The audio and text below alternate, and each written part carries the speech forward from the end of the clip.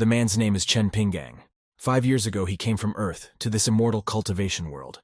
All of this had already happened to him once before. The same move, and the same inability to cultivate without spiritual roots. Chen made himself comfortable on a wooden chair in the shade and put his foot on his leg. The day was sunny and warm, and the young man felt good in the shade of the sakura tree. But now things were a little different. This time, Chen would only gain power after successfully completing 1,000 missions.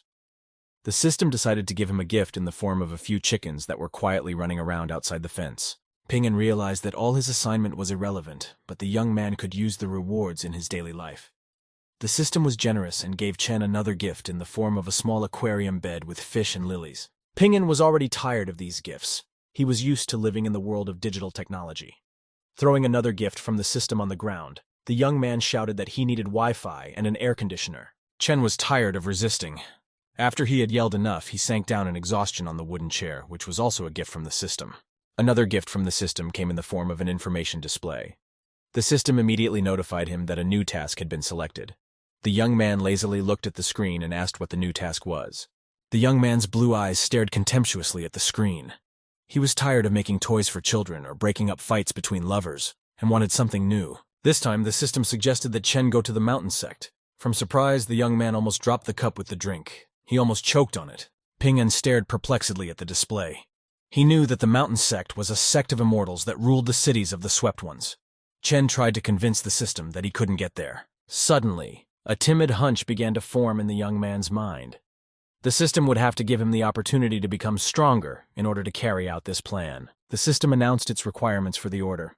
The man had to be strong. In addition, only 3 months were allocated for the task. Chen grudgingly looked at the screen and grimaced unhappily. He guessed that this would be the case. Chen reached out and said that it wasn't that simple. In the past 5 years, he had been assigned some very bizarre tasks, and Ping'an didn't want to lose years of hard work because of one assignment to join the mountain sect. But as time went on, nothing happened, and the young man realized that no one else would do it but him. He scratched the back of his head and declared that he couldn't handle it. With great regret, Chen left the comfortable resting place and followed the path to search for the sect. He had traveled a long stretch of forest path among the mountains and was a bit tired. He suddenly realized that he didn't know the location of the mountain sect and said it out loud. Ping'an looked around and thought about which direction he should head in. Meanwhile, a holographic display appeared in front of the young man and informed him that men should be self-sufficient. This angered Chen, and the young man shouted to the source of the information that he hadn't counted on him at all. Tired and hungry, Ping'an sat down in the middle of the path near one of the trees and realized he was lost. The young man knew that such sects were hidden in the mountains, and if you didn't know where to look, you could wander around for 3 months and get lost. Chen decided to let things go. He decided to just sit and wait, and then the solution should fall down on him from the sky. At that moment, a loud cry was heard high up in the trees. A girl in a dress was falling right on top of him. She was holding a katana. The girl flew and let out screams of fear. Chen realized that something wrong was happening. A look of surprise froze on his face. He stood up and looked around for the source of the noise. The girl was coming closer and closer to the ground with the speed of a meteorite, screaming along the way, and Chen decided to catch her. He quickly put out his hands in a ring and ran up to the place where the girl was likely to fall. The young man regarded her fall as a sign from heaven. But Ping'an was a little late, and the girl slipped past his hands, landing noisily on the ground. Chen disappointedly said he was sorry. The girl was lying on her side with no signs of life. Despite the emergency landing, she did not let go of the sword and continued to clutch it tightly. Chen glared at the girl. She was very beautiful, and the young man decided that she was a cultivator. At this moment, the girl started to regain consciousness and opened her eyes. Ping'an squatted down beside her and smiled in a friendly manner. He was glad of any company now, let alone such a pretty girl. The girl blushed and turned away from him in the other direction, sitting on her knees. Chen tried to explain himself and said he had done nothing wrong. The girl was dressed in a snow-white dress with a golden border. There were blue-colored gems on her chest and hair. Suddenly, the girl's eyes changed as if she had seen something.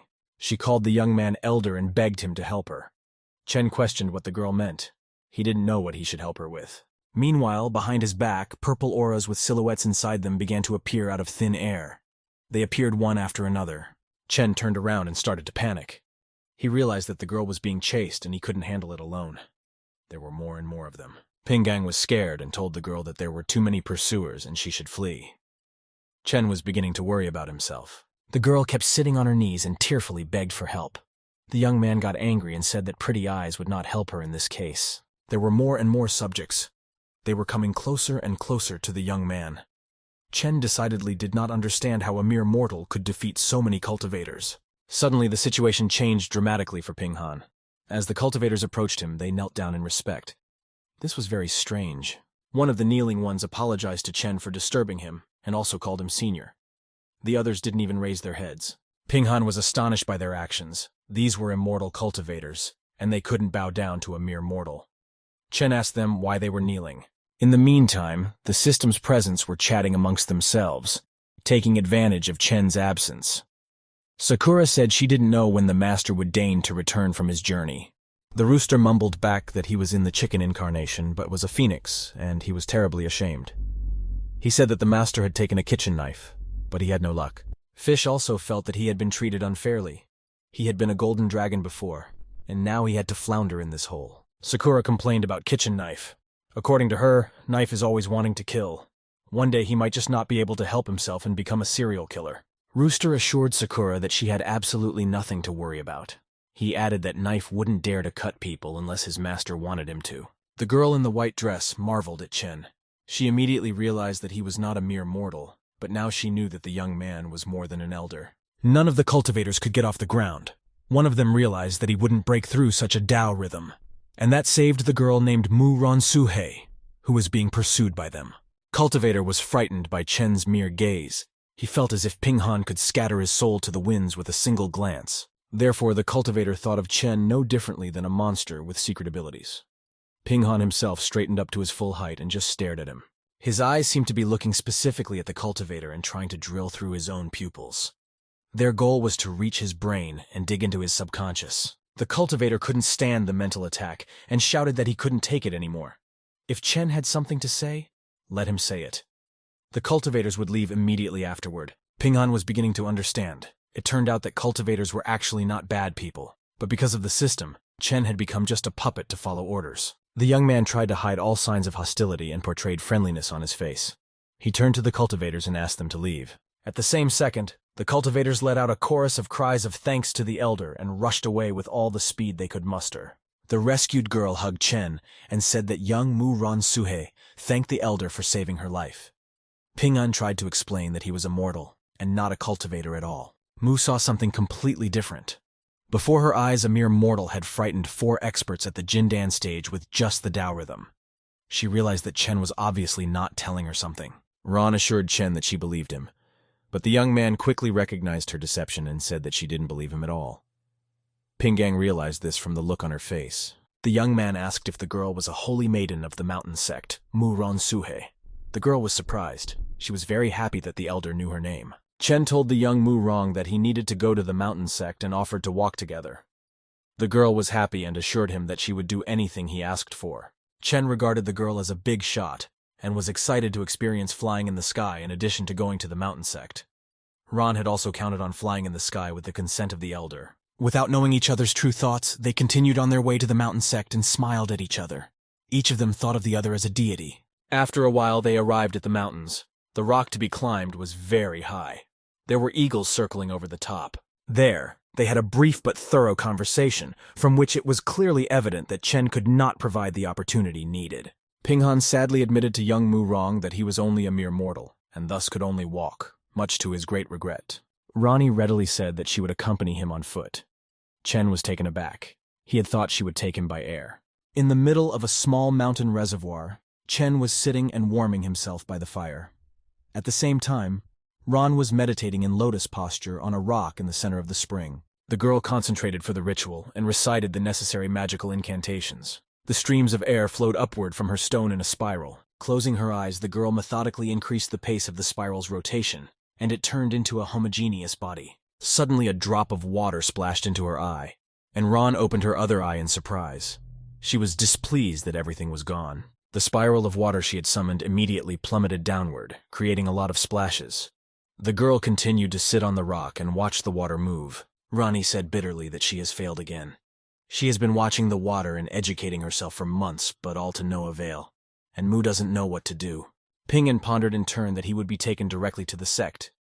He had not counted on the fact that they would have to ascend step by step. The young man complained that it was all very difficult. At last, Ron finally raised her voice and called out to Chen, calling him senior. Pingang looked around unhappily and asked what the girl wanted. Mu embarrassedly said in a quiet voice that she would like to ask Senior for a favor. She shyly ran her fingers over it. Ronner was a little embarrassed. She looked pleadingly at Chen. It seemed that no one in the world could withstand the pressure of her eyes. Pingan assumed that the girl's request had something to do with water. It was not for nothing that she had spent so much time sitting on the rock and meditating there. Ron was marveled to the extreme by the elder's comprehensive wisdom.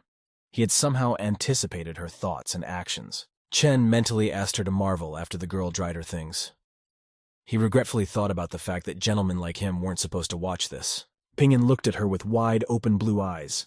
Thinking very hard, he suddenly made a remark about the girl's buttocks out loud. Ron immediately turned around and asked Chen with surprise. She didn't quite understand what the elder meant. Chen realized that he had accidentally said too much. The girl was admiring him more and more. The senior master immediately understood her water practices and the fact that she wouldn't be able to break through anywhere. The girl stepped another step toward Chen. Their bodies were right next to each other. Roan looked at him pleadingly. This great man could give her the knowledge she needed. The girl exclaimed that this breakthrough was very important to her and she needed her mentor's help now. Pingan replied that he was an outsider and had no right to interfere in her affairs. The young man offered her some hot tea and told her that she needed to warm up. Chen added that they would later discuss what to do next. Handing the girl a cup of hot drink, Pinghan told Ron that cultivators had many ways to break through, but Mu replied that she couldn't ask them for help. The girl sipped the marvelous drink and tried to make sense of what was happening. The only thing that was clear was that the elder was immortal and did not want to deal with mortals. Suddenly, Mu understood everything. The elder meant that instead of watching the water and waiting for enlightenment, one should become one with the water in order to achieve enlightenment. The girl plunged deeper into the water, and for a while her head was underwater. Then she realized with joy that she had managed to break through. After getting out of the water, Ron fervently thanked the elder for his advice and promised that she would never forget this gesture of kindness. Chen looked at her in amazement. He didn't realize his merit. Pingan smirked and scratched the back of his head thoughtfully. In the young man's opinion, he hadn't done anything to be thankful for. They soon arrived at the mountain sect and found themselves in front of a tall pagoda beautifully decorated with colorful plates. Chen was glad that he had finally made it. Once inside, the young man realized that this place deserved to be an abode for the mountain sect. Pingan didn't expect the girl to be the daughter of her mentor. Chen noticed that they were coming in the back door. He realized that even laborers had to be qualified to go through the main entrance. The girl entered the room with the elders, leaving the young man to wait outside the door. At the table sat her father, the boss of the Mu Mountain sect, Rong Yunhai, and Elder Qingxuan. Yunhan listened to his daughter and was surprised. A mere youth has a very strong Dao and Qi, and he himself had never even heard of this person. Yunhan asked why he needed a sect then. The mountain sect elder smiled and asked Mu if this was all a joke, and why such a strong master would want to join their sect. Ron was indignant and assured that she was telling the truth. She herself was also surprised to hear that the elder wanted to join their sect. Right now, the young man was waiting outside. Her father looked at her carefully and said that there was still a lot she didn't know. Yunhai was sure that his daughter had been tricked by some unorthodox cultivator. He turned to Qi and apologized that he would go with him to explore the treasure later. But right now he needed to deal with the liar first. Qi was fine with that. Yunhai headed for the door and said he would look at the man who dared to lie to his daughter. Mu ran after him and tried to prove that it was all pure truth. Yunhai resolutely opened the door and stepped onto the step. He could already imagine how he would debunk the liar and throw him away in shame. Suddenly he saw. His eyes went wide with surprise. This was clearly beyond his comprehension, and Yunhai refused to believe his own eyes. He asked the girl in surprise what exactly she had seen. According to her, her whole body was radiating qi. Mu said that was exactly what she said, and Yunhai had to see it. Chen was sitting on a bench surrounded by a golden aura. Yunhai noted that Mu called it qi radiation, but it was more like his body was pure qi. Meanwhile, Pinghan saw a girl with a man and immediately realized that it was the boss of the mountain sect. Yunhai approached him with a confident stride. Chen thought that he should greet the elder with honor, smiled politely, and said the words of greeting. To his surprise, the boss bowed low to him and began to make excuses that he didn't know about the appearance of such a distinguished guest. Yunhai apologized for the delay in waiting. Pinghan was stunned. Chen shouted that he was a mere mortal and it was not right for the head to bow down to him. He was very panicked, not understanding the reasons for this attitude. He thought that everyone in this family was really overreacting and overestimating his importance. Mu whispered to her father that Senior cultivates his mind like a mortal for self-control, and he better not dwell on cultivation so as not to anger the elder. Yunhai tried to contradict her and regarded Chen carefully. He concluded that it was impossible to call a person with such an aura a mortal. The boss smiled and informed the young man that he could call him Yunhai. He said he was aware of the elder's intention to join their humble sect. This alarmed Chen, and he was surprised that the boss immediately allowed him to call him by his first name. Pinggang asked for permission to stay in the sect. He was willing to be even a laborer. Yunhai flatly refused and shouted that he didn't agree. Mu stood up for the young man and told his father that he was just out of his mind. Chen twisted his head in all directions and tried to understand the reason for this attitude. He asked the sectarians why they were more excited than him. Mu was embarrassed and tilted her head. Yunhai solemnly announced that he was abdicating his place as the sect head, and from now on he, Pinggang, was the head. Chen realized that the boss was obviously crazy. Chen waved his hands indignantly and exclaimed that he could in no way be the head of the sect. The very thought was unacceptable to him. Chen noticed that he was being very reckless. He pointed out to the head and his daughter that this post was not good enough for the elder. Yunhai and Mu were very surprised by his words. Yunhai tilted his head and thought for a while. He closed his eyes and declared that he couldn't afford to play noble. Chen pleaded and put his hands in the air. He couldn't just accept defeat after a long journey. He asked the head for permission to stay, otherwise his mission would fail. Yunhai said that on behalf of his father, he was authorizing him to leave the position of sect founder, and from now on, Pinggang would be the only ancient ancestor of their sect. Chen held his head in helplessness and said that Yunhai was a misguided son. He added that immortal cultivators couldn't be spoken to normally. Pinggang took offense and said that he might not be able to cultivate something, but regarding the hierarchy and dominance of sects, he was well aware. Chen introduced himself as an ancient ancestor and declared that he was a mere mortal and not even fit to be a disciple. He urgently had to find a way to convince them. Pinggang saw Yunhai's eyes light up and realized that this was obviously not a good thing. He just wanted to accomplish his mission and get out of here. Yunhai declared that he had made up his mind. From now on, Chen is their founder from now on. He apologized for keeping the elder waiting and demanded that a meeting be prepared in the hall. Mu gently tugged her father by the hem of his clothes, drawing his attention to her. Yunhai turned to his daughter unhappily. The girl reminded her father that Qixuan was still in the hall and he might say something disrespectful to the elder. Yunhai asked his daughter to stay with Senior and he would quickly go there. Yunhai ran as fast as he could, only his heels glistening. Chen looked at the head who was quickly moving away from them with astonishment. Behind him a pillar of dust was rising. Pingyan looked at his companion and asked what was wrong. He assumed that the head needed help. Mu replied that in a sense, it did. Yunhai soon reached the central pagoda, which stood on a hill and slightly towered above the rest of the buildings. The entire complex was located near the water. Elder Qingxuan was waiting for the head and was leisurely examining the walnut. He sat serenely on the chair and looked in front of him. Suddenly, the door opened and Yunhai ran into the threshold. He called out loudly to Xuan in a worried voice. Qing asked the head if he was able to deal with the liar. Yunhai put his hands on his shoulders and asked him not to tell this to the elder, because this person was now an ancient ancestor of their sect, and his strength was unpredictable. Xuan was surprised by this news. He resented that the rascal had managed to fool Yunhai as well, since he was only a senior. The elder jumped out the door and ordered the head to be silent. He realized he had to see for himself what that rogue could do. Only after seeing with the corner of his eye did Xuan realize that the boss was not mistaken. His own eyes widened in surprise. Chen and Mu walked towards him.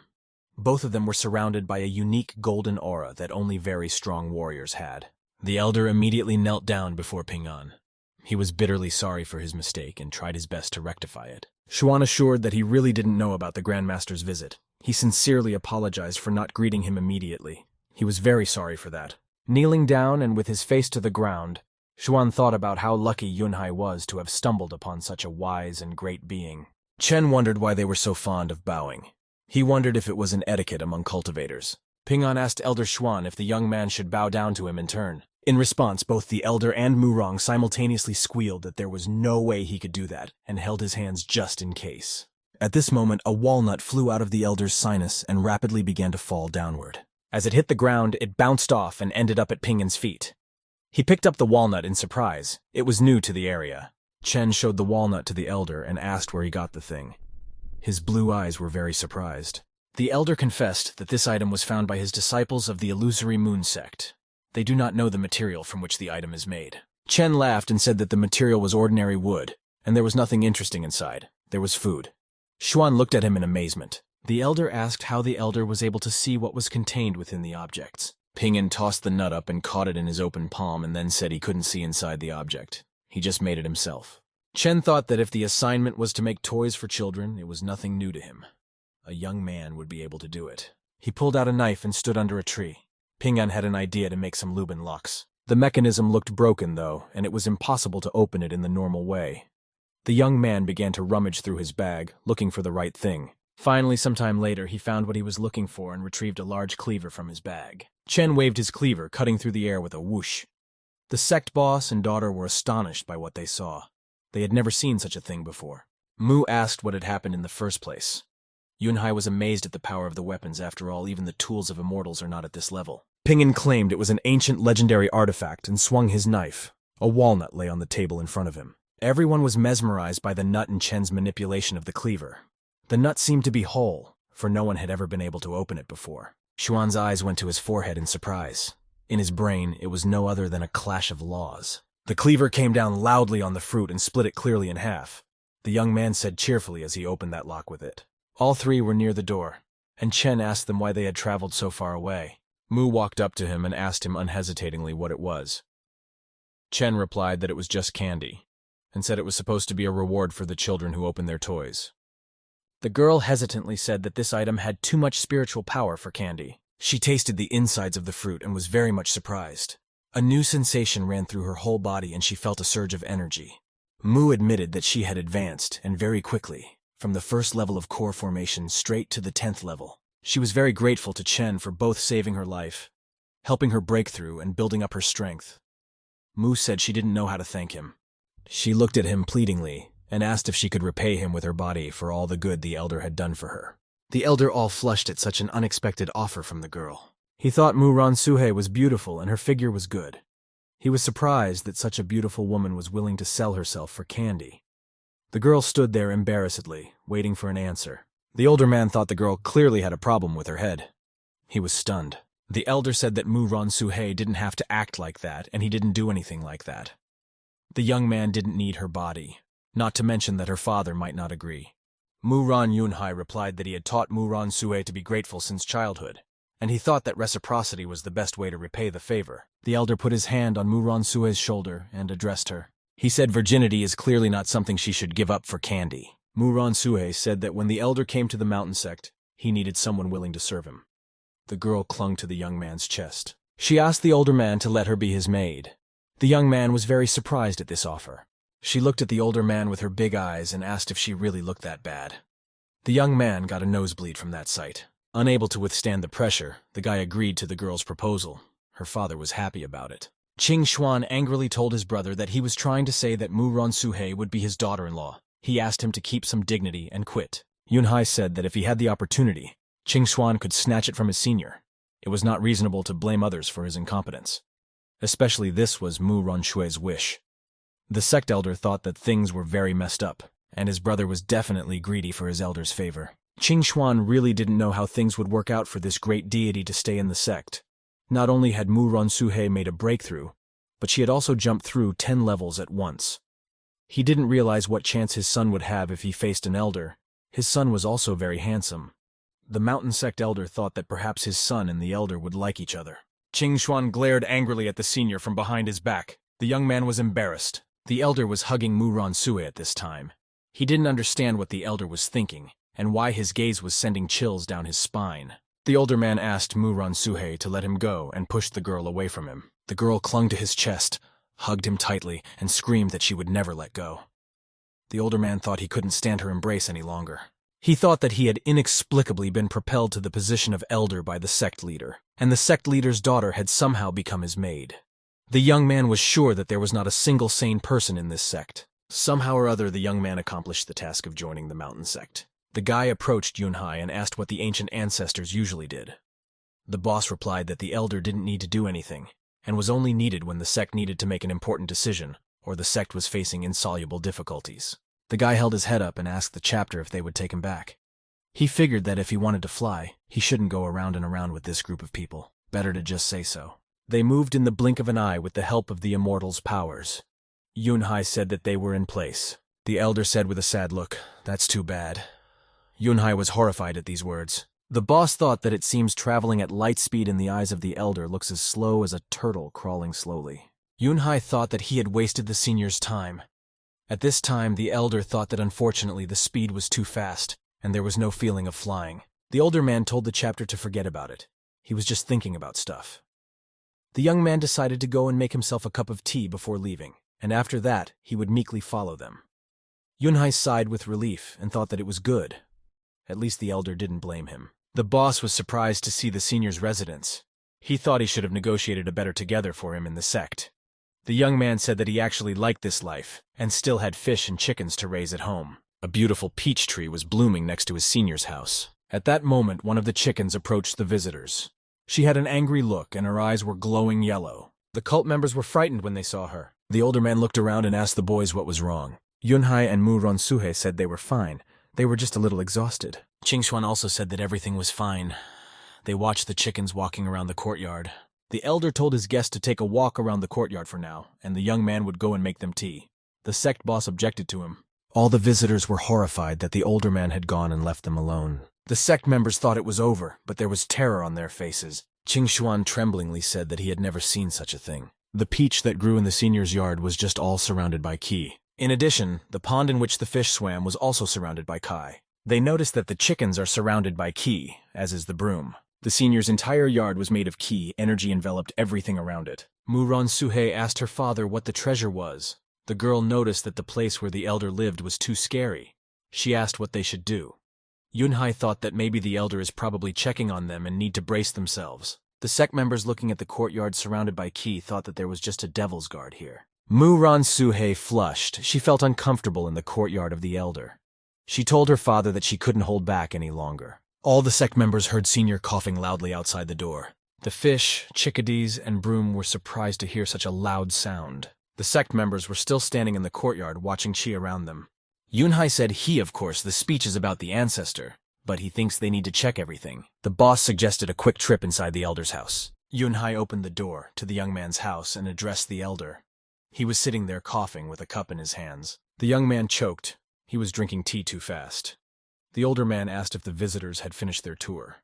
He invited them to sit down and drink the tea that had just brewed.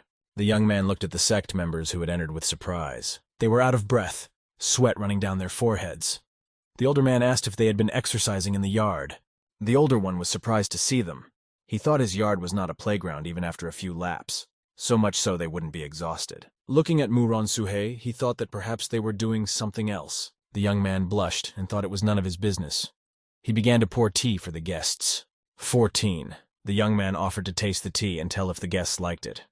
Yunhai looked at the flow of tea. It also had qi in it. Golden streams of energy were rising from the tea. Qingshuan asked if this tea was an elixir. His brother replied that he didn't know, but it must be as good as the elder's kitchen knife, and it was best to take his time. The sect boss resolutely took the cup of tea and decided to taste it. When all three took the tea in their hands, they realized that the kai was changing. Spiritual roots are the foundation of every immortal cultivation, and the level of spiritual roots determines the speed and frequency of spiritual energy absorption. Just the mere smell of the fragrance of tea, the spiritual root will be lifted. Mu Rongshui took a sip of tea. The elder didn't understand why the guests had such facial expressions, and he asked if the tea was unpalatable. At this time, the guests were drinking tea prepared by the young man. The sect members shouted with pleasure that they wanted more of this tea. The young man was surprised by this reaction and thought that either he liked the tea, and I liked it, or he was making a fool of himself. The eldest was already running out of tea leaves. The sect members all asked for more tea. The elder asked them not to panic.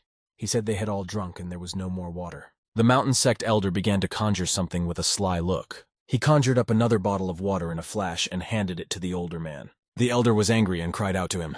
The young man explained to the boys that drinking too much was bad for their health. He asked them to leave. Yunhai obediently said that they would remember the teachings of the ancestor. The young man ushered them out of the threshold. The young man didn't understand what he had taught them. The sect boss couldn't walk anymore. He leaned on the shoulders of the boys and walked back to the sect. The eldest thought that they had finally left, so he decided to go and buy some food in town, or he would starve to death. A scalding sun rose in the sky. An old man with gray hair looked up at him. The moment he looked at the sun, There's a 60% chance of a breakthrough. The old man thought that when he had reached a spiritual stage, he could do no wrong. Looking at the sun, he thought he had almost reached the breakthrough. The sun was at its zenith at this point. Suddenly, he heard a voice addressing him. The old man was shocked that someone had interrupted him. Someone said they had great news for the old man. He was furious. He was interrupted by Yunhai. He noticed that the old man looked upset. The old man interjected with fury at what was great news. He drew his sword from its sheath. The old man said he had bad news for Yunhai. He swung his sword. 1. While beating Yunhan, the old man asked if he was very happy, if he had good news. The head asked his father to stop beating him. He was furious because Yunhan was tearing him down into cultivation. Qingxuan told Mu Rongshui that her grandfather seems to be very upset. The girl said that her father might be the reason. Yunhan's father had already burned everything around him. The sect boss asked him to stop. The old man asked if his son thought his father was joking. Yunhan asked him not to get angry, because their clan had an elder, and he would surely help him break through. The boss sat all beaten up. The old man said that until the immortal descended to earth to be initiated, no one would help him break through. He sat back down on the rock. His flawless cultivation was thwarted by Yunhan. Yunhan asked his father if he didn't believe him. The old man asked how about a bet whether his son was weak. Yunhan replied that he wasn't weak and asked what he would get if they won. He was glowing with enthusiasm. Qingxuan was willing to bet. He bet 1,000 soul stones. Mu Ran Suhei was also willing to gamble 1,000 mascara stones. The old man thought it was almost all their money, and they dared to put it all on the line. Yunhan turned up his nose and asked his father if it was weak for him to participate in the argument. The old man gave him a slap on the back for his rude behavior. He told him to take him to the older man. Yunhai brought his father to the elder's house. He said that they were there. The old man was surprised to see a modest house. Mu Ran Suhei asked him to watch his language. Yunhai also advised his father not to say anything rude. The elder respects himself as a mortal, to cultivate the mind, and he had never noticed the importance of cultivation. The old man thought that this was a liar's game. Yunhan's father wanted to see the immortal, so he went into the house. The old man was amazed at what he saw. Mu Ran Suhei and Yunhan shouted to the old man. Yunhan's father, Mu Ran, was astonished when he stepped through the door. The old man thought that an immortal really lived here. The pressure alone kept him from moving. He sat on his knees at the threshold. Mu Ran didn't understand what kind of divine essence the things he saw were. At this moment, a man with a long red braid flew towards him. He was surrounded by blue energy. The chicken yelled for him to stop. Turns out it was a knife in human form. Knife swung at the old man and almost hit him with his fist. He enveloped himself in blue energy and began to transform. Yunhan realized who this person was. He looked on in horror at what was happening. The boss realized that it was Senior's kitchen knife. Mu Ran didn't realize what kind of treasure it was. 26. The knife was telling the Phoenix that this old man wasn't a good person at first sight, and he hadn't seen him until now, so he should be fine after cutting him apart. Mu Ran thought that a tool with this level of intelligence was something above an immortal tool. Mu Ran was surprised that the knife called the chicken Phoenix. Phoenix said that this old man looked like an idiot and asked if the knife was afraid that he would be even more dumbed down after chopping him up. The old man sat on the ground in shock, not realizing what this place was. Knife agreed with Phoenix. Knife closed his eyes and began to turn again. He told the old man to introduce himself normally, otherwise, even if he dumbed down, he would still finish him off. The knife quickly flew back into the senior's room. Murong thanked the Phoenix for its mercy and said that its grace was unforgettable. The old man bowed politely to the bird. Yunhan said that his father should believe him now and asked when he would already make his bet. Murong was angry and asked why he had to mention it now. Murong slapped Yunhan and said that his father almost died, and he was still thinking about the bet. Mu-Ron Suhei turned to her grandfather and said that she felt like the elder wasn't here, so he would have to be patient for a while. The old man would surely get help when the elder returned. Mu-Rong decided to listen to his granddaughter. After a while, the elder was returning home with a basket of vegetables. He wondered why the sect members were here again. The young man did not want to make them any more tea. He saw Mu-Ron Suhei, her uncle and her grandfather outside the open gate. The older man awkwardly wondered what would happen if he went and hid. At this moment, Mu-Ron Suhei noticed the elder with the edge of her eye. She happily told him that they had been waiting for him for so long, and he was finally back. At this point, the older man tried to hide from them. He awkwardly asked why Mu-Ron Suhei had returned so quickly, and if there was anything else he could do for her. The girl introduced her grandfather to the older man. The boy was puzzled. Senior was shocked by this information because Mu-Ron's grandfather is the true ancestor of the mountain sect. The guy did not understand why he bowed on his patio. At this time, Mu-Rong was sitting on his lap. The elder thought that he couldn't allow such a person to be insulted. Whatever happened, He quickly ran towards him. Yunhan told his father that the ancestor is here and Chi is hovering around him. He advised him to remember self-control the first time he sees the ancestor. The boy ran up behind the old man. He turned around. The moment the elder approached him, he felt a huge ki. The elder's kai hovered all around. The stronger a person is, the more he sees and feels. The elder approached the strick. He bowed low and greeted the elder. The young man thought it had only gotten worse. He was surprised at the old man's actions. He asked Murong to stand up, for he was a mere mortal, and the old man could not bow down to him. He helped him to stand up. Murong noticed that his choking had gone away. The guy can make Chi obey passively. He is a true immortal. The old man noticed that just like Yunhai had said, the elder treated himself as a mortal in order to cultivate his mind. Murong told the young man that he was very generous and could call him junior or palace elder, but he asked that he no longer call him elder. The guy figured he'd just call him old man in that case. The elder invited all his guests to go and sit down in his house. He told the boys to make themselves at home.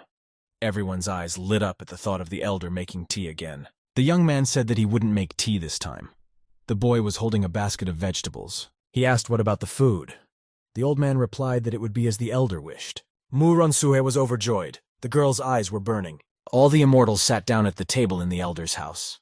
They accepted patiently, waiting for the food. Muron asked why everyone's faces were so sour. He said that he would give them those soul stones when he returned. This time he was wrong. The old man would think that he didn't expect them straight, that the older man would live in the privacy of their backyard. Yunhan seriously said that they need his shower to me. The sect boss shouted that they just wanted to drink tea. The old man was surprised and asked why he should not go and make some for himself since the elder was not greedy. He reached out his hand for the cup. At this moment, Murong felt a strange energy emanating from the cup. She made the old man bang his head on the table with all his might. The old man thought it was a very strong pressure. The kettle and the cup glowed with yellow light.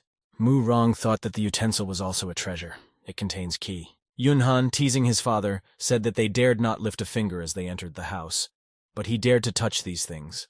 The old man angrily asked if Yunhan could not have said this before. The old man hit his forehead on the table again from the ki action. Outside the kitchen door, I heard the older man sneeze loudly. In the kitchen, the young man was preparing treats for his guests. The older one sneezed because of the pepper. He thought the pepper was really hot. The young man thought that this roast smell was really good. At this moment, suddenly Qingxuan felt some strange energy. Qingxuan realized that he had broken through. Muron looked at her uncle in surprise. Muron Suhe, the sect boss, and her grandfather were dumbfounded when they saw this. The old man shouted to his granddaughter to sniff carefully. After all, it is not just a fragrance, but a pure aura. Yunhan wondered what kind of panacea the elder was frying there. One fragrance has a pure air. The dishes they would be served must be divine. After a while, the elder finished preparing lunch. He served all the dishes on the table. He invited the guests to taste the dishes. The table looked very appetizing. All the guests were eager to taste it. Their eyes were sparkling. The older man hoped they would be polite this time and not eat all the food. But looking at them, the young man had a bad feeling. Luckily, Senior cooked a lot of rice this time, a whole bucket of rice. A young man brought a whole bucket of rice and asked if anyone wanted some. The older man was shocked by what he saw at the table. The elder saw Qingxuan sitting down, greedily stuffing both cheeks with food. Yunhan looked exactly the same. He looked awkwardly at the older man. Muron Suhe's cheeks were bursting from the amount of food she had eaten. All four of them asked if the older man would mind adding a bowl of rice. They ate absolutely everything the young man had prepared. The elder angrily asked if this was the last time they would eat in their lives. The elder was shocked by what he saw. He didn't understand what was going on. The guy thought that they could also eat the light rice stew like hungry ghosts. It seemed to the guy that the cultivator's life was too miserable. At this time, Mu Ronsuhe was eating rice with both cheeks. The elder thought that she should take care of her image. Soon all the plates were glistening with frequency. The guests finished everything, to the last crumb. The rice bucket was also completely empty. Yunhan and Mu Ronsuhe thanked the elder for his hospitality. The old man and Qingxuan slept with their bellies full. The older one was in a stupor. He said there was nothing to thank him for.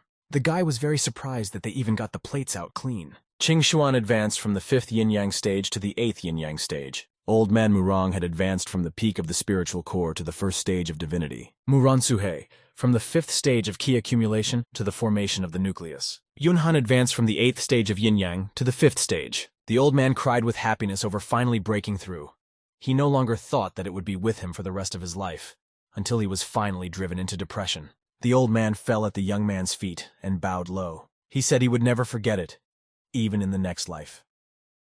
The elder looked at the old man in bewilderment and asked what he was doing.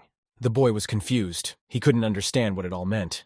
The older man proudly gave his hand to the old man and said, "No need to thank him." The old man jumped up abruptly, his eyes shining with enthusiasm. He asked when they had time in the future. Would they be able to have lunch more often with Senior? The older man was running out of patience. He pulled himself together. The elder told the guests to go and cultivate. He threw the 4 guests out the door. Yunhan told his father to be ashamed of saying such things. Mu Ran called his son shameless and asked him how dare he speak to him like that. The old man slapped Yunhan with all his might. The old man got embarrassed and said he couldn't help it. He was too enthusiastic and accidentally let it slip. He also noticed that the older man had excellent magical abilities. The old man wondered how he could be angry about such trivial things. Yunhan was angry and shouted that he hadn't had time to taste a single grain of rice and they still wanted to come every day. The old man noticed that the ancestor had told them to cultivate, and he was reminded that greed couldn't stabilize the cultivation base. The power created in this way is useless. Qingshuan and Yunhan began to quietly taunt the old man and whisper. The old man noticed this and angrily shouted that he thought the ancestor really cared too much about them. Mu Ran Suhei said with sparkling eyes to her grandfather that she understood what he was saying. He thought how nice it was to have a granddaughter. It occurred to the old man that this was cheating. He was in a stupor. The old man advised Qingshuan to tell the others about the new ancestor. He said that he understood and was going to leave them and return to the sect. At this moment, Qingshuan heard a voice in his head addressing him. The voice was saying not to return to the sect. Qingshuan shouted that it was the sound of his father's voice in his head. The old man hesitated. He asked if it could be 1,000 words of a hidden voice. Qingshuan agreed and said that this was their sect's most urgent method of contact, and it had only been used once before. This voice meant that the sect was under attack. Clouds were gathering in the illusory moon sect. There was a thunderstorm over this sect. Lightning flashed everywhere. Some man from this sect was sitting under the lightning bolt. He was addressing Zhan Xiaofeng. He was asking if he thought when he took away the man's legs that he would be able to break through to the first stage of the divine realm. The man wanted his sect to be buried with Dan Xiaofeng. Dan Xiaofeng, the ancestor of the illusory moon sect, was wounded. He said that the man had destroyed an entire village and killed a bunch of people and should have been punished. The ancestor hated himself for not finishing off the man on the spot back then. The man looked angrily at Dan Xiaofeng and asked him if he was afraid of dying. The ancestor asked what was wrong with death. He said, "God save his illusory moon sect. His son is not in the sect now. He will surely avenge him sooner or later." Dan Xiaofeng's son was Qingshuan. He had just come running to his father's aid and said that he had returned. Dan Xiaofeng got angry and shouted, "What is that person doing? Didn't he say he should not return to the sect?" Qingshuan rubbed his bald head and said that as the sect head, he would have no excuse to miss such an event. He said that this is only the first stage of the divine realm and smiled. Qingshuan grinned as he looked at the man who had mauled his father. Dan Xiaofeng was shocked when he heard his son's words. The man thought that Dan Xiaofeng was stupid if he really thought that the divine realm was some kind of cabbage that could be eaten by tearing off a leaf every day. He added that if the divine realm was a person, he would call it father. At that moment, Mu Rong appeared behind the man and asked the man who he had called a peanut. The man was startled by the surprise and his heart began to pound. The man turned around frightened and asked who he was. Old man Mu Ran looked intimidating. He reached out his hand towards the man. He remarked that if he said he was his father, it would be an insult to his granddaughter. The old man put a flaming hand to the man's face. Flames erupted all around, shooting upward. A man screamed. Dan Xiaofeng, looking at the old man, asked who it was. Qingshuan replied that it was Mu Rong's uncle who was in the same realm. Old man Mu Rong defeated the man. He laughed and said that he had enough. He asked why make such trouble. The old man remarked that fortunately he had arrived in time. Everything around him was ablaze. Dan Xiaofeng asked if the one was an ancestor of the mountain sect. It turns out the men were old friends. He asked what S with the old man S cultivation. Mu Rong replied that it was a long story. The old man's eyes sparkled and he thought he was determined not to believe in the elder's strength. So he took the opportunity to bet with the sect leader and lost. Old man Mu Rong said, "Actually an immortal master living in the mortal city under the jurisdiction of their sect." Dan Xiaofeng was surprised. Dan Xiaofeng thought for a second and tensed up.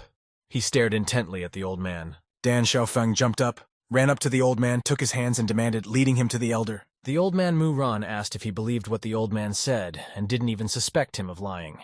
Dan Xiaofeng replied that he didn't suspect and his useless son S strength increased dramatically. Moreover, he has been friends with the old man for many years and he trusts him completely. Qingshuan was shocked to hear the words about the useless son. The old man said that he did not expect Dan Xiaofeng to say that. The true elder descended to the ground and treated himself as a human to cultivate his mind. He explained that they had just left the ancestral house and he felt that it was not worth bothering him again. Old man Murong asked what was wrong with Dan Xiaofeng's face. The man stood there, grimacing. He was clearly dissatisfied with what he had heard. Dan Xiaofeng shouted that the old man was lying to him. Murong was shocked. He wondered where the years of friendship were now. At that moment, the men heard a loud sound, and everything around them began to shake. They looked around frightened. Qin Xuan asked what that sound was. Perhaps it was an earthquake. His father replied that it was a strong spiritual pressure approaching. Everyone tensed up.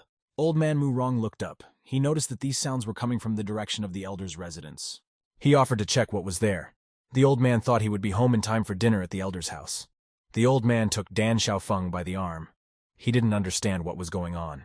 The two men flew off in a flash towards the elder's house. Qingshuan was dumbfounded that they didn't take him to see the elder. They flew into Chen Ping'an's yard. Under the peach tree, a hen screamed that she had spotted some kind of problem. Dano Xiaofeng was surprised to see that this was the residence of an elder. The old man said that the door was locked and he was most likely outside. The old man thought sadly that it seems he wouldn't be able to have dinner at the elder's house. Dan Xiaofeng, you asked in bewilderment why everyone here was so anxious about dinner all the time.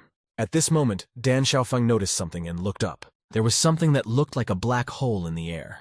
Dan Xiaofeng thought that the Kai earthquake happened because of this secret cave. After the secret cave, a kingdom will descend. With the cave being so large, the secret kingdom can be the size of an entire city, which means the cities below will be wiped out. They wondered if this was the work of the ancestor. The old man replied that it was impossible. An elder cultivating as a mortal, he would never use his cultivation to do such cruel things. Muran told his friend to leave as there was no point in staying there. They needed to rescue as many people from the city as they could while there was still time. Dan Xiaofeng agreed with him. At that moment, the men saw something strange begin to happen to the pond. A golden light poured out of it. Dan Xiaofeng and Murong looked toward the pond in surprise. The head of a huge golden dragon came out of the pond. Everything around it was glowing. The golden dragon flew up and opened its mouth. Dan Xiaofeng and Murong stared at this sight in surprise. The golden dragon quickly headed towards the secret cave. The dragon opened its mouth wide and bit the secret cave with all its might. Dan Xiaofeng asked if it was a dragon. The old man Murong confirmed what he said, and added that there was a phoenix inside it. Dan Xiaofeng was stunned by these words. He asked who was capable of commanding a dragon and a beast king at once. Dan Xiaofeng thought that only an immortal emperor could do this. At that moment, a blue force appeared in front of the trees and circled around. Out of this blue circle flew the sword of Senior. The sword thought that he was finally off the mortal world, and the bloody Blood Moon sect wanted an apology. Although Sword was badly injured due to the turbulence during teleportation, his spiritual body is intact, and he will regain his true form in the next 100 years or something like that. A man approached the sword. He noticed the sword and wondered why it was lying on the ground. Sword figured that if a mortal touched him, he would be crushed by his aura, and that person should blame himself for his bad luck. The sword gave a sly chuckle. At this time, the man was about to pick it up. The man gripped the hilt of his sword and thought he looked good. That man was the older man. He raised his sword and looked at it carefully. Weapon. I don't understand how he came to be okay. Sword looked at the older man with fear. He didn't understand what was going on. The older man was all glowing with Kai. He was going to take the sword home. Sword wondered what this man was all about. Sword was horrified to see the elder surrounded by Kai and the rhythm of the Tao. He didn't realize if this was definitely the mortal world. Sword wondered how such a strong man could be here. The elder picked up the sword from the ground. The young man noticed that the sword moved on its own and thought that it was a high-grade magic weapon. The elder threw it into the basket behind his shoulders and thought it could be sold for a good price. The sword was furious. He thought that there were many strong people who wanted to serve him in the immortal world. The sword didn't expect to fall so hard. The basket the guy threw the sword into contained first-rate herbal medicines. Most of the materials are ordinary, and only first-rate elixirs are better, plus the senior couldn't see the level of the sword right now. Sword laughed evilly and thought the elder was a common mortal. The body of the sword was badly damaged and shrunk drastically, due to which the elder was able to lift it. He thought that what he had just seen was a visual illusion, and it was just an ordinary world here. At that moment, the sword heard someone tell him to shut up. He heard the hoe's voice. She was angry and called the sword a bug.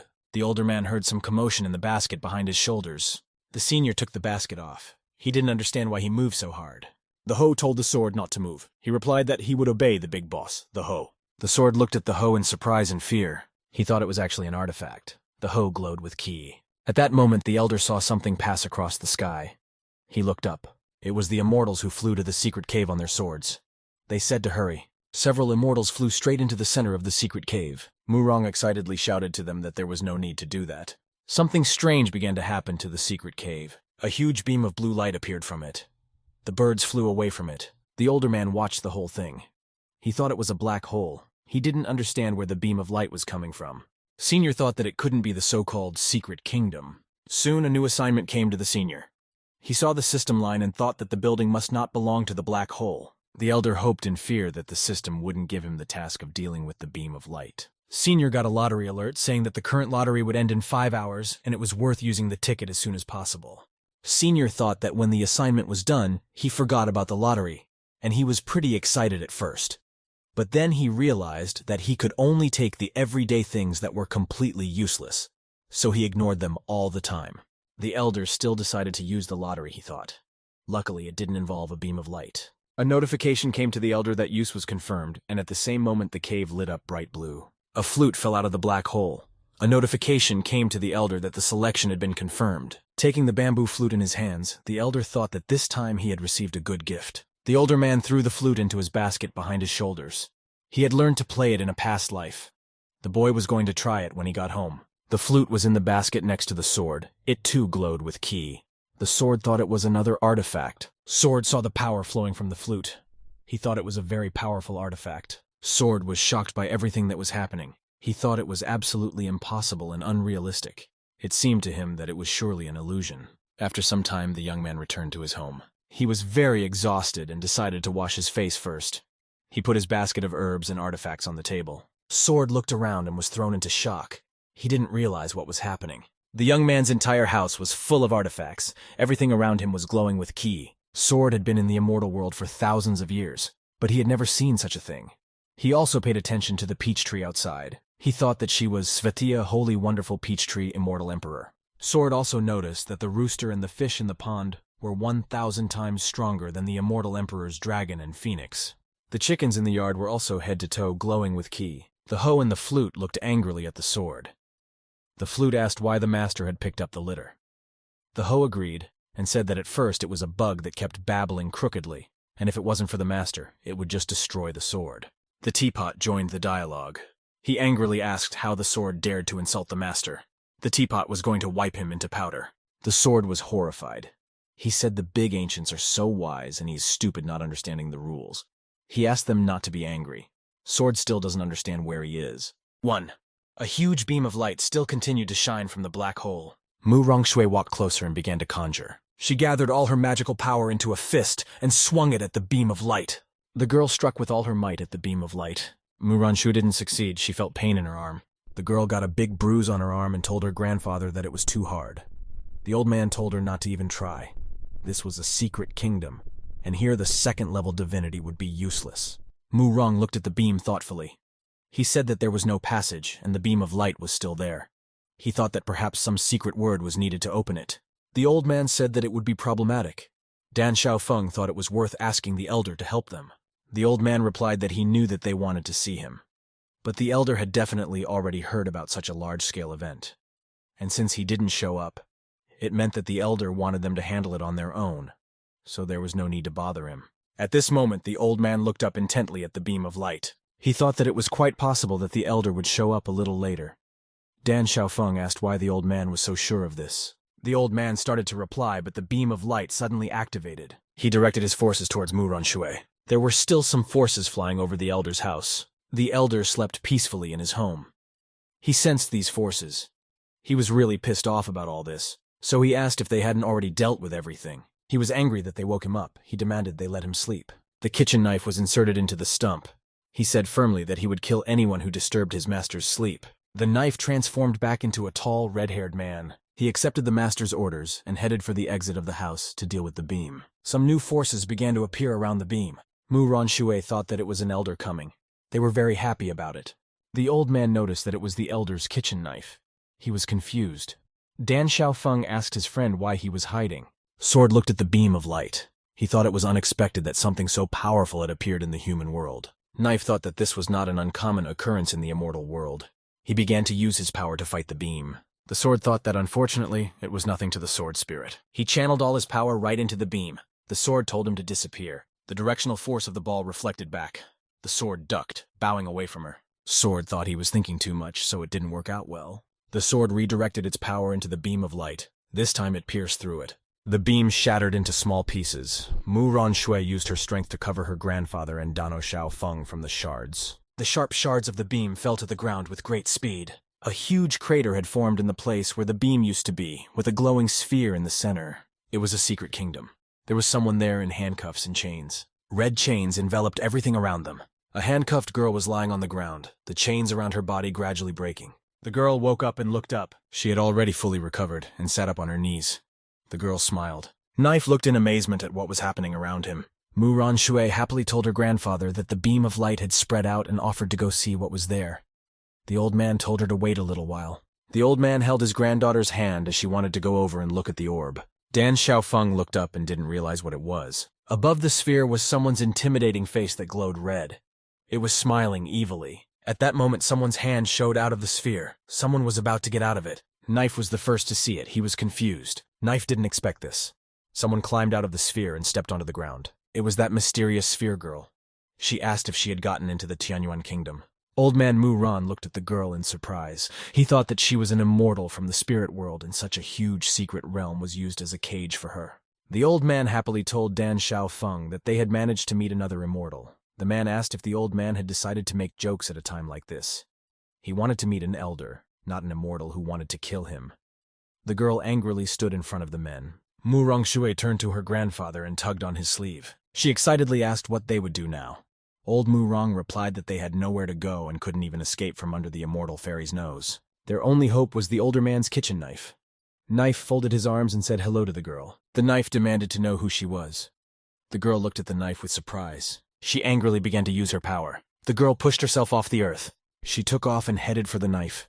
She told him to die. Knife thought it was a cheap trick and also started conjuring. Knife told the girl to stop. In the same second, her fist froze in midair. Knife bound the girl with his own strength and asked, since when did the immortals from the spirit world start yelling at him like that? Knife smiled and said that cultivators from the Imperial Immortal world were just trash. Old man Mu Rong was horrified by the knife's words. He didn't understand why the latter had said that the Imperial Immortal world was trash. Dan Xiaofeng asked where the elder was from then. Knife put his finger to the girl's forehead. He was going to see what had driven her crazy. The girl's brow lit up and she went back to her memories. At the time, the girl was just a child. Something caught her attention. Behind her was a man covered in darkness. He was conjuring. The man punched the girl in the chest. He used his powers on her. Her memories were seen by the knife. He looked sadly at the girl. Using his strength, the knife caused the girl to lose consciousness. He told the members in the sect that they were not to tell anyone about it. Knife took the girl in his arms and asked if they realized what consequences would await them if they told anyone. The old man Mu Ran humbly said that he understood the knife. Dan Xiaofeng thought that the elder wanted to meet this crazy woman. The old man replied that it was most likely to find out who she was. In the end, the elder had to intervene because of their powerlessness and can no longer be inconvenienced. The knife flew away with the girl. The old man told Xiao Shui to go down and put it into the heads of all the followers to keep quiet about it. Otherwise they would be killed, and those who escape would be persecuted for the rest of their lives. The girl excitedly said that she understood everything. The girl turned around and looked at the huge crater. It seemed to her that they wouldn't be able to hide everything. After some time, the knife was returned back home to Senior. Phoenix, in the guise of a chicken, asked why the knife brought this girl here.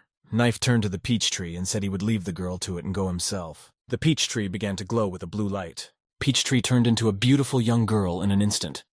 She asked the knife what it was going to do. Peach tree looked with surprise at the girl who was unconscious. She immediately understood her story. Peach tree said, "What a cruel immortal who was ruthless to this 6-year-old girl." She began to conjure.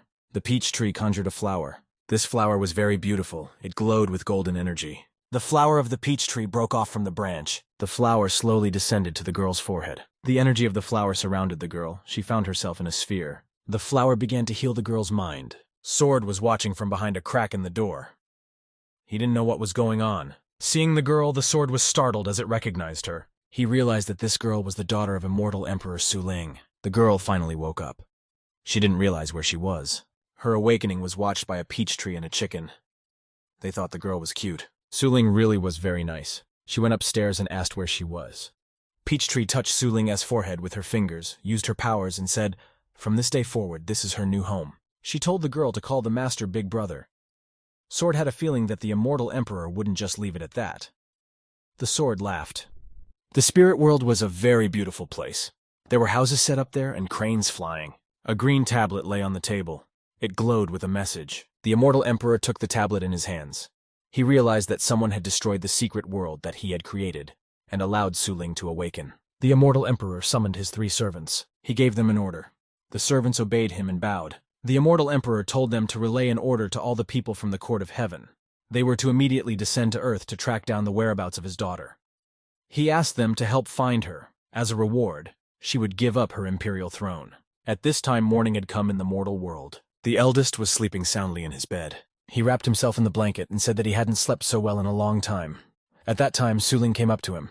The girl called him little brother and told him to wake up. She held out her hand to the older one. The eldest was surprised that someone called him little brother. The girl tried to wake him up and told him that the sun had already risen. The older man froze in bewilderment. The guy jumped out of bed and asked who she even was and why she was in his house. The girl replied that her name was Su Ling and this was her home. The older one thought she was saying that this town was where her home was. He was amazed because he hadn't seen such a nice girl in the 5 years he had lived here. The guy got out of bed and asked the girl's name again. He stroked the girl's head and said he would call her Xiao Ling. He said her big brother would take her to his parents.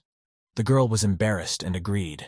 The older man smilingly told the girl to follow him and not to get lost again. The girl took the young man's hand. Su Ling asked, would it be okay if she took the elder's hand? The older man smiled and replied that of course it was okay. The guy suggested going into town. He told the girl to show him the way to her house. The girl smiled and said she would. An hour later, Su Ling brought Senior to her house. She was eating sweets and said that her home was here. The elder was in a stupor. The girl brought the elder back to his own house. The older man thought they had come to his house again. He was puzzled. The elder asked Xiao Ling if she remembered what her parents looked like. She was eating sweets and said she couldn't remember, but she mentioned her Peach sister. Peachtree was confused. It didn't want the elder to find out about everything. Peachtree threw a rock at the girl. The stone landed right on the girl's forehead. Xiao Ling cried out in pain. Her forehead was very sore. The older man asked if the girl was okay. The older one thought it looked like she was walking through town with her parents and got lost and she didn't know what happened. And then maybe she fell and hit her head. He thought it was very complicated. Xiao Ling had tears in her eyes and asked the elder if he liked her. The older one asked why she suddenly thought that. He decided to take care of her until he could find her parents. At this point, someone came to the guy's house. They were asking if the older man was home. The gate to the elder's yard slowly opened. Old man Mu Rong and Zhan Shaofeng came to him.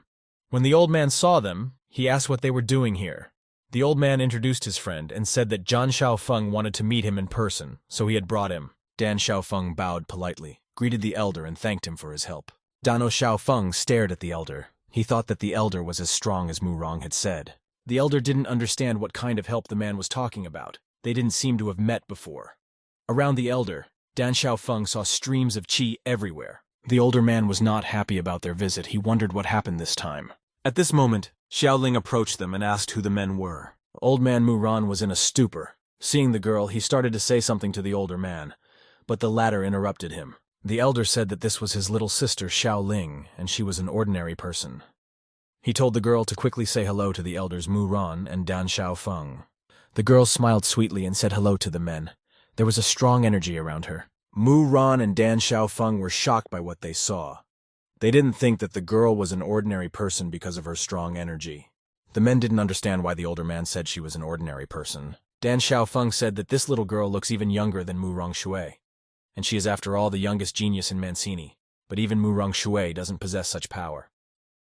Old man Mu Rong thought that she is also an immortal cultivator. The old man thought that considering she was the elder's sister, it was no surprise. He wondered if the sister's siblings were so strong. What were the capabilities of their parents? The guy invited Mu Rong and Dan Shaofeng to come in and sit with them for a while. He added that luckily it was just the two of them, so there should be enough food. Dan Shaofeng politely said that it was not necessary, and they could not so unceremoniously barge into the house of an elder. Old man Mu Ran glared angrily at his friend. He covered Dan Shaofeng's mouth with his hand, and said that he would do as the elder wished. The elder told them to stop being pompous, and said that they should be brave. The old man and Dan Shaofeng looked at each other intently. Xiao Ling asked if her little brother would cook. The girl smiled and enthusiastically asked to provide the cooking for her. The elder sitting at the table said that he didn't know Xiao Ling could cook, but he wasn't very confident in her ability. The elder yelled at Mu Rong to mind his manners, because there would be a child at the table with them today. Dan Xiaofeng asked his friend in a whisper what he had eaten at the elder's house, that he had managed to forget his manners and lose control. The old man told his friend to keep his temper in check. A divine fragrance was coming from the elder's kitchen. Dan Xiaofeng inhaled it with pleasure. The food was ready. Xiaoling took out what she had prepared for the guests. She placed the pot of food on the table, opened the lid.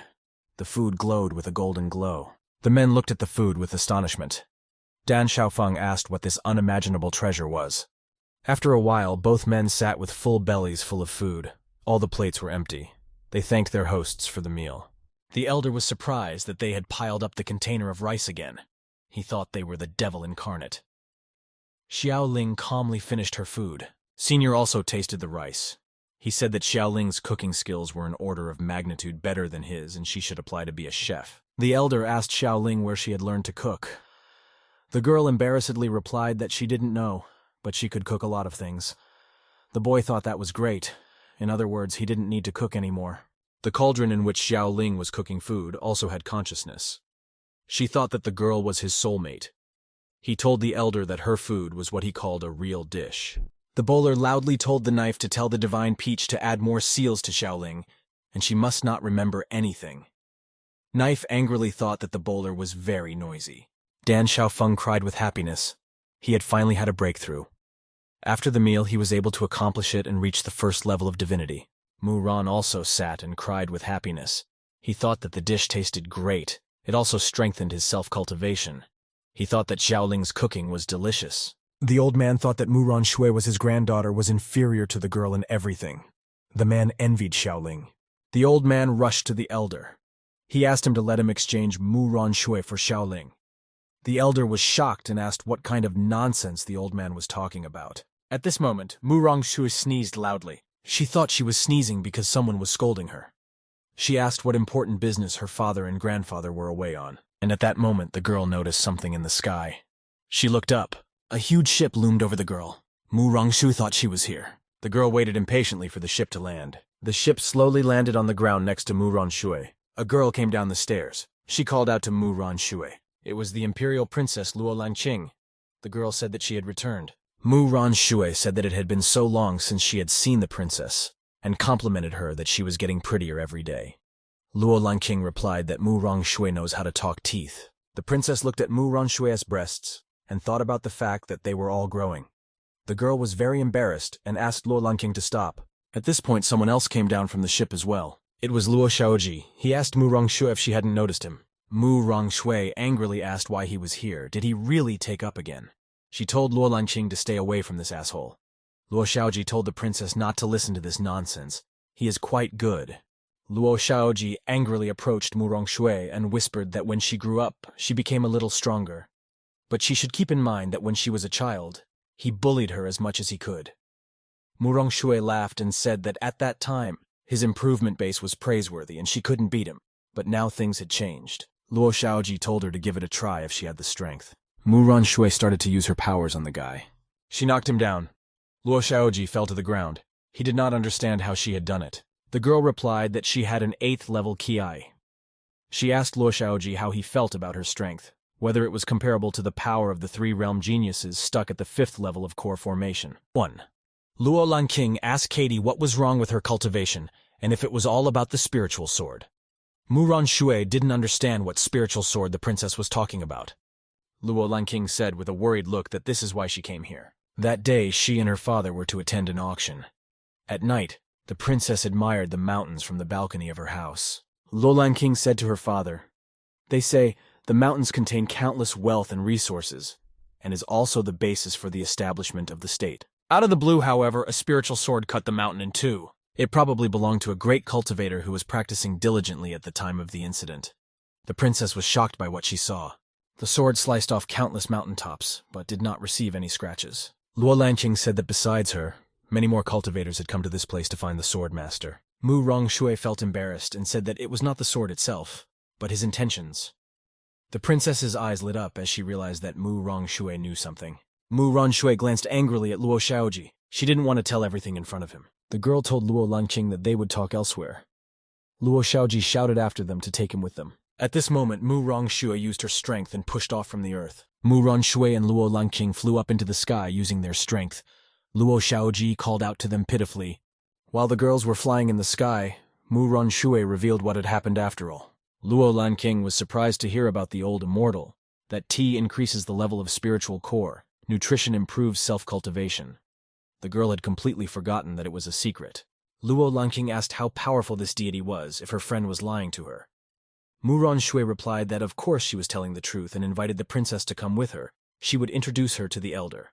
The girl forgot about everything that had happened earlier. The eldest was sitting in his house with a flute in his hands. He thought it had been a long time since he had played the flute. He wondered if he even remembered the tune. At that moment, the girls came to the elder's house. Mu Rongshui opened his gate and asked if the elder was at home and if they could enter. The elder saw Mu Rongshui. He told her that the girl could come in and asked her what she had come to see him for today. The girl waved her hand to the princess that she could come in. Luo Lanqing stepped cautiously outside the threshold of Elder's house. The princess said that this court was too intimidating. It bothered her to have so many powerful eyes looking at her. Luo Lanqing felt as if she could see through those eyes. The girl was embarrassed. Mu Rongshui told her that she could relax. They are invited by the elder, so they won't be touched. Mu Rongshui told the elder that her friend wanted to meet him, so she brought her to him. Luo Lanqing was very embarrassed by her friend's words. The girl embarrassedly said hello to the elder.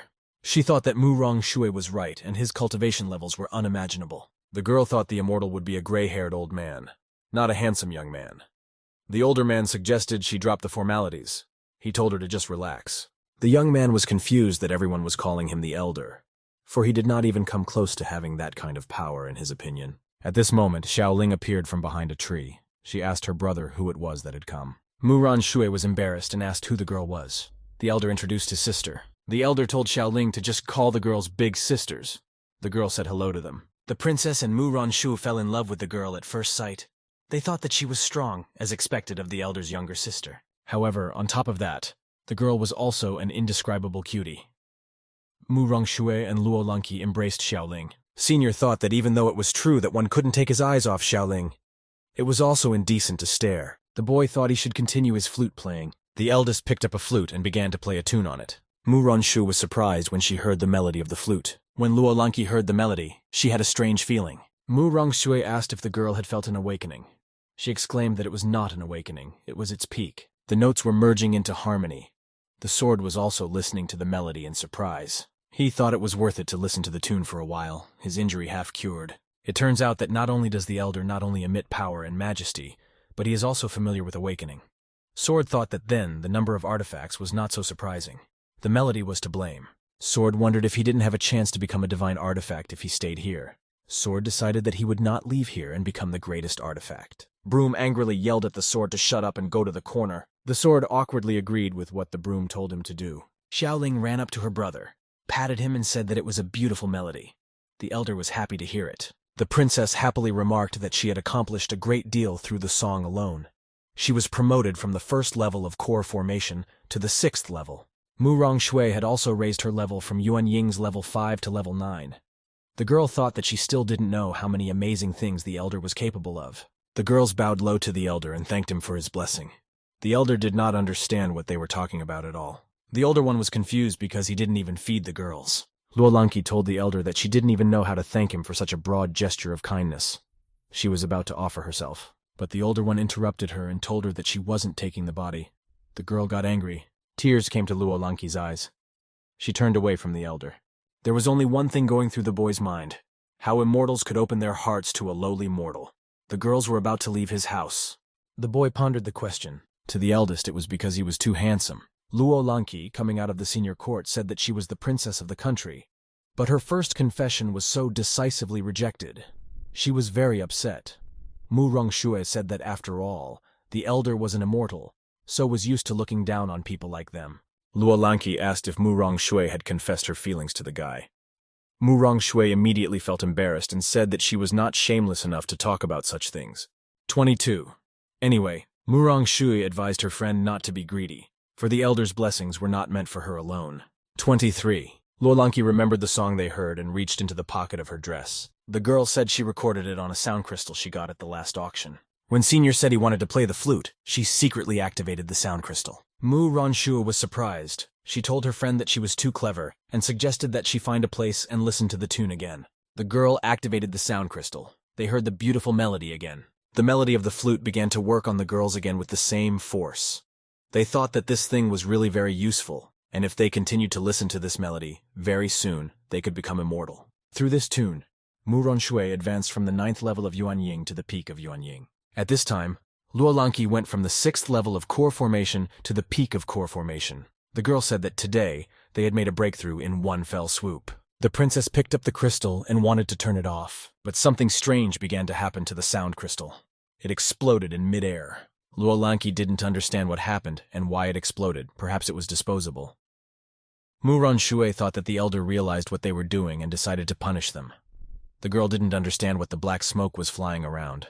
When the crystal exploded in the air, its shards hit the princess's clothes, her clothes smoking. Luolanqi realized that this crystal was corroding the clothes. Mu Ronshui shouted that the clothes were ruined. After a while, the girls were almost out of clothes. At this time, Luo Xiaoji remained standing at the place where the ship had landed. He was one of the 3 great geniuses of the kingdom. The young man thought that the girls wouldn't be able to get away from him so easily. To prevent the princess from being separated from him, he had installed a tracking technique on her clothes beforehand so that she would be easy to find. He conjured up a map of the area with the location of the princess. Looking at the map, Luo Xiaoji was surprised that the girls were standing in one place for so long. After a moment, the young man was very surprised at what he saw on the map. The location of the princess disappeared. The guy was terrified. At this time, Luolanqi and Mu Ronshui ran behind his back, half naked. While the girls were running, Mu Ronshui accidentally stepped on a dry branch. It broke and made a loud sound. Luo Xiaoji heard the sound and turned to see where it was coming from. The guy didn't understand where the girls were coming from. They were very embarrassed that they had almost no clothes on. Mu Ronshui shouted to the young man to turn away now, and if he dared to look at her, the girl would kill him. Lu Xiaoji blushed and closed his eyes in embarrassment. The boy was surprised to feel their new powers. He noticed that the girl's strength had increased. At this time, Mu Ronshui and Luolanqi quickly ran to the ship. Luo Xiaoji thought that it must be related to the place where they stayed for a long time. The boy decided that he needed to look around there himself. Luo Xiaoji came to the elder's house. He thought that this was where the girls were. The guy stepped over the threshold and noticed that he saw nothing unusual. A moment later, the guy saw a chicken, Phoenix, and a broom. They were both glowing with ki energy. There was energy circling around the guy from all directions. It was bearing down on Lu Xiaoji. The boy was shocked by this. The energy knocked him off his feet. He fell to the ground. Lu Xiaoji didn't realize what kind of monsters they were. He thought it was just their coercion that was immobilizing him. He felt like he was burning alive. Despite the difficulty, the boy thought the feeling was wonderful. He blushed.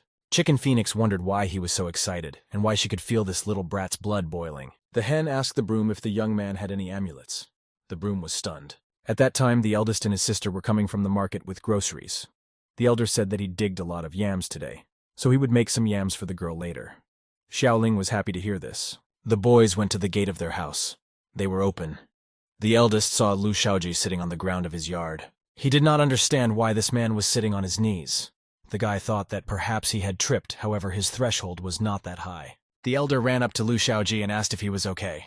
Lu Xiaoji noticed that as soon as the elder approached him, the compulsion disappeared, and the pressure on his body also disappeared, so it looked like the master of the house had returned. The boy thanked the elder. Lu Xiaoji looked at the elder. His eyes reflected the incredible power that surrounded the elder. The young man was very surprised. Lu Xiaoji fell to his knees in a flash and bowed his head to the elder. He said that he was a humble man and welcomed the elder. He asked him to forgive him for invading his territory. It was not the first time for the elder to see such a picture. The elder asked Lu Xiaoji if he was related to Murong's family. He added that the young man's family often dropped by Senior's house, so he was used to it. The boy didn't have to take it personally. Lu Xiaoji's eyes lit up. He said that the elder was truly full of grace. The guy thought that Mu Rongshui couldn't talk about him. The elder only knew about him by looking at him. A deduction of this level really terrifies the fellow. The older guy thought their whole family was hereditary, and when they came to see him, everyone was sweating in the yard. The boy thought kidney failure was hereditary in their family. Xiaoling told the elder that she would go inside the house. Lu Xiaoji saw the girl for the first time. He was amazed by her strength and thought that there was another immortal here. Lu Xiaoji thought that this little girl looked 12 at most, but she had a lot of strength. Xiaoling was carrying a basket of food at this time. Lu Shaoji fell at the girl's feet and bowed. He called her elder. The elder yelled at him and demanded that he stop calling everyone elder. The elder took Lu Shaoji's hand and told him to get up. The young man said that Lu Shaoji has a weak body, so he should not overexert himself, should find a balance between cultivation and rest. The elder said that the young man's figure was unstable in itself, so there was no need to abuse the kneeling stance. After all, one didn't always have a gold coin under one's feet. The young man's legs were shaking. Lu Shaoji thanked the older man. He thought the coin under his feet was a hint of something. Perhaps it was the key to his problems. The young man was surprised that his predecessor saw his shortcomings. Lu Shaoji thought that in addition, he was also one of the great geniuses of the realm. His base of excellence was never different from theirs, yet these two overwhelmed him. There was a fundamental difference between the young man and them. It was that he didn't have a martial arts skill that could support his body. Lu Shaoji thought that this was exactly what the elder was implying. Lu Shaoji decided to use his strength on his knee.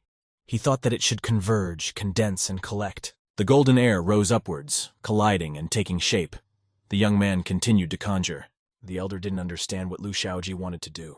A young man flew into the air and commanded someone to rise up. Senior thought he was a martial arts cultivator and looked quite imposing.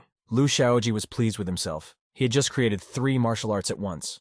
Of course he had done it with the help of an elder, but it was still a great feat that could not be accomplished by a green novice. The elder shouted to the young man to go back and balance training with rest. He should make his body healthier. He shouldn't kneel for too long, otherwise the blood would stop circulating. Take his time and beware of problems. Lu Shaoji didn't quite know what the elder was talking about. At that moment, the young man felt a sharp pain in his leg. Lu Shaoji realized that there was still a problem with his martial arts. He should have maintained his chi cycle. The young man flew away and thanked the elder for his advice. The elder was puzzled. He asked if reminding him to strengthen his kidneys counted as advice. After a while, the elder and Xiaoling came to Pinggang. The elder asked his sister what she wanted to eat today. The girl's eyes lit up and she replied that she wanted to eat watermelon. The older one was surprised why she wanted it again. The older man's attention was caught by a man passing by. He asked if his companion was sure she was here somewhere. His friend replied that he was 100% sure.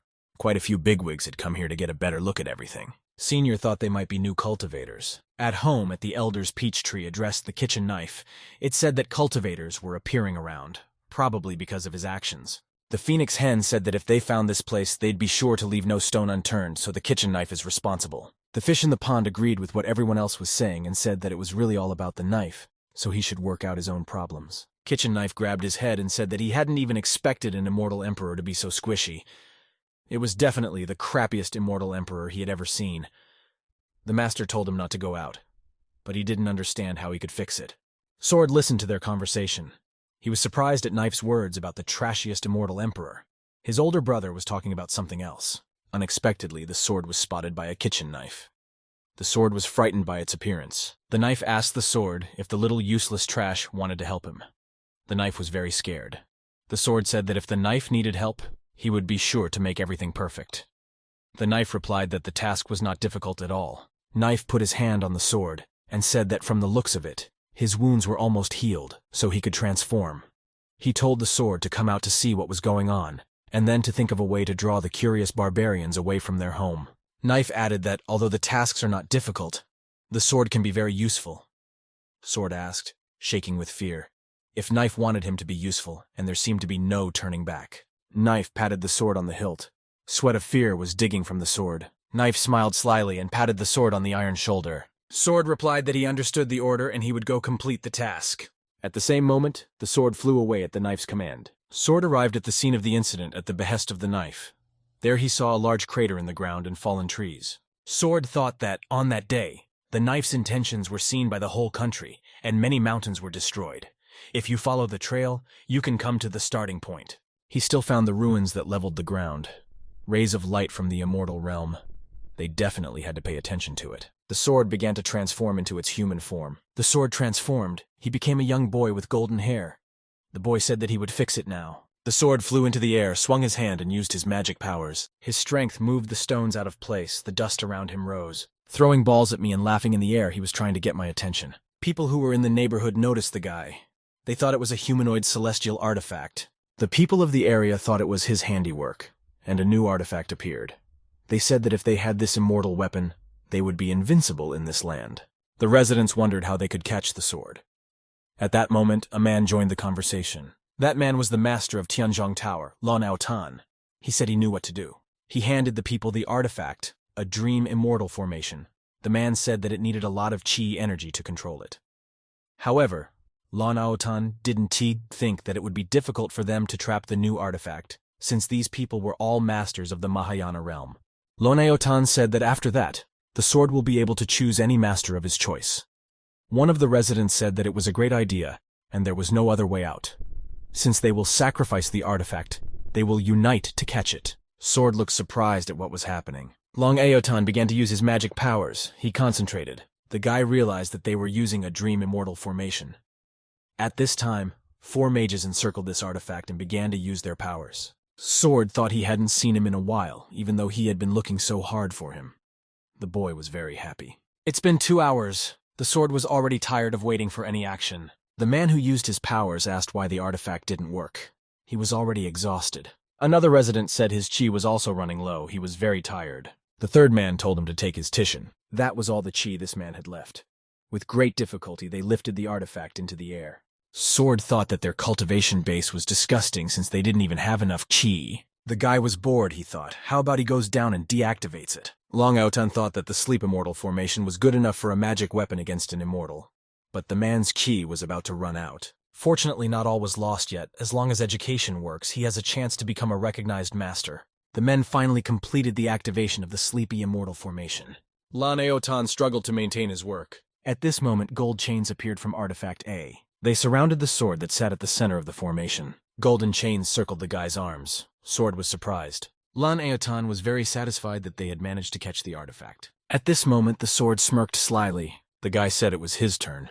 The sword broke all the chains, binding him in an instant. Lan Aotan fell to his knees in shock at what he saw. The sword questioned how it could be subdued by someone like them.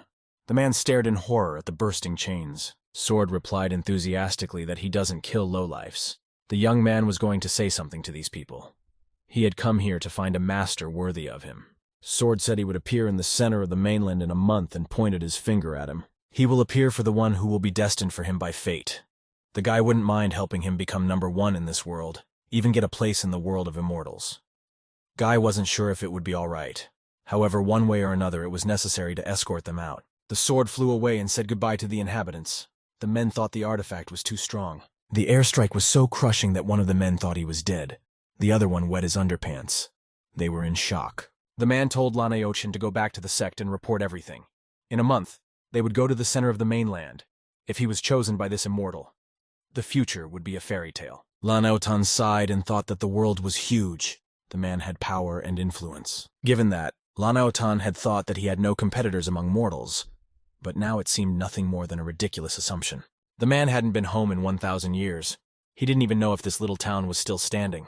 The door of the elder's house opened quietly. The sword looked at the slit and told his older brother that he had decided everything, and cultivators wouldn't bother them anymore. Knife said that wasn't bad, but he had to remind the sword that the Lord would be coming soon, so he had to stay out of his sight.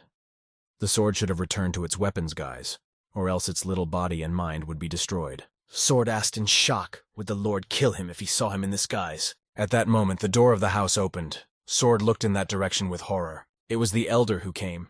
He told Xiaoling to wash the groceries, and he was going to prepare firewood. The girl agreed to do so. The sword transformed into its normal form in an instant. Entering the house, the elder looked at the sword. He asked where the axe he bought last time was. Had it disappeared?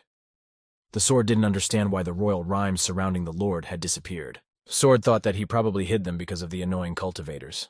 At this time, the elder was looking for an axe. The older man turned around and looked at the sword. The young man took the ball in his hands and said that it meant that today it would be him instead of the axe.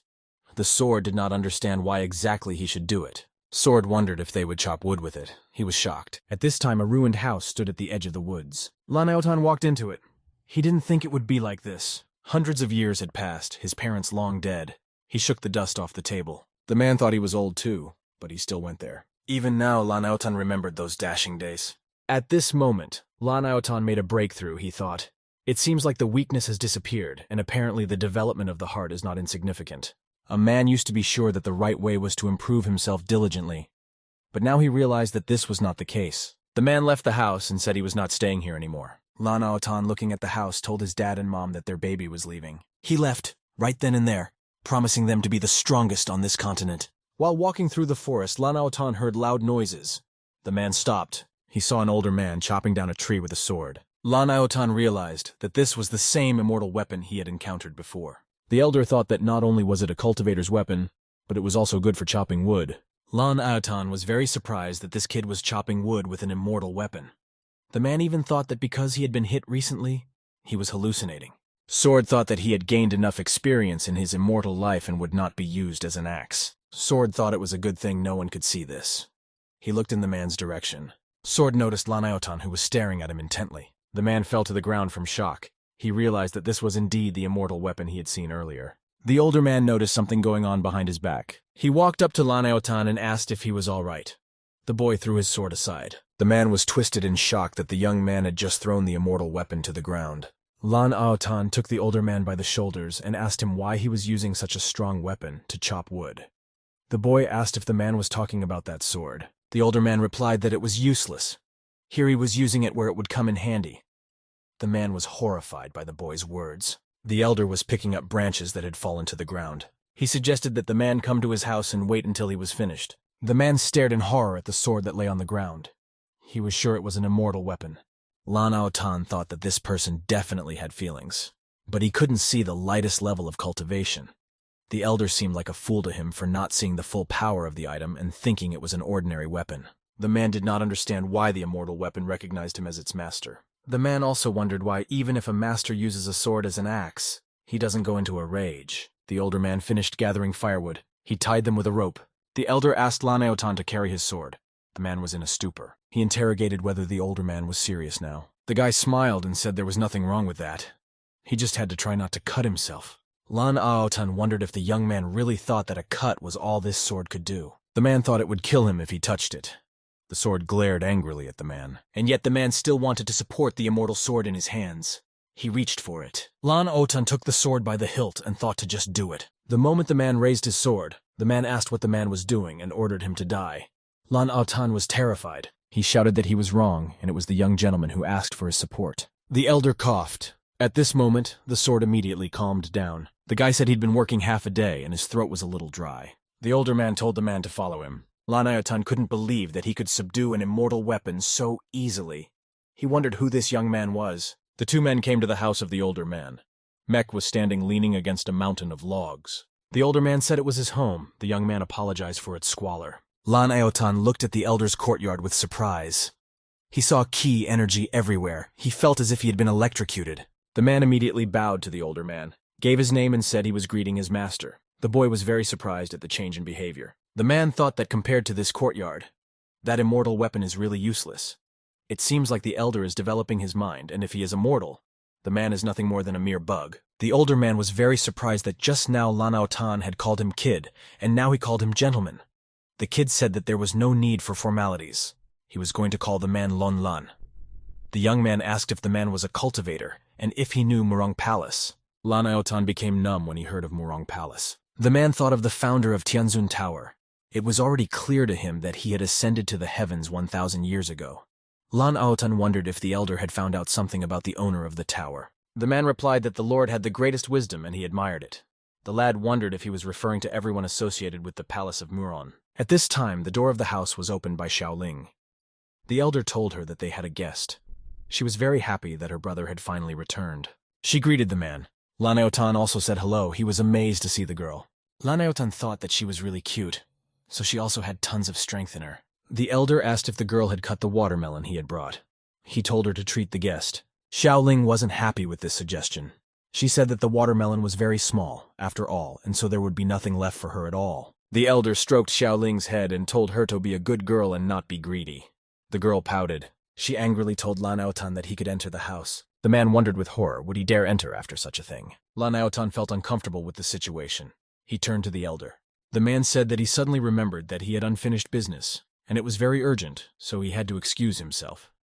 Xiaoling looked at him angrily. The elder interrogated the man about the urgency of his business. Lan Aotan repeated that the matter was very urgent. The man tried to find an excuse to leave. The elder said he would not force the man to stay, but wanted to ask if he had ever heard of a treasure that could lower the temperature. The man realized that the young man was talking about a cooling treasure. Lanaotan said that he had such a thing, but wasn't sure if it was a treasure. He thought it must be insignificant trash for the Lord. The elder smiled and said that as long as it fulfills its function, it remains useful. The young man wondered if Lanaotan planned to sell her to anyone. The man bowed and said that the young man was too polite. He hardly used it. So if the man wanted it, the man could bring it tomorrow. The older man said he would be only too glad to do so. He offered the man a meal before departing. Xiaoling glared angrily at Lanaotan. The man stiffened and said his business was very, very urgent. The men flew off in a flash and said goodbye to the boys. The older one thought he must have something incredibly important. The girl was happy about that. The next morning came. Xiaoling told her brother to wake up. The elder was sleeping in his bed. He opened his eyes and realized that Xiaoling was waking him up. He still wouldn't get up. She shook him by the shoulders. The older one said it was too early and asked her to let him sleep. The girl said upset that the elder had promised to buy her a new dress today. The elder remembered that they had talked about it yesterday. He had completely forgotten about his promise. The older man stood up and asked how he could have forgotten about it. The young man said he would get ready now and they would go. The girl smiled cheerfully. The elder and his sister walked outside the gates of the house. Sword thought the Lord had finally left and breathed a sigh of relief. Sword is too tired to listen to being discussed. At this point, the ball's attention was drawn to something strange behind the goal. He saw more cultivators flying in the sky. He thought they hadn't had enough yesterday and he must satisfy his older brother. The sword began to turn. Sword flew away and told his older brother that there was some change left and he would decide for himself. Sword was going to come back soon. Knife opened his eyes asking what was wrong. The knife turned into its human form and thought that meant something was wrong. The sword flew back to the site and the incident with the big crater. The sword was sure that it was in the right place. But after all the commotion, no one was there. There was a man standing behind the sword. He said this mortal world had a familiar odor. That familiar odor came from the sword. The young man turned around and was very surprised. Creepy noises were heard from the closed room. The man chained the sword and whipped it with a whip. The man grinned grimly, mocking the boy. The man's beating caused the sword to bleed. The man asked if they weren't immortal weapons with a golden plume. The man told the boyfriend that they hadn't seen each other in a while. Apparently they knew each other. Sword realized with horror that this was the Blood Moon sect. The sword was freed from its chains and told the man that there were a great number of mortal worlds, and that even after calculating the right one, it was impossible to determine its exact location so quickly and easily. The young man asked how the man had done it. The man said they marked his chi and tracked it from the beginning. As long as the sword uses its powers, the spells will be able to trace itself as well. The sword thought that yesterday's blow had caused an energy drain. The man said the sword underestimated their power over him. The boy thought he had to run. He decided to use his powers. The man realized the guy was trying to get away from him again. He pulled out a piece of paper that said, "The man began to use his powers. The spell began to work." Spell inscriptions started popping up all around. A stream of yellow energy formed around the boy, created by the man. The boy fell to the ground from the weight. The man asked if this power was familiar to the guy. This barrier was created specifically for the sword. The guy said that if it wasn't for this barrier sealing his ki, trash like him and his trashy sect wouldn't be able to do anything to him. The man laughed and told the guy to blabber whatever he wanted. He asked what next. Despite being trash, he was able to render the sword powerless and unable to resist. He suggested that the guy surrendered. Sword said that the man never understood anything. The guy said that there was a mortal far superior to this man, and how unfortunate that even in the mortal world, he remained a lowlife. The man was shocked to hear this. He asked if the guy wanted to say he was no better than a mortal. Sword confidently replied that it was. The young man had never before seen those who are equal to the elder in strength. Even though his level was unattainable for a young man, being around him is already considered a luxury for a guy. The sword struggled to rise from the earth. He confidently stated that both this man and the others were simply the dregs of society, and not even worthy of being called trash. The man replied that the sword was noisy and began to use his power. At that moment, something glittered in the sky. A beam of light came straight out of the sky, destroying everything in its path. He thrust his sword straight through his chest. Sword thought that, as expected, he was still too weak. Blood spurted from the guy's mouth. The lad thought that if the Lord wanted to save him, it would be good for him to show up right now, because the older brothers couldn't leave the courtyard because of the Lord's restrictions. The boy thought it was the end and closed his eyes. In the elder's house, the peach tree said that they could not leave without the master's permission. The kitchen knife hesitated and said he knew it. The chicken also told him that he knew the rules, and leaving the yard without permission would not only turn him into a mortal, but destroy him. The knife answered that he knew this, but it was he who sent the sword. The knife went straight to the courtyard gate. He was ready to die. Knife said that even if he died, he would still save that fool. At that second, the man saw someone flying in the sky. He looked up. The man landed on the ground right in front of the man with a clatter. The man didn't realize from whom from the realm of the living could come such intense pressure. To the sword's rescue came the knife. He said with a menacing look that when he is angry, even Buddha kneels down. Knife called the man a maggot from the realm of the immortals. He stated that the man had brought Knife's wrath upon himself. The sword was covered in blood. He looked pitifully at the knife. The boy was surprised that his little brother had come to save him. Knife dismissively asked if such a poor barrier would hold back the sword. Knife called the guy a lowlife. He punched the barrier lightly. The barrier holding the boy back was shattered in an instant. The man shouted that he was the headman of the Blood Moon cult of the immortal world. He asked how the Knife dared to go against him. Knife was preparing to use his power against the man. He did not understand his words. Knife asked if the man was worth going up against. With a slight movement of his hand, the Knife sliced the man's head from his shoulders. Blood spurted out in all directions. Sword asked why his little brother was out of the house. Since it was forbidden, Knife told him to shut up and go home. Sword was in a stupor at these words of the Knife. He was very pleased that his little brother cared about him so much. The boy smiled. The young man reached the house of the elder. He sat on the doorstep with the chicken. The young man was uncomfortable with the Knife. For the transgression of the Knife, punishment now awaited him.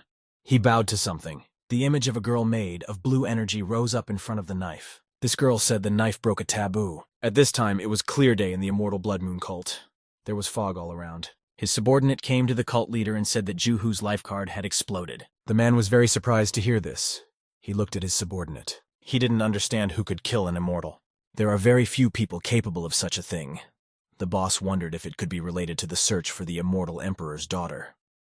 In the world of the living, there is someone who can break the immortal emperor's bridge of light, which means he is comparable in strength to the emperor himself. The boss smiled slyly and thought that in all likelihood he would soon share the world with him. At this time in the realm of the living, the elder was asking Xiaoling if she was having fun. After all, they had bought a whole bag of clothes. The girl was all dressed up. She said it was the best day of her life. Lan Aotan walked up to them and greeted the elder. The elder asked why the man did not come in. He asked him not to say that he had been standing at the doorstep all day. The man said that while the older man was away, it was difficult for him to go inside, so he brought what the older man asked for and waited for him. Lan Aotan brought the mystical heaven ice crystal as requested by the young man.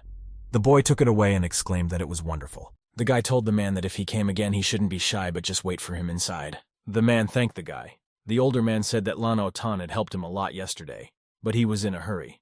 But today the man just had to stay for lunch. At this time someone flew to the gate of Senior. It was an immortal emperor. He was asking if he had sensed the immortal realm cultivation base and why he could no longer sense her aura. The emperor was looking for his daughter. He wondered if she could be in the abandoned garden. A man opened the gate to the elder's courtyard ajar. The immortal emperor was astonished by what he saw in the courtyard. Lan Aotan was sitting in the elder's house, to whom the housemasters had prepared many treats. He was shocked that the food was helpful in pumping cultivation. The man marveled that the tea helps in strengthening spiritual threads. He looked at the cup of tea and thought that such a small cup destroyed the neck. Taking the cup, Lan Aotan thought that this was a great opportunity. The man assumed that the older man was thanking him for the crystal in this way. The young man attached the crystal to the watermelon cabinet. It turned out to be an improvised refrigerator. The man thought the older man's methods were peculiar. The guy didn't realize that the crystal was so easy to use. He had long dreamed of a refrigerator, because frozen watermelon is incredibly delicious. He motioned for Lan Aotan to take a seat. The boy put a watermelon on the table. The man was in no hurry to touch the treat. Something was bothering him. To his right sat Xiaoling with a disgruntled look. She was greedy for watermelons and stared intently at the man. The eldest slapped her and told her not to look at the guests like that and not to eat too much watermelon or she would get diarrhea. The girl grabbed her head. She was in pain. She said she understood. The man decided to taste the watermelon after all. He reached out for the fruit. He took a slice in his hand and thanked his host for the treat. The man thought this house had magical tea and food. He wondered whether the watermelon was tasty. Lan Aotan took a bite of the watermelon. At that moment, the man saw an explosion in his mind. He didn't know what it meant. Someone called out to him. Lan Aotan was mentally transported to another reality. Lan Aotan realized that this was a sign that someone had broken into the Earth Immortal Realm. The man thought he would reach it. Lan Aotan didn't understand how an ordinary watermelon could do this. Perhaps it was the power of the kitchen knife, he thought. The energy flowed through the knife while cutting. The knife was lying on the board covered in watermelon juice. He was thinking how slippery it was and how uncomfortable it was. The knife wanted to be washed as soon as possible. Lan Aotan thanked the elder for being so kind. He said that he would never pay back, but if he needed anything, he would do his best. The man thought that the energy release from the gust would be huge, and it would be impossible to blow his house apart. Lan Aotan rushed towards the exit, saying that he had a lot of things to do. The elder thought that the man was overexcited again. Lan Aotan said that he had very urgent business and headed for the door. The man swung the door open. There was someone sitting on the ground in front of it. Lan Aotan looked at the seated man with surprise. He didn't realize who it was. He wondered if the aura of the garden was putting pressure on this man. In front of the door sat the immortal emperor. Lan Aotan apologized to the emperor and said that he was busy. The man quickly ran away. The emperor wondered if he would break through to the Earth Immortal realm. The man did not think that Lan Aotan was the owner of this place. The older man shouted to them and not to run away, for they had a restroom. The emperor glared angrily at the young man. He saw the young man glowing with energy. The emperor thought that his whole body was made up of Tao. The immortal emperor now understood why the garden was filled with a terrifying aura. Apparently, the emperor had broken into the expert's house. The emperor didn't understand what the elder had forgotten in the realm of the living. The elder saw a man sitting on the ground. He asked him why he was sitting on the ground, whether it was because of the barrier's power. The immortal emperor thought that the young man was practicing mental cultivation, but that was impossible. The emperor thought that the rhythms of immortal emperor Taoism were hovering around the young man. The immortal emperor had a vision of the image of an elder walking on the water in the distance. The immortal emperor thought that this was a game of chess with millions of people's lives. He was very alarmed. The man thought that to the older man, people are pieces, and the world is a playing board. In his mind, the two elders were just playing chess with people's lives. The man thought he was a pawn in the elder's mind and got angry. The older man asked if the man was okay. He said he would loosen the barrier a little later. The young man asked if he was injured. The elder thought that judging from his luxurious attire, the man was strong, no need to mess with him. The man said that he was Siasui and hailed an elder. The guy was startled, thinking that it was another cultivator. A young man asked if the man had come for Su Ling. Xia Sui cheerfully said it was his daughter and asked if she was in the house. The young man awkwardly thought about what to say to the emperor. The older man thought that since it was her father, it should be made clear that it wasn't him who kidnapped her, but the girl herself who came to his house. The elder asked the immortal emperor to stand up. He took him by the hand. The guy said Xiao Ling is in the house and called the girl. Xiao Ling was hiding behind the guy's back. He told her that he was her father. The girl said she didn't know him. The immortal emperor looked at the girl in surprise and asked if she was really his daughter. Xiao Ling insisted that she did not know the man. The older man didn't understand what had happened in their family, that the daughter didn't recognize her father. The elder was already beginning to doubt that the immortal emperor was her father. The girl was cursed by a cruel immortal, and the only thing the man could do was lock her away for 1,000 years. The immortal emperor wondered if the elder didn't know the fate of everyone on the chessboard. He came to the conclusion that he was an unnecessary piece, and his daughter was just a pawn. The immortal emperor said that it couldn't be hidden that he had been away from his daughter for a long time.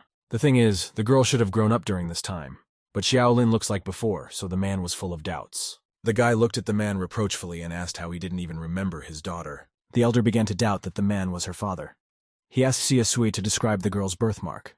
The man agreed. He said her birthmark looks like a snowflake on the back of her neck. It was true. The guy was shocked that the emperor really is her father. The young man put his hand on the girl's head and said, since she didn't remember him, it was up to her to stay with the elder or go with the emperor. Xiaoling replied that she would like to stay with the elder. The young man told the man that Xiaoling still didn't remember him, probably because of the long separation, and if the emperor didn't mind, the girl could stay with the guy.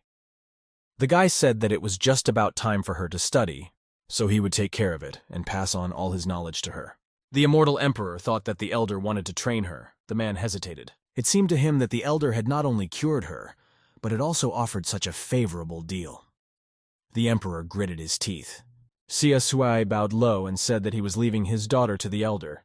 The man asked to take care of her. The young man said that there was no need to react so violently. The guy thought that maybe the man had gotten wind of the fact that he was teaching in the city. However, he was being overly dramatic. At this time, Lan Aotan was testing his strength in the forest. He began to conjure with both hands. The man's strength felled all the trees around him. Lan Aotan said that the breakthrough went well, and he was finally able to cross over to the Earth Immortal realm. A man heard someone breaking a branch, stepping on it not far from Lan Aotan. It was the Immortal Emperor. He patted the man and told him to accept his congratulations. Lan Aotan said that the breakthrough could happen while he was at the Elder. The man hoped that he would forgive his sinful soul. The Immortal Emperor told the man not to worry. They are both related to him in one way or another, and if he wants, they can switch to you or brother. Lan Aotan called Siasui a brother. The man thought that such an acquaintance was even better than an immortal artifact, and he had come there for a reason. The immortal emperor put his hand on the man's shoulder and asked him to tell him when he would reach the immortal realm. Shiasui said that he had gotten dealt skills from Senior Lan Aotan, so he was confident that the man would soon reach the lowest immortal stage. The immortal emperor gave the man a badge with an inscription on it. He told him to accept it as proof of their acquaintance. With it, Lan Aotan would be able to enter any city or clan or directly into the immortal realm. The man thanked the emperor. Lan Aotan said his name and asked how to address the man. Shiasui said his name and added that in the immortal realm he was called Emperor. He praised Lan Aotian's name. The man was at first pleased at such praise from the emperor. He had not yet realized what he had said. Lan Aotian pondered over the immortal emperor's words about his name. At this moment, a realization came to the man who the person he had just met was. It was the immortal emperor. Shiasui returned to the immortal realm. He didn't think he would see his daughter after so many years, but thanks to Senior, he would now be able to visit her. The man was very happy that the elder allowed him to come once a month. He thought the young man was very good. At this moment, the immortal emperor saw his subordinate who wanted to say something to him. A man fell at the immortal emperor's feet and greeted him. Shiasui asked what had happened. The emperor thought that the lousy man had really come.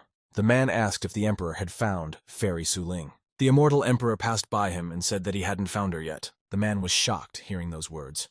He looked at the emperor in surprise. The man asked if he should send more people out to look for her, since he needed to find the girl. The immortal emperor waved his hand and ordered the man to get away. He threw him away using his own strength. The man flew off and hit his back on a palace column. It cracked. The man's name was Xiao Zhao.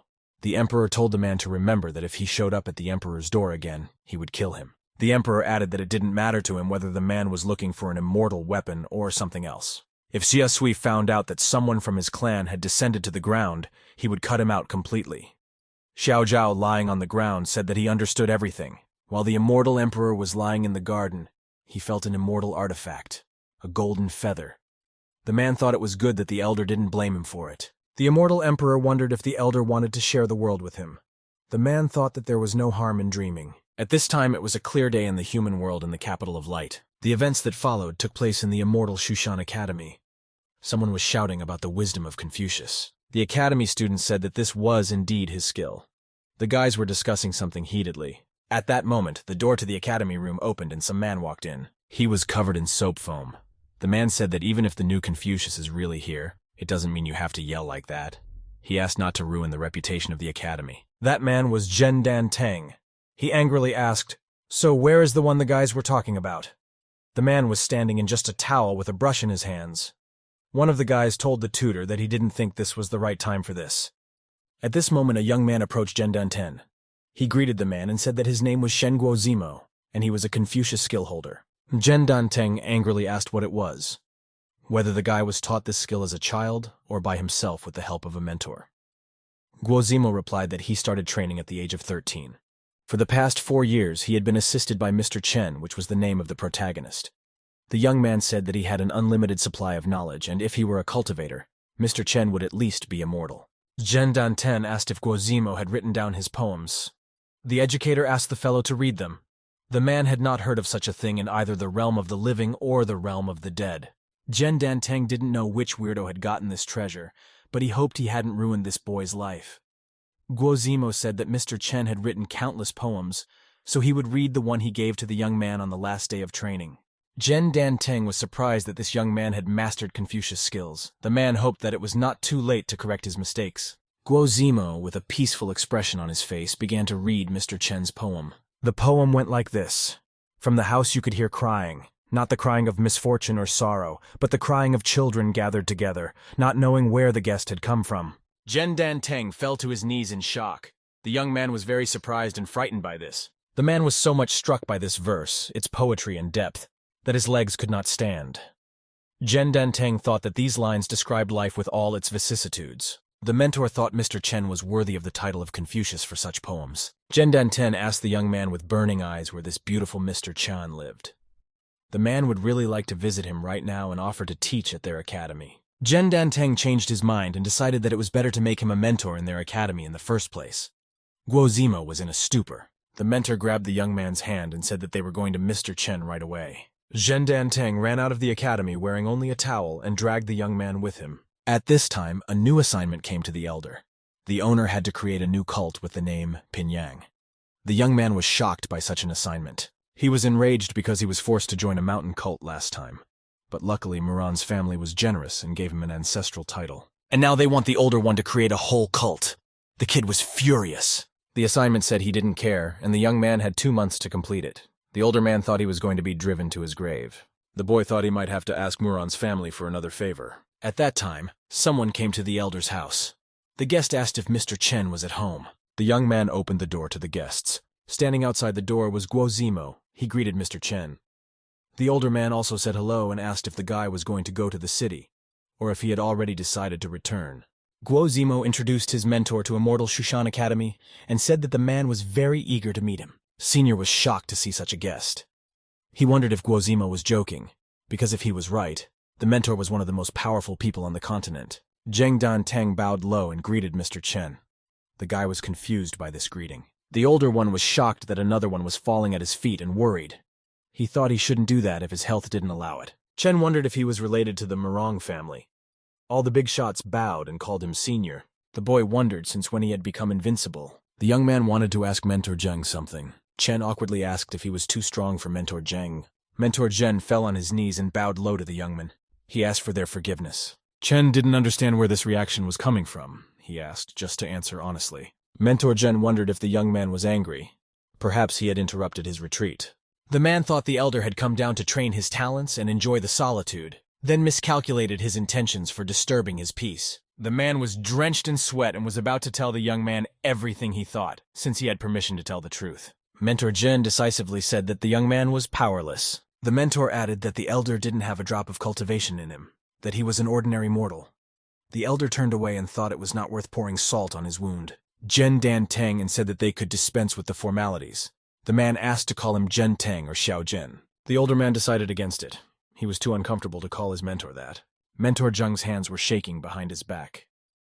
Guo Zimo asked why this was happening, whether the mentor was in pain.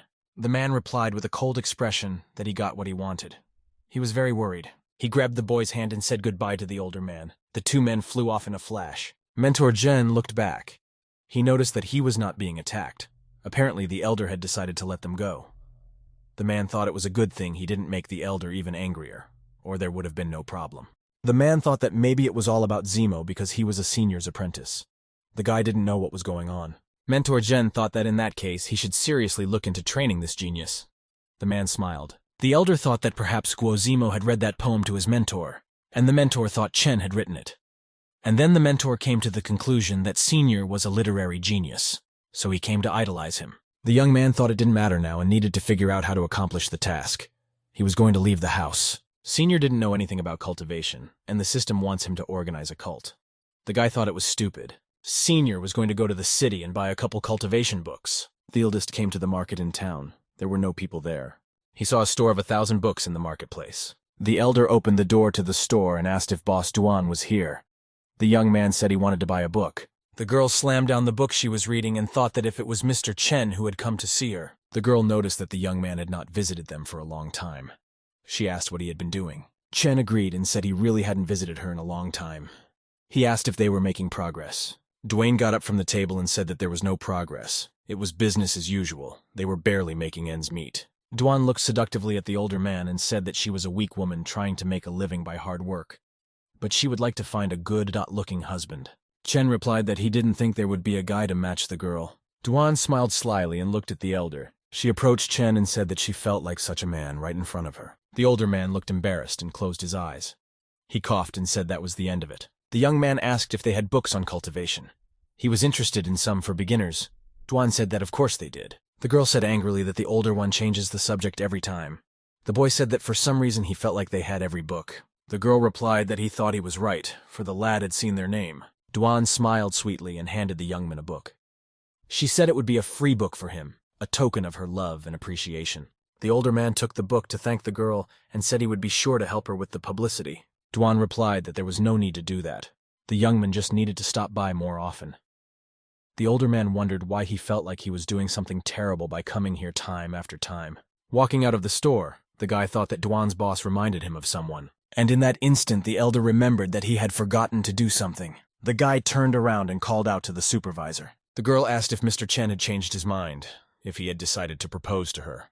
The senior asked if Dwayne's boss was funny. Since she had helped him so many times, the guy wanted to invite the girl to his place. Duan's boss decided to agree. She replied that as time permits, she would go. The guy said goodbye to the girl. Walking out of the store, Senior kept thinking about how he had a strange feeling he seemed to know but couldn't explain. The girl stared intently after the older man. Warden Duan said not this time. The girl snapped her fingers. A bright light appeared outside the door of the bookstore. The girl used her power. She used the power of moving. The light gradually eyes. In the elder's garden, he was sitting on a chair reading a book he had bought. It said that practice always brings something new, and it turns out there are so many opportunities for cultivators to develop abilities, even with food. Da young man suddenly realized that all the cultivators came here because of the cultivation, enhancing food. But after a second, the senior thought that this is nonsense because only after Tiankai Dibao is there a possibility of a breakthrough. The young man buys Rice City and this backwater is unlikely to have it. The elder thought that they seemed to like his cooking. Even though it didn't increase cultivation, it was still delicious. The guy thought of Mr. Long. He was quite polite because of his status. The guy thought he should test this theory and also ask about the formation of the cult. At that moment, Mu Ronshui knocked on the gate to the elder. She asked if Senior was home. The guy thought it was a coincidence. He let the girl in and said that she was on time, and he only remembered her. Senior had something to discuss with Mu Ronshui's father. He asked her to give it to her father. The girl said it was amazing that the elder was able to foresee her coming. She had just come with a message from her grandfather and her father. They wanted to discuss merging the Muron family's mountain cult and the magic moon cult into a new cult under him. Mu Rongshu asked what the elder thinks about it. If he agrees, he can choose the name himself. And if he is not happy with it, then they can abandon the plan. The guy was very surprised that they wanted to organize a cult under him. It was an unexpected coincidence. The girl said that he was the ancestor of the cult followers. So this cult belongs to the eldest by right, so it should be named by him. The older man replied that he had come up with a couple of names. He suggested Henzyong. The boy wondered if it was too gaudy. The girl's eyes lit up and said that it was a great name. She didn't think that Senior would name a cult after himself. Mu Rongshui thought that everyone would definitely like such a name. The young man noticed that they liked everything he said. It bothered him that this was a very strange coincidence, since he had been given a similar assignment. Senior always wanted to ask Mu Rongshu something. He asked why they all called him Senior and acted respectful and polite. The girl happily replied that it was because of the strength of the elder's cultivation. But after a moment, the girl realized that she probably shouldn't have said that. Mr. Chen didn't understand what the girl was talking about after all. He is an ordinary mortal. Mu Rongshui thought that she had misspoken and completely forgot about his mental cultivation, also talking about the young man's strength. The older man still couldn't understand what the matter was. He thought the girl was going to bow at his feet, so it was better to end it there. The elder said that Mu Rongshui would be in charge of merging cultures, so the young man suggested that they go eat first before they set off. The girl fell at his feet and told him that they were so greedy. She had learned the lesson of the hidden stone sound, and they would no longer try to profit from deals with the elder. The guy was shocked. He asked if the girl was talking about food now. Mu Rongshui thought that she had misspoken again. The girl was ready to fall through the ground. Mu Rongshui hurried towards the exit of the courtyard. She apologized to the elder and said that she had urgent matters. The older man didn't understand the reason for the girl's reaction after all. He had only asked a couple of questions, and she had changed the subject. The young man thought it would be good if he really was strong. At this time, the sky was clear with something shining on it. It was an asteroid that was hurtling through space, straight for Earth. A meteorite flew across the sky. It was like a dragon. At the same time, Chen Pinggang was with his girlfriend. The girl asked the protagonist if he would take full responsibility. The guy confidently told her that there was only room in his heart for her. Chen told the girl that a large meteorite had fallen in honor of their love. Here the main character stopped talking and thought about what was happening around him. The guy got scared and shouted loudly that it was not a meteorite, but a meteorite. He grabbed his girlfriend's hand and shouted for them to run away. They ran away from the meadow. There was a man standing nearby who called the meteorite the Hanjie stone. He added that judging by its size, the stone belonged to an unusual person. The man noticed that the meteorite was flying towards the elder's estate, and from the looks of it, the stone had been searching long and hard for its owner. The man had never expected to catch such a sight. A hen in the main character's yard watched the meteorite fly. She thought the luck of her elders had brought another disaster. The hen told the fish that this rock was even bigger than last time. The fish in the pond agreed. The fire dragon meteorite continued to fly. It was headed for Earth. The dragon meteorite made several turns in the air during flight. The man looking at the meteorite remembered to himself about the elder's garden. The man looked more closely and saw that it was a real burning dragon. The man walked into Aoshin Long's house. He thought to himself that the older man had his own plans for the meteorite. He thought to himself that the inhabitants of this house could soon be considered immortal. He remembered the case of the House of 1,000 Feathers Empire. One night, the kingdom burned down and was reborn from its ashes. Prince Qingyu awakened tremendous abilities and became one of the continent's talents. The great emperor was able to make a breakthrough of the Mahayana realm, and in less than a month, the empire had a new name of Thousand Feather Empire, and it became a center of power. A month and a half ago, the protagonist held a meeting with an old man. The old man informed Chen that they were disturbed by people from another empire once their prince bought a lot of people. They asked for cooperation to search for the treasure. The old man added that their highest level of cultivation was to overcome the tribulation period. The old man suggested that the guy suspend the construction of the cult. The guy didn't like it. The old man added that the foundation has already been laid, so there is not much work. The guy said there's a month and a half left, and why would they come now? Chen said that the Shushan Immortal Academy had more of the Emperor's men. He thought that they could be asked to handle it. The old man asked the guy if he really wanted to entrust this matter to the Shushan Immortal Academy. Here the protagonist realized that this option will not work as he cannot contact the dean.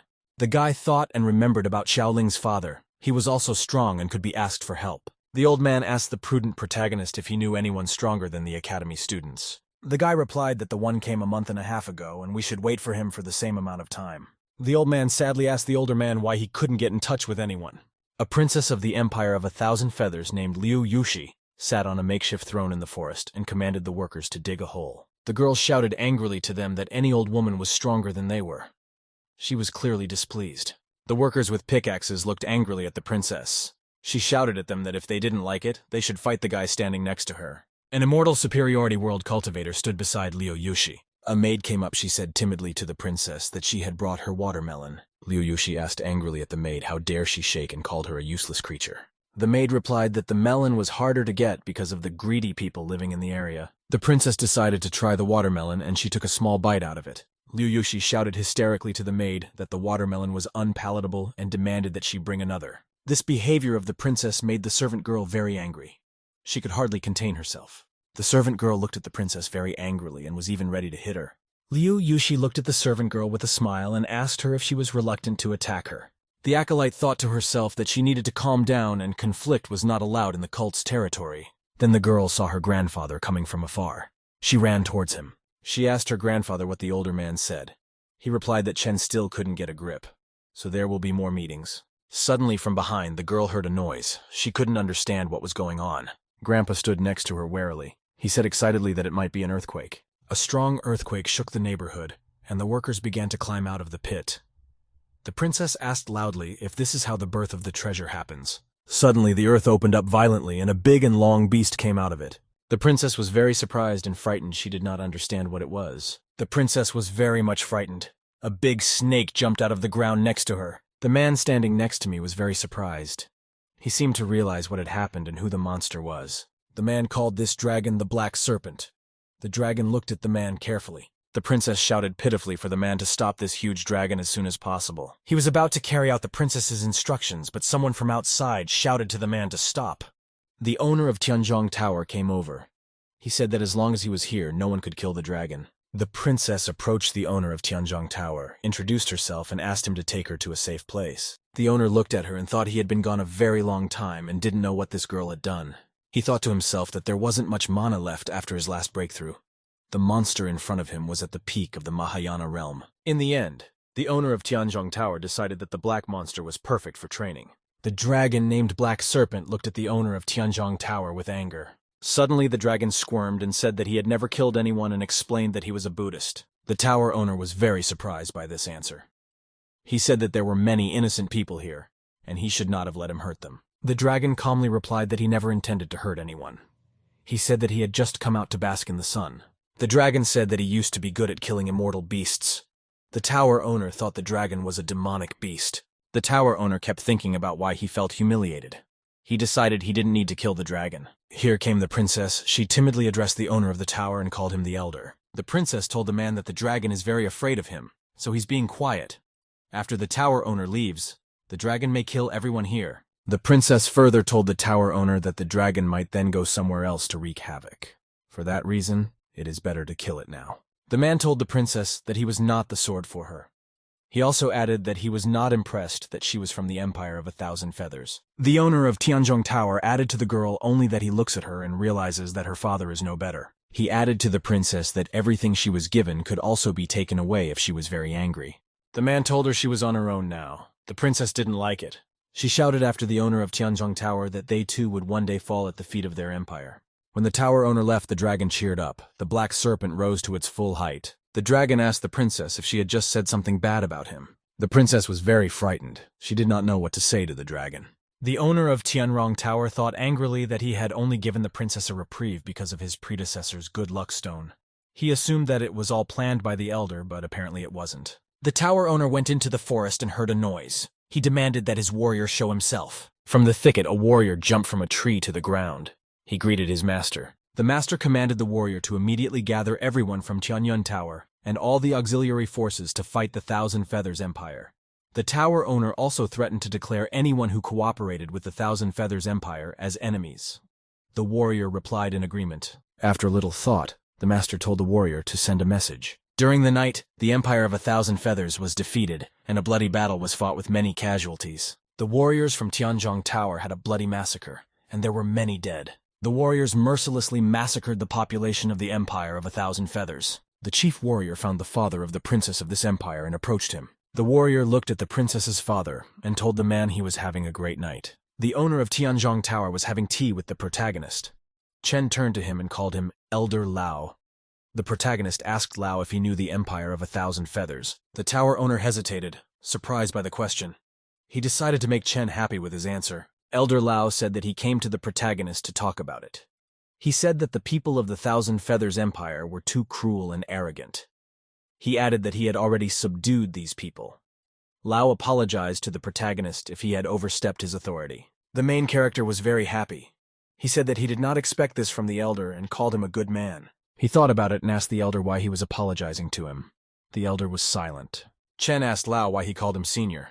To himself, the tower owner thought that the guy wanted to test him. Lao wondered to himself whether the development of the 1,000 Feathers Empire was included in the trial of senior. The tower owner thought for a while and said that he would answer if the protagonist wanted him to. Lao told Chen that he calls him senior because he is the strongest. The main character liked that answer. He answered that he understood. The boy thanked Elder Lao and said he had something to do. He replied that he was dealing with the aftermath of the suppression. Lao said goodbye and left. As he left, the elder decided to himself that the elder did not look angry. He thought he had passed the elder's test. After the elder left, the protagonist turned to the system for help. Chen demanded very loudly that the system come here immediately. The boy told the system that he couldn't understand why people respected him. He thought he was strong, but the system always said he was weak. What can she say to that now? The system replied that if he fights someone and wins, it will be very surprised. Chen replied that he still didn't believe it. The protagonist was thinking. He wanted to find a worthy opponent. He remembered the members of the Mu Ran family and realized that they were very kind to him. Chen also realized judiciously that he couldn't fight the thugs. He thought to himself that he could really be a weakling and die. The protagonist thought deeply. He searched his memory for a candidate so that he could fight him.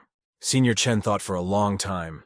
He looked at the tree and remembered that Xiaoling was lying under it. The guy looked at the girl. She was sweet and serene. He realized it would be perfect for him. Chen approached the girl and asked her to do him a favor. She was surprised. The hero seriously asked the girl to fight him. Such a guy's decision led the system to hang up. She saw Chen next to Xiao Linger and replied to him that it was very impudent of him. The guy suggested Yao Linger to use a bamboo stick as a weapon. A girl came over and picked up a stick and said it would be fine. She asked the guy if he really wanted to fight. Chen cheerfully replied to the girl that he would only take off his clothes. Xiao asked him if he could keep his clothes on since she might hurt him. Senior Chen replied that it was fine, he just didn't want to get his clothes dirty. He thought to himself that Xiao Linger didn't hit hard and she wouldn't hurt him. The girl took a bamboo stick and confidently prepared to fight. Chen was ready for a quick victory. He asked Xiao Linger if she was ready. The girl swung the stick and prepared to hit the guy with all her might. After the blow, the guy was very stiff with pain. He didn't expect to be hit so hard. Xiao Linger hit the guy in the face with a stick and he fell to the ground. The fall of the boy made the girl very frightened. She did not expect such a reaction to her blow. Xiao Linger asked the guy if he was okay. Chen replied that he was fine and he just wasn't ready. He couldn't understand how the girl could be so strong that he didn't even have time to dodge. He thought the system might be right, and he was so weak that he couldn't even beat a little girl. The boy decided that such a thing was impossible, and told the girl to fight again. He expressed his intention to win.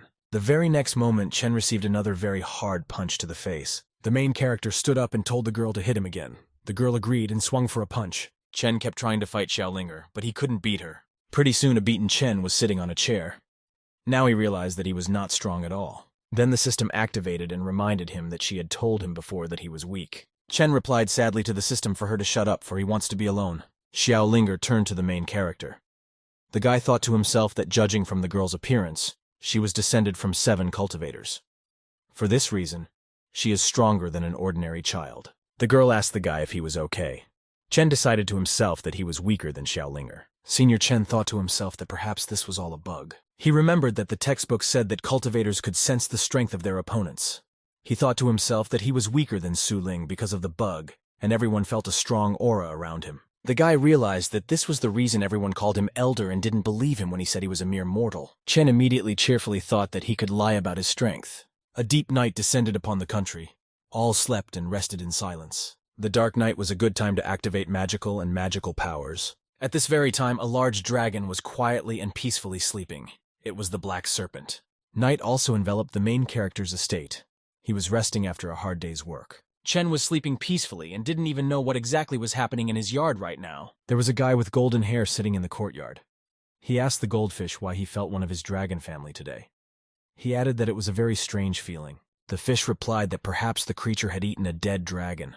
Perhaps it was injured by the scum in the realm of the immortals. Then that creature accidentally came to this world and hid here. Fish added that the creature cannot absorb dragon energy on its own. If it is near her, there is a chance that the creature will become a true dragon. The chicken offered to train the creature and make it an errand boy. The guy with the golden hair seconded the motion. The fish in the pool also supported it. At that time, the bronze sword came to life and he turned into a little boy. He also said he agreed. The fish spit out a golden ball and told the boy to go and make the creature swallow the thing. After that, it should change shape. The fish reminded the boy that if it didn't work out, he knew what to do. He said it would be done. The dark night hung over the neighborhood. Everything was quiet and at peace. As before, a fiery vortex in the form of a meteorite flew across the sky. The boy with golden hair ran as fast as he could to fulfill his errand. He shouted to the dragon not to worry, for he had not come to kill him. The boy stood near the pit with the dragon and told him it was useless to hide. Dragoness asked the guy what she could do for him. She called him boss. The boy was very flattered and happy to finally be called boss. Draco shyly questioned the boy, or was it something she said wrong? Then the boy timidly asked her again what she had just called him. Dracosha once again repeated him confidently and clearly and called him boss. She turned to the boy and told him confidently to be serious. The boy said that the big shots want her to be an errand girl. He offered her 2 options. In the first option, the dragoness herself agrees. In the second option, the boy would force her to agree. He gave her the opportunity to choose. Dragoness thought about it, and it was a very difficult choice for her right now. The boy asked her very seriously if there was anything she wasn't happy about. The dragoness stirred. A large cloud of fire flashed above it.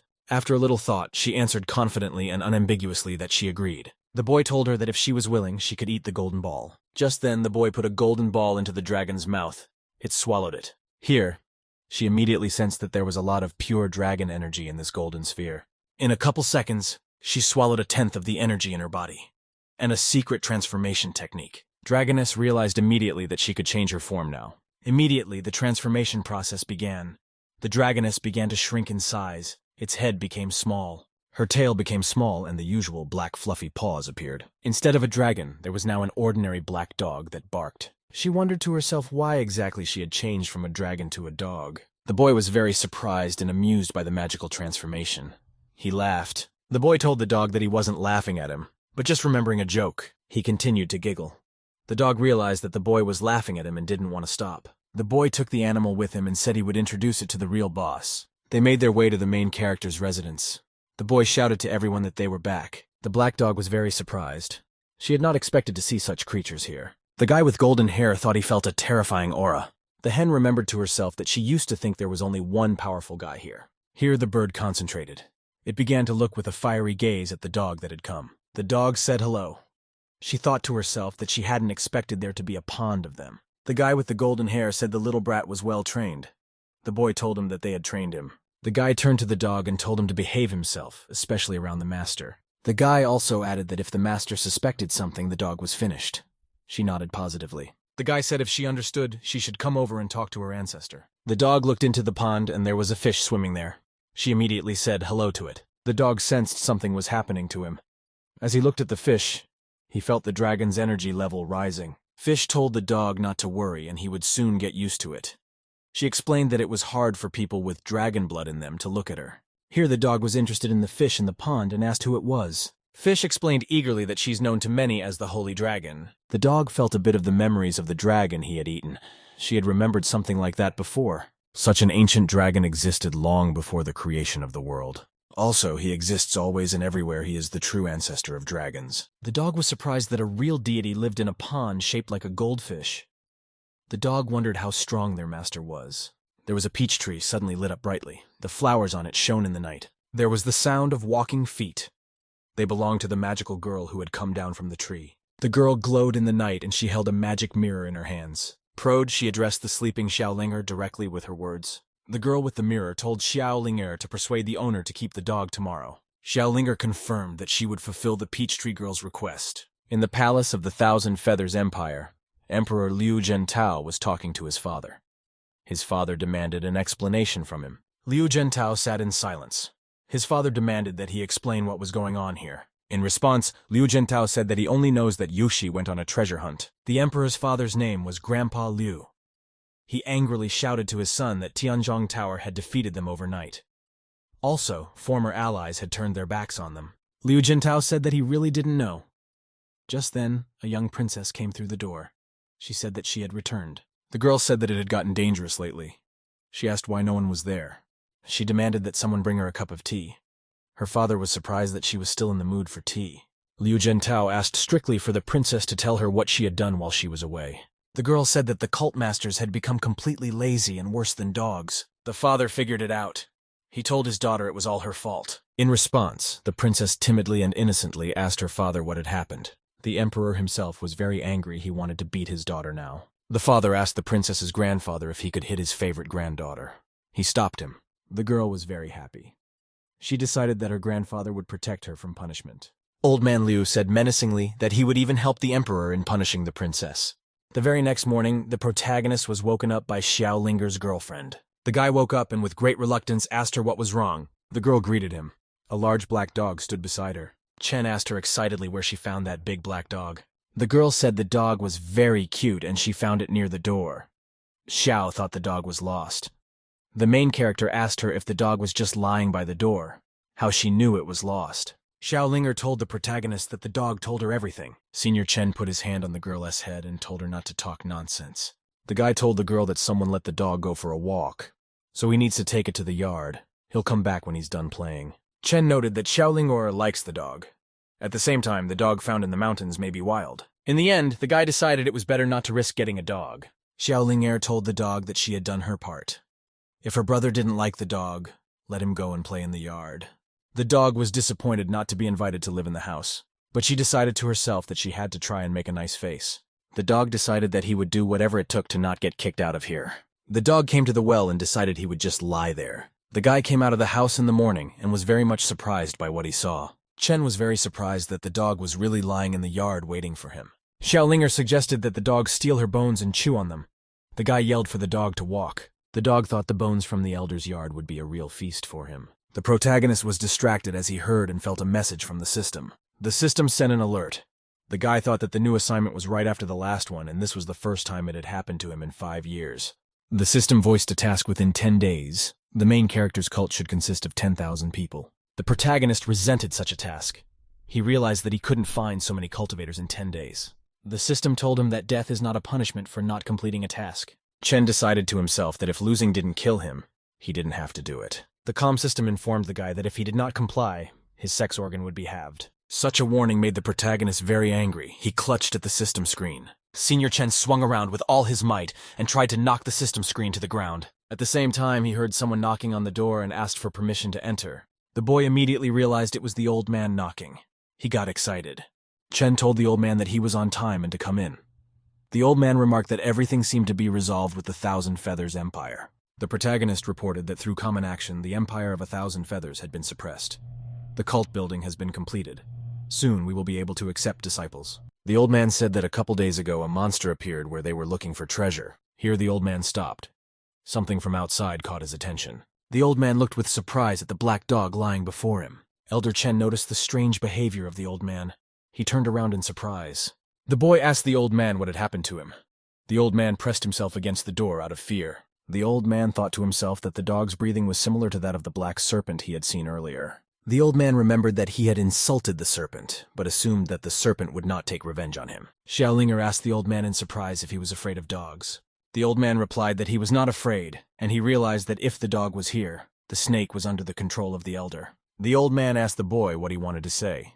The older man said that there was a difficult task. Chen asked cheerfully to the old man if they could recruit 10,000 disciples in 10 days. The old man replied that it was possible, only he would need the help of the protagonist. The old man decided that all the cultivators of the world would flock to the city if the elder appeared in person in the city. Then the old man said he needed a dog for a couple days, then he could find 10,000 disciples. The old man decided that he could fulfill the elder's task and take the black serpent away. The main character was surprised that the old man needed that big black dog. Chen thought to himself that Mu Ronggong seemed to be afraid of the dog.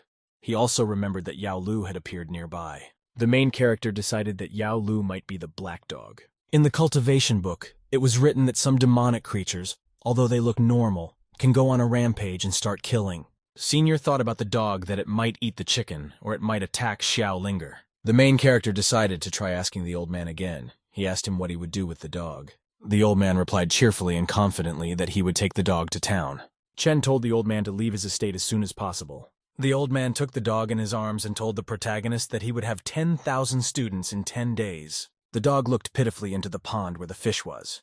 She called out to it, calling it an ancestor. The fish replied to the dog that he could come back here at night. Then the main character noticed a ray of fire coming from the sky to earth. Chen thought to himself that he wasn't sure if he could do it or not, but he wanted to participate. The protagonist heard a crowd of people calling him. He thought to himself that thanks to God, he could gratify his ego at the expense of the people's cheering. Chen Pinghan remembered that he hadn't made sure his aura worked on everyone yet. Someone in the crowd pointed at the main character and asked what kind of asshole he was. The eldest had finally decided that the old man was the one to rely on. At this time, the old man and his dog arrived at the residence of the Ping and cult. He entered the residence and told the black dog they were on site. The dog was suddenly very angry. He turned his displeasure to the old man. The dog told the old man that he had deprived her of the opportunity to become stronger. The old man replied that he was trying to help her. The old man told the dog that the older man had kicked him out because he did not like greedy people. The dog liked that answer. The dog turned to the old man and called him Mr. Gon. The dog said he owed him a favor. The dog said if they are in the senior's place of worship, he will try even harder. The symbol of the cult's defense formation appeared in the sky in a bright glow. The dog said that he had infused the protective information with spiritual energy. Therefore, the information would be able to withstand a cultivator's attack even at the peak of the Mahayana realm. Then swords and other things fell from the sky. The dog called it garbage. The dog said he couldn't use it all, so it's all for the old man. The dog looked at the old man with great attention. A golden ball glowed inside her. Here at once, the dog was transformed into a large and flying black dragoness. The old man told her that he hadn't seen her for a couple days. She'd already changed shape. He added that it was all thanks to her ancestor.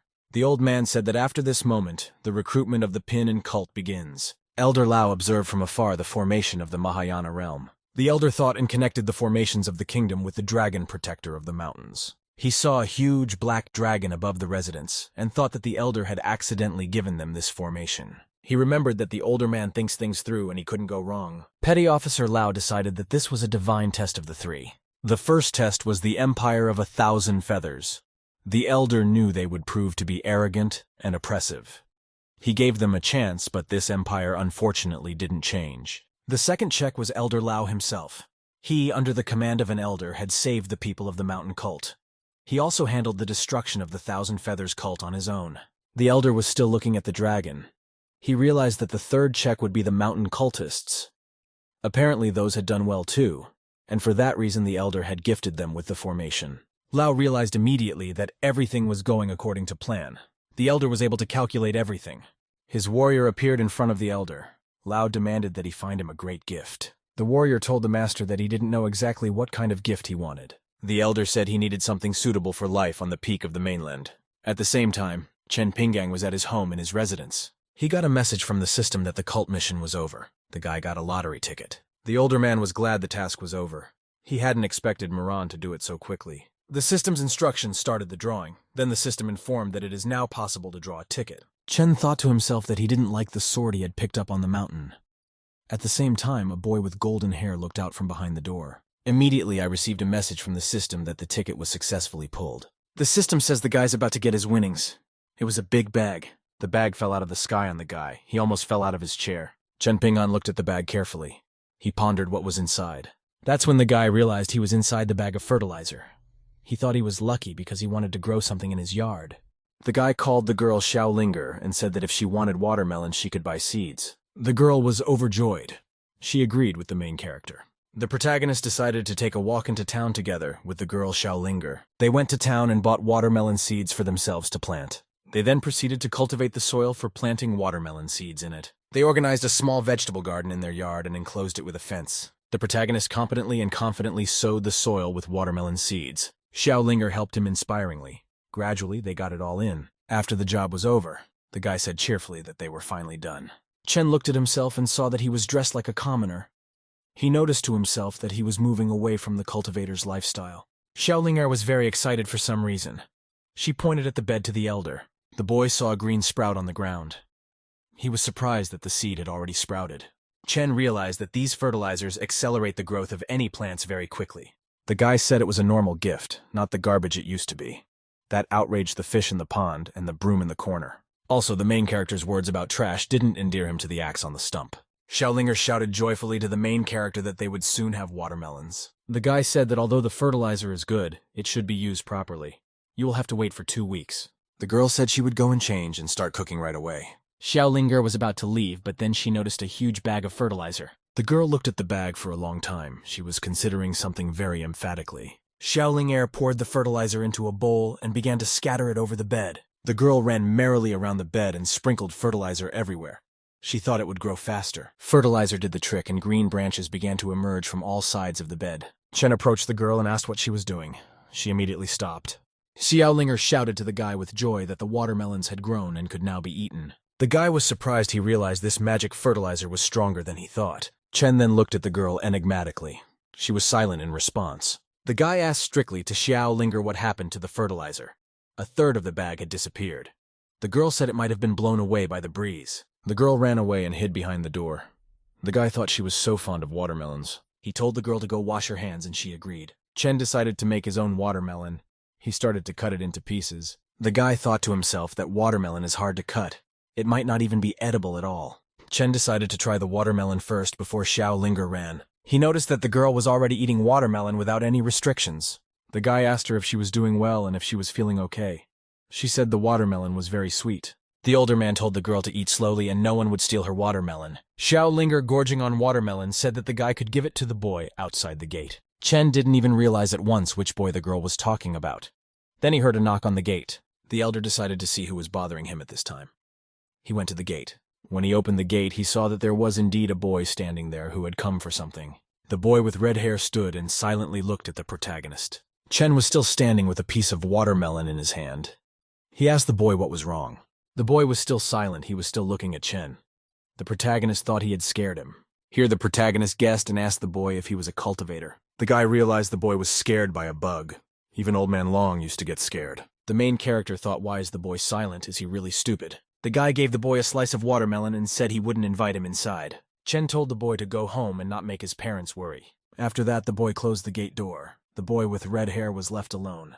After a long pause, the boy said out loud finally that he was scared. The protagonist opened the gate and told the surprised boy that he could talk. The guy closed the gate again. He thought to himself why the cultivators of this world were so strange.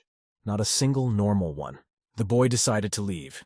He began to walk gradually away from the main character's house. The boy ran as fast as he could. He decided he had to get out of this place. He thought to himself that he had discovered many treasures.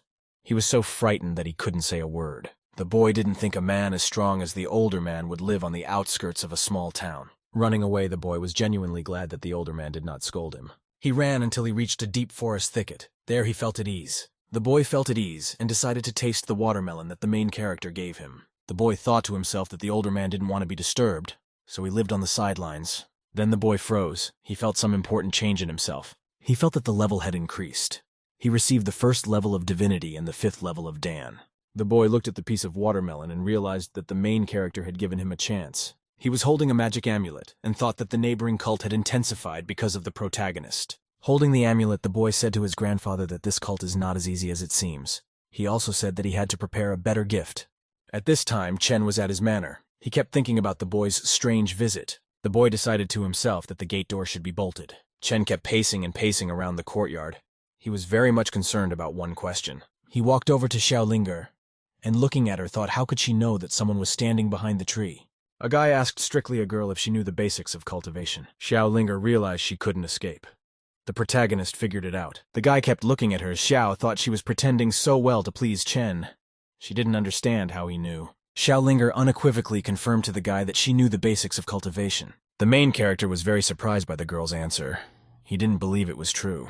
Xiao told him coyly that she was very weak compared to other people. The guy thought to himself that even the girl had cultivator abilities, and he didn't. Chen told the girl that she had been hiding her abilities for a long time. He asked her what degree she was at. Xiao hesitated. She didn't know what to say to the guy's question now. The girl asked about collecting chi energy. She looked at the peach tree and saw a girl appear behind the tree. Chen noticed that Xiao Linger was looking in the direction of the tree. He turned around to go there as well, but the protagonist near the tree saw nothing. The girl behind the tree disappeared.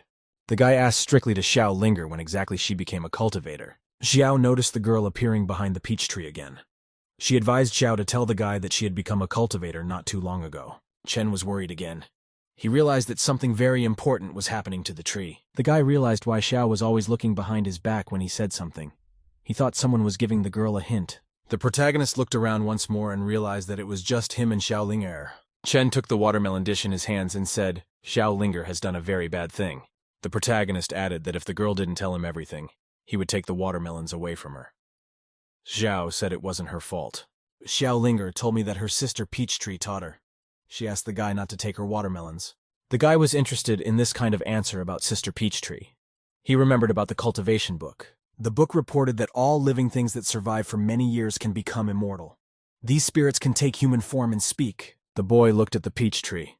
He remembered that he had gotten a sprout from it from the system. Chen thought for a moment. He suggested that a tree sprout like fertilizer might be unusual. Peachtree Sis was upset she didn't like that Xiao Linger told the guy everything for the watermelons. The system turned to the peach tree. She told it that it needed to find a solution to the problem. Sis agreed. Sis realized there was only one way out. She put her fingers together in a magic spell. The Peachtree sister directed a magic beam at Xiao Linger's head. After a while, Xiao turned to the protagonist. She wanted to tell him something. Xiao said that not only the peach tree spoke to her, but also the clouds and even the watermelons. Chen lashed out at the girl with anger. He didn't understand what was happening to her. Xiao said in a weak and exhausted voice that she was very hot. The guy thought the cause of the girl's ailment was a side effect of the fertilizer. Chen took Xiao in his arms. He said that he had a sick woman in his arms, but he kept thinking about his own. The guy carried the girl in his arms into the house and told her to brace herself. At that time, Elder Lao was sitting at the edge of the forest. He was surrounded by flames. Something distracted him very much. He heard a loud noise in the distance. Elder Lao saw a huge and powerful explosion as if from under the earth. Lao saw a man appear in front of him. He called him a mean old man. The elder shouted at the alien for daring to attack an immortal. Bai Guofeng appeared in front of Lao. He told the elder that he was now stronger. Bai Guofeng asked Lao, is it impossible for him to even just say hello? The elder asked angrily at Guofeng why he chose to say hello in this way. Guofeng thought to himself that he had used the strongest chi energy technique and Lao was able to dodge very easily. Elder Lao thought to himself that Xiao Chong wasn't lying to him. Guofeng was able to break through to a new cultivation level with the help of the elder. Elder Lao said that he was very lazy to bicker with someone at the peak of the Mahayana realm. Guofeng replied to Lao that the last time they saw each other, the elder was also at the peak of Mahayana. Guofeng advised the elder to shut up and not say anything more about the Mahayana peak. The elder told his interlocutor that he had become worse than him. Guofeng got angry. Xiao Linger was quietly resting in her home. She was lying on her bed. Chen didn't understand where a girl could have gotten such a high fever. The main character realized it wasn't the watermelon. He had eaten it too, and he was fine. After thinking about it, the guy decided that it was because Xiao Linger was a cultivator. The main character heard someone knock on the door and asked if he was home. Chen greeted Old Man Lao and told him to come in without asking. An old man came into the yard and was very surprised. He was interested in the garden with watermelons. The old man thought that a couple of days ago there was nothing and now a huge number of watermelons. The old man felt that there was more spiritual power in watermelons than in the strongest medicines. The main character looked at the old man and thought he liked the watermelons. Here the guy remembered that the book said that when using excessive amounts of spiritual energy, a fever can occur. The boy asked Old Man Lao if watermelons could become elixirs with energy.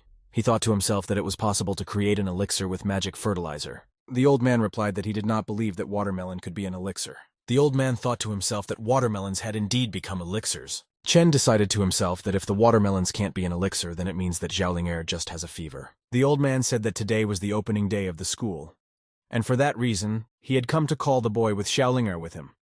The guy replied that the girl was sick, so he would follow her. The old man thought to himself how immortal Xiaoling could get sick. The main character came to the bed and said that Xiaoling can't eat all the watermelons. The guy gave the old man watermelons and told him to share them with the students at the ceremony. The old man answered the protagonist in agreement. He was still holding the watermelon in his hands. At the same time, a strong energy began to come out of the old man's hands. It was absorbed into the watermelon. The old man said he would return for the ceremony. Chen told him not to worry about the 10,000 disciples anymore. Old Man Lao said sternly and importantly to the guy that the students have already been recruited. At the same time, a ceremony with guests was taking place in the building. There were many people walking around, and there was also Old Man Lao and his granddaughter. The granddaughter asked the grandfather if the older man was coming today. He told her that the main character had other things to do, so he wouldn't come. The old man saw that a princess had come to the ceremony. He told her that he didn't think she would come. The princess came up and said hello to the old man and called him Grandpa Muron. Then the old man came to the center of the court and told the celebration to begin. A man came up to the old man and called himself the Emperor of the Ancients and wanted to talk. The other man said that this Taoist was the Emperor of Shaozhen Mountain Country, and he himself wanted to talk to him. A young master of the Purgatory sect was standing nearby. He looked at Old Man Lao and said that the patriarch was now at the stage of no more than a demigod. He added that there was no great power in the sect, other than the information dragon. It was almost useless. He asked his colleague nicknamed Cannon Fodder if he meant it as an encounter with an immortal. Cannon Fodder replied to the master that he wasn't lying to him. He was telling the truth about how this sect of outcasts had suddenly risen to the heights of fame and managed to gain the favor of the empire. The young master of the Purgatory sect said strictly that it was all a trick to deceive the disciples. The young master of the Purgatory sect instructed Cannon Flesh to enter the clan with the mountain defense training. Even if it opens up, it won't have any effect on them. A young master saw a dragon in the sky. He said that this dragon was only at the peak of Dhyana, so he could give it a fight. At the end, the young master instructed a subordinate to capture Murong Shui. The young master looked at Murong Shu and said that now they would be able to capture her and turn her into a weapon. Just then, Murong Shu's attention was distracted by something off to the side. She turned around. She saw a young master of the Purgatory sect standing next to her. Suddenly, the young master saw Long Aoshin, the owner of Tianzhong Tower, fly across the sky. Zheng Danten, who was the director of Shushen Immortal Academy, also flew by. Then Bai Gufeng, who was the owner of the treasury, also arrived. Next to him flew a boy with red hair.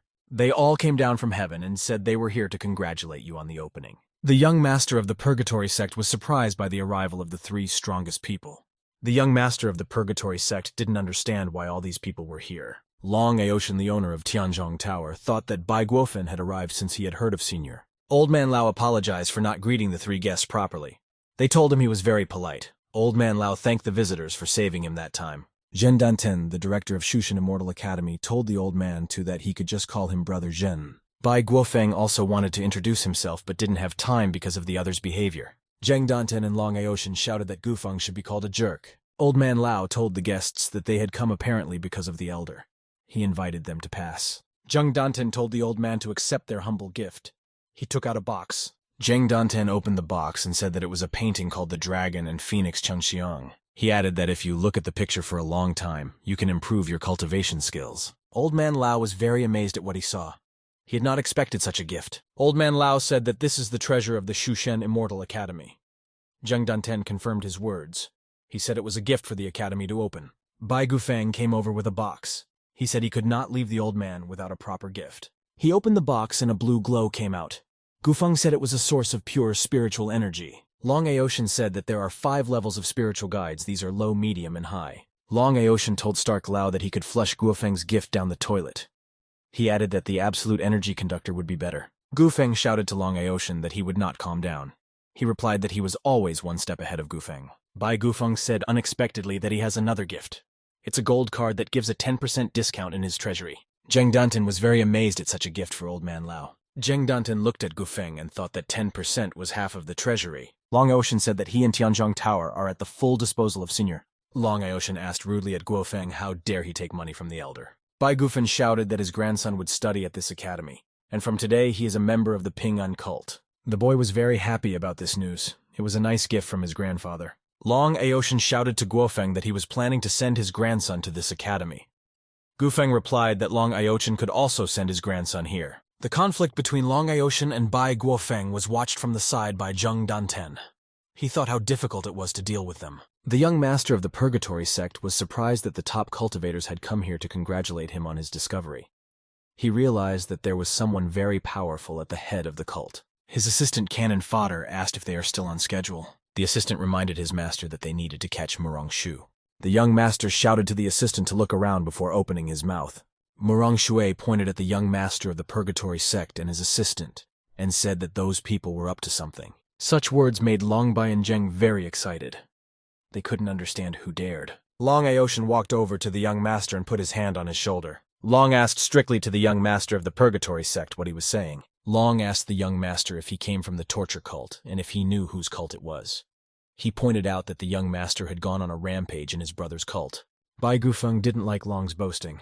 Jen told the young master that he had insulted his academy too. The young master turned to the older one and said that they must have misunderstood. He called himself a guest. Old man Lao said there was a misunderstanding. He called the young master a guest. After a little thought, the old man asked the young master if he had prepared a gift. Seeing the young master's confusion, the old man said that he was not picky. Old man Lao added that even if the gift is bad, the young master can give more to make up for it. Thanks to the spells, the young master poured out a bunch of gifts. These were gold coin swords and other valuable items. All the older ones looked at the pile of presents and were not very happy. The young master was very angry with all the elders. He didn't like everything that happened. The young master thought menacingly to himself that he would kill everyone here. Long Aoshin told Old Man Lao that he lived on a hill nearby so would pass to him from time to time. A black dragon in a golden glow was flying across the sky, and gradually it turned into a black dog. The dog leisurely began to descend down from the sky to the site of the ceremony. The dog came up to Old Man Lao. She was frightened and exhausted. The old man called the dog Sister Dragon and asked what was wrong. The dog replied that he could not defeat the man in the sky. Everyone present looked up into the sky and saw a guy floating there. Old Man Lao said that there was an immortal in the sky. It was Chen Yangming. He said that he didn't think his trip here would be so fruitful. Chen added that the dragon didn't completely swallow the essence. In the future, the dog would not be able to become a full dragon. Chen Yangming shouted menacingly while addressing everyone present below. Old Man Lao was very frightened. He didn't know what to do in such a situation. Chen Yanming told the people present that if they didn't want to die on the spot, then let them destroy the formation and hand over the dragon to him. The old man turned to the immortal and said that the dragon did not belong to him or the cult, but to another man. If he wanted to take it, he should go to him. Chen Yangming called the old man a bug and said that he was giving him 3 seconds to think. Old Man Lao realized there was nothing he could do. He waited for his fate. A boy with golden hair flew up behind Chen Yanmin. He asked Chen what he planned to do. The immortal turned to the boy who had flown in and called him Golden Feather. Chen Yangming asked the boy what he was doing here. Golden Feather replied that he was defending this territory, and Chen Yangming was wasting the immortal realm's resources. Chen Yangming couldn't understand why the boy was defending the mortal cult. He didn't understand what was going on here. The immortal looked at the Golden Feather and sensed that the boy was very strong. Chen Yanming felt a very large force coming from the boy. He could not resist it. The immortal felt himself being carried away by an unknown force into the sky. The boy Golden Feather asked the immortal why he was running away from him. The boy flew and began to overtake Chen Yangming. He was very frightened. Golden Feather swung around and tried to strike the immortal. The boy managed to catch Chen Yanming a few times. As a result, he started to fall to the ground. The immortal collapsed down from a great height. There was an explosion on the ground. A huge hole had formed at the place where Chen Yangming had fallen. At the bottom of the pit lay the immortal. The Golden Feather boy came running up. He told Yanmin to go back to the cult and kneeled down and apologized. Chen Yangming said that he wouldn't apologize to the bugs. He was still lying on the earth. Besmertny wanted to announce now the conditions under which he would apologize. As a result of the boy's exposure to the Golden Feather, Chen Yangming came to the cult and asked for forgiveness on his knees there. The boy gave the old man Lao a bag of the immortal's things. He said that these things now belonged to the old man. Golden Feather told Chen Yangming to leave and tell everyone that the boy was protecting the cult. The immortal called the boy an elder and said that he would do everything. The next moment, Chen Yanming soared into the sky and disappeared into the clouds. The immortal shouted from the sky that he would come back again. The people on Earth were surprised. All this was very striking to old Lao. He thought deeply. The old man said that when everything was finally resolved within 3 days, they would receive 10,000 disciples. 3 days later, the system gave the guy a message that he had completed the task of taking on 10,000 students. Chen rejoiced. He realized that old man Lao was able to complete the task. He had not lied to him. The system reported that the guy as a reward could ask something ordinary, or he could recover cultivation. The main character got very excited. He realized he could become stronger. The system began to be updated, and this process started with 1%. After some time, the renewal process had already reached 50%. The guy waited. The update had already reached the 90% mark. That's where the update is almost over. For some reason, it froze at 99%. Then the whole system froze. The update remained at 90.9%. Chen was very annoyed. He didn't understand why the update was taking so long. The guy asked the system what kind of files it was downloading that took an hour. The guy noticed Xiaolinger behind him, wanting to run behind him unnoticed. He shouted at her to stand. Chen told the girl that she couldn't have watermelons. She told him it wasn't the watermelon's fault. The guy got distracted and he got a message from the system that there was an update. The main character was glad that it was finally over. He looked at the screen. The guy noticed that the system screen was now glowing with a golden color. Chen was very happy that the system would now have a golden screen. The system reported that now the user can choose the path of development and missions will appear automatically. The user has to wait for the mission to appear, and after completing the mission, he will get different rewards. Pass the raid mod. The system will pick 100 locations around the world. The guy will be able to move between them, and at the end of the mission, he will become stronger. After completing the 100th mission, he'll be invincible. Chen realized that he would need to fight people after the raid mod. He asked the system if he could fight someone now. The system reported that a guy can become a cultivator, but he has no spiritual roots. For this reason, it's impossible for him to develop independently. Cultivation would be at the peak of each level. The guy confidently said he was taking the second option and pressed the button. The system automatically confirmed acceptance of the changes from the protagonist. The system said that from now on the guy would be at the peak of the Duntane formation. The guy was glad that cultivation had been restored. It had taken 5 years for that to happen. Chen felt the appearance of a different flow of energy within himself. It was unknown to him. He looked and saw a golden glow in his hands. He thought it might be key energy. The protagonist decided to try out what new opportunities he had. Chen shot a whirlwind of fire from his hand into the wall of the building. He succeeded. The guy saw the destruction in the wall and realized that he could now use the cultivator techniques. The guy thought he was very strong, but Xiaolinger was behind him. She thought the protagonist was weak. The guy yelled for the girl to come over. She said she was on her way. The guy gave her a bamboo stick and asked her to hit it with all her might like last time. The girl agreed. Xiaolinger gave the guy a sly look and thought that he would be punished. A girl jumped up and swung a stick. She decided to punish the guy for not giving her watermelons. The protagonist thought that the girl could enhance herself with Kai energy. The protagonist recalled an incident that happened to him once. It was like yesterday for him. Chen sat on his veranda and indulged in the tea ceremony in complete peace. He noticed that the water in the cup began to move. He was distracted by it. Chen was displeased and couldn't understand who dared to interrupt his rest at such a time. Then he came face to face with a group of people whose movement could destroy the world. They appeared beside him. The guy told them all to attack together since he didn't have time to deal with each one. The main character was relaxed. He was still holding a cup of tea and was ready to fight. Very soon, the main character's enemies were completely neutralized and dead. Chen was able to kill all of them quickly without any effort and was unharmed himself. The boy with golden hair was surprised that the elder was so strong before. The elder told him not to ask stupid questions. The system gave a message to the guy that the first level was ready. She asked if he was going to start. The guy thought to himself that it was better than waiting for the assignment. He was ready to give an answer to the system. Chen heard someone calling him. He realized it was Old Man Lao. The guy told the system to wait for a while. Just then the manor gate opened and through it Old Man Lao entered the courtyard. Old Man Lao brought the dog and told the protagonist that he had come to return it. Chen replied that he didn't have to return the dog. The old man informed that the student intake was over and the dog wanted to spend time with the older man. The boy was surprised. Chen looked at the dog and said that it was kind and wouldn't bite. He thought to himself that he had become a cultivator and had gotten the roots of chi energy. He had nothing to fear now. The old man told the protagonist not to worry about being attacked. The dragon practiced Buddhism, so it wouldn't kill or maim people. The guy found it hard to believe that a demonic creature could be Buddhist. Chen looked at the dog for a long time, and then asked him if everything the old man said was true. The protagonist crouched next to the dog and commanded it to sit. Chen told the dog to give him a paw. The dog complied with the request. Chen named the dog Smolka and said it could always accompany him everywhere. The old man thought that only the eldest could play with the dragon without any problems. Chen asked the old man to lend him some level 3 or 4 pills. The old man was surprised at such a request. He didn't understand why the protagonist needed such garbage. Old man Lao looked at the protagonist and thought that the elder had suppressed his chi to the first level of Dantian. He didn't understand what the protagonist was up to. He told the guy that the ring on his hand had what he was looking for and wanted. The old man handed the guy the ring and said he'd go to the cult and get stronger medicine. The old man added that there was no need to return anything since the property of the Pinnin cult belonged to the protagonist. The boy thanked him.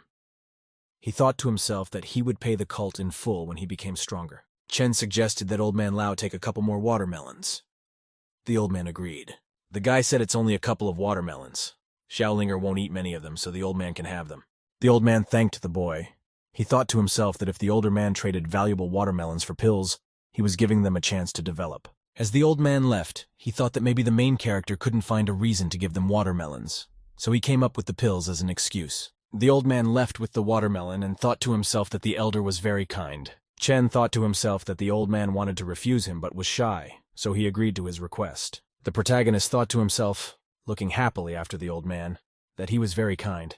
Chen said that with the help of Smolka's dog and the right pills, he would get through the first level quickly. He remembered that he was missing a weapon. He thought to himself that he could use a cleaver, but this axe is very modest-looking. The protagonist decided to go into the house. There he could find the weapon he needed. Chen and the dog stood together and silently looked at the sword that was in the room. After some thought, the protagonist decided that he would definitely take this sword for himself. The protagonist picked up his sword. He noted to himself that it was sharper, but without a sheath it was uncomfortable. Then the guy noticed that the sword glowed with a bright yellowish flame in his hands. Magical transformations began, and a scabbard began to appear around the sword. In the end, the guy received a battle sword with a luxurious scabbard. The weapon shone brightly. Chen noted to himself that the scabbard had appeared on its own. He said that a magical weapon was worthy of being one. The protagonist hung the sword on his belt and called his dog Smolka to him. The guy was walking and instructed the system to get ready. The dog thought she had just gotten back and where to go next. The boy hidden in the sword told her to just walk and keep quiet. The dog was very much surprised. She looked at the shining gold plate. The magic sword shown in it had its own spirit hidden within it in the form of a boy. The system gave a message that the power was hidden, so you have to be careful not to reveal yourself. It's enough to show a little bit of power. Sword Boy felt a lot of pressure. He wondered if this was what Big Brother was talking about.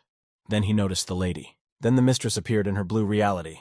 She was seen by the Sword Boy. Mistress said she had finally entered a new stage. She didn't think there would be so many obstacles. Next, Mistress said she was wasting too much time. At the end, Mistress confidently and mysteriously said that they would meet soon. The main character came to the northern region. It was a big city. A guy was walking through the city with tall buildings and crowds of people around him. Chen noted that the place was very lively.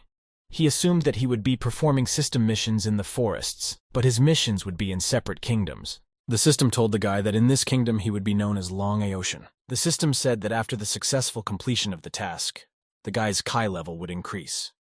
The guy didn't understand why he had to use the old man's name. He remembered that the main task was to make everyone in the kingdom aware of him. He decided to try that now. Chen approached the nearest passerby and asked him if he thought the main character was different. A passerby yelled angrily to the guy that he was crazy and moved on. Chen thought that the system error on everyone doesn't work. He wouldn't be able to cheat. Then someone put a hand on the guy's shoulder and told him he was different. The guy saw a local man with him. He introduced himself as Wen Dragui. He asked the protagonist if he was a cultivation genius. He said that he would become a worthy person in the future. Chen told the passerby to back off and called him a peddler. Wen Dragui said he wasn't selling anything. Wen asked Chung if he could join their team for the tournament. The boy was interested. Wen Dragui said that the protagonist is new here, so he might not know something. Wen Dragui said that martial arts are highly valued in the kingdom of Jiangwu. For this reason, a martial arts tournament is held on the prince's birthday. The team needs 5 people. So far, there are only 3. Wen Dragui had told the protagonist that his cultivation was at the first level. That's why he asked him. The boy thought to himself that if he got any place, he would complete the assignment and be able to test his skills in public. He realized he had to be extremely careful. Chen replied to the passerby that he had thought about participating, but he was busy with something else. Wen Dragui told the guy to think hard and go to the tea room. He agreed. Wen Dragui watched the protagonist leave with regret. Van decided sadly that he seemed to have been turned down. He was on his way to the tea house. In the tea room sat a beautiful girl dressed in green. She was holding a cup in her hand. The girl told Van the drag queen to find someone else. Then Chen noticed a nearby place with a lot of people around it. He wondered why everyone was crowded there. The protagonist noticed that there was some kind of gambling going on at the table. One of the participants shouted that he had made 5 bets and all of them failed. One of the participants demanded that his money be returned to him. Li Shua was the boss of the game. He told the loser that his luck had simply turned away from him. Li Shua thought that if it was only an angry rookie who resented him, then he was not allowed to beat him. Here, Li Shua showed the surrounding people a mysterious white card in his hand. The people around him were surprised. They realized that Li Shua was a 3rd-level master. The main character came closer. He decided to chat with Li Shua. The other people started to disperse. Li Shua called the protagonist brother Taoist and asked the protagonist if he wanted to try it. Chen replied that he was only interested in the method of operation of his spheres. Li Shua began to explain that there are barriers under the domes. The first is the Anidia.era defense barrier. At the same time, under the 2nd dome is the integration protection of the external environment. Li Shua continued the protagonist to choose one of the barriers and try to destroy it. If successful, Chen would receive 10 times his bet. Chen liked the offer. He realized he could make some money here. The protagonist said that he didn't have a soul stone. He asked Li Shua how many times he could play for a level 1 pill. Li Shua replied that such a pill is worth 60 soul stones. The protagonist can play for such a pill 11 times. The guy liked this kind of continuation. Li Shua thought the protagonist was a stupid rich man, so he decided to rip him off. Li Shua wondered whichever dome Chen chooses, he would still lose, since none of the domes would even crack. At this time, the protagonist began to pull his golden dot-colored sword out of its sheath. Li Shua was very much disturbed by this. He didn't expect to see this weapon here. Li Shua thought to himself that the protagonist had some kind of low-level sword. He thought he had seen this weapon somewhere before. Li Shua recalled the case of the magical appearance of the golden ray from heaven to earth. The boy Golden Feather was also present at the time of the appearance of the golden ray. Li Shua still couldn't believe that the protagonist was holding the same sword. Li Shua had also heard that the immortal artifact had made its way to the southern lands, but he couldn't understand how the sword could recognize the protagonist. Li Shua remembered that the guy had paid anyway, so he would set his defense to the max. The boy swung his sword at the sphere and it shattered. Li Shua realized that the main character was holding an immortal sword. He was greatly amazed. Chen was personally surprised by his success. He joyfully held the sword in his hands. The protagonist noticed that along with the dome, the backing of the dome also broke. He thought it was because he had swung very hard. Chen asked Li Shua how to calculate his winnings now. The guy didn't have any money for repairs. Li Shua rejoiced. He realized that Chen knew he was cheating but wouldn't kill him. Out loud, he confirmed the protagonist's win. Li Shua gave the protagonist the winnings of 600 soul stones. Chen thanked him and said he was an honest man. As Chen left, he was glad that Li Shua did not demand money from him for repairs. Li Shua was glad that the protagonist wasn't angry. He realized that an immortal weapon like he once said could protect his master from anyone. Li Shua looked after the protagonist. He noticed something very interesting. Chen was walking down the street with his dog. A group of people started to follow him. The guy thought the people following him had been following him from the beginning. They could have been the guys from the shopkeeper he met at the entrance to town. Li Shua walked up to the protagonist, put his hand on his shoulder, and greeted him. Chen asked Li Shua what he wanted. He replied that he didn't come with those guys who wanted to rob the protagonist. He was here to help him. Li Shua told the protagonist that under his protection, no living soul would come near him. And further down the street following the protagonist was a group of armed warriors. Li Shua told the protagonist that he was now untouchable. Chen thanked him for that. Afterward, Li Shua asked the main character his name. Chen said that his name was Long Aocean.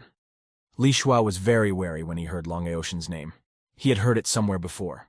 Li Shua remembered that Long Ocean's name was the boss of Tianzhong Tower. After thinking for a bit, Li Shua decided unequivocally that a cultivator would never use another person's name. Li Shua remembered that there was a very strong man behind the Tianzhong Tower. At the same time, the main character is holding an immortal weapon. Chen asked Li Shua why he was sweating so much.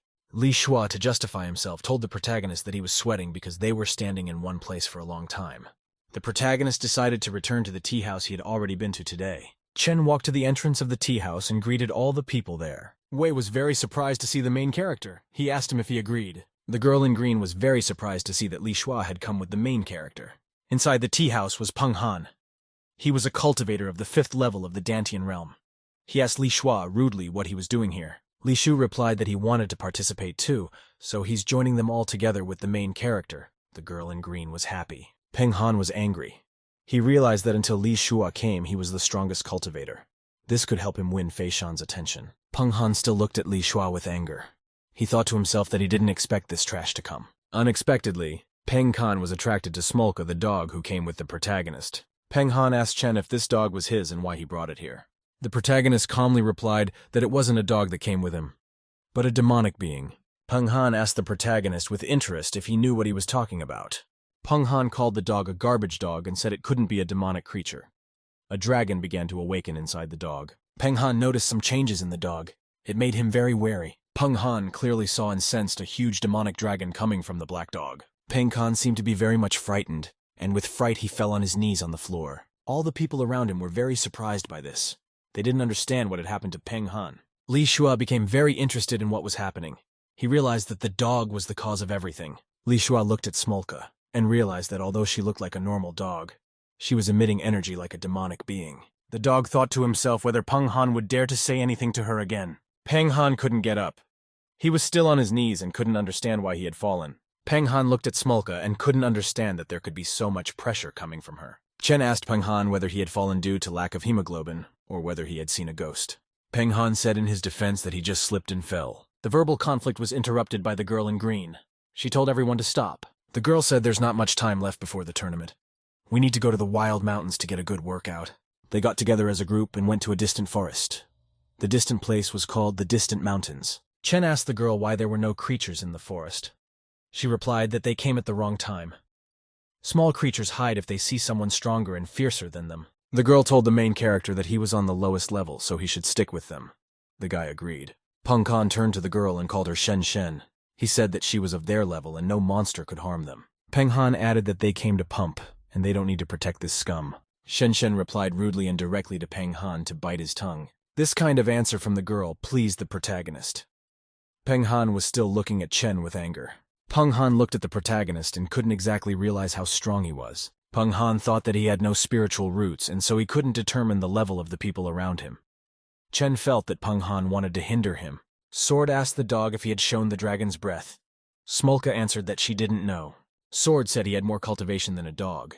If she released the dragon breath, he wouldn't even notice. Sword added that if the dog released its energy again, they wouldn't meet any monsters. The dog thought to himself that he would help the people around him to practice. Smolka, after thinking about it, decided to sick a couple of monsters on Peng Han. Two bears were walking in a deep part of the forest. One asked the other to leave together. Shower Bear said that there was a very frightening beast on the other side of the mountain. Next to him was another bear, Xiongdae. Xiongdae replied to his friend to stop panicking. Shower is already at the initial stage of the Soul Realm, and no one can defeat him anymore. A dog came up behind the bear and told Xiongdae to go and defeat the monster. The bear turned around and saw a dog sitting behind him. He was surprised. Xiongdae realized that an unusual dog was sitting in front of him. He saw its powerful spiritual level. Xiongdae saw a huge black dragon bursting out of the dog. The bear was very frightened, and out of fear he hid behind his friend. Xiongdae calmed down and asked the dog what she was doing here, calling her a senior high. Smolka told the bears that she would not hurt them, and hoped they would help her.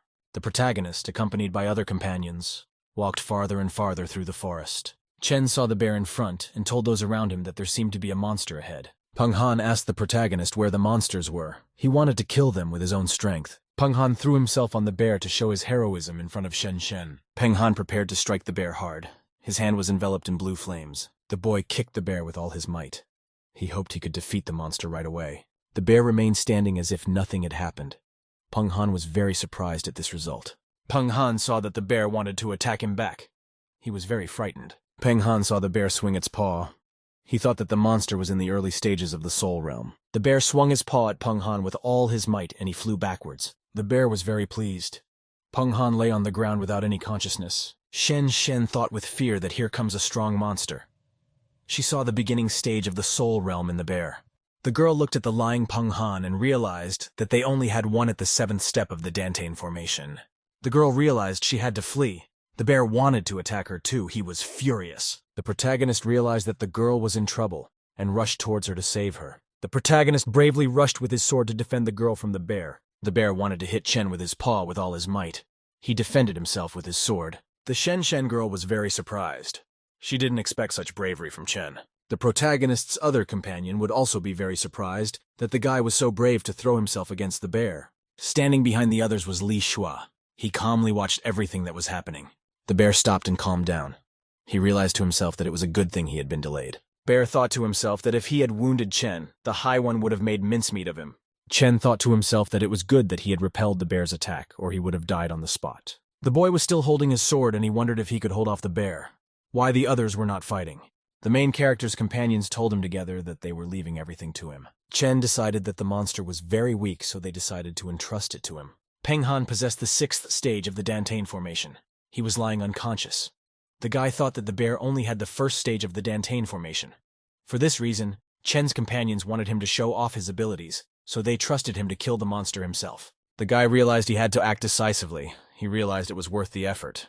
The protagonist hit the bear with all his might. It had no effect on the bear. The huge bear-shaped monster stood there and did not react to Chen's strikes in any way. Here, though, the bear realized he had to give in to the protagonist. He fell on his back. Chen was very excited about his success. He decided to continue killing the monster. The guy jumped up and wanted to finally wow the bear by jumping on top of it. Chen exposed his golden sword. He wanted to use it as a weapon now. The bear was very amazed he didn't expect the main character to want to kill him. Chen continued to attack the bear. The monster asked the dog why the elder was trying to kill him. After all, the bear was only supposed to play along with the protagonist. Smolka quietly replied to the monster that it was no longer her problem. The bear resented that answer. Lying on the ground, the monster decided it was time to end this circus or Chen would kill him. The bear rose to its paws with full determination to kill the protagonist now. The monster decided that he needed to avoid the main character's attacks and kill everyone else. He prepared to attack the girl Shen. Chen once again with his sword rushed to defend the girl. The protagonist stood in front of the bear and yelled at the monster not to even think about such a thing. The bear realized he had to retreat. He calmed down and raised his paw in a conciliatory manner. The main character was very surprised but could not understand why the monster was leaving. Peng Han came to his senses. He opened his eyes and sat down on the ground. Peng Han asked what had just happened to him. He only remembered being thrown back. Then he saw a huge bear in front of him. Peng Han was very much afraid of it. Peng Han realized with fear that he would not be able to escape or defend himself in any way. In the end, the monster beat up Peng Han very badly and he could not defend himself. When they were all walking home, they didn't understand why the bear only beat him. Shen said that the main character is very cool. She added that during the tournament, they might get on him. Peng Han was very angry that all the attention went to the protagonist. He decided to try to publicly humiliate Chen. Just then, Peng Han felt someone put a hand on his shoulder from behind. He thought at first that it was Wende Gui. He turned around and saw a huge angry gorilla behind him. Peng Han was very much frightened. He didn't expect to meet another monster. The gorilla from himself beat up Peng Han very badly. He didn't understand why all this was happening to him. After that, Peng Han was attacked by a huge giant snake. It strangled him with all its might. After that, Peng Han was attacked by a huge wild boar. He did not understand why it had happened. Peng Han lay battered and mangled with no strength. He didn't understand why he was the only one being beaten. Shen said that she wanted to improve her teamwork skills first, but after so many incidents, it's not worth it anymore. Peng Han was lying on the earth. His companions made a stretcher for him to carry. Peng Han didn't understand why this had happened to him. The other guy told Peng that it wasn't that bad and he would be as good as new in a couple of days. The guy looked at Peng Han and said that he was badly hurt but not seriously injured. Chen thought to himself that he had assumed that Peng Han was strong, but he turned out to be a common sucker. The protagonist told Peng Han that if he was weak, he should not give up and keep practicing. Peng Han wanted to reply something, but he didn't have the strength to do so. He couldn't even stand up. In the end, Wen Han became completely unconscious. His last thought was why this had happened to him. Li Shua thought the protagonist was very strong. He thought it was good that they had a good relationship. Chen told Li Shua that he had to go to the Alchemist's Guild, so won't see him tomorrow. Li Shua told the protagonist that he had to go there too. He wanted to buy pills there and suggested that we go together. Li Shua asked the protagonist if he wanted to buy healing pills. Chen replied that he wanted to sell his pills to the Alchemist's Guild. Li Shua said that the Alchemist Guild knows him, so they would be favored in the sale. The next day they arrived at the site. At the entrance of the Alchemist's Guild, they were greeted by a cute girl.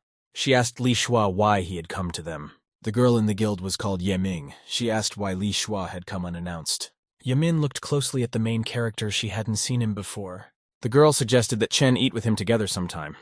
The guy replied that he had come to sell something. Ye Min told the protagonist to show what he brought, and she will evaluate it further. Chen thanked the girl and took out of his pocket the ring that old man Lao had given him. The guy started manipulating the ring. He needed to get pills for himself. The guy conjured a piece of yellow material out of the ring and said the pills were here. Li Shua and Ye Min were very much surprised. They didn't see any pills in the guy's hand. Chen looked at the piece of yellow material in his hands and said it was something wrong.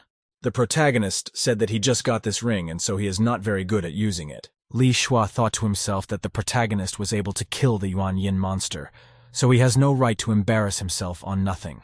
Chen continued to perform spells with the ring. He was not succeeding. Unexpectedly, the manipulation resulted in the protagonist being able to create a gold card. The card thus created fell to the ground. This attracted the girl's attention. Yimin took the card in her hands and said that she had seen something like this somewhere before. The girl guessed that it was a gold card from the treasury. She knew that there was only one such card and it belonged only to the owner of the treasury. Chen, through complicated manipulations, still created his pills. Yimin turned to him and asked him to wait a little longer. Yamin ran somewhere and she shouted that she would be right back. The guy was very surprised. The girl realized that she had a difficult person coming to her if he had such a card. She decided to ask the master. Her master was sitting at the table and was busy playing. Bai Gufen and Long Aoshan were present.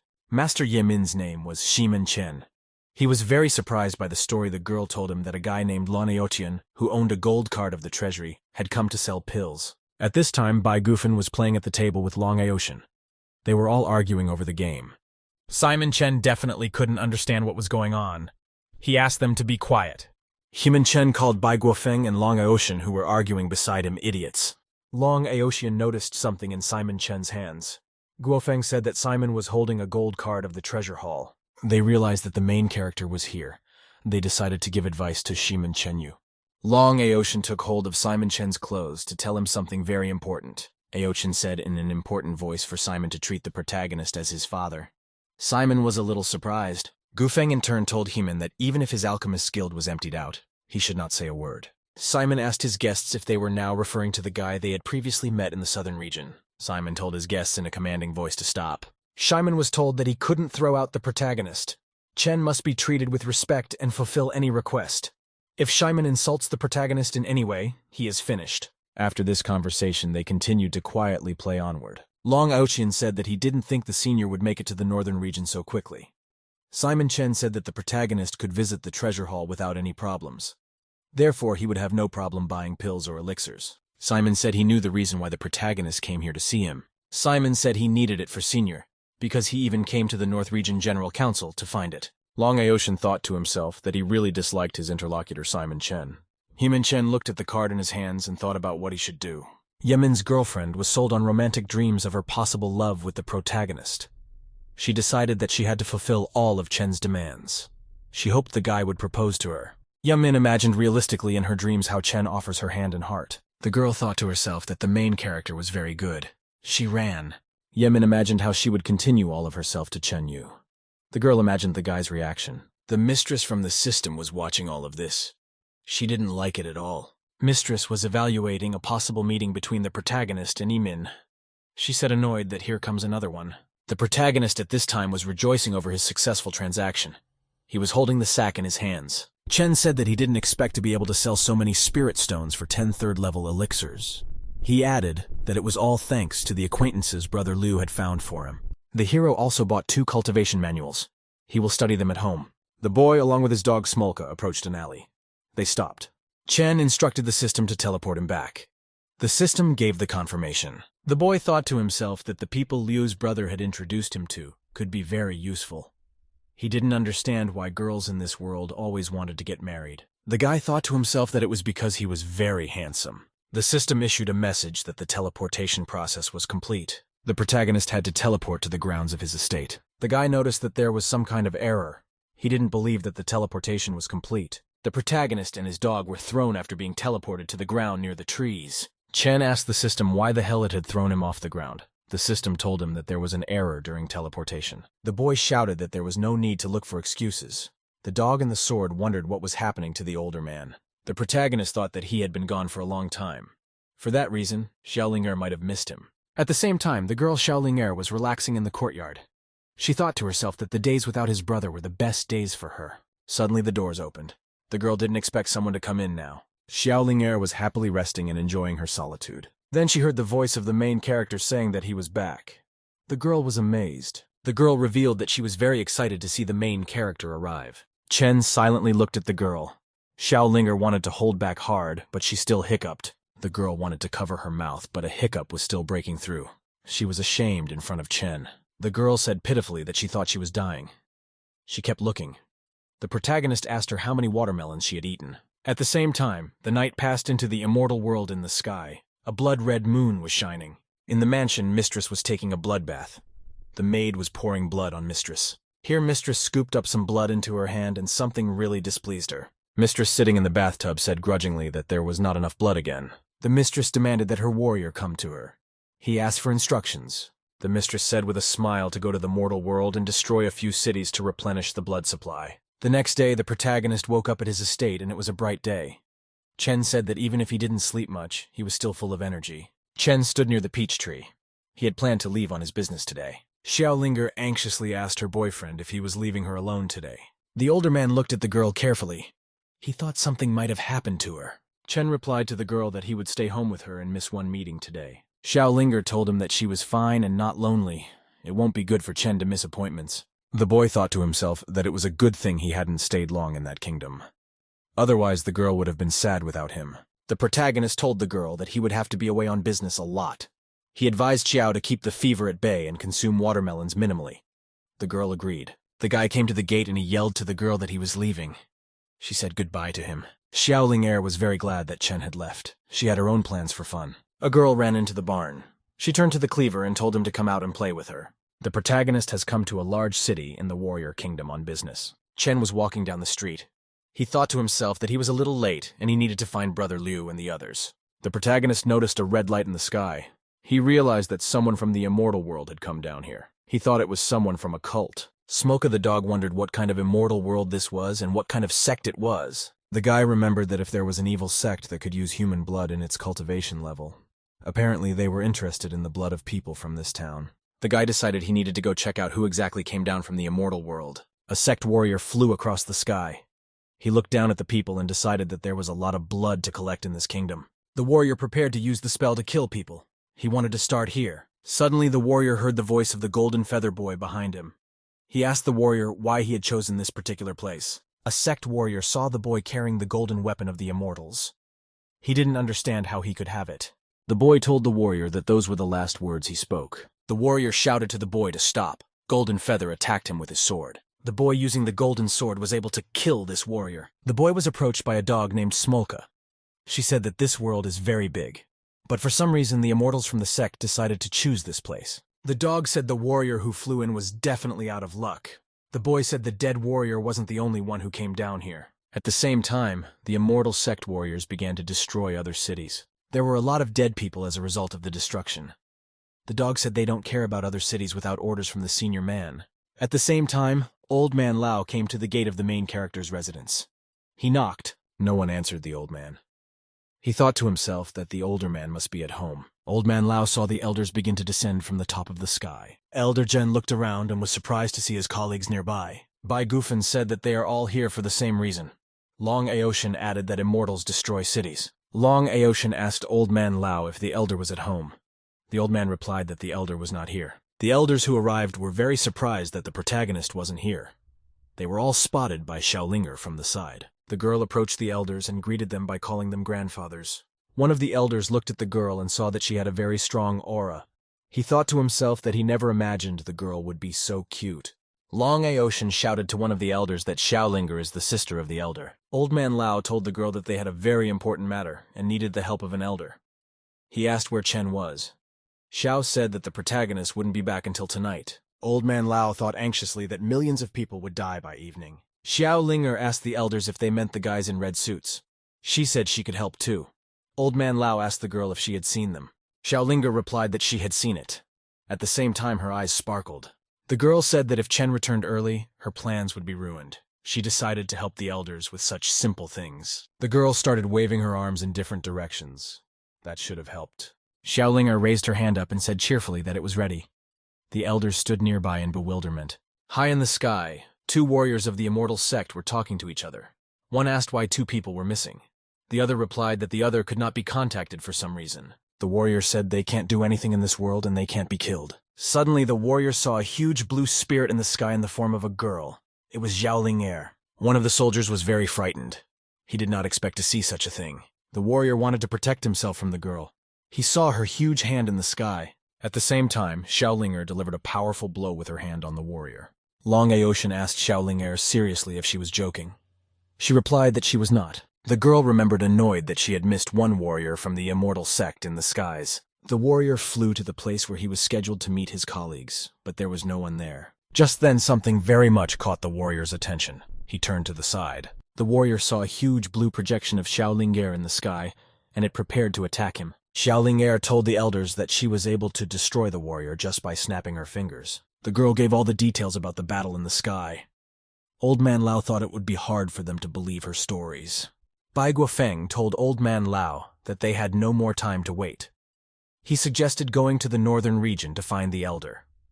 The old man replied that if they went there for nothing, they would violate the agreements of the elder in the region. A masked warrior jumped down from a tree and turned to Old Man Lao. He asked what was wrong. The masked warrior said that the immortals who destroyed the city were confronted by a huge figure. After that, they all disappeared. Old Man Lao was very surprised by this story. He asked the masked warrior if he had told everything. After that, Old Man Lao commanded the resolute warrior to leave. The old man thought to himself that they were thinking too much. He also remembered Xiaoling'er's stories. The girl told the elders that if she had helped them, now let them help her. The elders were busy working at the main character's estate. They decided to fulfill Xiaoling'er's request.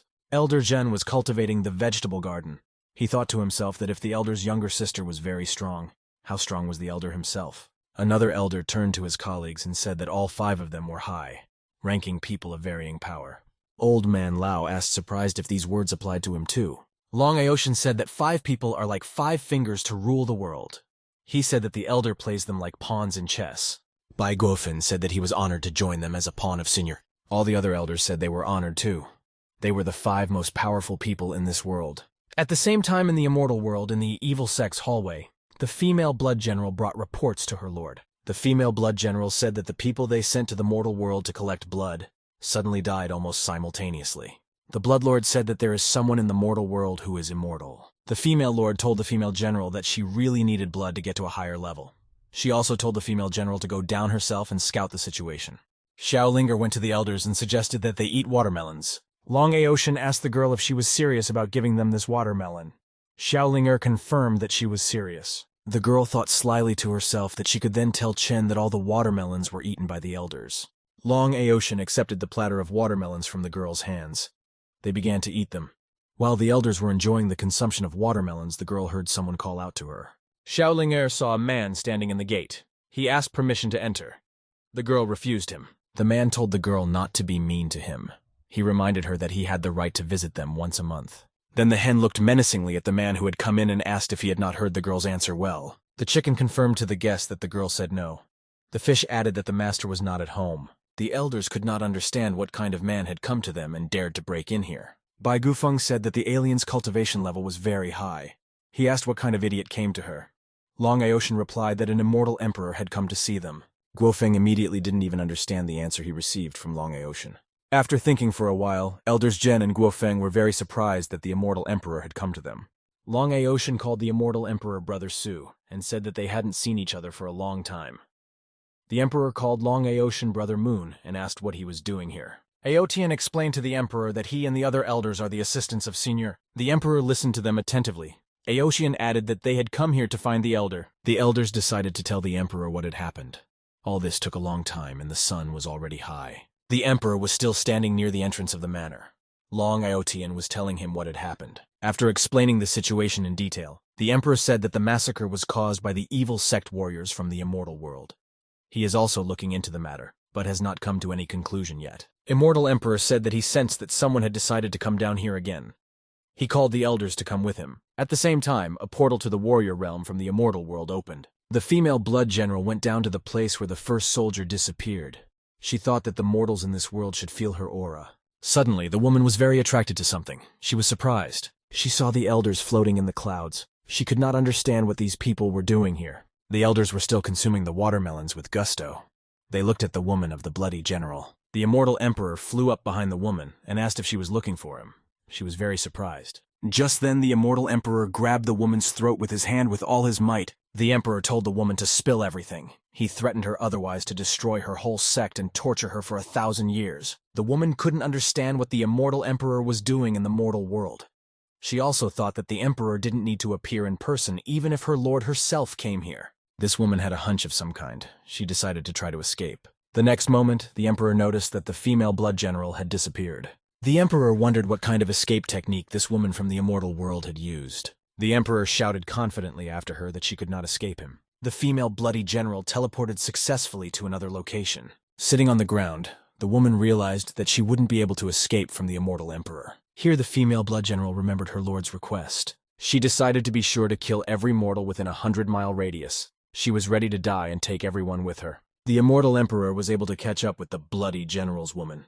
He asked her how dare she brag to him with such weak skills. The Emperor told her to look at the real power, and he activated his virtual amulet. The Emperor thought to himself that he couldn't use that much energy. The female bloody general realized that the immortal Emperor in this world appeared because of someone he was looking out for.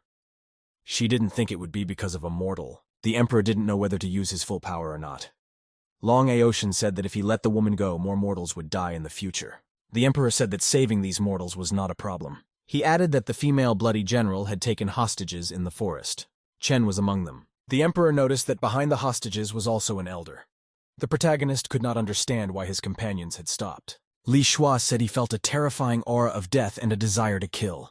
Another guy, Peng Han, said he couldn't move at all. Peng Han realized that he couldn't even speak. He didn't realize it either because of suppression or fear. Peng Han decided that in such a situation, they couldn't just sit and wait. He decided to act now, even if it was 1 chance in 10,000. Peng Han decided to save the girl Shan Shan by all means. She was standing there unable to move. Peng Han noticed that the main character had decided to approach a woman from the immortal world. He asked her what he was going to do. Peng Han told the protagonist not to go there for he would be killed. Smolka the dog asked Sword what they should do now. The Sword replied that it could not fight this woman from the immortal world because it was very dangerous. The female bloody general was surprised that the protagonist was freely approaching her. She saw that Chen was only at the first stage of Dantane formation, but he wasn't suppressed by her ki energy. The main character approached the girl and asked if there was anything he could do to help her. She was very surprised. Smolka the dog and the golden sword didn't understand what the main character was doing now. The female bloody general replied in a surprised voice to the guy that she had taken them all hostage. The guy was surprised to hear that. He didn't expect that there were still such things as robbing ordinary girls. The woman from the world of immortals was surprised that the protagonist called her an ordinary girl. She eventually decides that Chen is very strange, and so she might as well kill him. The woman wanted at that moment to hit the guy's neck with her hand with all her might. No matter how hard the woman tried, she was never able to bring harm to the protagonist. All the attacks of the female bloody general did not bring any harm to Chen. The woman was very surprised. She didn't understand why she couldn't break through the guy's defense. The main character took the woman's hand and told her not to worry. He told the woman to take the soul stones, and she would always be as safe as when she met them. The main character told a woman from the immortal world that his friends are very powerful. The female bloody general thought it had been 1,000 years since she had been treated like a normal girl. She was surprised the guy gave her the spirit stones. The main character turned around and waved to the woman and told her to go home. She was surprised. The woman squeezed the rocks so hard they cracked. She thought the main character was still crazy. The woman decided to attack the protagonist from behind. She wanted to know what other secrets he had. The female bloody general was surprised that the guy didn't even move during her attack. She realized she couldn't attack the guy because of the space barrier. A woman from the world of the immortals noticed that she could not harm the protagonist or his friends in any way. The female bloody general realized that even the immortal emperor was not capable of such a thing. Here she felt a source of power that kept her from attacking. The woman from the world of immortals turned her gaze into the endless distance to the mansion in the mountains. She saw the system mistress standing on the balcony of the mansion and looking at her. The mistress of the system strictly said that a woman is not worthy to touch the protagonist. A woman from the immortal world felt a blue glow surround her. The female blood general began to be enveloped by blue lightning. She couldn't resist. Gradually, the blue lightning bolts began to destroy the female bloody general. After that, the space barrier was deactivated. The protagonist and his companions felt it immediately. Chen asked, wondering where the woman from the world of immortals has gone. It was as if she had vanished. Shen Shen's girlfriend asked the protagonist if he was okay. Chen asked what was wrong. Eventually, Shen Shen began to explain to the protagonist in detail everything that had happened. Chen was very scared when he found out that the woman from the immortal world actually wanted to kill him. Peng Han was surprised very much that the protagonist did not understand everything right away. The protagonist said that he was actually very weak. He thought to himself that he didn't have the spiritual root to sense the aura of the enemy. Li Shua said that he has a feeling that Chen himself does not believe that he is very weak. Shen Shen said that they were done practicing for the day. The protagonist told her that he hadn't practiced enough. Li Shua offered compensation in the form of a walk. Suddenly, Li Shua felt a card activate in his pocket. He thought it might be urgent news from home. Long Aoshin said that he regretted that he didn't see Senior Battle.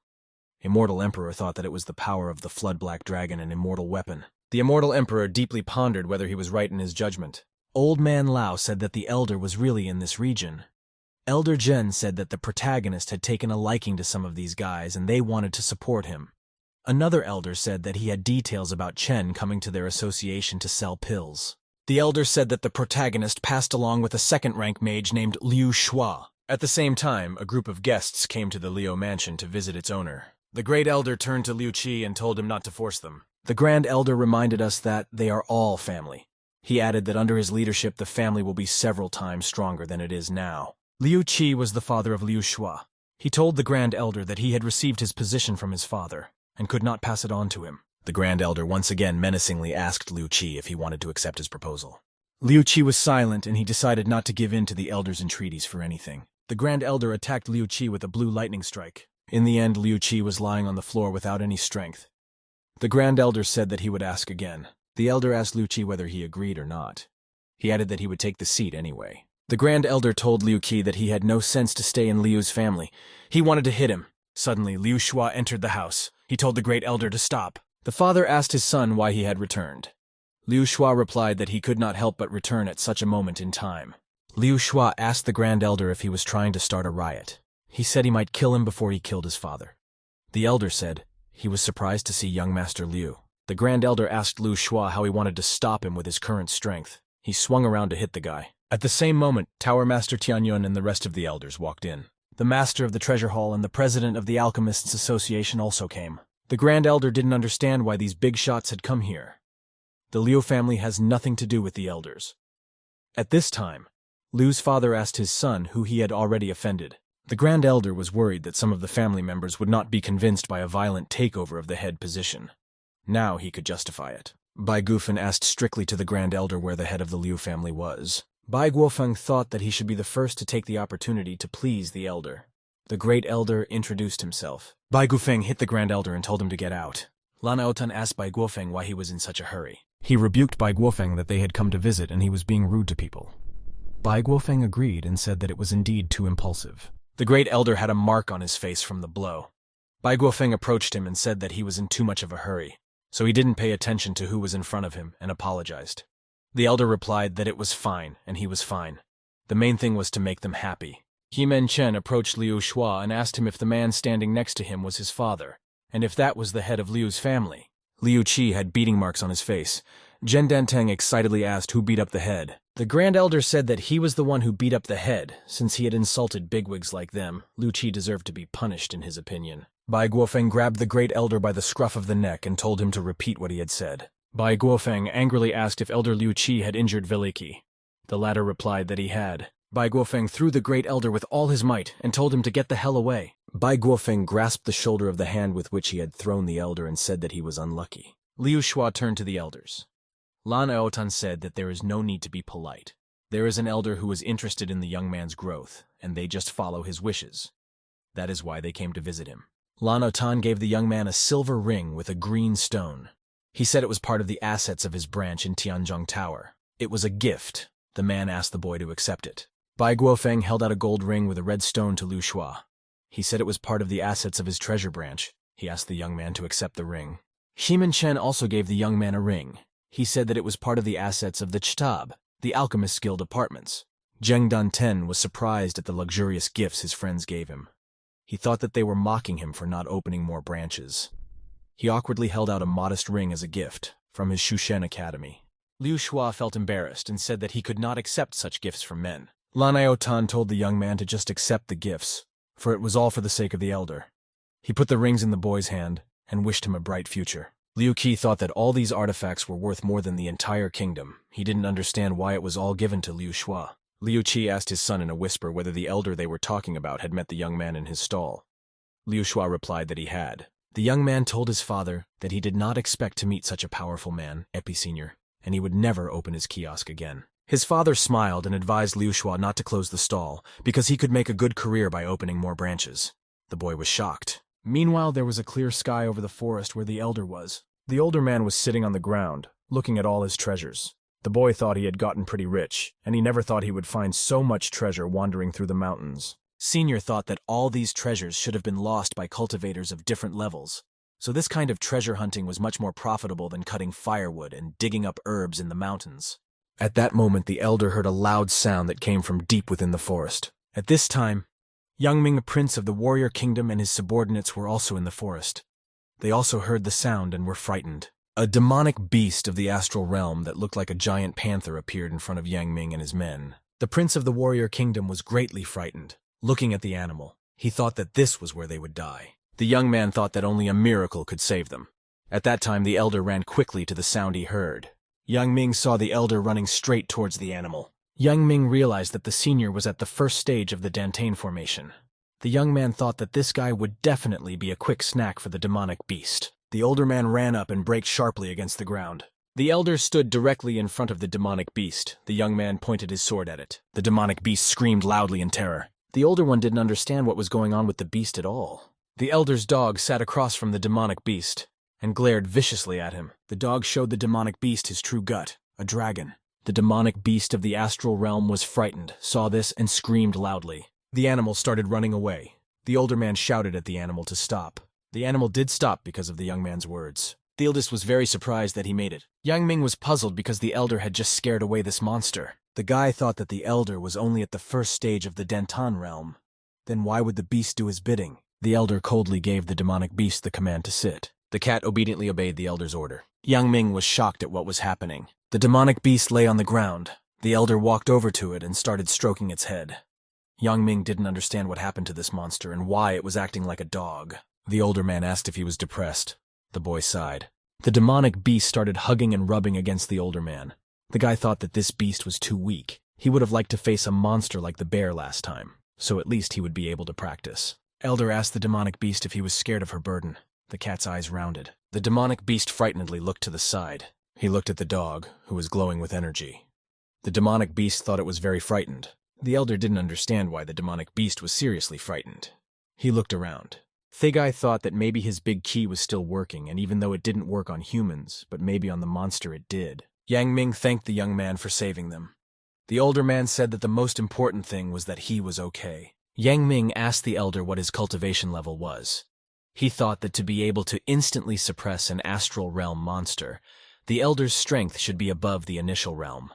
Most likely the strength coming from him was just a trick. The elder was embarrassed by this question. He didn't want to talk about his low cultivation level.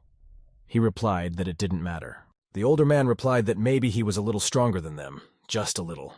Ming thought that the guy was hiding his cultivation level. He said that he understood. Ming said that he wouldn't bother the elder anymore, and now he had to go. The elder told them to take care of themselves. One of Ming's subjects asked him if it was true that even he couldn't determine this guy's cultivation level. Ming replied that he really couldn't. He thought that the elder was much higher than the rest of the realm, perhaps so much higher that he couldn't even comprehend his strength level. The prince said that Senior had let them know that they shouldn't ask him about his cultivation level, so they should stop. The guy was going to demonstrate the way the elder looked at this world. Ming said, "Put 2 fingers to the eyeball so that a small circle is formed. The guy thinks that for the older one, the world is exactly like this." Ming thought that the presence of such a person in the kingdom was an important event, so he should inform his father as soon as possible. Senior wondered what to do next. With his key bug, he wouldn't be able to find any monsters to practice his skills. But it looks like he can make those monsters search for treasures on this mountain. The elder told the demon cat that she was in his power, so he asked her to take the elder to the other monsters. The cat listened to him, and Chen Pingang went to explore the area with the animals. The cat led the older man to a huge gorilla. It growled angrily. Gorilla was at the 2nd level, the nascent soul realm stage. Chen Pinghan was at the 1st level of the Dantain formation stage. The guy was going to use the gorilla to raise his skills. He pointed his sword at it. The eldest managed to defeat the gorilla. She fell first. His team of animals increased. Chen Pinggang, along with the 3 animals already there, continued to explore the forest area. An hour later, dust rose over the forest. It looked like someone was running through the forest with such force that it could be seen from afar. The cultivators gathered and blocked one of the paths in the forest. Someone said for everyone to stay alert. The cultivators were surrounded by a protective barrier. At this moment, Lanaotan came to the scene. He asked where it was. The head of Monster Supervision greeted the elders and thanked them all for their help in intercepting the monsters. Lan Aotan replied that they were here from certain things too. He asked them to stop flattering and suggested that they talk about the situation in general. The elders learned that there was a flood of monsters rushing through the forest. Along with Lan Aotan, Himen also arrived. The last time he could remember was decades ago, when someone had hunted down and killed a baby Mahayana Peak monster. As a result, the Mahayana Peak monster had led thousands of monsters across the land, nearly wiping out half of the entire kingdom. The head of monster supervision said that the wave was moving towards the kingdom, but this time it looked like someone was controlling it. The numbers of the wave reached 10,000. The elders were stunned by so many monsters advancing on the kingdom. Bai Guofeng asked if the goal was to strike the kingdom, who could control so many monsters, and if an immortal was behind it all again. Lan Aotan said for Brother Su to leave, meaning that there are no other immortals in the mortal world to cause trouble. Lan Aochen also wondered who was behind all of this. In any case, he couldn't leave the tens of thousands of people living in this city to die. At this time, a wave of animals were carrying straight towards the cultivators at a great speed. They were closing in on them. Lan Aotan was very surprised to see someone riding a bear. Bai Guofeng also saw this. He was stunned. Lan Aotan said that he wasn't even surprised. Bai Guofeng added that it's not surprising, it's just commonplace. Himen Chen said that he had seen this before. The head of monster supervision was astonished. Such a reaction, he asked the elders. Didn't they just talk about how they weren't going to abandon people? Did they all give up? Lan Aotan said that they give up. After all, the person who controls this wave of monsters is Senior. The elder was riding a bear in the center of a crowd of monsters. The guy thought it was a lot more fun than driving a car. The bear was traveling at breakneck speed. The elder noticed the cultivators and wondered why there were so many people there. The young man pulled the skids and the bear stopped. The bear stopped right in front of Lan Aotan. The guy said that he was very glad that he ran into him here. The head of the monster supervisor was very surprised that the young man was only one to control such a wave of beasts. Considering his profession, he should ask this guy how he was able to control so many monsters at once. The head of monster supervision hadn't seen something like this ever before. Indeed, he couldn't understand how the elder was controlling them all. The head was amazed to see a dog come out from behind the bear. The head of monster supervision recognized the dog. He realized that it was actually a dragon. Lan Aotan said that they thought it was a wave of animals that wanted to attack the kingdom and were already preparing to attack. But apparently they were worried for nothing. The elder said that he had gathered all these animals because he needed their help to find the treasure. The elders didn't need to worry. There was no danger. The guy clapped his hands and told all the animals to disperse. The huge crowd of animals fled away from the elder in a flash. They carried on at great speed, kicking up dust high all around them. The animals knocked down everything in their path, broke trees. The guy was amazed to see it from the outside. Senior thought it looked pretty dangerous, so in the future, he wouldn't do it again. The elders wondered who else would pull something like that off. Returning home, the boy said that he had never thought that the wave of beasts could become so dangerous. Tomorrow, the young man had to go to Miss Tian's house to find out more about the tournament. The boy opened the gate of the house. In the courtyard, Warden Duan was waiting for him. The girl noticed that the elder had returned. The elder noticed Warden Duan standing in the courtyard. He asked what the girl was doing there. Warden Duan replied that she wanted to live here. The boy asked her what she meant. The girl said that it was honestly her uncle's place. 5 years ago, he left it in Warden Duane's care and left. The girl didn't care about this place. But recently the bookstore had to close for renovation, so she would have to live here for a while. The older man was confused when he found out it was her uncle's house.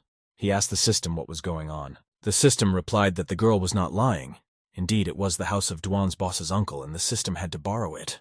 The guy was pissed off. After finding this out, he asked if the system couldn't have said this before, and why would she lie? The girl came close to Chen Pinggan and told him that she could not find temporary lodging except this house, so she asked him to be kind. The young man agreed. Senior went inside the house with Boss Duan. Evening had come. The girl decided to take a bath. She wiped her neck with a towel. Warden Duan thought how nice it felt after a bath. The girl looked very seductive. The older man thought that this woman was definitely doing this on purpose. The young man blushed with embarrassment and thought that he must have been crazy to agree to her living with them. The girl reached out to Chen Pinghan and asked if he was okay, if he was uncomfortable. The girl wrapped her arms around the guy's neck and asked if he was thinking about some naughty things. The elder shouted, "What is she even talking about? There's a child." Xiao Ling. He asked the girl to be more restrained and not to dress so revealingly. At this time, Xiao Ling was sitting at the table eating watermelon. Duan's boss laughed and said she was only joking. They all know each other. The girl told the older man that he shouldn't worry so much about small things. Warden Duan was about to go to bed. She went to her bedroom. The girl smiled seductively and asked Mr. Chen not to do anything indecent with her this night. The girl flushed again with embarrassment. The older man asked what she was even talking about. Chen Pinggang went out into the courtyard. He was angry and wondered why she was making this up. The guy went into his bedroom and slammed the door loudly. Xiaoling looked at this in surprise. The girl didn't understand anything at all, she thought, as long as they didn't take the watermelons away from her. Senior, sitting on his bed, thought that Mrs. Duan is dangerous and the guy is in danger. Every time the girl sees the guy, she keeps teasing him. Chen Pinggang feared what would happen if she only came to his room tonight. The guy thought that it was impossible since Xiaolin was at home, and the girl wouldn't be so bossy.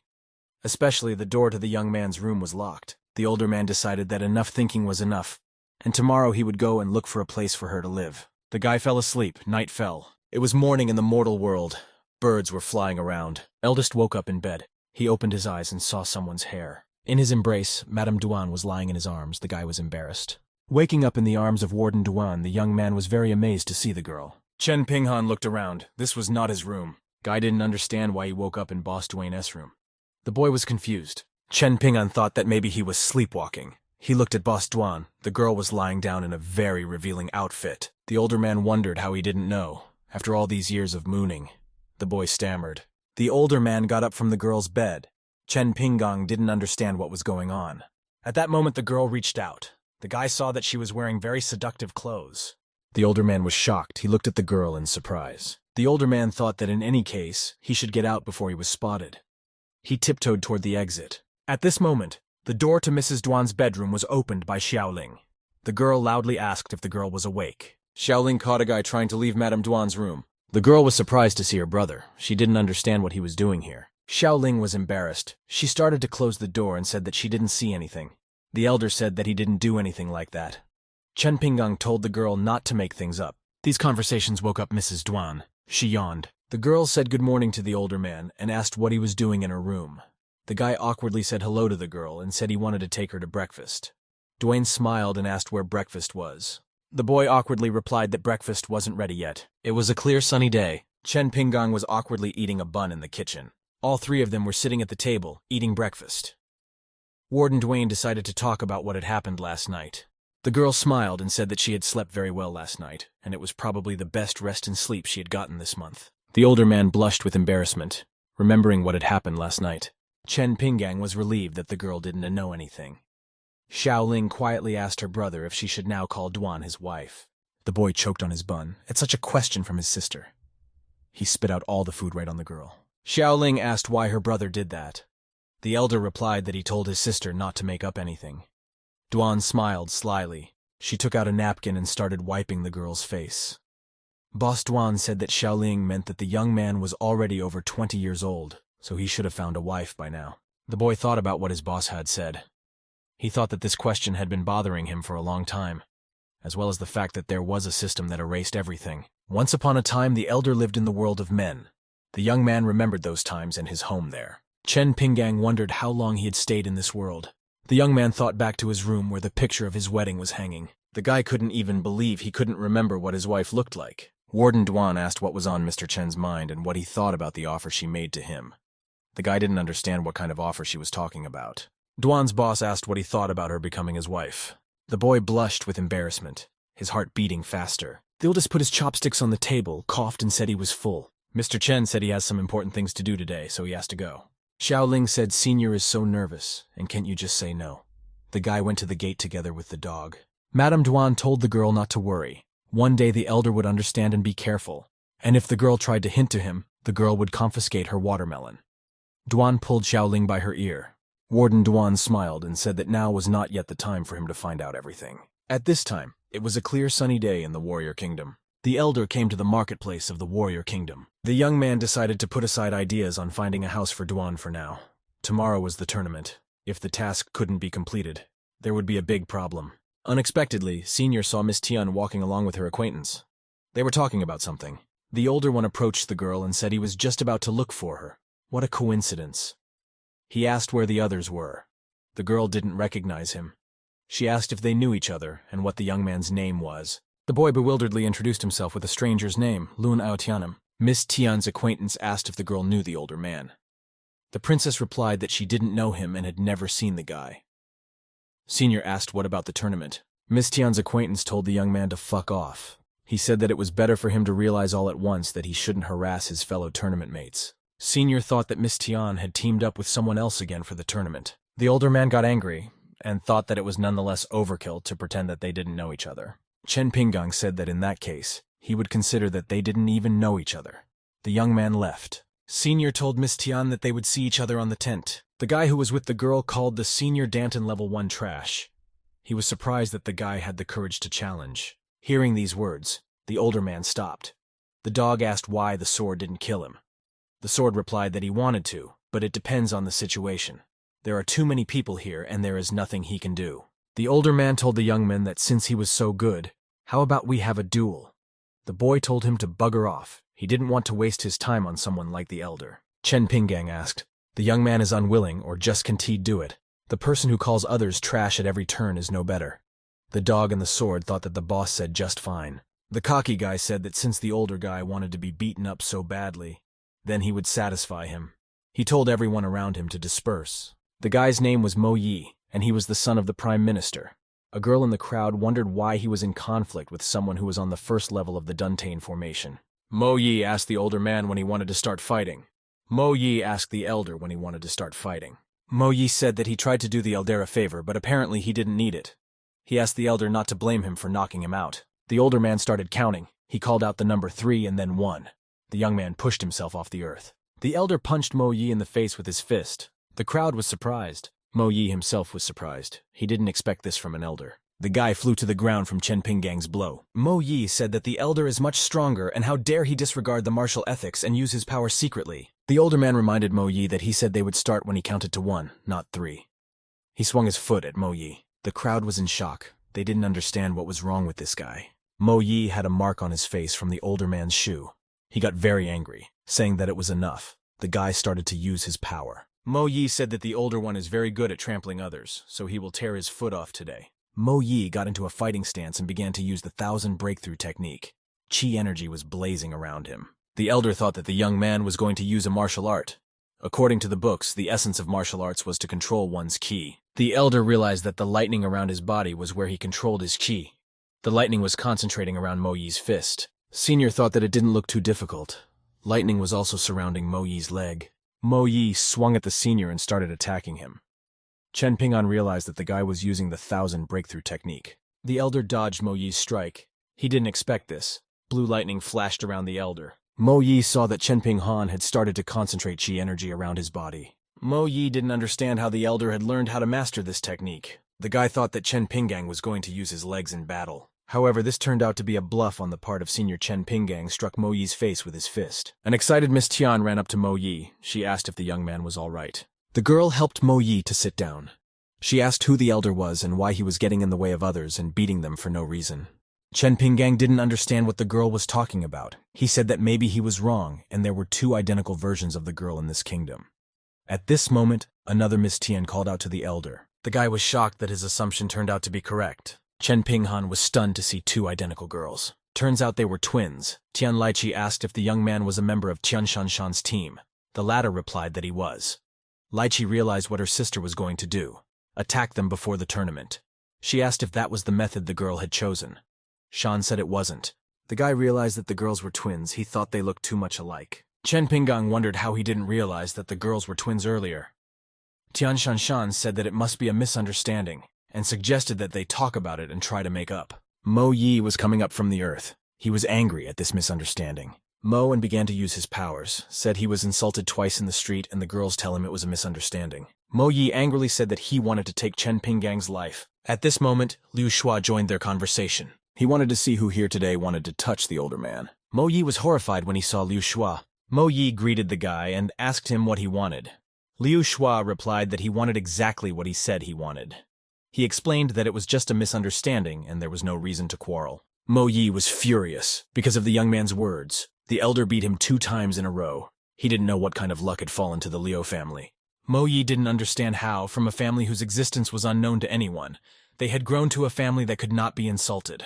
Liu Shua smiled widely and said that it seems that Mo Yi doesn't really like it. Liu Shua asked what the guy thought about him exchanging a couple of punches with him. The elder said that it was unbelievable that Liu Shua was already recognized even on the streets. He wondered who his uncle was. The guy thought that there were big people behind Liu Shua. The guy thought that the senior was overplaying his hand too much. After all, he was the one who gave him everything Liu Shua had now. Mo Yi still pacified his anger and apologized to Liu Shua. He said that it was just a misunderstanding and they were leaving. Chen Laiqi glared angrily at her sister. Liu Shua thought that the elder could kill these two with a single sweep of his hand. But after all, he was pretending to be an ordinary person. Chen Pinggang said that he was sorry, and because of him, the two sisters now have a conflict. Tian Shanshan replied that it was fine. The girl said that because of certain circumstances, she and her sister had a bad relationship for a long time. Tian Shanshan suggested that the older man go to practice. Meanwhile, in the immortal world, it was a dark night in the evil sect. The immortal emperor came to the evil sect's territory. He thought it was a disgusting method of cultivation. The man thought that apparently the elder also knew about the existence of these people, and for him to find them because of a mistake was to erase them. The immortal emperor thought that there was no need to give notice. He began to use his powers. His tremendous strength rushed to the top of the immortal emperor. The immortal emperor was going to exterminate all the members of the evil sect. He angrily commanded them all to die. The immortal emperor struck using his power on the sect. There was a loud explosion. Suddenly, the immortal emperor noticed something flying out from the explosion site. It was the Bloodlord who flew out. She thought that it was no surprise that people sent to the mortal world were dead. She thought that at best, it was a person from the immortal realm. The girl didn't understand why it was the immortal emperor. A sword was placed in front of her face. The immortal emperor asked if the girl thought she could escape. The Bloodlord stated that he couldn't kill her, because he knew who was behind the girl, and if the immortal emperor killed her, he would also die. The immortal emperor looked coldly at the Bloodlord. The man swung his sword and took the head off the girl's shoulders. He smiled and said that he would look at it again. It was a clear day in the divine world and the sun was shining brightly. Someone was playing checkers in God's world. The full man said that in one immortal world, the demonic seed he had sown was destroyed, and the reason was not clear to him either. The old man who was playing with him thought about it and asked if he was talking about the devastated immortal world. The man asked how the old man knew about it. The man said that his men had wounded the dragon, but he thought that was how it had fallen in the devastated immortal world, yet there was no trace of it there. The old man even had a premonition that something terrible would happen next. The man asked if there was someone stronger than them in the immortal world. He added that it was time to send someone and check things out. The man made a move with his checker. The immortal emperor walked through the ruins of the evil sect after the battle. He thought it was good that in the end the problem was solved. At that instant, the immortal emperor saw a huge golden door appear in the sky. The golden gate in the sky opened. The immortal emperor was very surprised to see them. He didn't understand what they were. A man from the divine world appeared from the golden door. She asked if the man was the son of the immortal emperor of this world. A girl from the immortal world descended to Earth. She said that it seems like it was the immortal emperor who destroyed this place. The person from the immortal world asked who was behind it. The immortal emperor raised his sword and told her to dream of the answer. The girl was surprised that the immortal emperor was going to fight her. She noticed that he had a strong spirit. A girl from the immortal world would like to see this battle. She wondered if the immortal emperor's bones would break first, or if he would be torn to pieces immediately. She began to use her strength and attack the man. The peach tree was blooming in Chen Pinggong's garden. Warden Duan was resting in a chair under the peach tree. A vision came to her of a man from the immortal world who had come to the mortal world. Warden Duan realized that it was the executioner who had come. Warden Duan called for help with a kitchen knife. It came in a flash. The kitchen knife took its human form. Warden Duan told him to go to the world of immortals and help the emperor. Knife smiled and said he would do it. The executioner all fought the immortal emperor. The girl said that the immortal emperor had a lot of courage to withstand her attacks for so long. The man told her to go to hell. He could hardly stand on his feet. The executioner noticed that there was still a man on the battlefield. That man was a knife. He flew to the immortal emperor's aid. The executioner said that she thought the man who came down here would be more impressive. However, it was only a small servant. Knife sighed. He said he thought someone would be stronger here, but unfortunately he doesn't have time to play with the executioner. Knife took out a spell seal. Knife began to use his powers on it. The executioner looked on in horror. At this, she realized the knife was about to be used. The girl looked with surprise at all these seals. There were so many of them. The knife replied that there were more than 3,000 such seals. They surrounded the executioner. The knife decided to break only one seal today. He cut it in half. Knife said that would be enough to do the job. A sword of energy materialized in his hand. The immortal emperor fell to the ground. He coughed up blood. The immortal emperor realized that the man was the spirit of the knife from the elder's house. He woundedly sat on the ground. The executioner asked who the knife was. He replied that she did not need to know who he was. Knife conjured up a sword. The light from it traveled upward. Chi energy began to appear around the sword. It collapsed everything around it. The executioner grimaced and asked the knife to stop. Knife swung his sword and destroyed everything around him in an instant. The blow of the sword came against the executioner's body. The girl screamed pitifully. Knife thought that he really missed the times, destroying the immortal world in one blow. He used to have more fun before. The immortal emperor didn't know that the knife used by the elder possessed such strength. The immortal emperor, looking at the crater left by the knife, wondered what the elder's true strength was then. A peach tree was blooming beautifully in the elder's yard. Knife finished his mission and flew home. He reported that everything had gone well. Warden Duan was displeased and asked what was good about it. Duan sat together with Xiao Shui and drank tea. The girl told the knife to make it more clean next time. The knife was confused. Warden Duan told Knife to go. He scratched his head, he felt awkward and said he would go. Duan put the cup on the table and thought that the emperor was still here and would need to meet him. At this moment, the immortal emperor was standing outside the elder's door. He thought that the young man had sent the knife to save him, and perhaps Chen Pinggang had already returned. The emperor felt it was necessary to tell the elder about the world of immortals and the secret attack by one of them.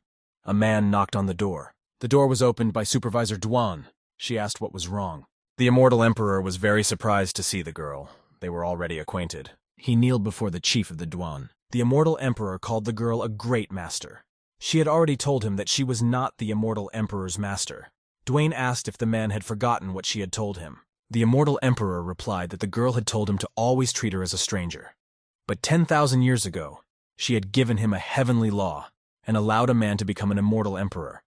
He would never forget her kindness and would never be able to repay her. Warden Duan said that since she had given him the heavenly law, the girl could not afford the word master. She asked the emperor to be a good boy and pretend he didn't know her. The heavenly emperor agreed. Warden Duan said that if the emperor was waiting for the elder, he wouldn't return until late in the evening. She suggested that he come in and see Xiao Shui. Xiao Shui glared angrily at her father. Immortal Emperor saw the girl and thought that he would come by some other time. Warden Duan thought that the girl would calm down after a while. The Immortal Emperor hoped that Duan was right. The reason why Xiao Shui doesn't want to see her father might be because of her mother. Warden Duan stopped the Immortal Emperor's story and said that she already knew everything and wasn't interested in hearing about it again. The man realized that it was quite expected that the girl already knew everything. The Immortal Emperor had a feeling that Chen Pinggang was a great strategist.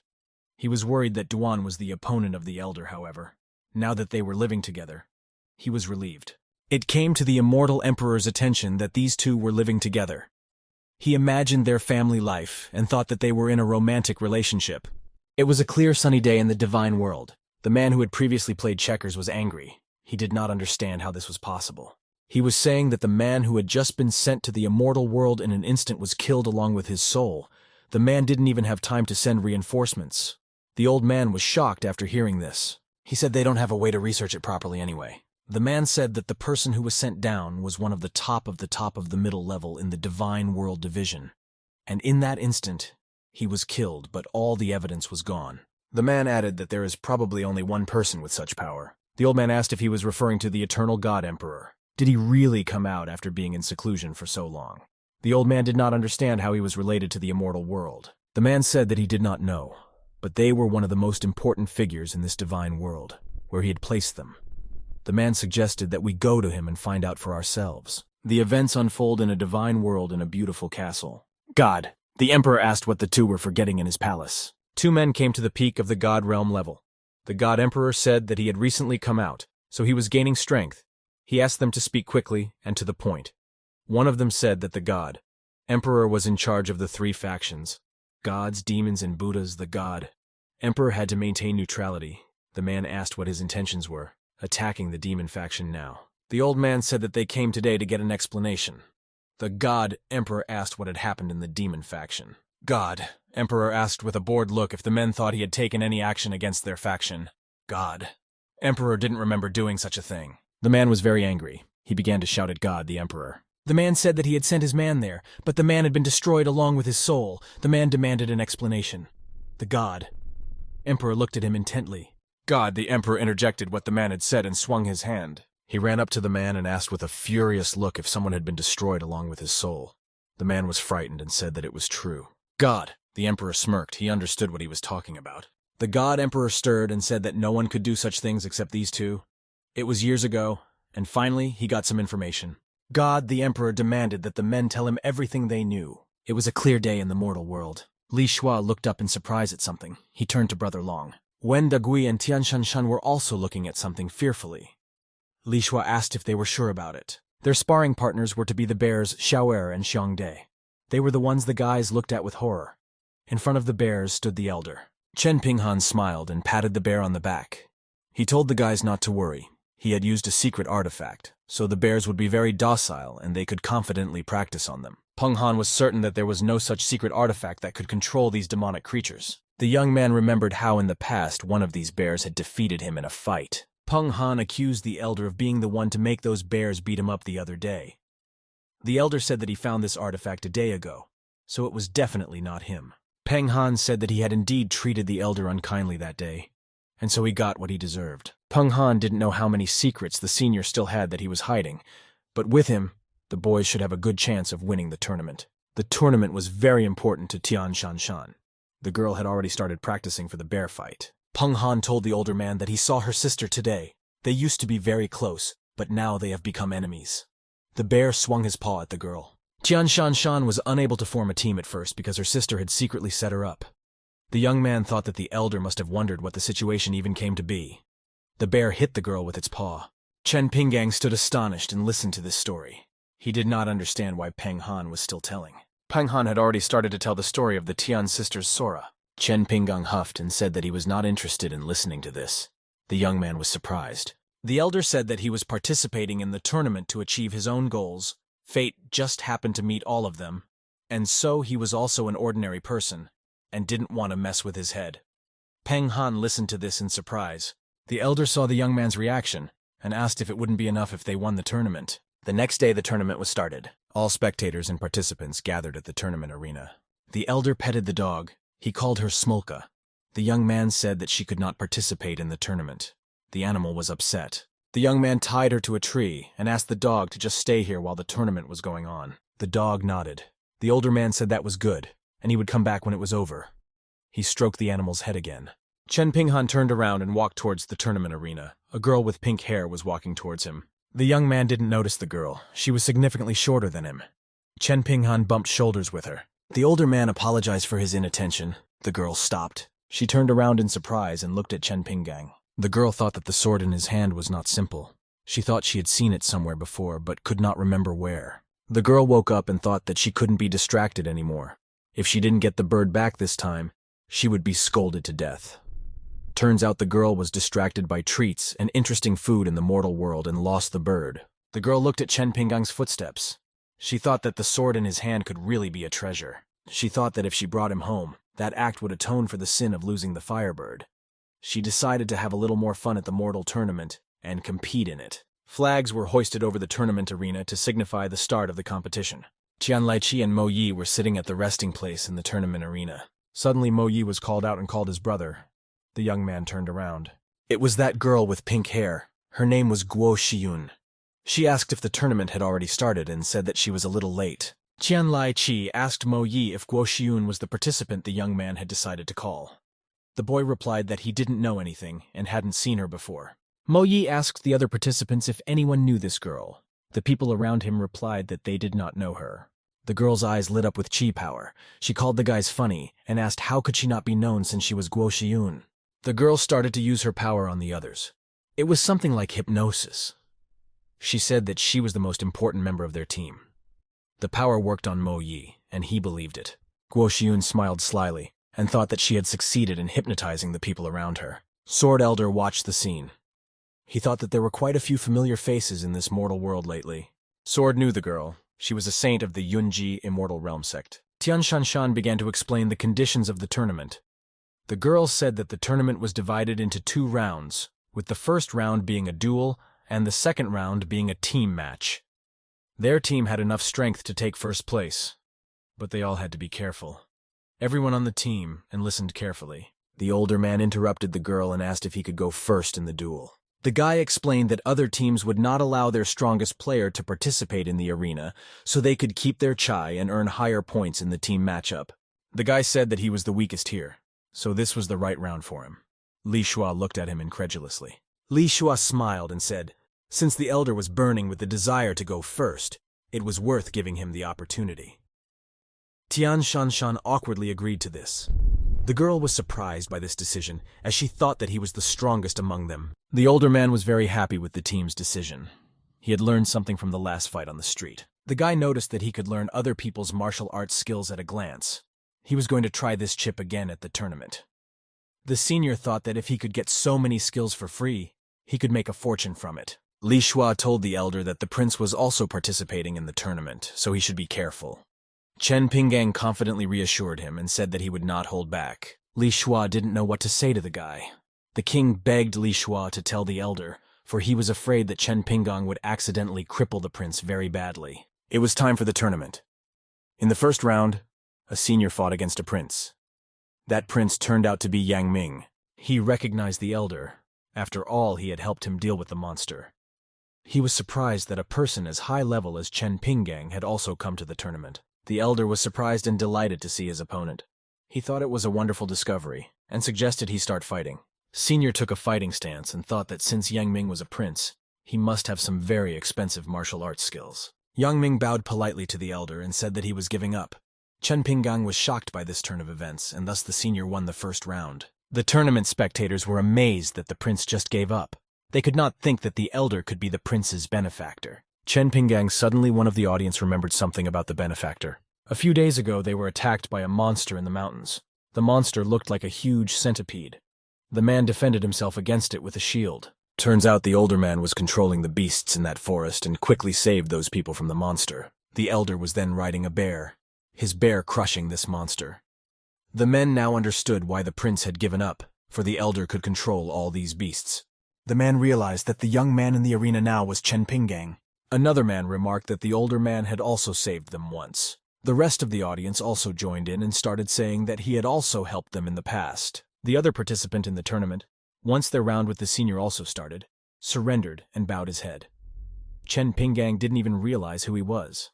This situation was repeated again. Another participant surrendered to the older one. The guy was amazed by this. He said that they had not even started fighting and those were already surrendering. At this point, another tournament participant approached the senior. He started singing a song in which he thanked the elder and showed him a heart. The elder became very angry and resented this behavior.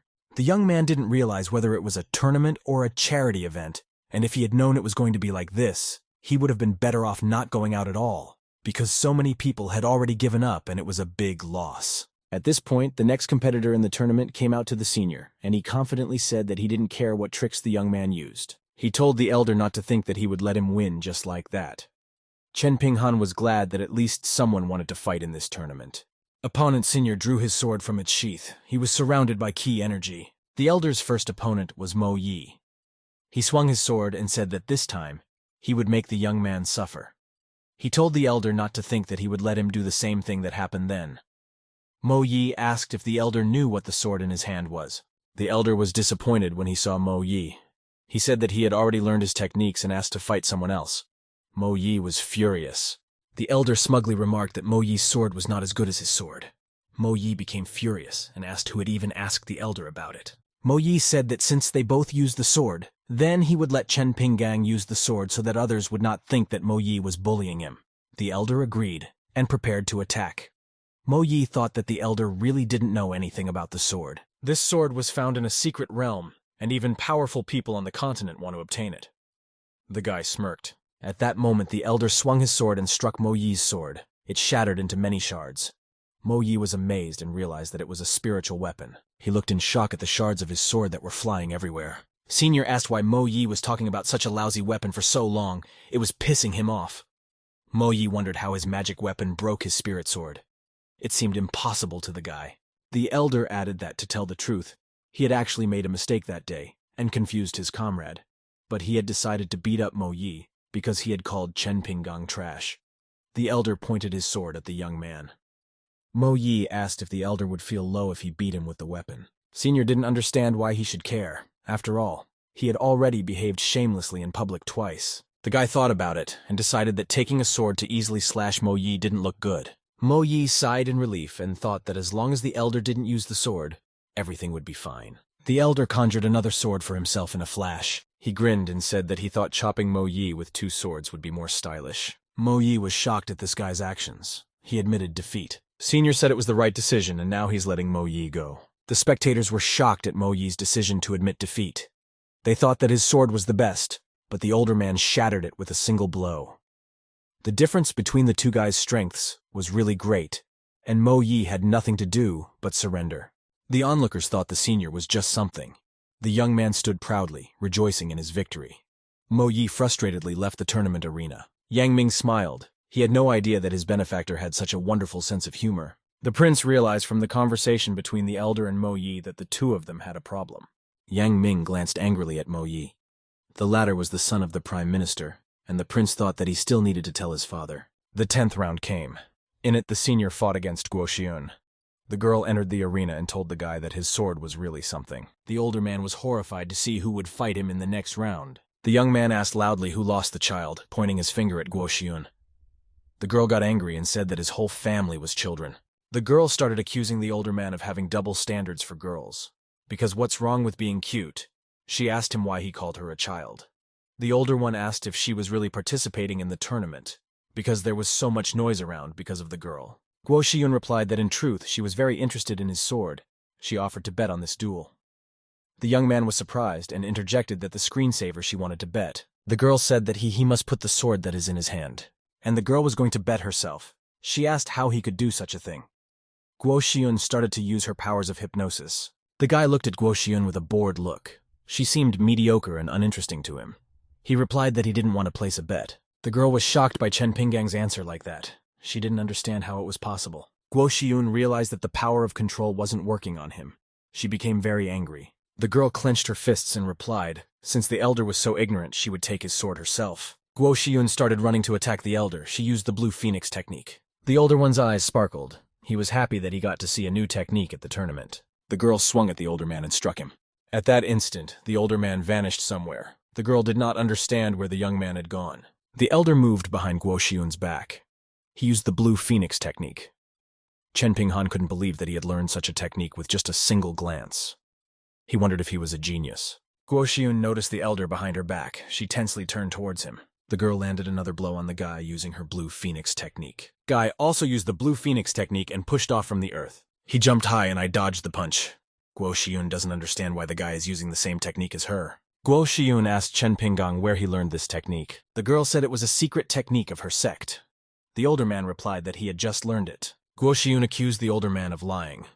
He smiled and said that he wasn't lying and suggested that they shouldn't compare anything in general and just continue. The girl agreed. She figured that no matter what the truth was, the secret technique had already seeped into the mortal world. The girl reached for the sword on her back. Guo Xiun thought that this was why the elder should not be allowed to stay alive. She activated the power of her sword, drawing it out. Everything around her glowed with blue flames. The onlookers were surprised that Guo Xiun had a supreme spiritual weapon, because there weren't many such weapons in the entire continent. They wondered where this girl came from. Guo Xiun was a supreme master. The shape and will of her sword was unknown. Her sword was ready to be used. Many blue glowing swords appeared around. Guo Xiun closed her eyes and pointed all those blue swords in one direction. The elder was amazed that immortal cultivators usually recited their spells audibly. Senior decided to try to learn this spell. He said out loud, Supreme Master Gu Shifan. The power of the spell began to appear around the elder. Guo Xiun asked the young man if he could see the most powerful martial art of their sect. Qi energy also began to appear around the girl. Each sword the girl created represents a piece of the kingdom. Guo Xiun explained that one sword equals one human death. At that moment, the girl was suddenly struck by something. She stared forward. Chen Pinggang also created such swords from Qi energy. They surrounded the guy and were aimed at Guo Xiun. The boy didn't understand what she was saying. He looked at the girl with a thoughtful face. Guo Xiun was angry that the senior was copying her techniques. The elder pointed all of his swords at the girl. Guo Xiun thought that he was clearly not a mere mortal in the immortal world. The girl had never heard of a genius of this level. Guo Xiun pulled out her sword from behind her back. It gleamed in the sun. The girl didn't believe that she couldn't defeat the elder. Guo Xiun started to use her strength on her sword. Suddenly, Guo Xiun stopped. She thought she saw a firebird behind her. The girl turned around, but there was nothing behind her. She thought that the aura of the firebird had appeared at a very bad time. Guo Xiun yelled at the guy and told him not to dare to run away. If he had the courage, he should wait for her to come back and they would fight again. The guy was confused by this sudden departure of Guo Xiyun. He didn't understand how to undo the spell he had just learned. The girl flew away in the blink of an eye. Chen Pinggang shouted after her to stop and help him. There were a huge number of Qi energy swords around the elder. The guy didn't know what to do to stop the spell. The senior looked down at the tournament spectators. He saw a man who was horrified at the sight of an older man surrounded by swords. The boy looked at the other people. They were also very afraid that the young man might hurt them. The people thought the older man was the murderer. They asked what his name was. At that time, the young man floated in the air with all his swords. The audience scattered in fear. At that moment, a letter from the system came to the elder. He looked at it with surprise. It said that the mission to make everyone in the kingdom know that Chen Pinggang existed had been successfully accomplished. The system congratulated the senior on the successful completion of the task. Chen Pinggang was furious. He didn't want people to know about him like this. He tried to break the system's notice and demanded that it help him get everything back now. After a while, everything became normal again and people calmed down. Yang Ming said that since no one is participating in the next bout, Tian Shanshan's team won the first place in this competition. He congratulated the team. Only the Tian Shanshan team members were standing in the tournament auditorium, and all the other spectators scattered. The guys were confused. Tian Shanshan asked Li Shua that they had won without doing anything at all. The guy replied that no matter what, as long as the big boss is having fun, then everything is fine. Liu Shua noticed that despite winning, the elder was not particularly joyful. Chen Pinggang was depressed. He thought that a complete mess had happened. The elder thought that at least this was the first time this had happened when he could make a name for himself in this world. And he wanted it to turn out okay. The bottom line was that now everyone thought the young man was a devil. Yang Ming walked over to the elder, patted him on the shoulder and told him to ignore it. Later the young man was going to send people to walk from one door to another and explain this misunderstanding. The elder thanked the prince for that. Yang Ming added that there would be a banquet tonight at the palace in honor of his birthday. He invited Senior to come to the party. Chen Pinggang was surprised by the banquet. At that moment, the elder received a message that the return teleportation would be in about 50 minutes. The young man realized that he would not be able to attend the banquet at the palace. The elder bowed and apologized for not being able to attend the prince's celebration. He was going to ask someone to give Yang Ming a gift. Yang Ming was saddened to hear this. The senior told his team members that he had spent a lot of time with them, but for some reasons, he wouldn't be able to stay for long. The young man apologized for that. Tian Shanshan said that since he had decided so, they couldn't force him to stay. The guy said goodbye, said they'd see each other again, and waved to his teammates. Meanwhile, some events were also taking place in the elder's home. The kitchen knife was in the guise of a man. His attention was drawn to something at the side. The same hot bird that Guo Xiyun had lost flew over his head. Knife asked the phoenix hen if she had called the firebird. The hen replied with a sparkling look that she had. The chicken. Phoenix noticed that the other creatures of the elder already had apprentices. The firebird landed on the ground. The phoenix hen said that the time had come when she would take an apprentice. The firebird was enormous in size. Guo Xiyun came to the elder's house, following the energy of the firebird. She was aghast that the aura of everyone in the elder's courtyard was stronger than an immortal emperor by 10,000 times. The girl looked fearfully through the open door into the elder's courtyard. She did not understand where in the world such a place could be found. The girl saw a kitchen knife in the yard, in the guise of a man and a phoenix bird hovering above it. The kitchen knife noticed someone standing outside the gate. The bird, a phoenix, perked up and transformed back into the shape of a chicken. Knife shouted loudly at her that the master would be back soon. The firebird asked the hen what was wrong. The hen ran away frightened.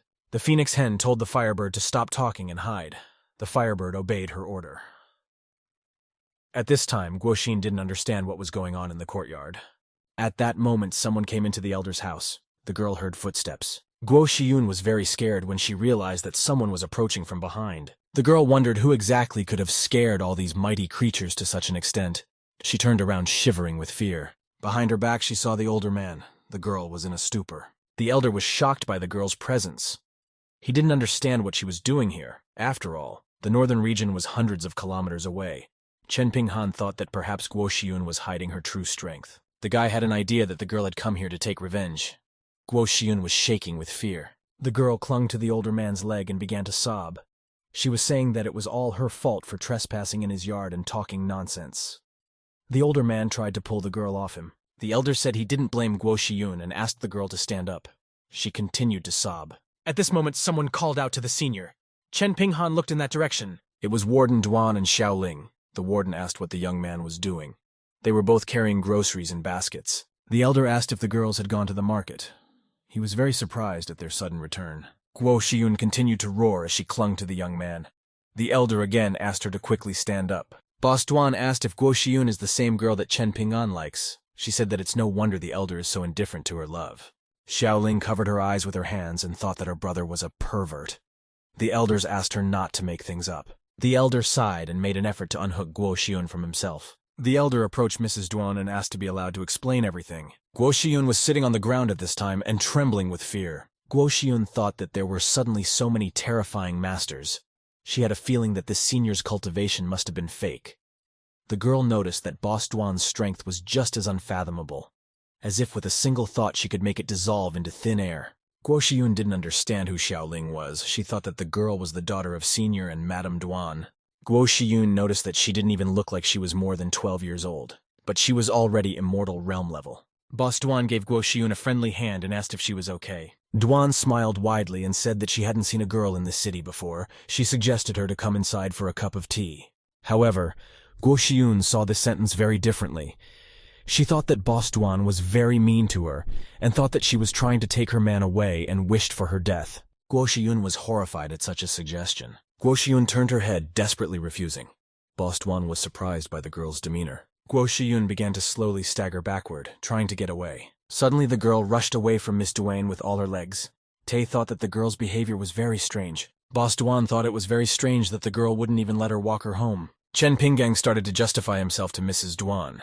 He was saying that it was really not what she thought. Warden Duan smiled slyly at the young man. She was up to something. The girl said the older one is such a cutie, and he may not have to explain himself before the days. The senior blushed and thought that Boss Duan was right. The young man didn't understand why he even started explaining things to her. Boss Duan said that she and Senior had known each other for almost 5 years, and suggested that they address each other differently. She would call the young man Pinggang, and he would call her Shin Shin. The boy agreed. Xiaoling watched with a sly smile. The young man blushed and thought that maybe after that night when they slept in each other's arms, he really had fallen in love with Boss Duan. The girl approached the older man. As he recited a new address to Madame Duan, he suddenly remembered something. Shin Shin's name seemed familiar to him. Images popped up in his mind. The guy had heard that name somewhere before. It seemed to be the name of his wife in his past life, which he had forgotten.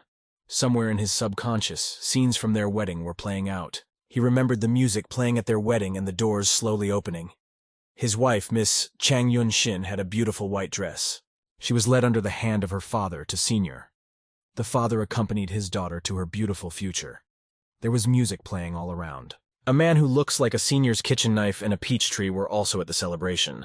The newlyweds held hands. The guest said that now the girl is an adult, she has a loving man. It was clear to everyone that it was not just a regular ceremony, but above all, it was a great responsibility and love binding, the feelings. The newlyweds were very happy with their wedding. The elder tensely recalled Shin Shin's name. The guy realized everything. He grabbed Madame Duan by the shoulders. The elder excitedly shouted out that Madame Duan was Zhang Yun Shin, his wife in the past world. Mrs. Duan snapped her fingers. The guy froze and went black and white. Because of Miss Duan's power, everything around including the peach tree became black and white. Time stopped. Everything around her froze, Mrs. Duan thought. She can't change it. She gently touched the elder's face. The girl didn't think that just changing her name could loosen the seal. She apologized to Chen Pinggang. Mrs. Duan said that according to the plan, she couldn't let the elder remember everything now, and she would have to seal his memories again. The girl touched the elder's forehead and used her power. She asked him to wait a little longer. Her power to seal memories began to take effect. The older man woke up. He didn't understand anything that had happened. The guy was holding on to Miss Duan's shoulders. She asked why he was taking so long to let her go and what he was thinking about. The boy embarrassedly replied that he was thinking about nothing. Chen Pinghan thought it was strange. He wanted to say something, but for some reason he felt like he had forgotten something very important. The guy was confused. The older man stirred and wondered where his dog, Smolka, was. The dog remained tied to the tree at the tournament site where the elder had left it. Smolka was depressed and wondered if Chen Pinggang had forgotten about her. Mrs. Duan spotted a firebird on the roof of Senior. The firebird was shaking with fear. She hoped that this elder would not chase her, or else if the Yunji sect caught her, they would make soup out of her. Mrs. Duan told the firebird not to worry. She would give them a small compensation. Guo Shiyun stood panting in the forest. She was relieved that everything was fine and she had finally managed to escape. The girl was very scared. A message came to Guo Shiyun from the system. She looked at it with surprise. At this point, 2 more notifications from the system came through to her. The girl didn't understand what it was and was very scared. At this time, some events were also taking place in the immortal world. The Yunzi sect was dumbfounded by the news that the firebird was missing. Sect elder Yue Donglai was angry. He said that this firebird was very important. He was furious that it was lost. Teacher Guo Shiyun Zhanglin Guo asked the elder not to be angry. The girl had already sent Guo Shiyun to catch the firebird. However, Guo Shiyun had not returned yet. The girl was angry that not only had that troublesome student lost the firebird, but a teacher was also reporting to the elder. The elder angrily asked, "If Shiyun didn't catch the bird, then why is Zhanglin Guo here?" She replied that the girl is the only one who has been running the sect while Yue Donglai has gone into the shadows, so she just can't leave the sect. The girl said that the mistake was made by her disciple. Yue Donglai picked up the bat and told Zhanglin Guo to stop making excuses. The man said that the girl is Shiyun's teacher, so her mistake is the teacher's mistake too. He angrily remarked that the girl's ass was so itching to get hit with the bat. The teacher was scared. Zhanglin Guo was horrified by this attitude towards her. She knew that the elder was treating Guo Shiyun as his granddaughter, however. She did not want to be treated like this. At this time, Guo Shiyun returned home.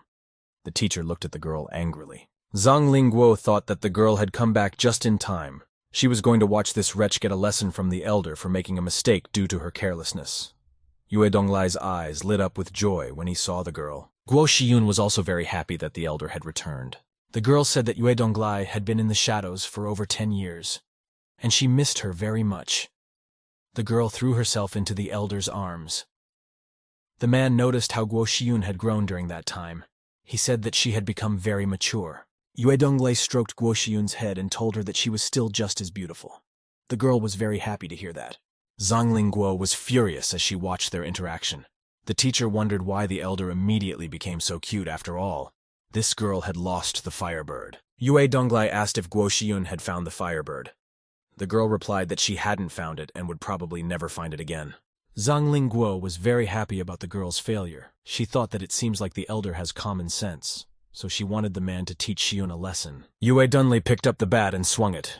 He asked Guo Shiyun to wait for a while. At first, the elder was going to teach Zhanglin Guo a lesson. The girl was very scared. She didn't understand why she would fall under the crush. Guo Shiyun tugged at the elder's clothes, asking him to calm down. The girl said that even though she was unable to catch the bird, she found a better opportunity in return, and with it, they would be able to ascend to the dragon level and reincarnate into them. Zhanglin Guo was furious. She believed that the girl was becoming a liar, and if the elder continued to pamper her like this, something bad would happen to her in the future. Yue Donglai told the teacher to be quiet and let Guo Shiyun speak. The teacher sighed heavily. The girl said that she drove the firebird into the mortal's courtyard. Inside the courtyard were many terrifying superior beings, each of their auras stronger than that of a celestial immortal emperor. Guo Shiyun added that even the owner of this courtyard could easily destroy the immortal realm effortlessly. Yue Donglai was very surprised by the girl's words. He asked if she was serious. Zhanglin Guo said that she was obviously lying, and he still believed the girl and spoiled her. Yue Donglai smiled widely and told Shiyun that lying is bad if she continues to behave like this. No one will believe her. The elder took the bat again and replied that he would teach her teacher a lesson first. He looked very angry. Zhanglin Guo didn't understand why she would get it again. Zhanglin Guo walked over to her student and addressed her. The teacher was furious. She said that whatever the girl said, it was a lie. Zhanglin Guo demanded that she quickly admit her deed and apologize. Guo Shiyun pouted and said that she wasn't lying to them, and to compete with them, the goods owner gave her the Law of Heaven technique. Yue Donglai asked which Law of Heaven technique the girl was talking about. Yue Donglai asked if this technique was practiced by the immortal emperor. Guo Shiyun proudly replied that it was. The teacher and elder were confused. Yue Donglai walked over to the girl and put his hand on her shoulder. The elder said that Guo Shiyun can't lie, or else he would have another reason to punish her teacher. Zhanglin Guo yelled at the elder for being ungrateful. The teacher was very angry. She thought that the girl had gotten too deep, so the elder should teach her a lesson. She was furious that the girl was even using the Heavenly Emperor technique as an excuse. She thought that everything the girl said was untrue. Guo Shiyun joyfully took out a book from behind her back. She was all glowing with happiness and asked the elder to take a look at it. Zhanglin Guo was very surprised to see this book. The teacher thought it must be a fake. It sounded very doubtful that the girl had lost her bird, wandered the world, entered a mortal's home, and gotten such a technique. Zhanglin Guo folded her arms and thought that if everything Guo Shiyun was talking about was true, she would smash her head against the wall. Opening the book, Yue Donglai was surprised to realize that it was indeed a heavenly emperor technique. The teacher went to bang her head against the wall as promised. Guo Xiun saw a teacher hitting the wall and asked what was happening to her. She replied that she was fine, but her worldview had just collapsed. Yue Donglai was overjoyed. He asked if what Xiun said was true. The girl replied that what she said was indeed true. Yue Donglai said that if that is the case, then the person the girl met at the tournament is probably not so simple. And it was inevitable that the Firebird escaped. The elder feared that fate was to blame for all of this. Guo Xiun thought so too. But in the end, she was politely chased away. Apparently, the elder didn't want to be disturbed. The elder thought that was probably the case. The girl added that the tournament was held for the birthday of the Prince of the Kingdom, and that Senior also has a very good relationship with his teammates. Guo Xiun said that they could thank the elder and his teammates through the prince. Yue Donglai was very excited. He thought that this was just great news, and the girl had really grown up and came up with a great idea. The elder glared angrily at the teacher and told her to learn from her student. Yue Donglai said that anyway, even though the Firebird was lost, Xiun had done a good job. The girl happily thanked the elder. Zhang Lingguo clenched her fists furiously with anger. She didn't understand why Xiun was receiving praise and she was being punished. The teacher was trying to calm down. After all, she was first and foremost her student. She was having a hard time keeping her cool. Her thoughts were scattered around her. She told herself to stay calm and act without unnecessary aggression. Zhang Lingguo's internal dialogue was observed by Guo Xiun. She asked the teacher if everything was all right. The girl replied that she had been taught diligently for years since she was a child and had been asked not to cry, beaten when she did something wrong. The girl angrily said it was okay. It was a clear, sunny day in the warrior kingdom. Someone approached Brother Lu. It was Tian Shan. She asked if what she was looking at was the very gift that the elder had asked to buy to give to the prince. Li Shua replied that it was, and it was a unique item. He was very proud of his choice. The girl said that it was indeed unique. 2 large stones were lying on the table in front of the boys. Li Shua was glowing with happiness. His teammates thought that the guy must have been tricked or it was a joke. Li Shua said that at any rate, he bought it according to the arrangement with the elder when he left. The latter gave him 110,000 spirit stones and asked him to buy a gift for the prince with 100,000 stones. For the remaining 10,000, the young man himself chose the gift, and in the whole street, only these 2 stones were worth exactly 110,000. The guy smugly believed that there was no one in this kingdom who dared to cheat him. Wen Degui was dumbfounded by such a gift. He wondered if there was any point in saying anything at all. Peng Han asked Li Shua why doesn't he just buy some ordinary gifts. The guy asked if it was possible that Li Shua had misunderstood the elder's words. He replied that there was no such thing, and they had all seen the depth of the elder's strength and thoughts. He must have his own reasons for doing so. Tian Shan excitedly asked from whom the young man bought the 2 stones. Li Shua replied that he was walking down the street until he met the guy who was selling them. Li Shua added that it was the first time he had seen the guy and he looked normal. Li Shua began to remember how he had bought those stones. The salesman was very much like the knife from the elder's house with a mustache. He said that they could see that Li Shua had an amazing and extraordinary temperament, and it must be fate that they met. The salesman said he had a cool treasure here and suggested the guy take a look at it. Tian Shen asked Li Shua if he was really going to give the stones after the banquet. Li Shua took his head in confusion and replied that it's kind of difficult after all. He doesn't even know what the stones are for. Peng Han didn't think the guy should be so worried. Li Shua was pleased and asked if he knew anything about these stones. Peng Han replied that he didn't know, and since the circumstances were such that the king called him almost a brother, no one would object to Li Shua giving him a gift.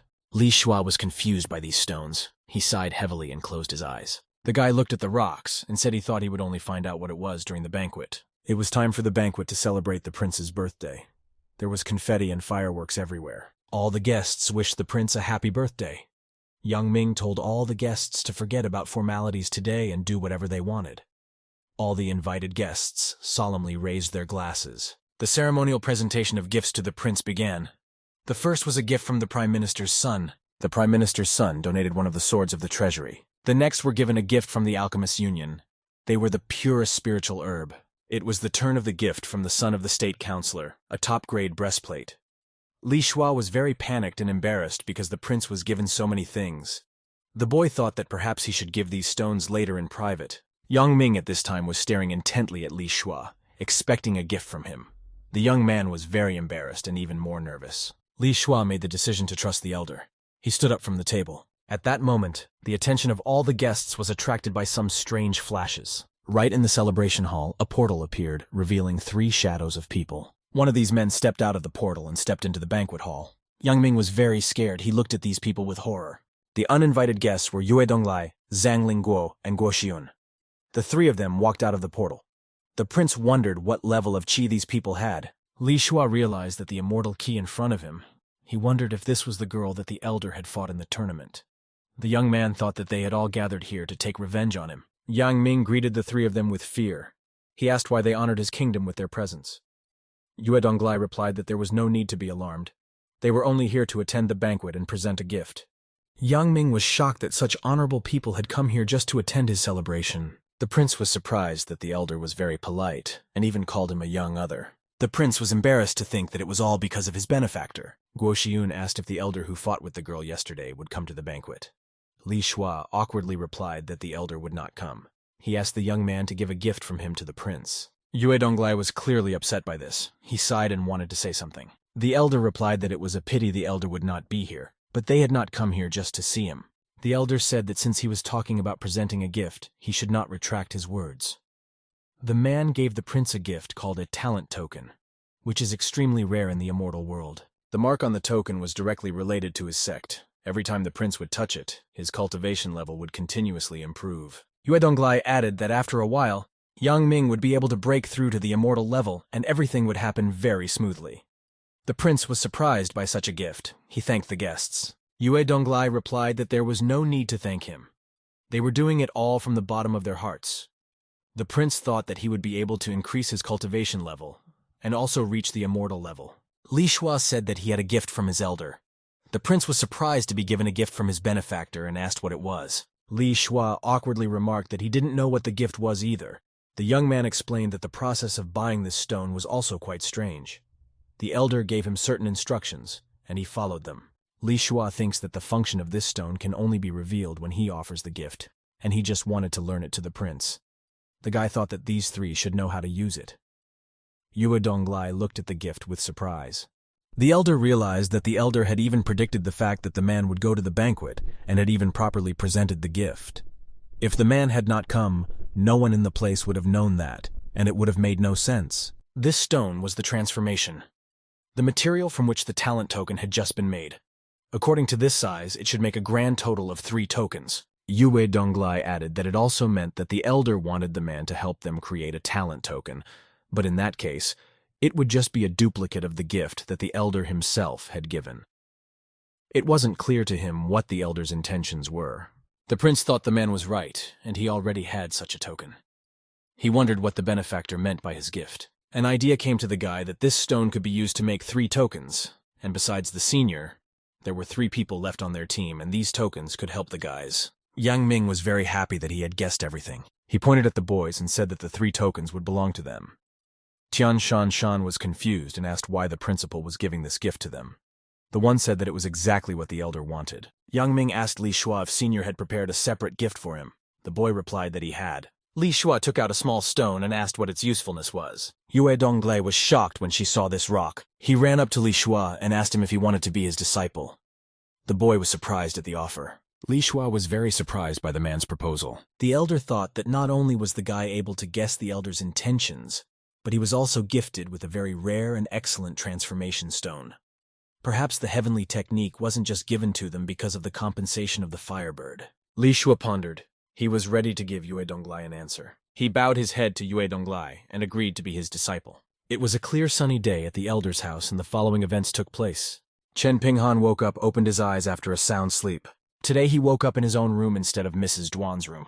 The older man was confused and wondered why he felt a sense of loss and despair when he woke up without his girlfriend. Madame Duan smiled slyly upon seeing this. She watched the senior's actions through the system and sat at the control panel. The elder received a message that the quest reward had been given, and the next level up quests would open once it was received.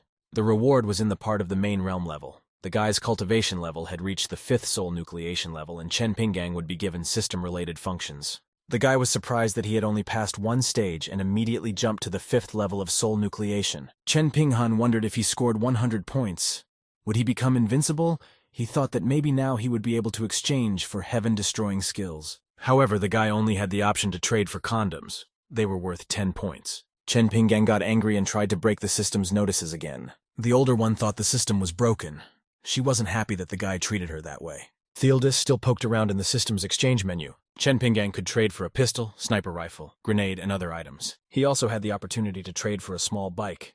He was interested in the item. Guy, because with him he will never get caught in traffic and can get home quickly. The boy thought it was a very difficult choice. The elder now had the opportunity to choose his own terms of exchange points. There were several options provided, all related to people's feelings of admiration or submission.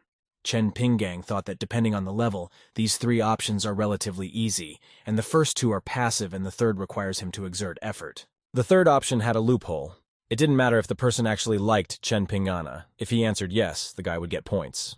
The senior chose the third option, which says that points will be awarded if the person answers the question of whether Chen Pinggang likes him. Mrs. Duan was upset because the elder immediately gave up the 2 right options. It was a clear day outside as before. The peach tree was blooming in the garden and birds were flying. At the elder's house, dumplings were served for lunch.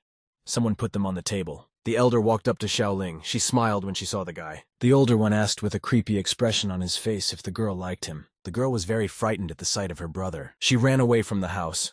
He did not understand what caused the girl's reaction. Chen Pinggang older reached out his hand to grab his sister. He asked why the girl is screaming, because just honestly need to answer her brother's question. Xiaoling said she doesn't like him always scolding and confiscating candy. The elder was very surprised at this answer and this reason. He asked the girl to simply say that she liked him, and he would not scold her in the future. At this point, the door of the elder's house boiled off. Their conversation was seen by Lord Duan. The guys had surprised expressions on their faces. She asked why it was so lively in the morning. Had something good happened? The girl was wearing a very revealing outfit. Xiaoling was upset and ran to Boss Duan with shouts. She showed the guy her tongue and said that she didn't like Chen Pinggang and only liked Mrs. Duan. The older one was pissed off that it had only been a few days. The girl had already changed sides. Gentleman Duan told Xiaoling that there was nothing wrong with this matter and stroked the girl's head. Miss Duan said as for her, she has no luck with such questions. She looked at Chen Pinggang. The elder blushed with embarrassment, his heart beating faster. Chen Pinghan didn't know what to say to her in response to such words from Madame Duan. He turned around and said that he had to go. He had a couple of things to do.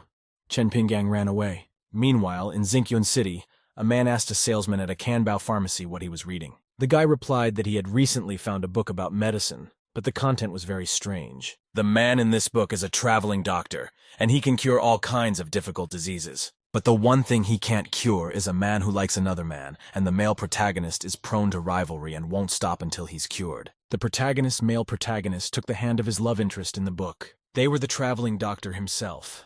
At the end of the story, he fell in love with the main character. The men embraced. The young man's teacher was not sure if it was a medical book. The guy replied that in this book, the human disease is called the kindness of the dragon Yang. The boy thought that perhaps there were records of this disease somewhere. The teacher was very surprised. The teacher yelled at him and told him that this could be everywhere, and he couldn't handle it. An older man walked into the drugstore and said hello to the old man. They looked toward the door. He asked how their business has been going lately. The old man approached Chen Pinggang and asked with a smile if the elder was sick. This time, Chen Pinggang came just to chat with the old man. So 29. The elder asked if the man liked him, and the man replied that the elder always helps people in town and is always kind to others. He had already started to answer, but he remembered the book his student was talking about and started thinking about something else. The old man asked if the elder was talking about decent. Chen Pinggang did not understand what the old man meant. 32. Chen Pinggang smiled and said that it was so. The old man and the disciple were shocked by the young man's answer. They misinterpreted the meaning of his question. The old man said that the elder was sick and had a very strange taste. The old man thought Chen Pinggang had a romantic interest in him. The old man hurried out and told his disciple to take care of the elder's question. He was shocked. Senior just wanted to score points, and people in this world might misconstrue that and think he's gay. The guy thought that the old man's disciple was young, so he shouldn't have any strange thoughts. The older man asked what Xiao Jun thought of him. The boy was frightened. The boy ran away from the older man, yelling that he wouldn't fall for his tricks. He also thought the older man meant romantic feelings. The older one was horrified by this. He did not understand what was wrong with them. Chen Pinghan didn't understand what was going on with these two. At this time, the preparations for the second level had been completed. It was very lively outside in the Danshen Kingdom. It was a clear day. The elder teleported into this realm in the middle of the street. He was depressed because he tried to convey his intentions incorrectly, and is now seen as a misunderstood person. Chen Pinggang thought that perhaps the system was trying to trick him by giving him this assignment. The system said it was the guy's way. His choices had nothing to do with her.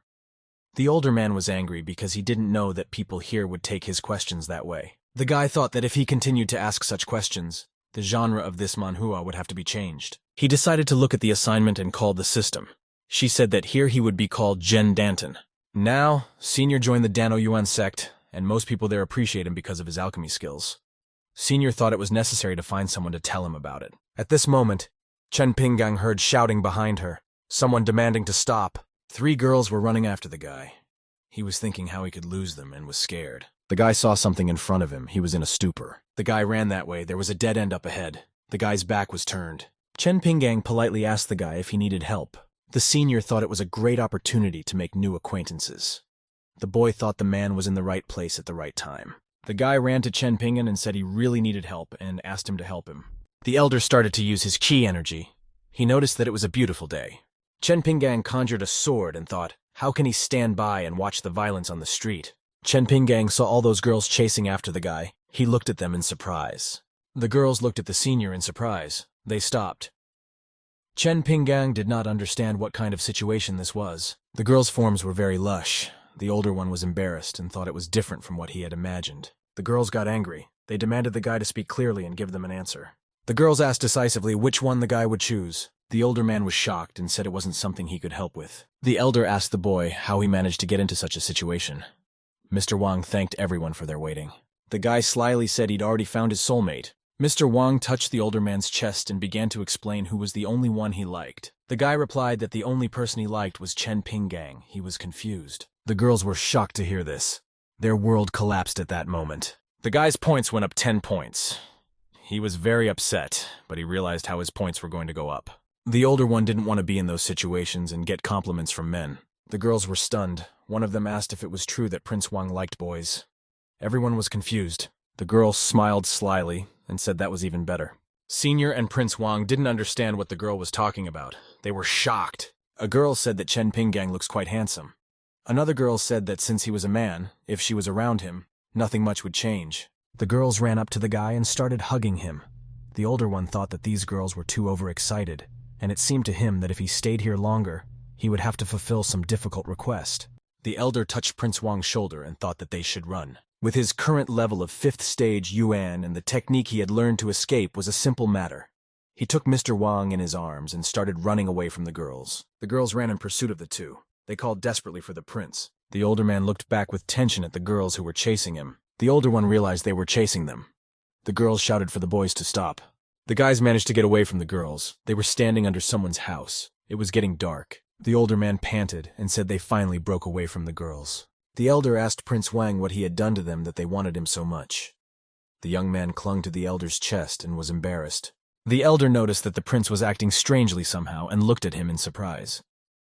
Mr. Wang blushed with embarrassment. The older guy got mad, threw the guy off his hands and said it was gross. Prince apologized and said that since he was little he had never been carried in his arms before, he just got carried away. The older man told him not to say such things anymore, and if the guy liked being in his arms, Wai-O then ran away. The prince hesitated and began to explain the whole situation to the older man. The young man said he didn't want to. He said that most of them are his younger sisters. Sometimes he teaches them alchemy on weekdays. Prince Wang didn't expect to be in a situation like this. The elder was surprised at what the boy said about alchemy and asked if he was a member of the Alchemist Guild. Mr. Wang surprisingly replied that he was a member. The elder got very excited and said that he originally came here to join the guild. Prince Wang smiled and said Chen Pinggang came just at the right time. In 3 days, the Alchemist Guild would hold a competition in which only people under 30 could participate, and those in the top 20 could join the sect. The difficulty of the competition wasn't that hard. The senior looked at the guy awkwardly and said that he had never done pill cleansing before. Mr. Wang was surprised by that and said he thought it would be difficult for the senior in that case. Senior said that because of this situation, he now has no need to prowl around town. The elder cheerfully punched the guy in the chest and thanked him. Prince Wang was embarrassed by such a gesture from Chen Pinggang. The prince was surprised at his unexpected reaction to the elder's touch. Chen Pinggang said he needed to get ready, so he had to go. Mr. Wang asked him to wait. Actually, the guy had a way to join the Alchemist Guild directly, but he wanted to ask something from the elder. Prince Wang was very embarrassed. The elder thought it was a great suggestion and asked what was needed to help. Prince Wang explained that his family wants to find him a date, and no matter what, he can't resist. So the boy came up with a solution to this situation. The older man looked at him in surprise. There was wind all around. The leaves on the trees were rustling. There was an awkward silence in the air. Prince Wang wished that the elder would continue to pretend just as he had just been in the alley. Chen Pinggang was horrified, he thought. This one is nasty, and he doesn't like boys after all. The elder waved awkwardly at Prince Wang. He was confused. The senior quickly said goodbye to the guy and ran away. Mr. Wang was shocked by the boy's behavior. Prince Wang scratched his head and thought that he had forgotten something important to tell his elder. Turns out Prince Wang was actually a princess. It was a girl who looked a lot like a guy. Miss Wang once had long hair down to her waist. The girl was very beautiful. She was slender and graceful, not at all like a guy. Well, one night some unusual things happened to her. Because of an accident while cooking pills last year, everything changed.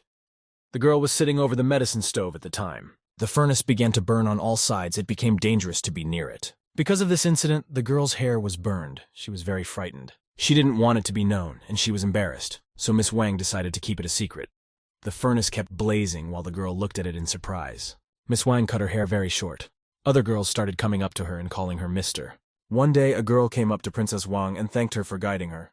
The girl was very embarrassed. She confessed that she had romantic feelings for Mrs. Wang.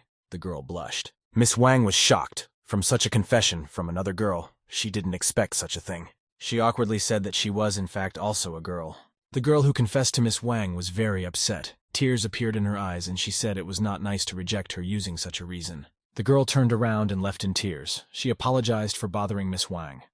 But the princess didn't realize much more than that. She started receiving a huge number of love letters from other girls. Princess Wang was shocked by the large number of them.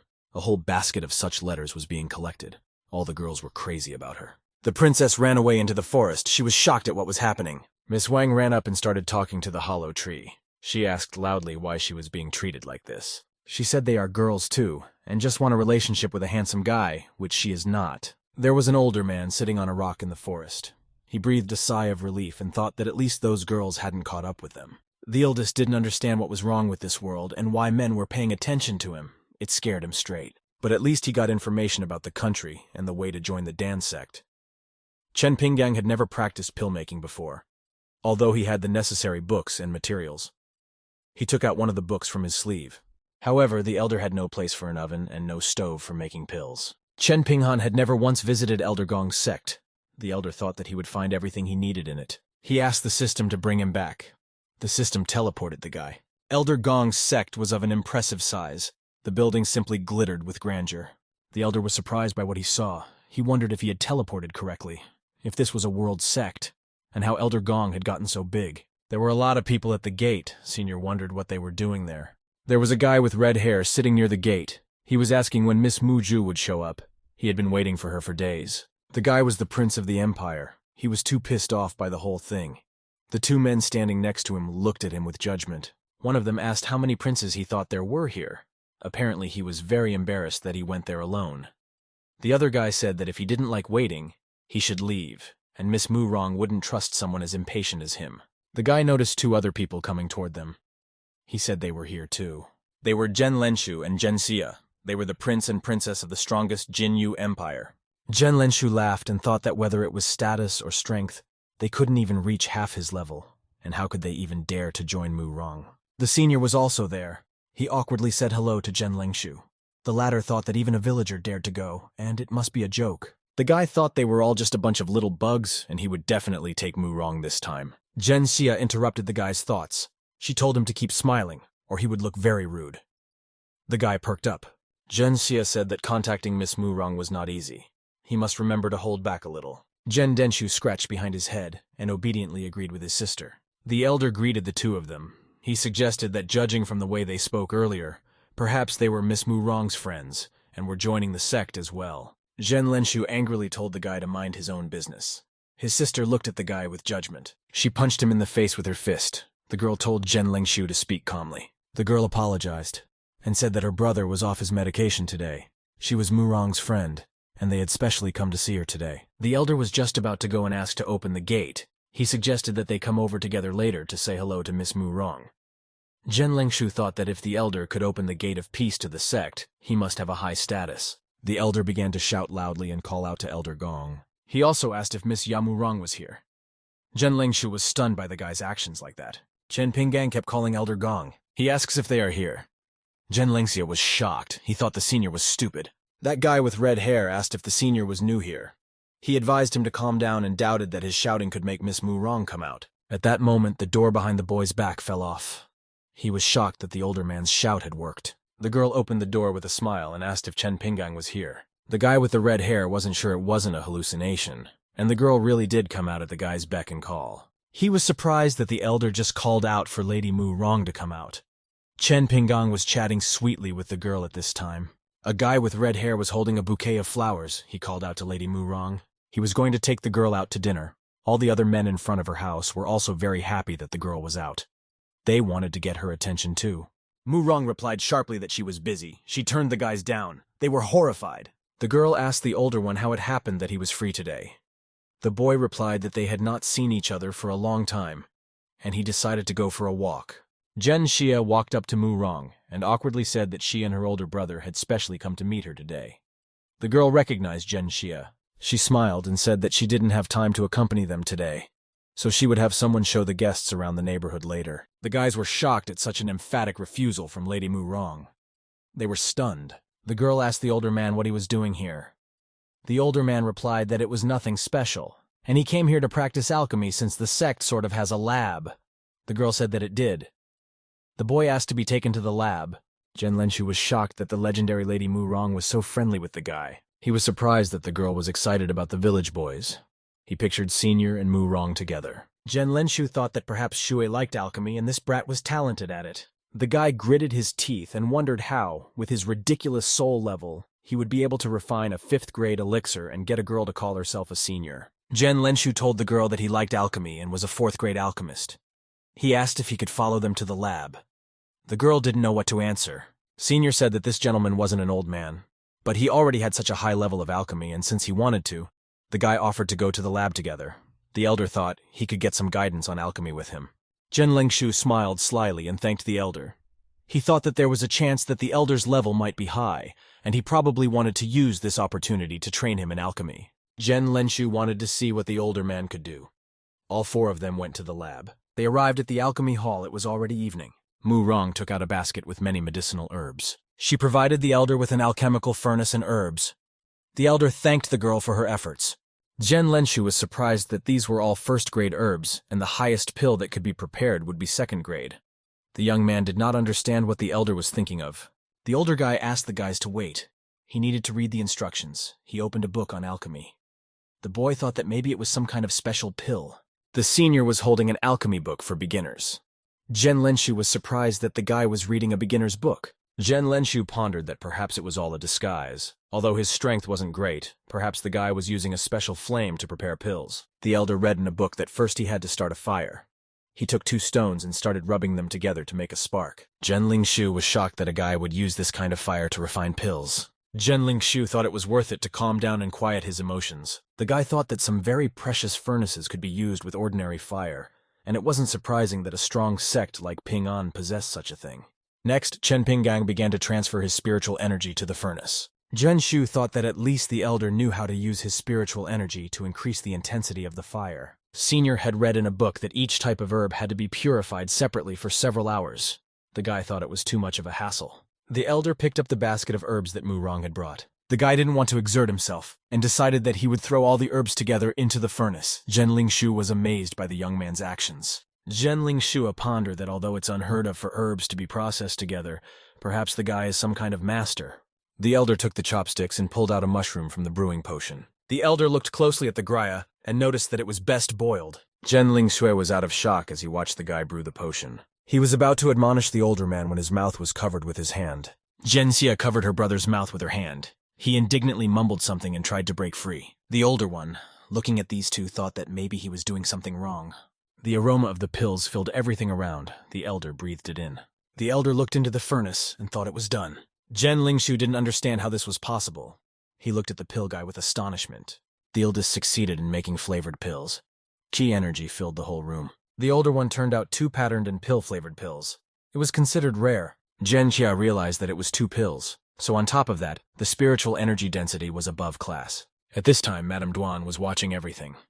She sighed and thought that it was good that her plan had worked. Otherwise, the elder would have ruined everything with his pills. But he had conquered his talent for alchemy too quickly, and now there would be more trouble with him. The lady saw the elder holding the 2 pills prepared with a smile. Mu Rong was delighted with Senior's pills and their quality. Her eyes were glowing. The boy awkwardly scratched behind his head. The older man didn't understand how his 2 pills came out, whether he had done something wrong or whether that's the way it should be. The elder was proud of himself, and thought that there were 1 in a million like him in alchemy. Zhen Shu asked her brother why she hadn't seen him do something like this since he had been practicing alchemy for a long time. The girl looked at Zhen Lingshui in surprise. He was just in unimaginable shock. The boy thought the older man was a liar and there was no such thing. His sister thought his brain was too overloaded. Zhen Lingshu kept thinking that there was absolutely no way such a thing could happen, and it was unheard of to make pills this way. He thought that the elder had some tricks of his own to get 2 pills out of such an item at once. At this time, Old Man Gong came into the room. He called out to Senior. Zhen Lingshu greeted the elder, but the elder walked past him and completely ignored the guy. Zhen Lingshu was shocked at this attitude of the elder. Old Man Gong approached the elder and told him that he could announce his visit himself and they would make preparations. The elder said it was fine. He had come here on a couple of errands. The old man said he didn't want to disturb the elder, at which time someone entered the room. The elder said that 2 men wanted to meet him, so they entered the room. Zhen Lingshu was very surprised to see them. He noticed their powerful aura and thought that these 2 were immortals. The guy was surprised that there were immortals behind the Pin sect who were supporting it. The older man was very surprised that the 2 gentlemen were looking for him. The 2 men approached the older man. The guy was shocked that they knew him. One of the men remembered the sword of the older man. It shocked him. He recalled how there had been a confrontation with an elder's sword and there was an elder present as well. The man's younger brother asked him to help him and save his reputation. The man angrily asked who dared to hurt his little brother. This man was one of the 10 immortal lords. He swore to kill whoever had wronged him. One of the 10 immortal lords and his younger brother were beaten, with bruises all over their faces. They were struck down by the sword of the elder. They were very depressed. One of the 10 immortal lords thought that the elder's temperament was extraordinary and could be recognized at first sight. He didn't understand how a mere human had the golden sword of an immortal. The elder said that the 2 had caused a disturbance at the opening ceremony. But now that they repented, they began to have a good relationship with the 2 brothers. They promised the elder to reveal additional skills and techniques. The elder told the brothers that it was great that they had discovered their mistakes and repented of them. Since they had made a brotherhood with Elder Lao, they must be very powerful. Zhen Lingshu was shocked that even such great people called an elder master. He thought that his current cultivation level must be a sham. He wondered what his real level was. Zhen Lingshui was in a stupor from the realization that he was arguing with himself. The eldest suggested we leave it all for later. He needed to practice making pills. Zhen Lingshui was surprised that the elder was still practicing. He was sure that this person was not simple and needed to be studied still. The eldest again did everything as it was written in the alchemy textbook. The first thing he did was to pour the herbs into the furnace. Next I covered the oven with a lid that had a picture of a toad on it. After a while the guy opened the lid and he got 2 gold pills again.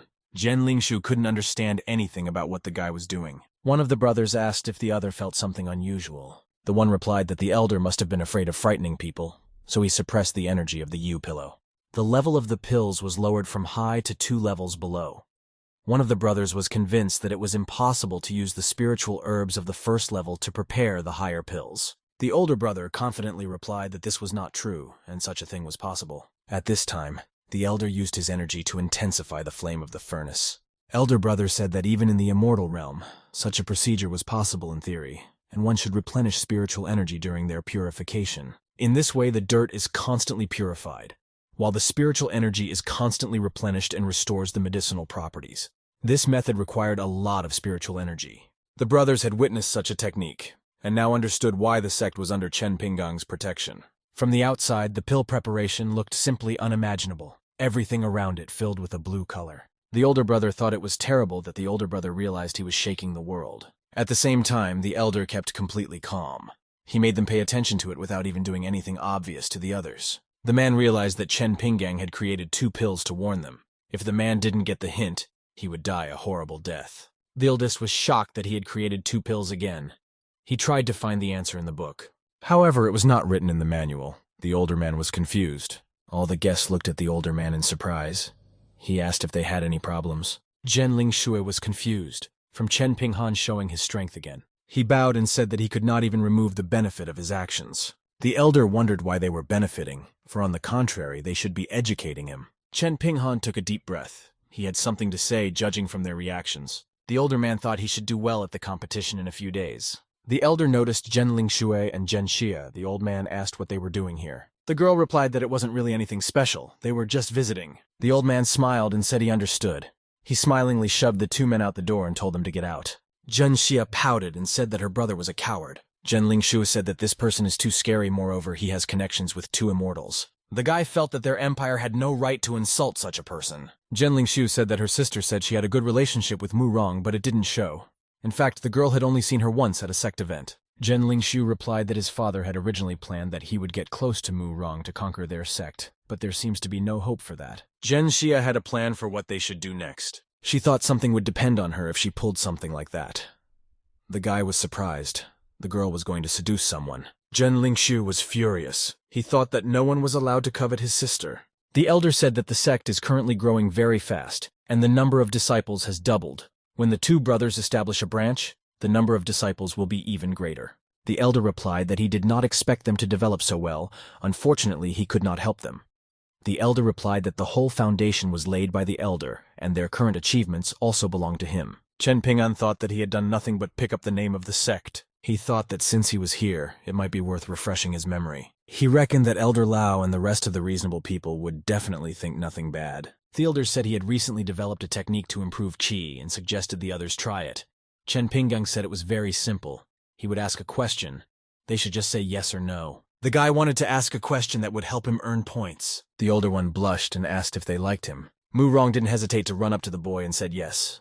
10 points were immediately added to the senior's score. The guy was surprised. He didn't understand why the girl was having such a violent reaction. The girl said that she really felt refreshed. Perhaps it had to do with qi. All the other boys went up to the oldest and told him that they loved him too.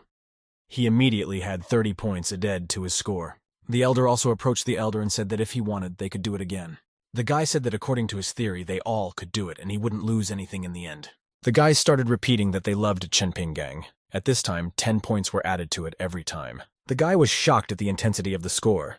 He ended up with a 1,000-point award. The guy finally finished scoring points. He was tired of making too much noise. The guy looked at the system and realized he finally had enough points now. Chen Ping'an was going to buy a gun with the points he earned. He tapped the system to make his choice. The guy thought that this thing would be more interesting than any cultivation. A gun appeared in his hands. Even though the senior had shot at the range before, the gun told him much easier than expected. The guy was surprised to notice that there was no magazine in the gun.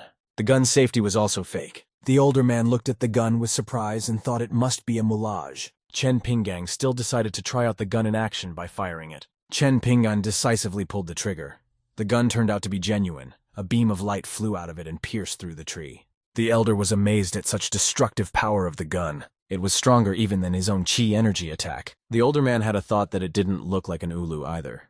He decided to try it out again. He pointed the gun deep into the woods. There was a loud sound of gunfire, and all the birds fluttered and flew away. Smoke appeared from the muzzle of the gun. The guy shot into the woods. In front of the elder lay a fallen tree, which he had destroyed with his shot. He thought, as expected from the system, this gun with infinite bullets. The guy was very pleased. From behind, someone was approaching the older man. The boy asked who was there. The older man turned around. He had a suspicious look. It was that guy with the red hair. He was hiding his presence. But the older man found him anyway. The older man could not remember who the boy was, or whether they had met before. The one said that it didn't matter who he was. It was important that he wanted to settle a few things with the older man. He said that Mu Dongshui is from the world sect, and she is ice cold to the bone. But all the princes are eager to meet her at least once. The guy was angry, and said that Chen Ping'an was just a simpleton with a level 5 soul level. The guy angrily shouted that he did not know where he peasant came from, but would not let the girl run after him. Chen Ping'an didn't understand why the girl had such a reputation.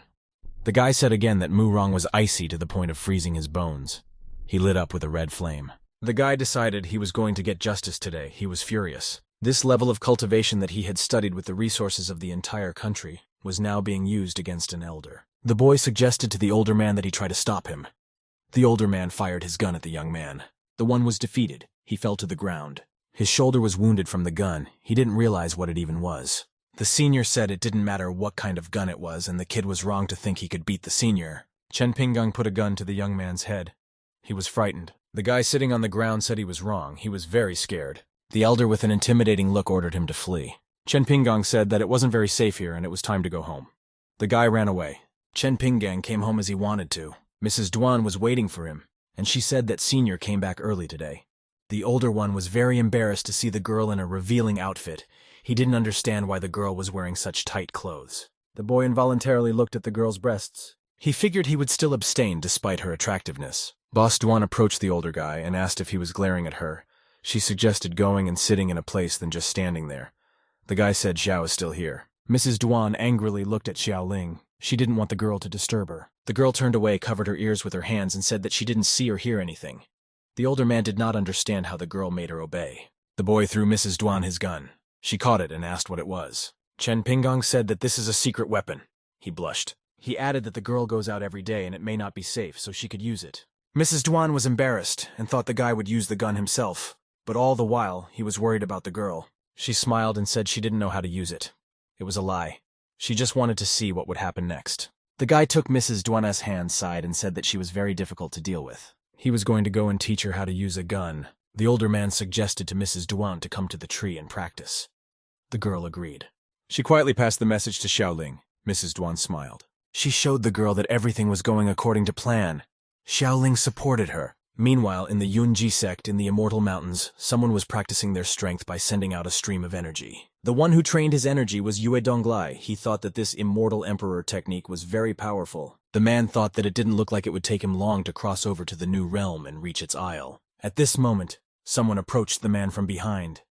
This person noticed that it didn't seem like it would take long for Yue Donglai to do this. Yue Donglai was sitting on the grass at this time. He became agitated. The Immortal Emperor approached him. He said that the man would soon catch up with him. Yue Donglai noticed that having comprehended the technique, an Immortal Emperor had appeared.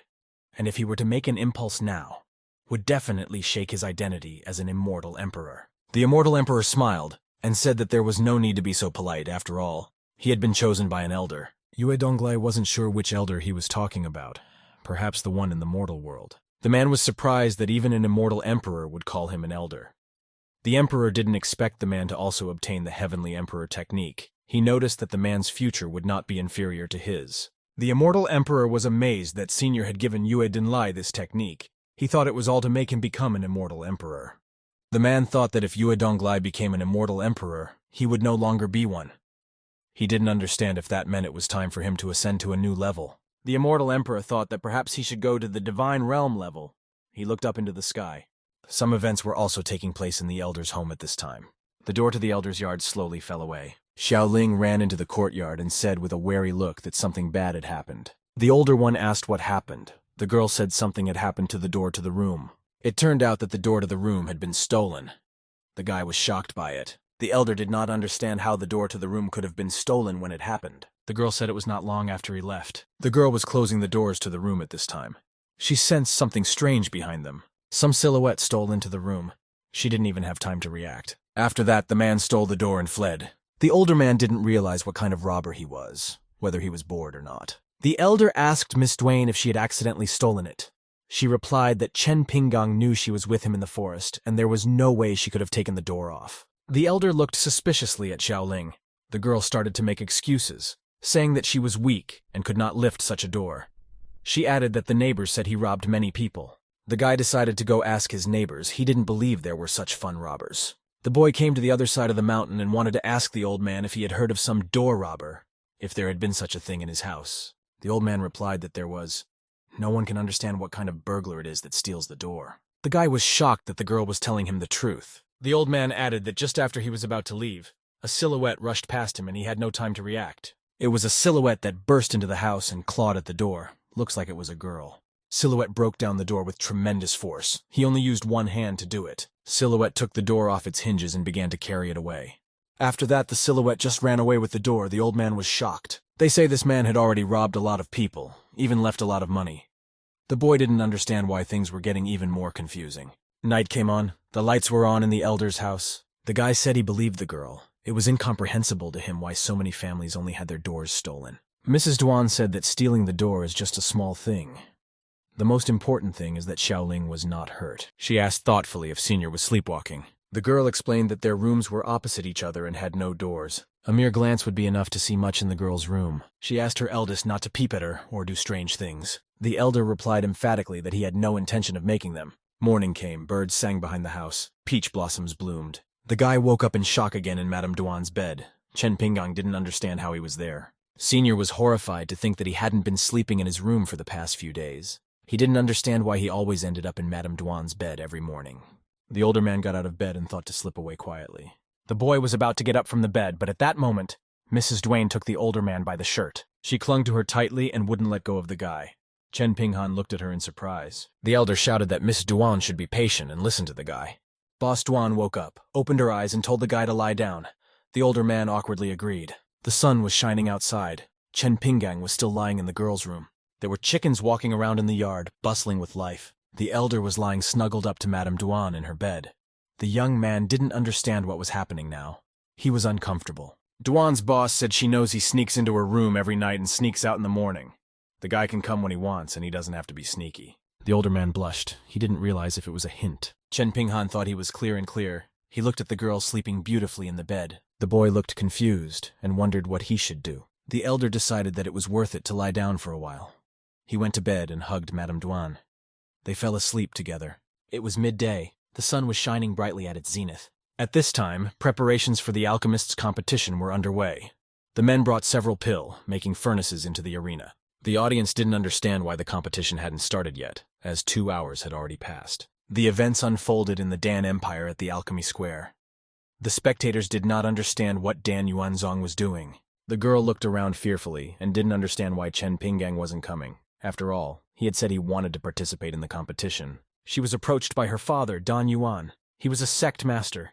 He said that the man she was waiting for would not go and should forget about him. The girl looked at her father worriedly. She disagreed with him. At this moment, Chen Pinggang flew into the square. He ran with all his legs.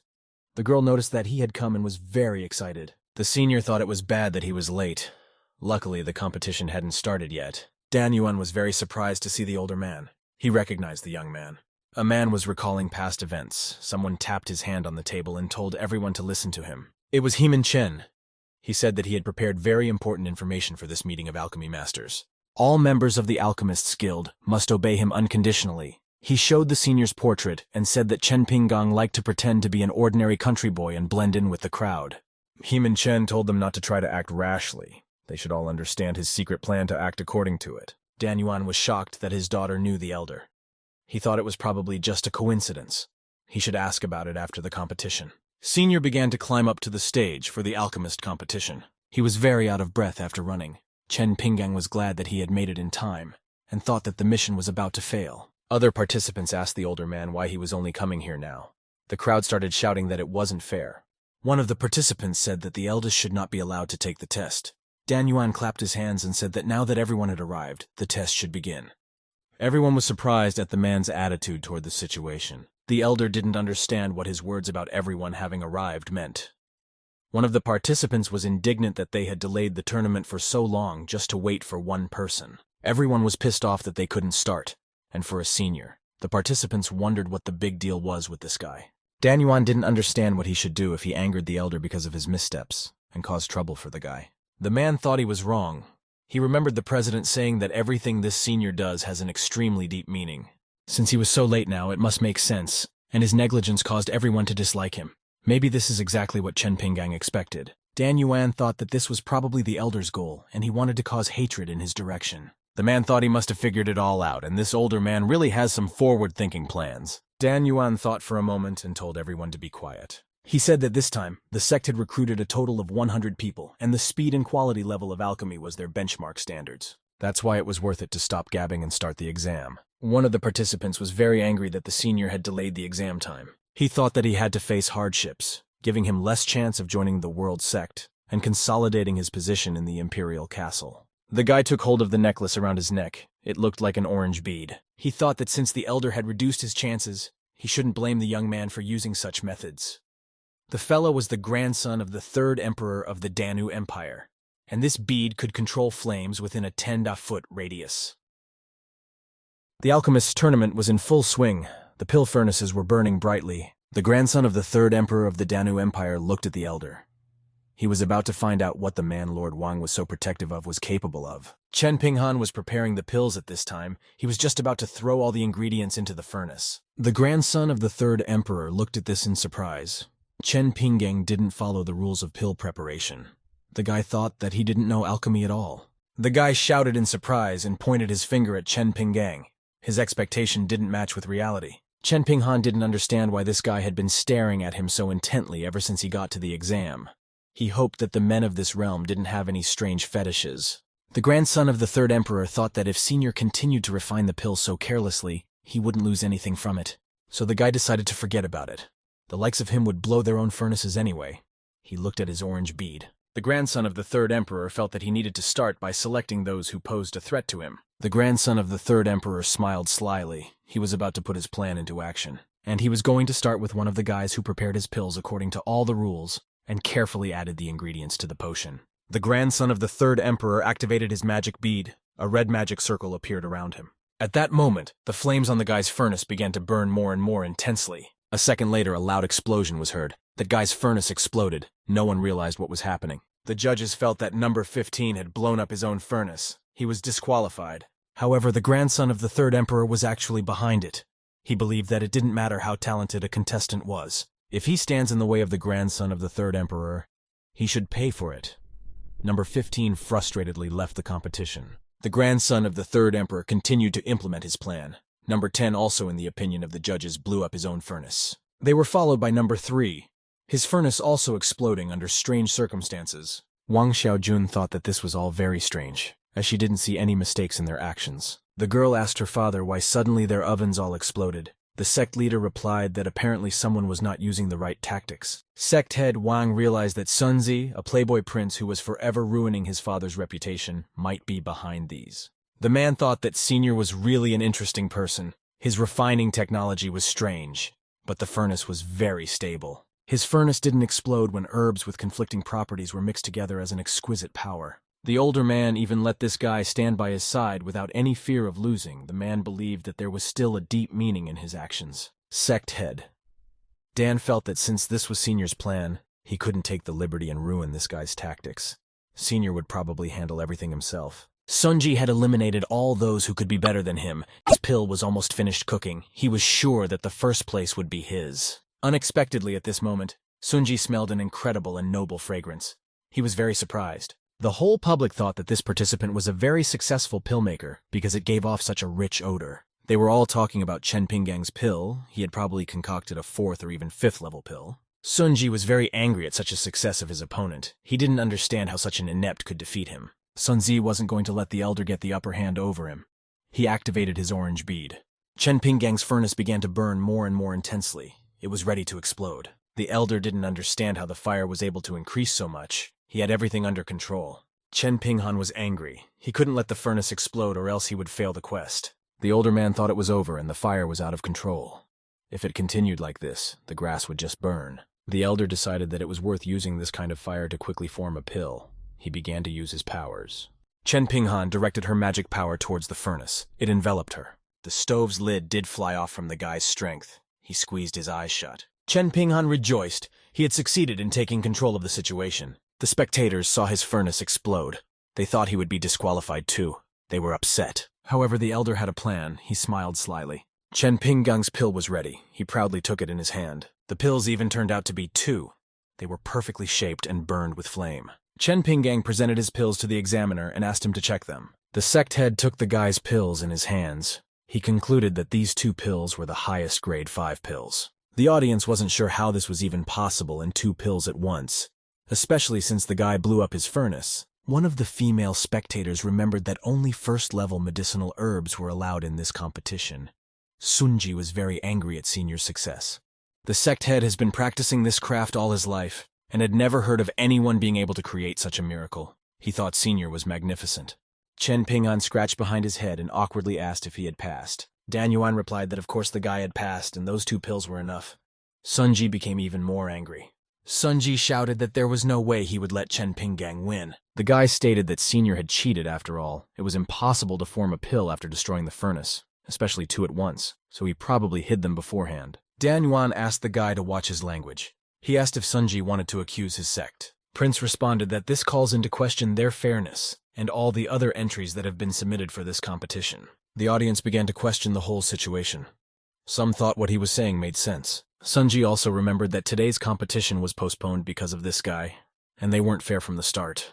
One of the spectators thought that the strangest thing was the sudden explosions of most of the participants and the feeling as if a ghost had entered the furnace. At this moment, a thought came to sect leader Wang. It seemed like he had realized something. The man thought that the situation was unfolding exactly the way Senior wanted it to, and not to rashly expose him. Apparently, Senior didn't want him to interfere too much. The man was glad he realized it in time. The older man didn't understand why the sect leader was nodding his head, if he really wanted them to work things out.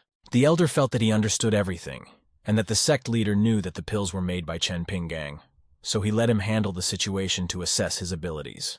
The senior thought that the sect leader Dan Yuan wanted to teach him. The boy got excited. They both worshipped each other, and said they understood each other when in reality, there was a misunderstanding. The eldest thought that everything could be solved very easily. He could improve the pill again right in front of Sunji's eyes. The prince agreed, but on the condition that the furnace of his choice and the recipe he had developed would be used.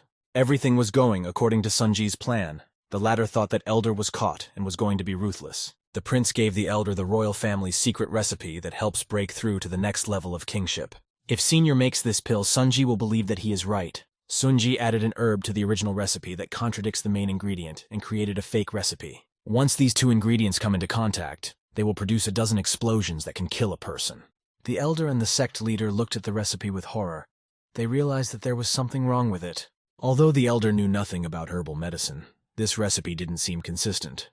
But the head didn't say anything like that. The sect patriarch also realized that the recipe was wrong, but wondered why Senior didn't say anything. The thought came to them both that the other was testing him. The elder thought that this fake prescription was a question, a trap, and the more fake it was, the more real it was. The guy thought the boss was trying to test his logical thinking skills. The patriarch didn't understand how the elder didn't notice such an obvious fake prescription.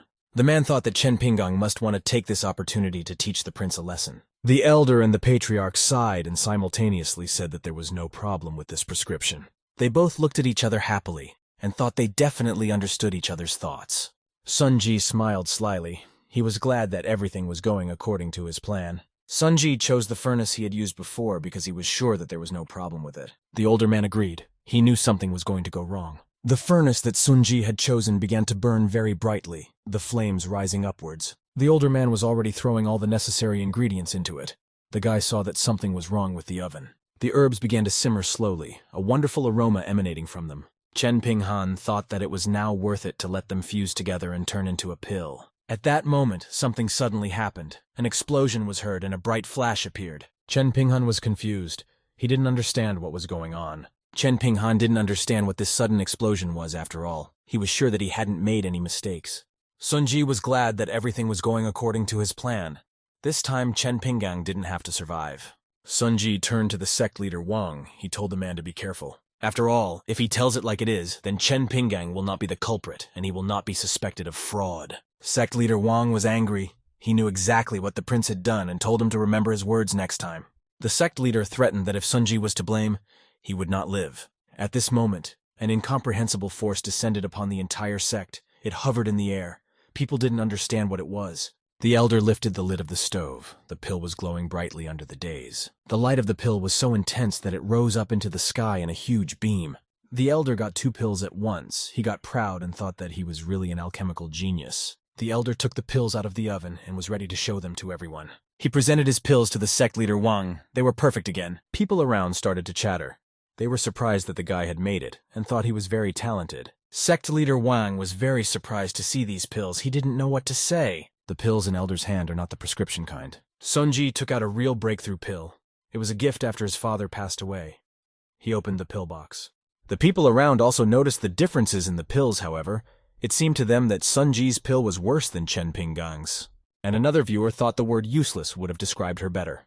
The prince was very angry. Sunji angrily slammed the box and said that sect leader Wang could also see these differences between the pills. He believed that what was in the elder's hands was just a fake that looked pretty. Sect leader Wang agreed that Senior's pills were not worthy of being called breakthrough pills. He explained that breakthrough pills can only help a person get to the next stage, and so it is possible to utilize their full potential when you are at a certain peak level. However, what Elder has created is a different matter. Sect leader Wang smiled and exhaled. He was going to tell everyone about Chen Pinggang's pills. The sect leader announced that these pills contain 10 times more efficacy. and could take a person to the next level at once. He added that to call these pills simply breakthrough pills would be an insult. Everyone around him was shocked. It was already evening in the Dan Empire's Alchemy Square. The sun was slowly setting behind the horizon. One of the men announced that recruitment for their sect was now complete, and if those who didn't pass are still interested in their sect, they can apply next time. Sunji was very angry that he didn't pass. He clenched his fists and told Chen Pinggong to just wait, and he would see for himself. The boy didn't believe that the elder's luck would always be with him.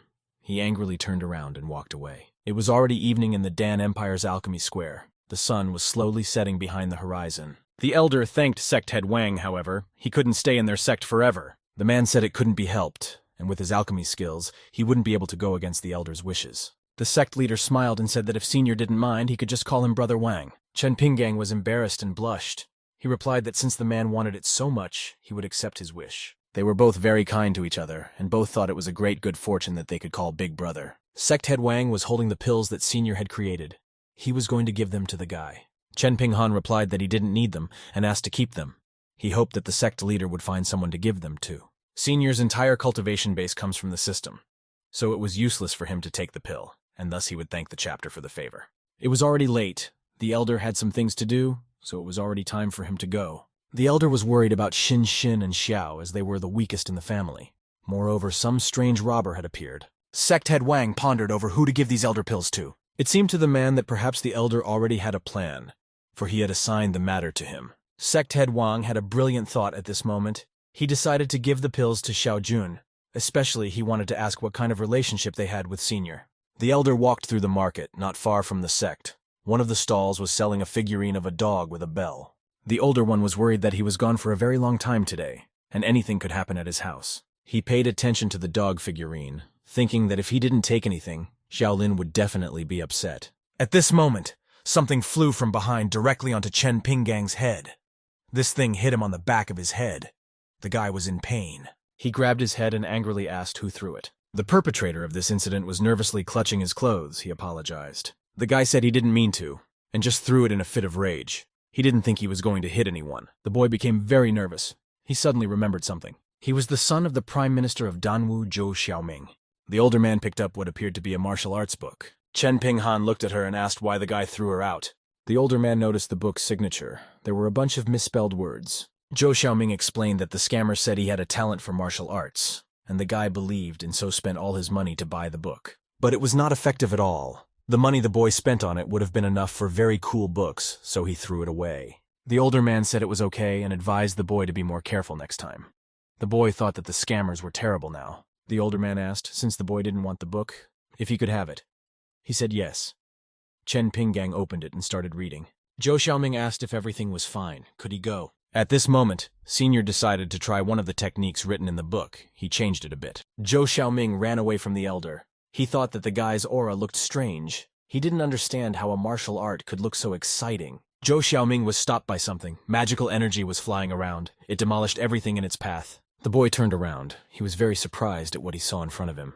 Zhou Xiaoming didn't understand why the lower grade arts had become so strong when Senior began to conjure. Chen Pinggong wondered what would happen if he changed some parts of this art. Would it be usable? The older one did all his tricks in the market area, with tents all around. The elder didn't know how powerful this spell would be during battle, so he wanted to go back and check it out. At this moment, Chen Pinggong heard strange sounds behind his back. He turned around. Men were running at him. They were clearly headed for the elder. The men surrounded Chen Pinggong. They were armed with swords. One of them told his young master that they had found the man His Highness had told him about. The young master told the elder to kneel down. Chen Pinggong didn't understand what was happening or who was in front of him. Chen Pinggong thought that perhaps the man was mistaken after all. There was no reason for him to be treated like this. The older man asked, how about we review everything? The guy slowly backed away. However, at this moment, Chen Pinggong's back rested against someone's huge chest. The guy was surprised. A huge, strong man was watching from behind his back. The young master asked if Chen Pinggong was trying to escape. He smiled slyly and covered himself with a fan. He thought it looked like they should give Chen Pinggong a beating so that even his parents wouldn't recognize the guy. The men started approaching him with bats. The elder didn't understand what he should do or how to avoid this unpleasant situation. The most sensible thing that came to mind was to ask passers-by for help. He asked two men to do so. The men looked at the young gentleman with surprise and fear. They clearly recognized and feared him. The two male passers-by rushed to run away as soon as they saw who was confronting Chen Pinggong. The guy was very surprised. The young gentleman smiled slyly and remarked that no one would have the courage to stand up to him. The young gentleman told his subordinates to deal with the older man. The men rushed at him with sticks, wanting to beat him up. Chen Pinghan didn't know what to do. He couldn't face so many opponents. He covered his face with his hand and mentally asked for help. At this moment, his powers activated. His hand lit up with flames and he used the Buddha's napalm ability. The elder's hand glowed more and more with a bright flame, his strength spreading around. He used his powers to punch the male attacker. The man flew away from the older man in a flash. Chen Pinghan didn't realize how he had just done that. He looked at his hand in astonishment. The elder thought that he should try not to kill anyone, or else he would have to use the teleport to escape. The older man switched to hand-to-hand combat. He punched one of the men sharply in the face with his fist. He disarmed the other opponent with a strong punch to the stomach.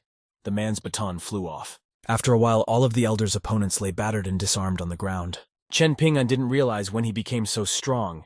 He looked at the men lying on the ground in surprise. The young gentleman shouted to the elder, "How dare he beat him? After all, his father is the general of Dango Army.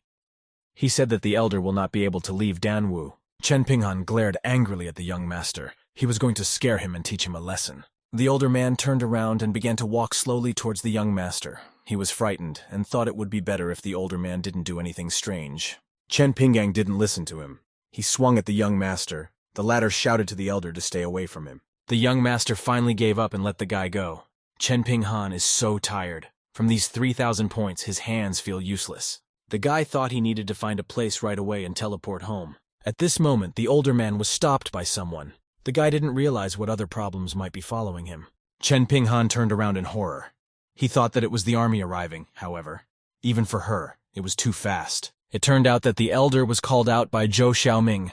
Chen Pinghan was happy about this. The guy ran panting after the senior and said that the technique the young man had just used was Buddha palms.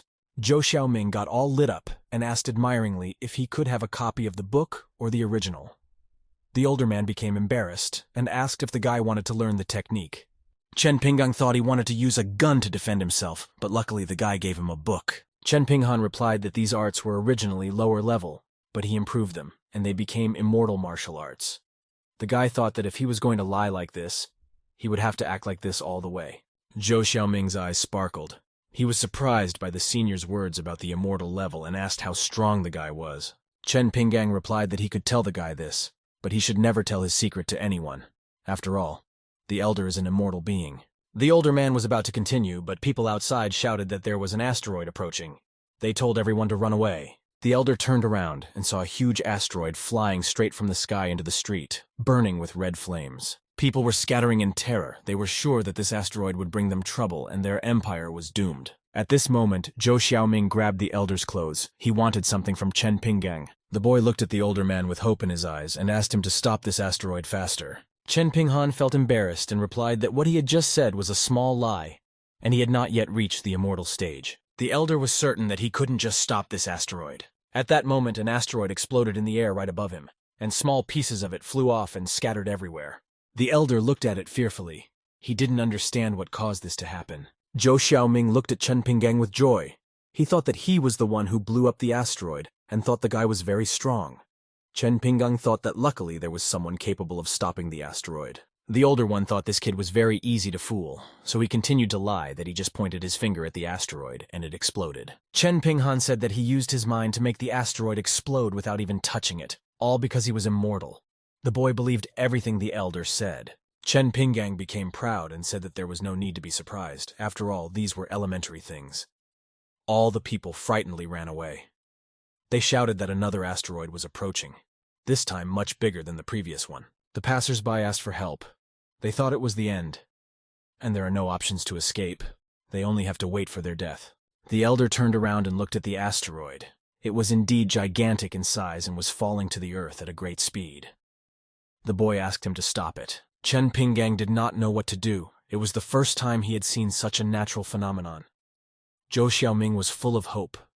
He believed in his elder's strength with all his heart. Chen Pinghan was in a stupor. He thought that he had very nicely gotten caught in his own lie, and now he would really die. The older man decided to keep lying. He said he would let the asteroid move for a while and observe in case nothing had to be done. Zhou Xiaoming looked at the asteroid in surprise. The boy didn't understand what the elder meant. The boy didn't know what there was to realize here in the landing of a huge asteroid. In that second, Zhou Xiaoming realized everything. A brilliant thought came to him. The boy thought that the fire surrounding the asteroid was huge, as if it had consumed an entire fireball, and its destructiveness would clearly be far greater in comparison. The senior didn't really understand what the guy was talking about, for he himself didn't put much meaning into his words.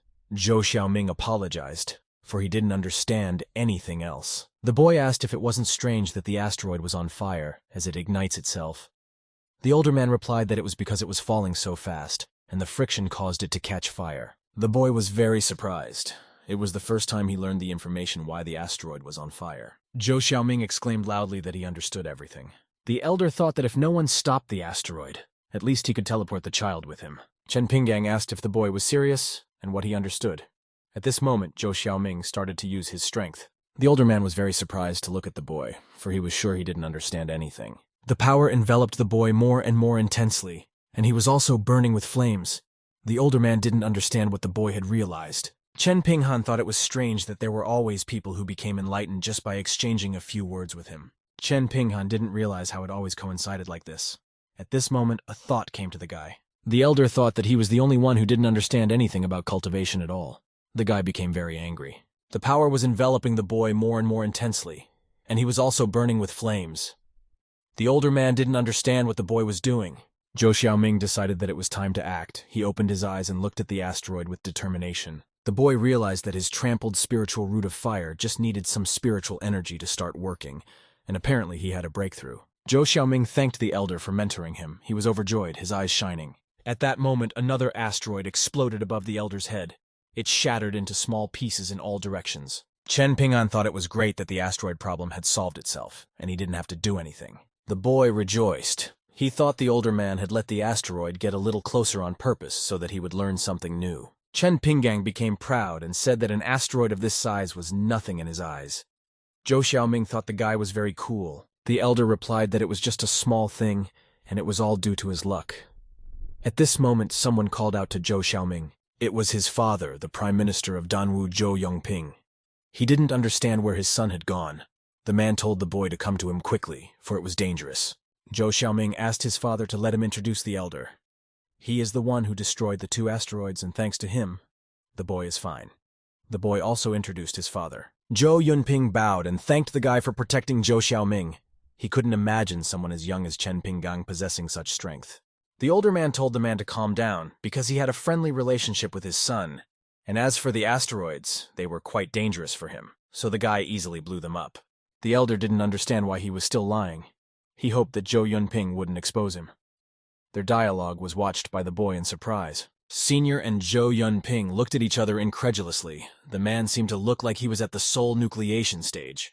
Zhou Xiaoming tugged at his father's cape and called out to him. The boy said he wasn't lying, and had indeed seen the older man stop 2 asteroids with his own eyes. Zhou Xiaoming also added that his elder had guided him, and he was finally able to break through.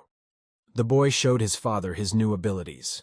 Zhou Yunping thought that all the rogues his son had met couldn't help him flog, and even he couldn't succeed, and apparently the elder really is a master. The man thought that his attitude towards Chen Pinggang might have offended the young man. He didn't understand what he needed to do. At this time, Chen Pinghan thought that if he continued to lie to these 2, he might not be believed and maybe the guy would get in trouble. The elder wanted to make the most out of the situation. He told the boy that all it took to increase his luck was to say that Chen Pinggang liked him. The boy understood. The elder took a deep breath and said something indistinctly to Zhou Xiaoping. The boy complied with the older man's request in no time and said cheerfully that he liked him. Zhou Yunping doubted that it would seriously help improve his luck. After all, it all looked like a scam. The elder and the boy were chatting about something.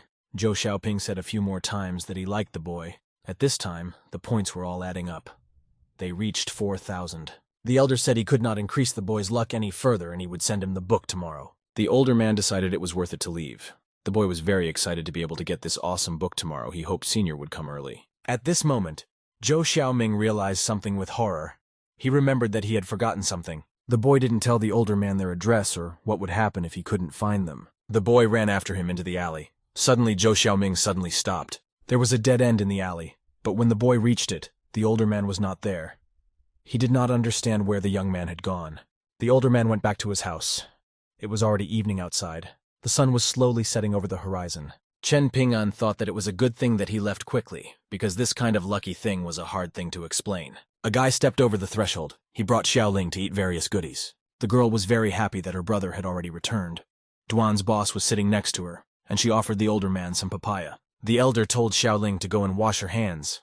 He said she couldn't eat anymore today. Senior looked at Madame Duan. The guy was very embarrassed and even forgot what he wanted to say. Chen Pinggang advised her to also eat less. The girl asked why she should do that. Boss Duan was wearing a very revealing outfit. She asked if Chen Pinggan wanted to.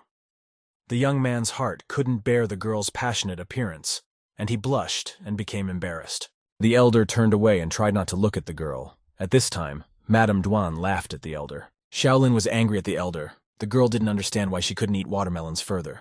The morning came. It was time for breakfast. There were many different treats on the table. Chen Ping'an tried to calm himself down. The boy should have already gotten used to all of Madame Duan's temptations by now. However, the elder still couldn't come to his senses. The guy kept recalling the events of yesterday and his reaction to Boss Duan. Chen Ping'an was sure that his eyes just happened to fall on Boss Duan's deep cleavage. The girl turned to him. Mrs. Duan asked what was on Chen Ping'an's mind. The boy didn't know what to say to the girl. The older man jumped up abruptly from the table and announced that he had to go right away. He almost knocked over a bowl of food. The elder blushed and said that he would come back at night. Madame Duan looked at him in surprise. The girl noticed something on the older man's face. She got up from the table and walked towards him. Madame Duan approached Chen Ping'an's face. She was going to help him remove something on his face. The guy felt very uncomfortable. The girl noticed a ricin sticking to the older man's cheek. The girl tried to remove it. In the next second, Chen Ping'anamali approached the elder and decided to take away a piece of food with her mouth. The girl succeeded.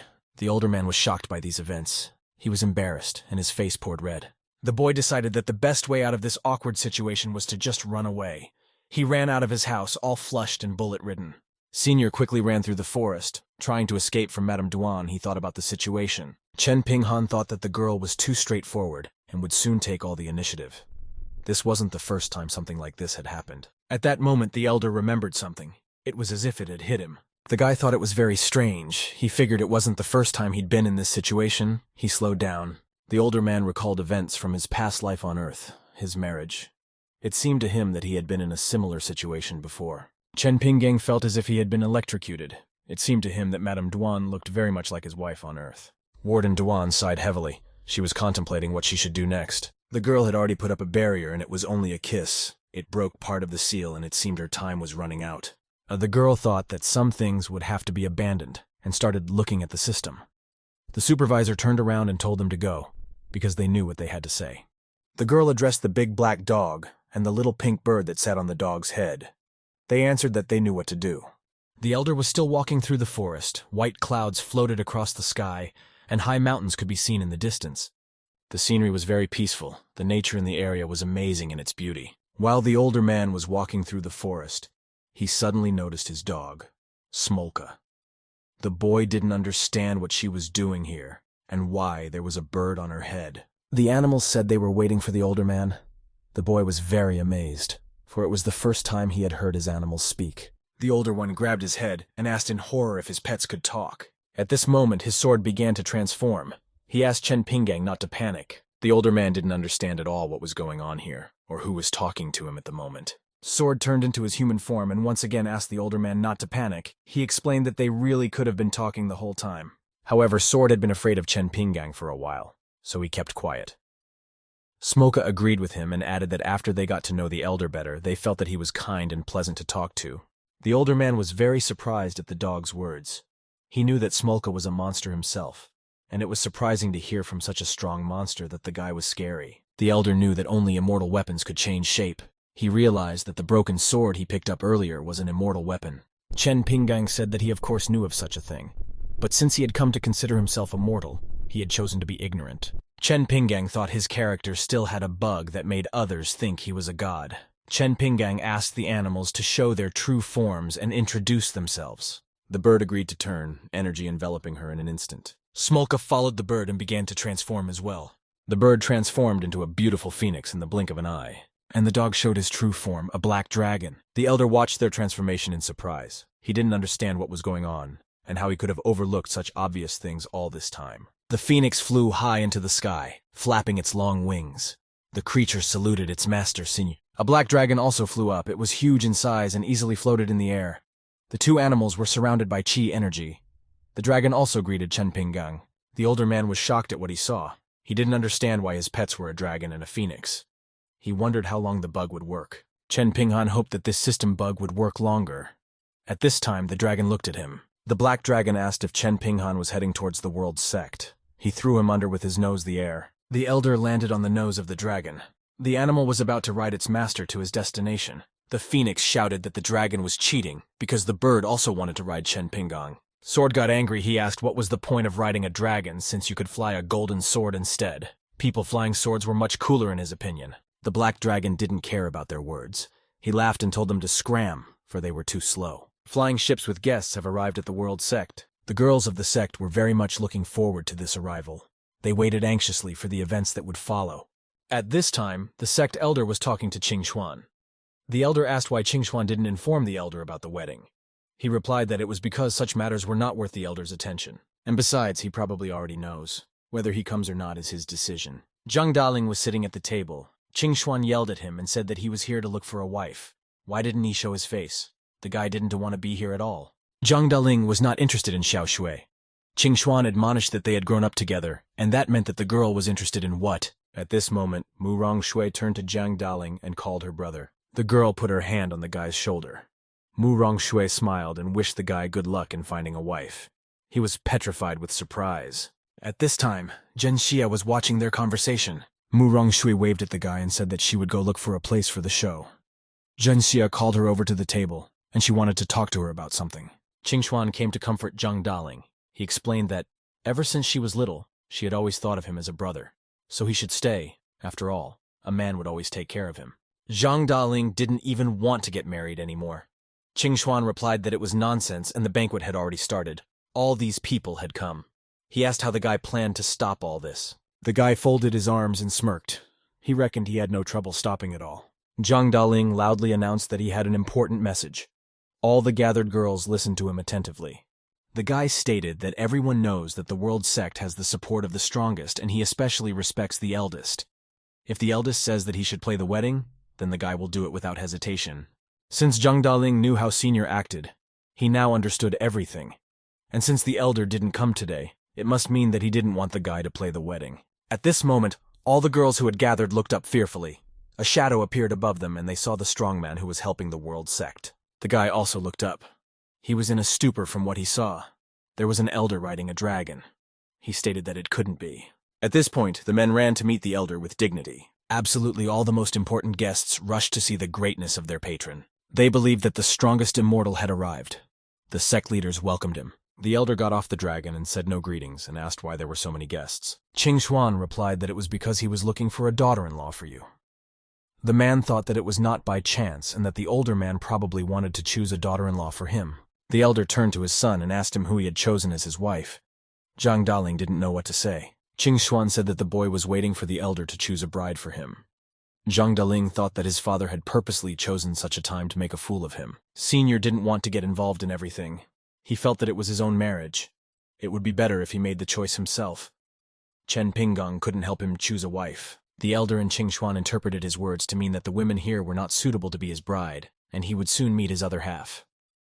At this time, the boy hoped that they would help him choose a bride. Zhen Lingshu watched their dialogue.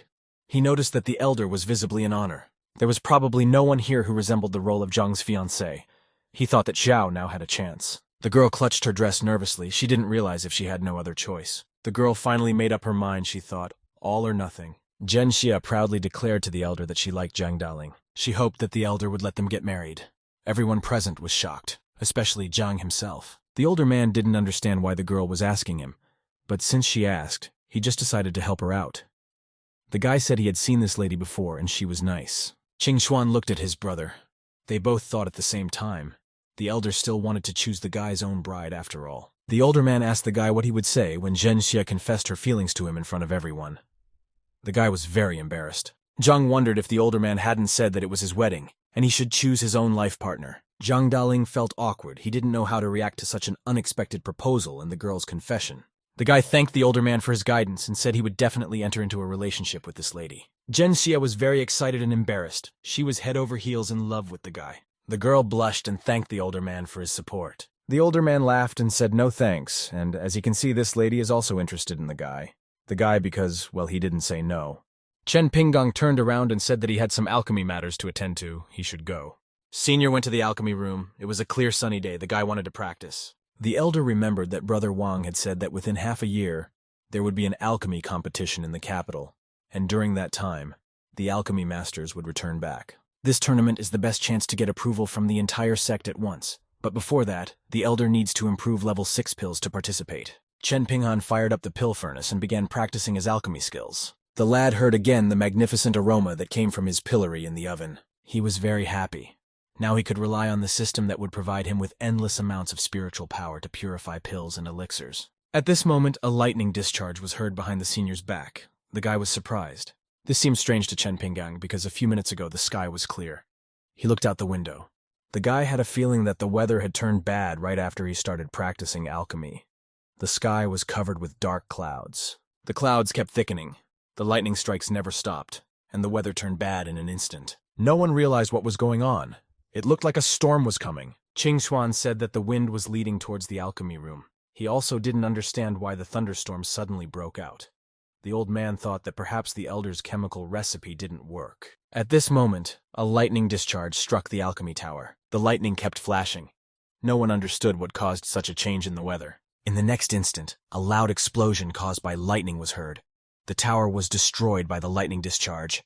All that was left of her was the dust around her. The tower was leveled to the ground. When the dust cleared a bit, 2 pills were shown in the sky. They were burning with fiery energy and were of high quality. The pills quickly flew to Shen Xia and Zhang Daling. The guys were very surprised. Now I can see why Senior didn't bring gifts to the wedding. Apparently he had specially prepared such very powerful pills for the guys. Old man Mu Rong looked at the guys in surprise. He thought that they should not procrastinate on doing good deeds and should eat the pills quickly. Zhang Daling agreed with the man's opinion. He swallowed the miracle pill in the blink of an eye. They were unusual pills. They caused some kind of change in the young man. Zhenxia felt just as strange. Energy enveloped her body. The guys noticed that the body aura shield had awakened in them, and now the world sect had 2 ready to become immortals. The old man thought that apparently Zhang Daling's engagement had made the elder very happy.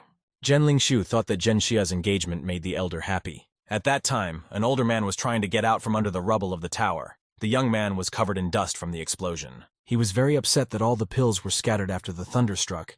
He thought he was very lucky. When the boy got out, he saw everyone bowing down before him and thanking him. The boy did not understand at all what was going on. The senior told Darling that he didn't put in much effort. Didn't do anything supernatural either, so the guys don't need to bow down to him. Chen Pinggong was happy that he had actually helped the guys find their soulmate, and it turns out he had done a good deed after all. At this moment, the elder remembered something.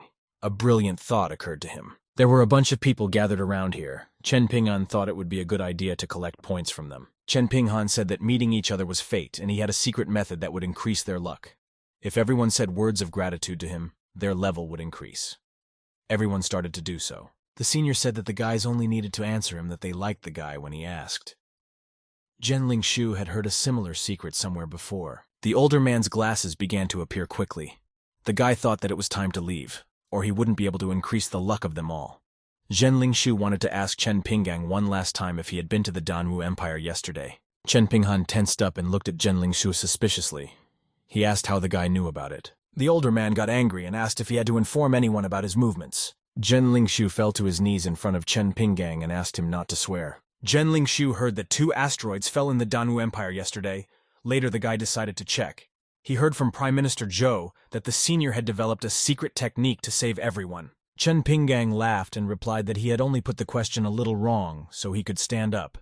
Zhen Lingshu thanked the elder and said that if his requests made him angry in any way, he would not set foot in the Danwu Empire. The elder told the kid to forget about it. It wasn't hard for him to help the Danwu Empire and advised Zhen Lingshu to prepare for the alchemy competition. The elder had a gift for Premier Zhou's son. He asked Zhen Lingshu to take this book and save the guy from wasting time. It was a Buddha strike book. Zhen Lingshui agreed it was no problem for him. The elder had already had to go. He told the others to continue the banquet. Chen Pinggang thought that although the pills were missing, the purification steps were correct, but the furnace was collapsing for some reason. The magic dragon was already waiting for its master. It was going to take the elder home. The elder was going to buy a new furnace for the alchemy class. Zhen Lingshu said goodbye to Master Zhang. The man wished him a good journey, and the elder's order could not be delayed. At this moment, a huge flying ship rose into the air. On it, Zhen Lingshu was flying away, with Mr. Zhang watching the soaring ship take off. The man thought that if his gut wasn't deceiving him, it looked like big changes were about to happen in Danwu. The older man needed to get into Danwa immediately. He opened the system and thought that the black dragon essence didn't work easily, so it would be worth protecting himself somehow. At this moment, Chen Pinghan found something in the system. He clicked on it in the menu and thought it was just what he needed. The guy chose a sniper rifle for himself. It was worth 10,000 points. Senior decided to buy it. The system said the exchange was complete and a sniper rifle appeared in Chen Pinghan's hands. The guy decided to try it out in action. He took aim and pulled the trigger. In the same second, a powerful stream of energy shot out from the rifle and shattered the mountain that Chen Pinghan was aiming at. There was a huge hole left in the mountain from a sniper rifle. It was a very powerful weapon. The older man's eyes lit up with happiness, thinking he had made the right choice. Chen Pinghan hugged the rifle. With this weapon, he can have no fear of the Danwu army. The guy was very happy with his purchase. It was time to apply for the alchemist tournament. The elder did so with the help of the system. Smolka was frightened by such a terrifying weapon. Meanwhile, the Danwu kingdom was as lively as ever, with many people walking around in the market. The elder tied Smolka to the pole again.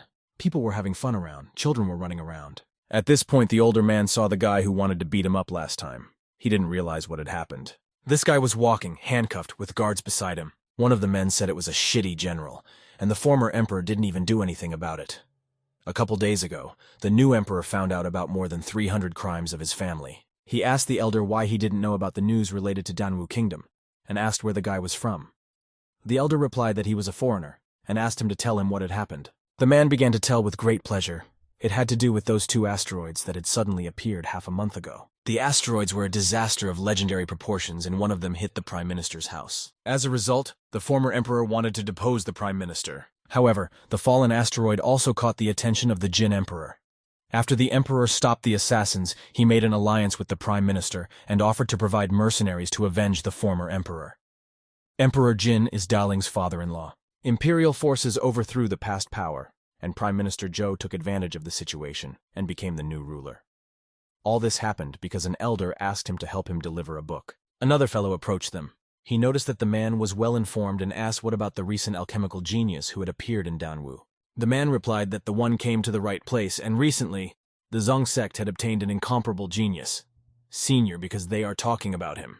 A month ago, the man saw a man who practiced alchemy as cooking. He simultaneously improved a recipe. The older man kept hoping they weren't talking about his success in alchemy. The men were talking specifically about Chen Pinggang, however. He introduced himself with the name of Sect Master Zhen at that time. The man asked the older man if he knew of this man, and put his hand on his shoulder. The man's eyes were shining, and he was eager to tell his elder about his idol. Chen Pinggang replied that there was no need to do so, as he had already understood everything. At this moment, someone approached the elder. Chen Pinghan turned around to see who it was. His name was Mr. Wang. He was surprised at how quickly the guy arrived. The man had already registered his name. The elders told the men that he should go. They had surprised expressions on their faces, shocked that they had been talking all this time to their idol. One of them asked the other if he had said he had seen the older man before. The latter cried out in shock. The man began to bang his head on the floor because he was so close to him but could not recognize his idol, and thus all chances of the man for his autograph flew away. The man realized that an elder had just spoken to him, the same genius about whom the prediction had been made. The man hoped that Chen Pinghan would not let him down in the alchemist competition. Mr. Wang had something to do, so he told the older man to go first. Chen Pinggang replied that the man didn't have to worry about him. There were a lot of people in the Danwu kingdom. Senior thought that there would be a bunch of talented people in the tournament this time. At this point, someone approached the guy. He called him by name. It was a beautiful girl. She thanked the elder for the pills he gave her. It was because of them that the girl was able to break through and participate in the competition. Become did not immediately recognize Wang Xiaojun. He only pondered who this girl was. She shouted that it was the elder who helped her in the royal house, and she told him about the competition. Wang Xiaojun surprised that he didn't remember her. The guy was puzzled that she was a girl. Wang Xiaojun explained that her hair had become like this for the incident during the alchemy class, but she didn't want to be mistaken for a guy. The senior apologized to the days. The girl replied that her father said that the elder's skills in alchemy were very good. She wanted to fight him in battle, and if the guy lost, he had to promise something to the girl. The alchemist tournament venue already had the furnaces set up. Everything was ready for the competition to begin. The contest was officially declared open. The judges were sitting in their seats. The elder walked confidently over to his pill stove. Chen Pinghan took all the necessary herbs from the basket and looked at them carefully. The guy beside him was staring intently at the senior. He wanted Chen Pinghan to show him how brilliant he was. Emperor Jin Yu asked Zhou who the guy next to the elder was, and if he was the young and famous alchemical genius. The man had heard of him. His name wasn't even on the list. Mr. Wang remembered that this guy was chatting in front of the registration desk with the senior. The man thought that he had come here just because of him. The guy thought that although this was all just a game, his dignity as an immortal would not allow him to lose. He mentally apologized to Zhen Santeng for striking a blow to his reputation and thought that he should be the first to go. At this moment, the guy looked at the elder. An unimaginable aroma of pills was already coming from his furnace. Chen Pinghan turned his attention to the guy in surprise. He asked if the senior had already prepared the pills. The older man didn't understand the point of the question and asked if he was too slow. The guy got angry and thought that maybe the elder had just come early and it didn't affect the pill level anyway.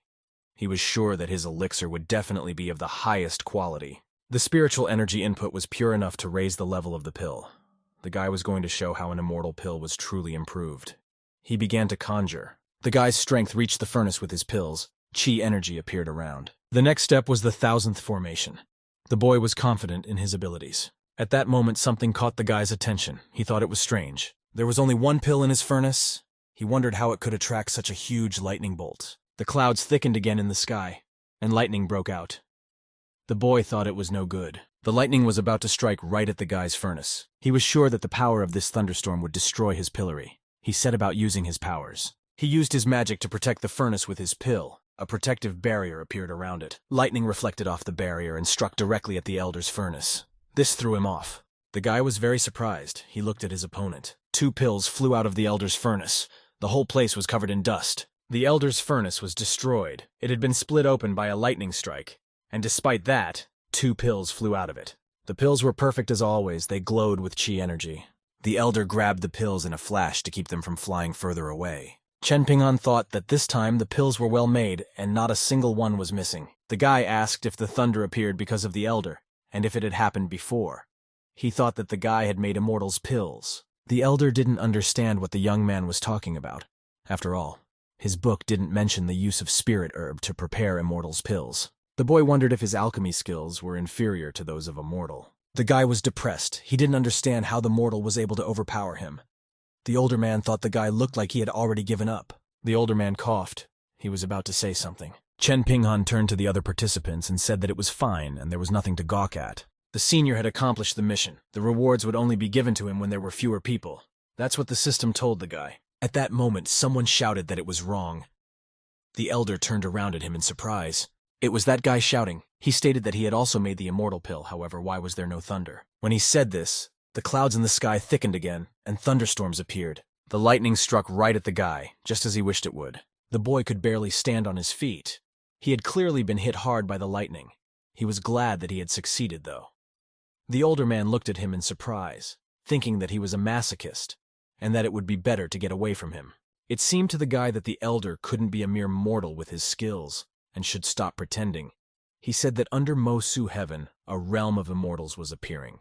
The guy wanted the elder to show his recipes and talk about them. Chen Pinghan doesn't understand what kind of immortal just came down here. The elder thought that this could cause a lot of trouble. He felt awkward. Chen Pinggang didn't have a cultivation base or spiritual root, so he couldn't detect other people's qi. Yet this guy is without a doubt an immortal. The senior replied that he already knew the cultivation base and the guy's background. So exchanging information about Chen Pinggang's identity was some kind of insignificant request. His dog didn't react in any way. Perhaps the guy was very powerful. The older man suggested talking about the boy's goals first. He wanted to know more about the boy, and if he had evil intentions, the Black Dragon would deal with him. Smolka watched their dialogue with surprise. She didn't seem like she was going to get into a fight with anyone. The guy explained that the reason he was here was because of rumors of an alchemy genius appearing. The guy wanted to take him to the immortal realm to perfect himself. It seemed to the guy that the elder's power was much greater than his. Chen Pinghan thought the guy's suggestion of bringing him to the immortal realm to cultivate was very cool, however. He was stopped by Xiaolin and Madame Duan. The elder thought that thanks to Brother Wang, his mission had gone smoothly. The senior was going to take this chance to return the favor. Chen Pinggang replied that he was actually a member of the Zong sect, and the guy would definitely be able to find him if he hung around more. The boy's eyes lit up. He got excited and decided to stay here a little longer. The boy grabbed Mr. Wang's arm. He shook it and said that he would detain the sect master for a little while longer and hoped that no one minded. Mr. Wang replied that it was fine after all, he had come down to see them. Due to certain circumstances, the Zong sect will have an immortal. Whether or not they take advantage of this opportunity is up to them. Now that the fellow had revealed his intentions, he asked the elder to reveal his cultivation level. The older man didn't want to do that. He asked why on earth the guy didn't understand anything. Chen Pinggang replied that those who are actually able to see his power, then they see it, the guy lacks a Chutka level. The older man turned around and advised the kid to work harder and someday he'd get his chance. The guy realized that it probably wasn't time yet. He was shocked. Zhen Quan was surprised and realized why he still hadn't discerned the elder's true level. Chen Pinghan nodded and replied that he clearly understood him. At last, the elder could breathe a sigh of relief because it was all over. If this kind of situation was repeated more often, he just couldn't stand it. It was already time for the elder to leave, for his business in the Danwu kingdom was finished. He stroked his dog's head and told the black dragon to head on ahead. The dog instantly took the form of a black dragon and flew up into the sky. The older man told the men in parting that they would see each other again if fate permitted. The older man thought they had talked too long, and it was time to get the hell out of here. The dragon took to the sky. The guy didn't understand why this black dragon had turned into a dog unwillingly. After all, it was clearly stronger than him. The boy didn't understand what kind of mysterious creature Senior. At this moment, Mr. Wang placed his hand on the lad's shoulder and told the immortal not to get lost. Senior had once said that he was an invincible being above all immoral acts, so he shouldn't be too immersed in reflection. Zhen Quan added that the world sect leader saw the divine beasts and immediately kneeled down. The man asked how the guy managed to meet the older man. The man replied that he met him while still at registration. The guy was just then listening to a resident's story about a brilliant alchemist. It dawned on the guy that there were too many coincidences in this world. Zhen Quan realized that the elder was definitely waiting for the young man. It seemed to Zhen Quan that Brother Wang was very lucky. There were many immortals in the Zong sect and the future would be promising. Mr. Wang replied that it is all thanks to his daughter, because she met the eldest first and is the reason why the man is lucky. However, she will now suffer because of her broken heart. Guy asked if Mr. Wang's daughter was the one who made the top quality pill in the previous competition. The immortal had been wondering all this time why her appearance was so similar to Mr. Wang's. A realization came to the guy at that moment. He thought that the genius in their sect was the daughter of a man. Mr. Wang was shocked. The elder left the Danwu realm. He told the system to show his reward. The guy was rewarded with a breakthrough level of 1.5 kingdoms. Auxiliary functions of the system have been activated. Blast function. The host can get an item by defeating an enemy. The stronger the enemy, the stronger the item. After defeating an enemy, the host could use points to upgrade an item. However, the elder no longer had any points in his balance. The guy thought about going back home and finding Xiao to score some points. However, someone called out to the older man. The boy turned around in surprise. He was summoned by some man.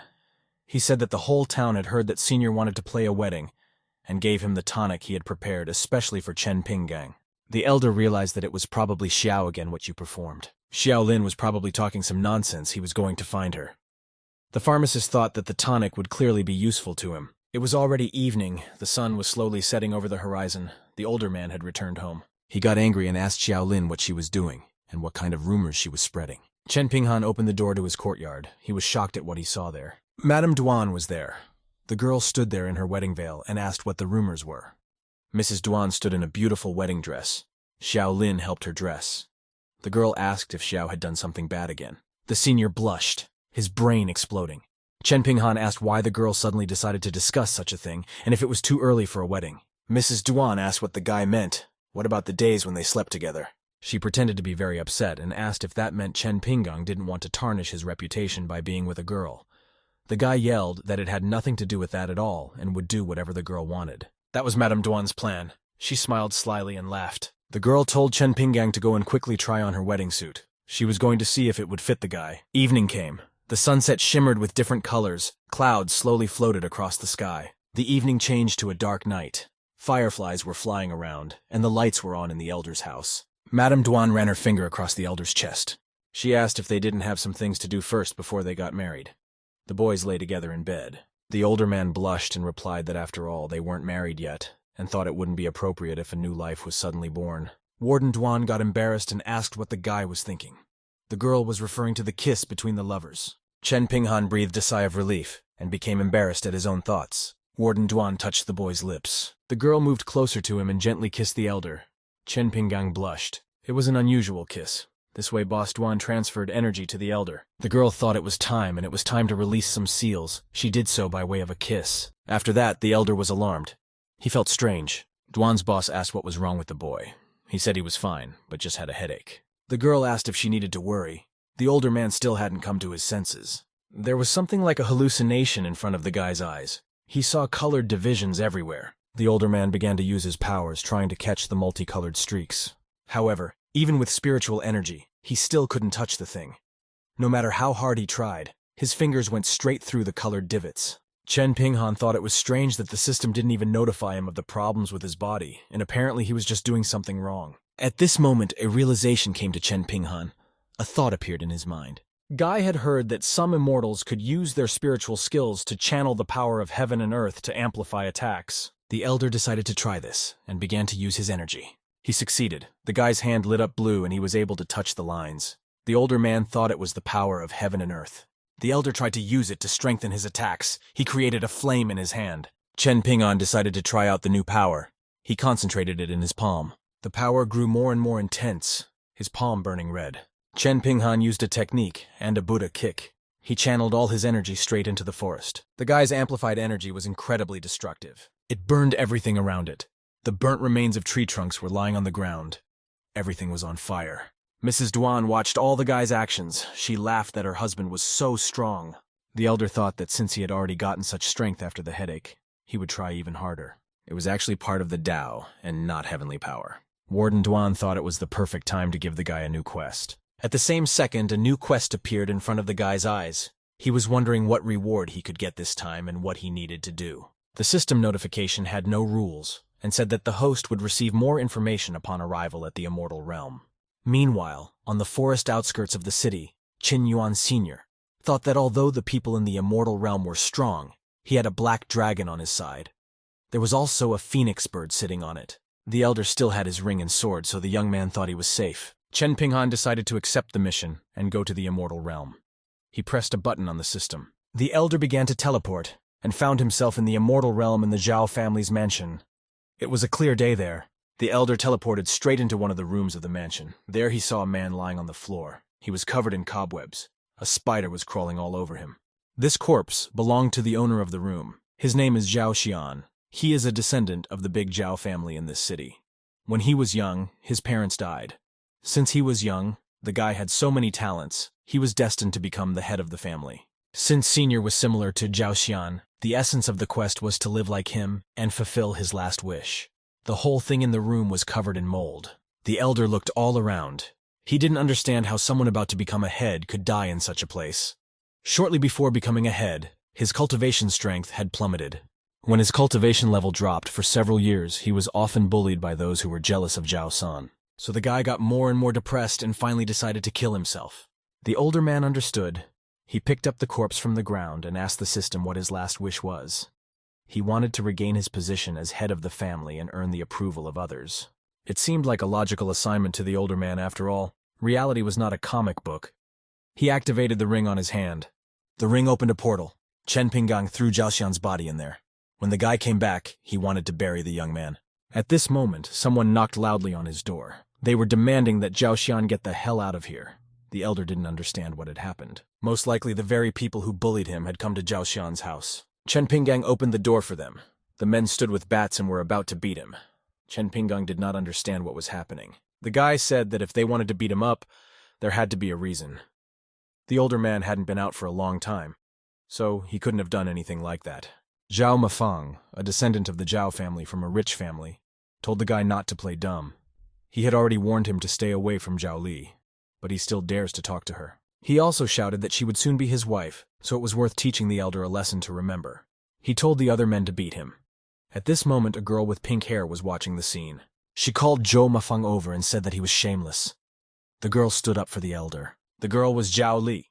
She asked who told him that she was his wife and how dare he even address the elder like that. The girl stood right in front of Chen Pinghan. Zhao Mafang replied that he was doing so because he was the #1 genius and Zhao Xian was just a pathetic lowlife. The guy said he would deal with this ignorant woman. The guys had to go and take out the trash for now. The girl was surprised at these words. The elder put his hand on Zhao Li's shoulder and said that they were all civilized beings. The girl was very surprised. Chen Pinggang added that there was no need to fight or kill. He asked how they could resolve their conflict differently, perhaps with compensation. Zhao Mafang agreed and told Chen Pinggang to crawl between his legs, and in that case, he would let him go. Zhao Mafang and the rest of the guys laughed loudly. Zhao Li looked at Senior fearfully and asked him not to do that. The elder felt that they had nothing to worry about since he had a black dragon. The guy agreed, but only on one condition. Zhao Mafang was never to bother him.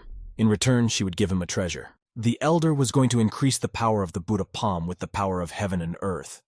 Zhao Mafang asked what kind of treasure a scum like Chen Pinggang could have. The elder replied that the reason why he became a genius was because of this treasure. Zhao Li looked at the guy in surprise.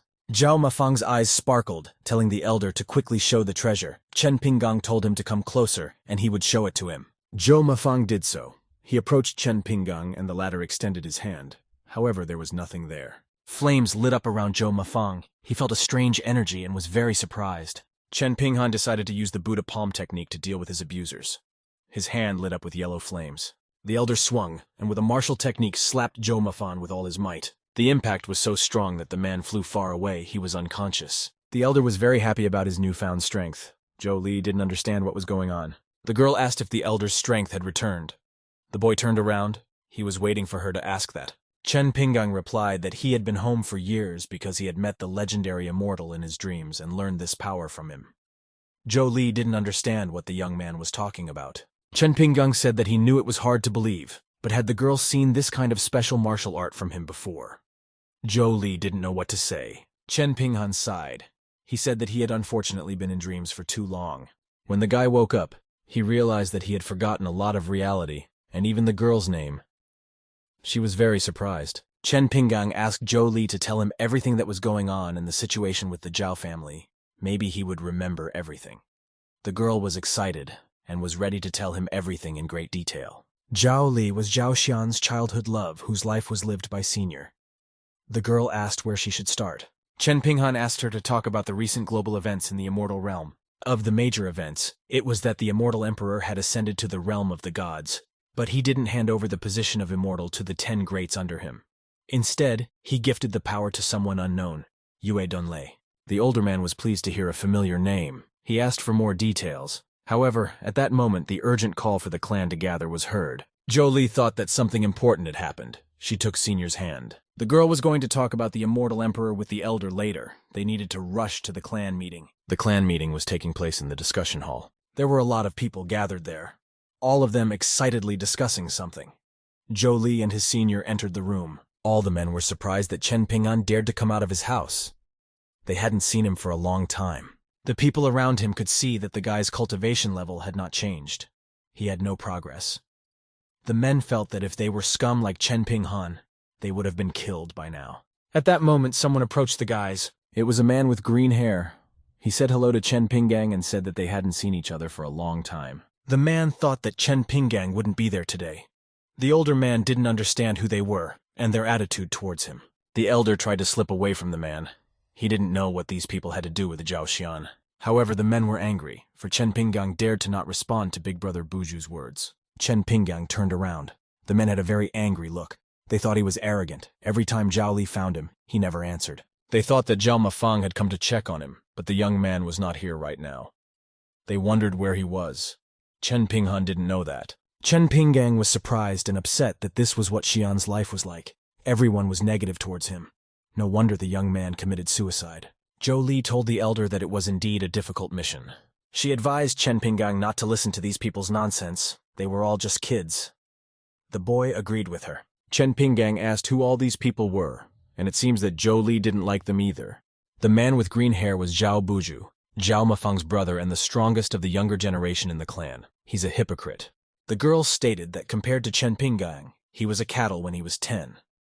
The elder had stopped Mafan when he was bullying Zhou Li, but he still followed his brother's path and started doing evil things. The elder thought it was strange that Zhao Xian's strength suddenly dropped. At this moment, the clan leader walked into the conference room. Everyone around him bowed to him. The man said that all the people gathered here were the young talents of his clan, and he had called them here for one purpose.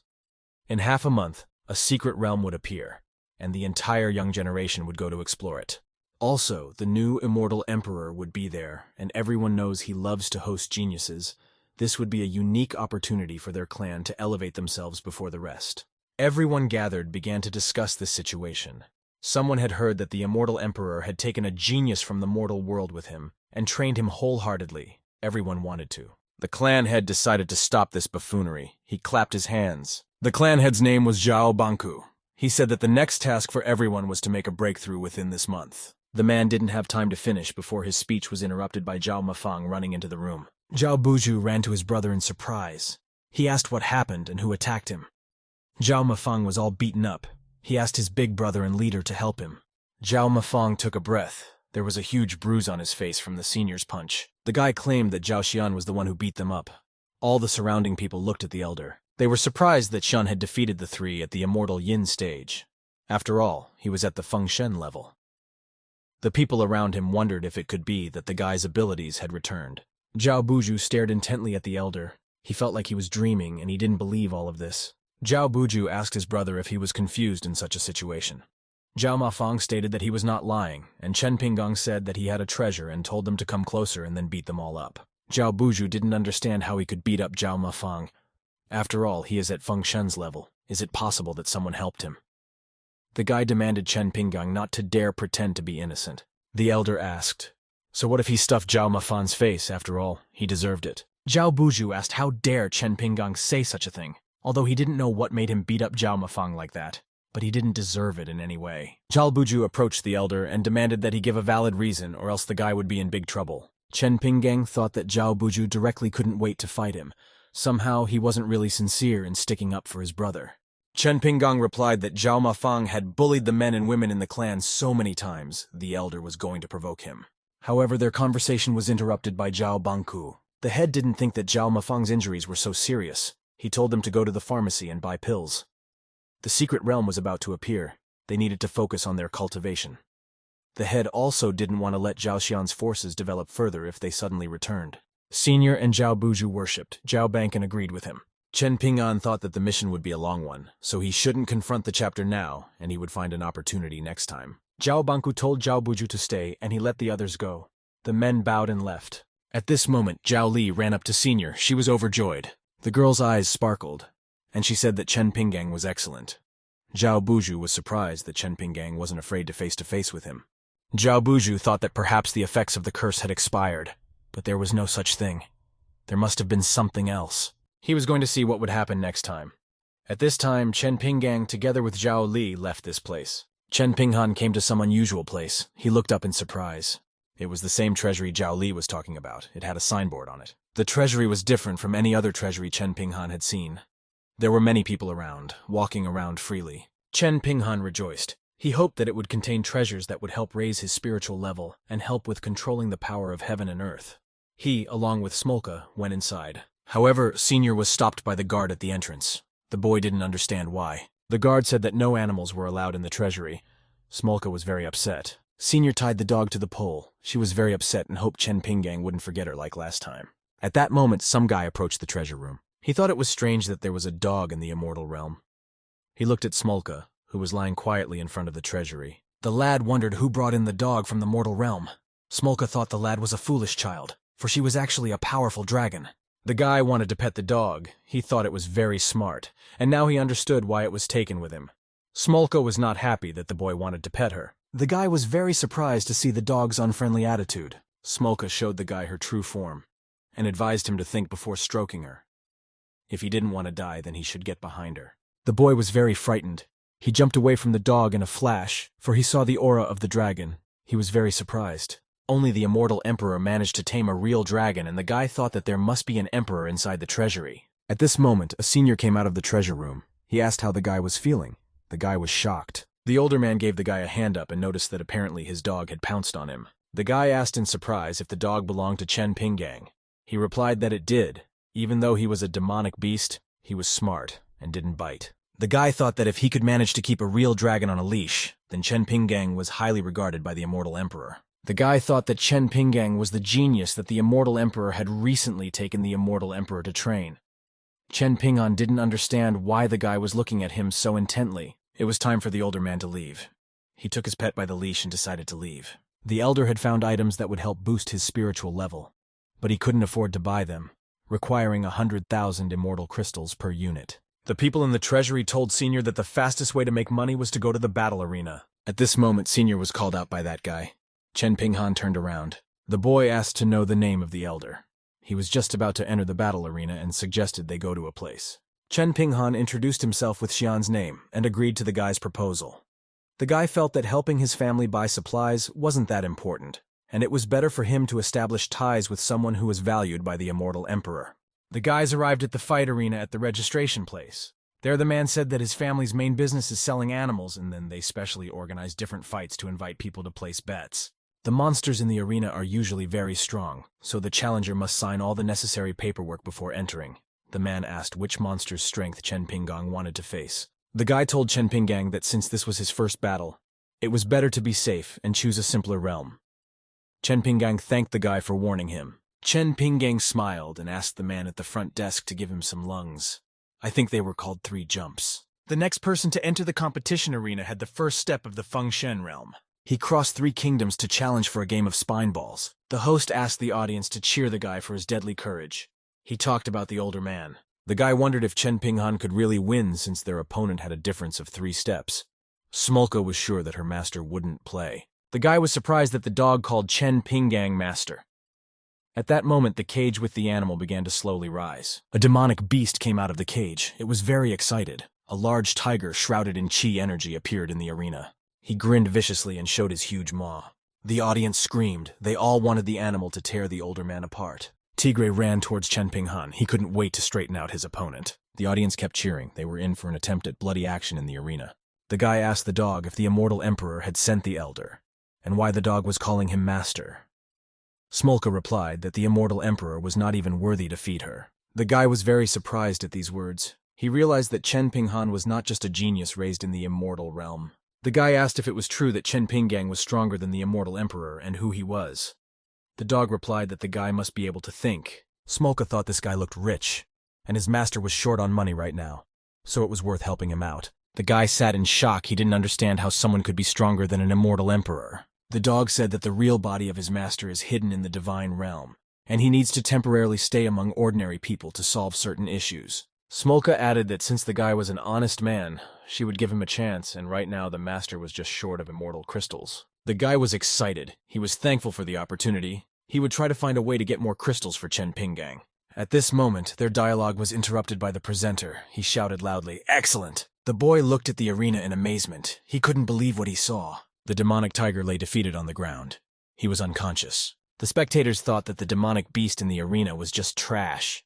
The elder was walking away from the tiger's body. One of the fans had lost all 200,000 immortal crystals he had bet, and the demonic beast in the arena was simply useless. The guy realized that you could place bets before the battle and make money. Someone was very angry. He threw the cup on the floor and it shattered. Some man said that there were no abilities in this world that exceeded the level of the 3 realms, and this guy was definitely hiding his power. The other man, shaking with fear, said his subordinates checked everything, also confiscating his ring for safekeeping before he entered the arena. The man said that the elder was going to challenge the demonic beast of the immortal beast realm, and asked if he should stop him. His boss asked why he had to stop him. The man was very surprised. Sun Chenqian, the branch manager of the city arena, spoke to him. He told his subordinate to go and organize it all. A golden scaly lion cub with a true dragon bloodline was going to enter the arena.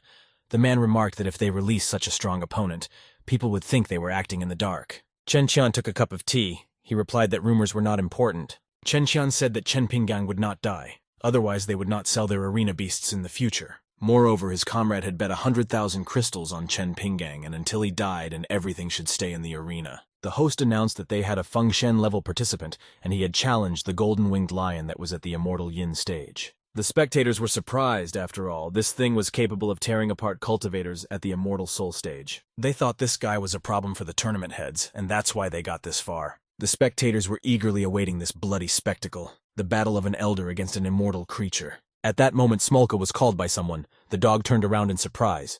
She didn't realize where the sound was coming from and twisted her head around. Her name was that guy. He had put all his magical weapons and clothes on this fight. He was standing with only a plank covering himself. The guy also put 80,000 crystals, which were meant to buy material for his family. The dog asked why he had put clothes. The guy's stuff was worth 20,000 crystals, and if business is tied up in money, he'd prefer discomfort. The battle was about to begin. The gate of the cage was slowly rising. In the cage sat a demonic lion, a very powerful creature. He ran out of the cage in the blink of an eye. Enveloped in ki energy, he ran towards the elder. The lion glared viciously at his prey. He was going to massacre the young man. The golden-winged lion had a terrifying aura. It roared viciously. The spectators thought that it was just nonsense to unleash a beast with a true dragon bloodline against a cultivator of this level. The elder drew his sword and prepared for battle, the energy of the lion enveloping him. The sword shattered into pieces in an instant due to such strong energy. The guy didn't understand why this happened, after all. Last time there were no such problems. Apparently the elder had badly damaged his sword after the last battle, and this beast looks very strong.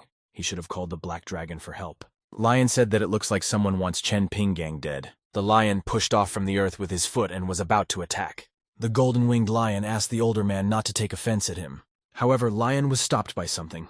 He saw someone in front of his eyes. The lion stalled in the blink of an eye. He couldn't move any further. Right in front of him sat Smolka. Lev was very surprised to see her. The lion saw her true form, a black dragon. He felt a tremendous pressure from the animal. The audience didn't understand why he stopped or what happened to him. The black dragon thought the lion was an insolent jerk. He terrified the animals with his mere appearance. The dragon told the lion that if he didn't want to die, he should kneel vividly. The lion bowed low. He acknowledged his defeat and begged not to be killed. The older man did not understand what was going on, or what caused the lion to behave this way. The spectators were in shock. They didn't understand what was happening in the arena and where the battle was. The audience demanded a refund for this laughable performance. The announcer said the arena rules state that only one contestant must stand. If Lion doesn't kill Chen Pinggang, he's dead. Lev didn't know what to do. He couldn't go against his elder. The animal bared its fangs and was about to do something about it. Suddenly the lion hit its head on the ground with all its might, its blood splattering all around. The older man looked at it in amazement. He didn't understand what the animal was doing. The lion once more banged his head against the ground. He tried to kill himself. Blood was pouring from the animal's head. The lion was already barely standing on his feet. The animal fell from such a head injury, the lion took his own life. The elder looked at Smolka and asked if she had done all this. The dog replied that his job was to protect his master. The older man looked at Smolka and asked if she had done it all. The dog replied that his job was to protect his master. The spectators doubted that it wasn't an act. They didn't understand how the guy knocked out the golden-winged lion without even fighting it. They believed that Chen Ping Han was definitely a cool bump and was just hiding his strength. The elder stood over the lion's body in bewilderment, seemingly defeated. The announcer announced that the golden-winged lion had been defeated. The guy who put all his clothes on the older guy got very excited and was ready for the profits. In that second, the guy realized he was completely unclothed and had forgotten to cover himself with a board. The people around him looked at him confusedly, not realizing if the guy was a pervert.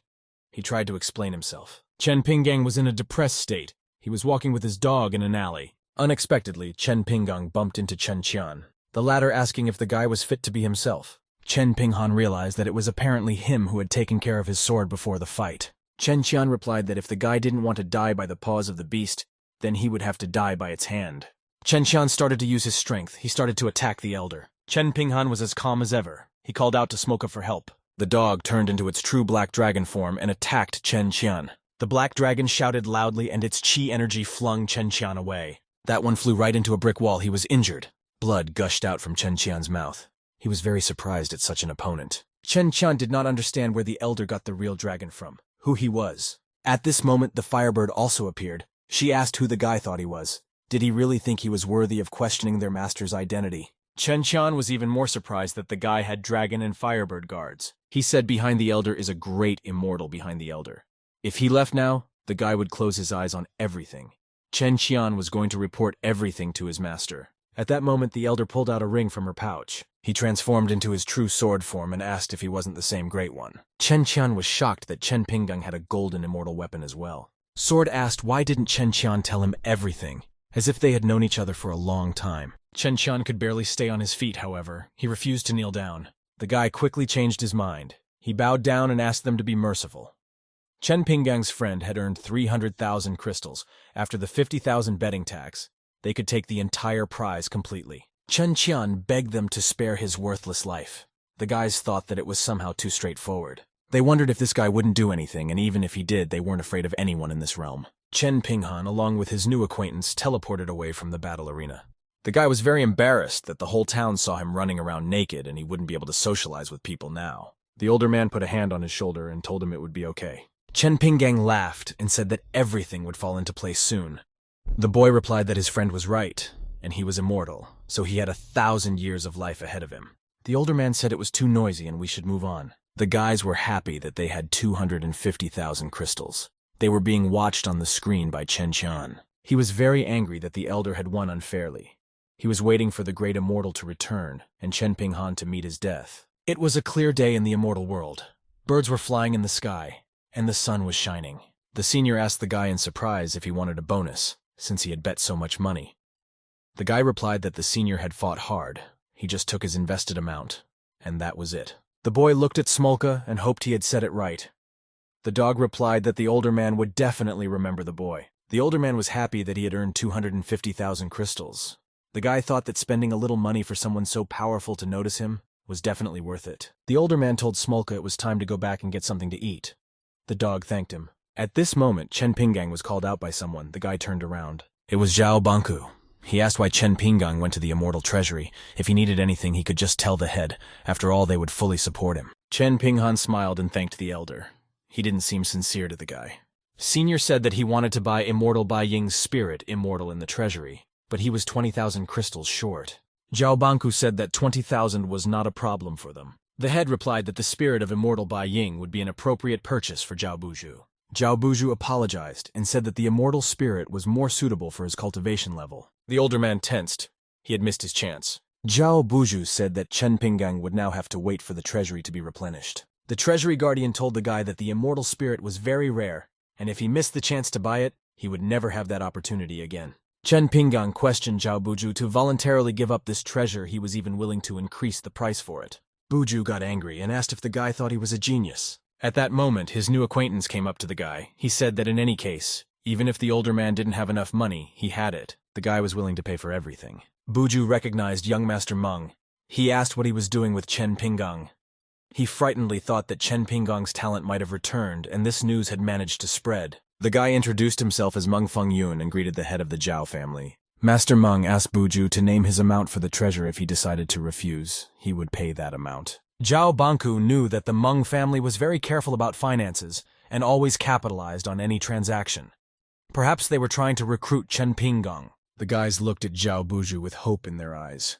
They were waiting for him to answer. Buju sighed and said he couldn't give it up because he needed that artifact. The older man realized that they probably wouldn't agree directly. Chen Pinggang felt it was worth trying to negotiate with the head. The elder said that his skills had not only returned but were even stronger than before. Now all he had to do was destroy the clan. Zhao Banku was surprised and asked if the guy's strength had really returned. Chen Pinghan smiled and said that it was true. Everything was going according to his plan. The head was pleased, saying that Chen Pinghan would obviously care more about the artifact than Buju right now, and would take something else for the guy. Buju angrily sat his fan down. He didn't like what was going on. Buju was willing to sell his artifact for 120,000 immortal crystals. The boy couldn't let the older man recover his strength. Otherwise, the Zhao family would just give up on him. Senior talked to Master Meng. The elder had to borrow 20,000 crystals from Meng. The head said the clan would pay for it. The elder handed the money to Buju. Buju was very pissed off. He thanked and congratulated the elder on his good purchase. He gave him the artifact. Buju was going to go increase his cultivation level since the secret realm was about to open. Buju thought that the elder had spent half his life to raise such a sum, and he obviously wouldn't be able to use this artifact. Then Buju would take it away. There were loud screams in the Meng family's house. The man yelled at Meng Fengyun. How dare he spend the gambling money they had given to buy materials. He also demanded an explanation for all the things the guy had done in the fighting arena. Meng Fengyun said that he had done nothing wrong, just befriending a person who was unrivaled in their family. His father must have felt 3 powerful auras in the arena. The guy added that he had also befriended a divine dragon in the same way, and 80,000 crystals wasn't such a big loss. His father got excited and asked for more details. The boy began to explain all the details. The father got even more excited and apologized to his son for yelling at him. What he did was fantastic. Father said that Meng Feng still had to pawn his clothes, and they were now 20,000 crystals short. The boy thought that this was all just a test of an elder. The boy's father was very surprised and thought that maybe his son was right. The Black Dragon told Meng Feng that his master liked to keep a low profile, and no one should know about it. The father understood and told his son to take 200,000 more immortality crystals. At this moment, above the immortal realm, someone was flying through the sky. That man has landed on the ground. Zhao Banku greeted the great immortal emperor and asked what the reason for his visit was. The emperor didn't want to hear this meaningless dialogue. Chen Yicheng asked to answer the question if there was a person of Feng Shen's level in the clan, and if he was in the arena today. Zhao Banku immediately realized that it was about the elder. He asked if the guy had caused any trouble. At this moment, a loud explosion was heard not far from where they were talking, and flames rose into the sky. The immortal emperor didn't realize what had happened. He was repelled from the earth in the blink of an eye. Chen Yicheng, along with Zhao Banku, flew to the scene in a flash. The flames kept getting bigger and bigger. It was getting more and more intense. Chen Yicheng arrived at the scene. He looked on in surprise. They both looked down in surprise. Zhao Banku didn't understand what this guy was doing. Zhao Buju was sitting in the forest. He was circulating his qi quite well, and perhaps he could awaken the legendary physical form of flame that the immortal emperor also has. Zhao Banku was very happy to see his subordinate use the immortal's technique of physical fire. He thought that the Lord had definitely blessed his clan. Zhao Banku told Buju to greet the immortal emperor. The man thought that the immortal emperor could take the guy as his disciple and their family would soar. Buju greeted the great emperor and introduced himself. The guy thought that even without immortal Bai Ying, he was strong enough to awaken the immortal flame body, and he wouldn't have to fear Xian from now on. Chen Yicheng still asked where Zhao Xian lived and asked him to take him to the young man. Buju was very surprised that he needed a guy. He was very angry that everything was going to Chen Pinghan again. Zhao Banku agreed to take the immortal emperor to Chen Pinggang. He told him to follow him. A man grafted the immortal emperor to Chen Pinggang's house. He asked Chen Yicheng to wait for him to call the guy. Chen Yicheng stopped Zhao Banku and said that it would be too rude. He had come to pay an official visit to Chen Pinggan and thought there wouldn't be any problems with that. Banku was surprised that the emperor was here with good intentions. The two men stood in front of the elder's door in surprise. They didn't dare to enter. The men knocked on the door, but no one answered them. Banku thought that maybe the guy couldn't hear them and should just go in and look for him. The emperor thought that maybe the guy didn't want to see him. This was quite expected from a person with strength that impressed even an immortal emperor. The immortal emperor smirked and thought that this was truly the manner of a master. The man said loudly that he had already communicated with the head of the arena and he apologized. If the elder didn't want to see him now, he would come back later. Zhao Banku was surprised that Chen Yicheng was treating Chen Pinggang as if he was an immortal emperor. What on earth had the guy done? The immortal emperor asked why Chen Pinggang was living in such a neglected house, and what had happened to the previous residents. Chen Yicheng began to conjure. He said that Chen Pinggang was a special guest of the immortal emperor and they dare not mock him. They were obligated to treat him properly. The immortal emperor activated the portal and said that his visit to Chen Pinggang should not be known to anyone. If anyone asked, Banku had to tell them that he came here because of the guy with the immortal fire body. He teleported. Zhao Banku didn't understand at all what the immortal emperor and Chen Pinggang had in common. At this moment, Zhao Banku remembered that Zhao Xian's mother's surname was Wei. Meanwhile, in Qinyan City, the atmosphere in the elder's house was as friendly as ever. The elder walked into his house. He said hello to Mrs. Duane and Xiaolin. Madame Duan was standing near a peach blossom tree together with some man. Warden Duane coughed. She was hinting something to her friend. The man introduced himself. His name was Deng Guiqi, and he was a friend of the girl. The man came here today to meet the senior. The man started to justify that it wasn't what the elder thought, and he was just Duan's friend. Deng Guiqi didn't want any trouble. At this moment, the door of the elder's house slowly opened. From behind her, the immortal emperor walked in sleepily. He rubbed his eyes. The man saw the older man and looked at him in surprise. The immortal emperor would be gone for a while. He asked to take care of Xiao properly. The elder replied that he would do everything. The immortal emperor thanked the elder. He flew away using his strength in a flash. He was followed by Deng Guiqi. The older man angrily told Duane that he thought she enjoyed hanging out with this guy. The girl asked why he thought that, if her boyfriend was jealous of her. The older man tried to justify himself. He said that of course he wasn't jealous. Boss Duan put her hand on the boy's chest and asked him if he was lying. The older man was confused. He didn't know what to say to her. The guy was going to not let the damned women keep him on the ledge. He grabbed Duane's arm. Chen Pinggang pulled the girl to him and asked, "So what if he is jealous after all? He is the girl's fiancé." The guy said he shouldn't socialize with other guys in the future either. Duan was very embarrassed. The guy wanted to continue, however Duan suddenly moved closer to him and kissed Chen Pinggang. Boss Duan passionately asked if Chen Pinggang wanted to punish her. The older one had a brain explosion from this behavior of the girl and blushed with embarrassment. The older man shouted furiously that what the girl was doing in the first place, and maybe she should be flogged properly. At this moment, Xiaolin walked up to them from behind. At this time, Boss Duan was laughing at the guy caustically. The senior said that he had bought something and needed to bow out. The next morning, the elder had some things to do. The sun was just rising from behind the horizon, and birds were sitting in the trees. Chen Pinggang went to the forest near Qinyan Mountain. There was a thick fog. The sun illuminated the leaves of the trees. Chen Pinghan decided to practice using the artifact he bought from the immortal realm. The elder activated it. He began to use his energy to conjure. Multicolored lines appeared around it. The elder was glad that immortal Bai Ying was still working. At least Chen Pinggang manages to control a small portion of the power of heaven and earth. It seemed to the elder that this artifact was actually very simple, and he wondered how much something like this was being sold and bought for by the system. He found Immortal Bai Ying's artifact of Immortal Bai Ying in the system menu and clicked on it. The system was selling Immortal Bai Ying for 1 million points. The elder was surprised at such a huge amount. He hadn't expected it. Chen Pinghan stroked his dog's head and decided that now was the time to return to the immortal realm. Eldest decided to see if there were any other similar amulets that could be bought and then resold. Chen Pinghan teleported to the immortal realm. He was going to go for something. However, at this time, the door to Chen Pinggang's house slowly opened.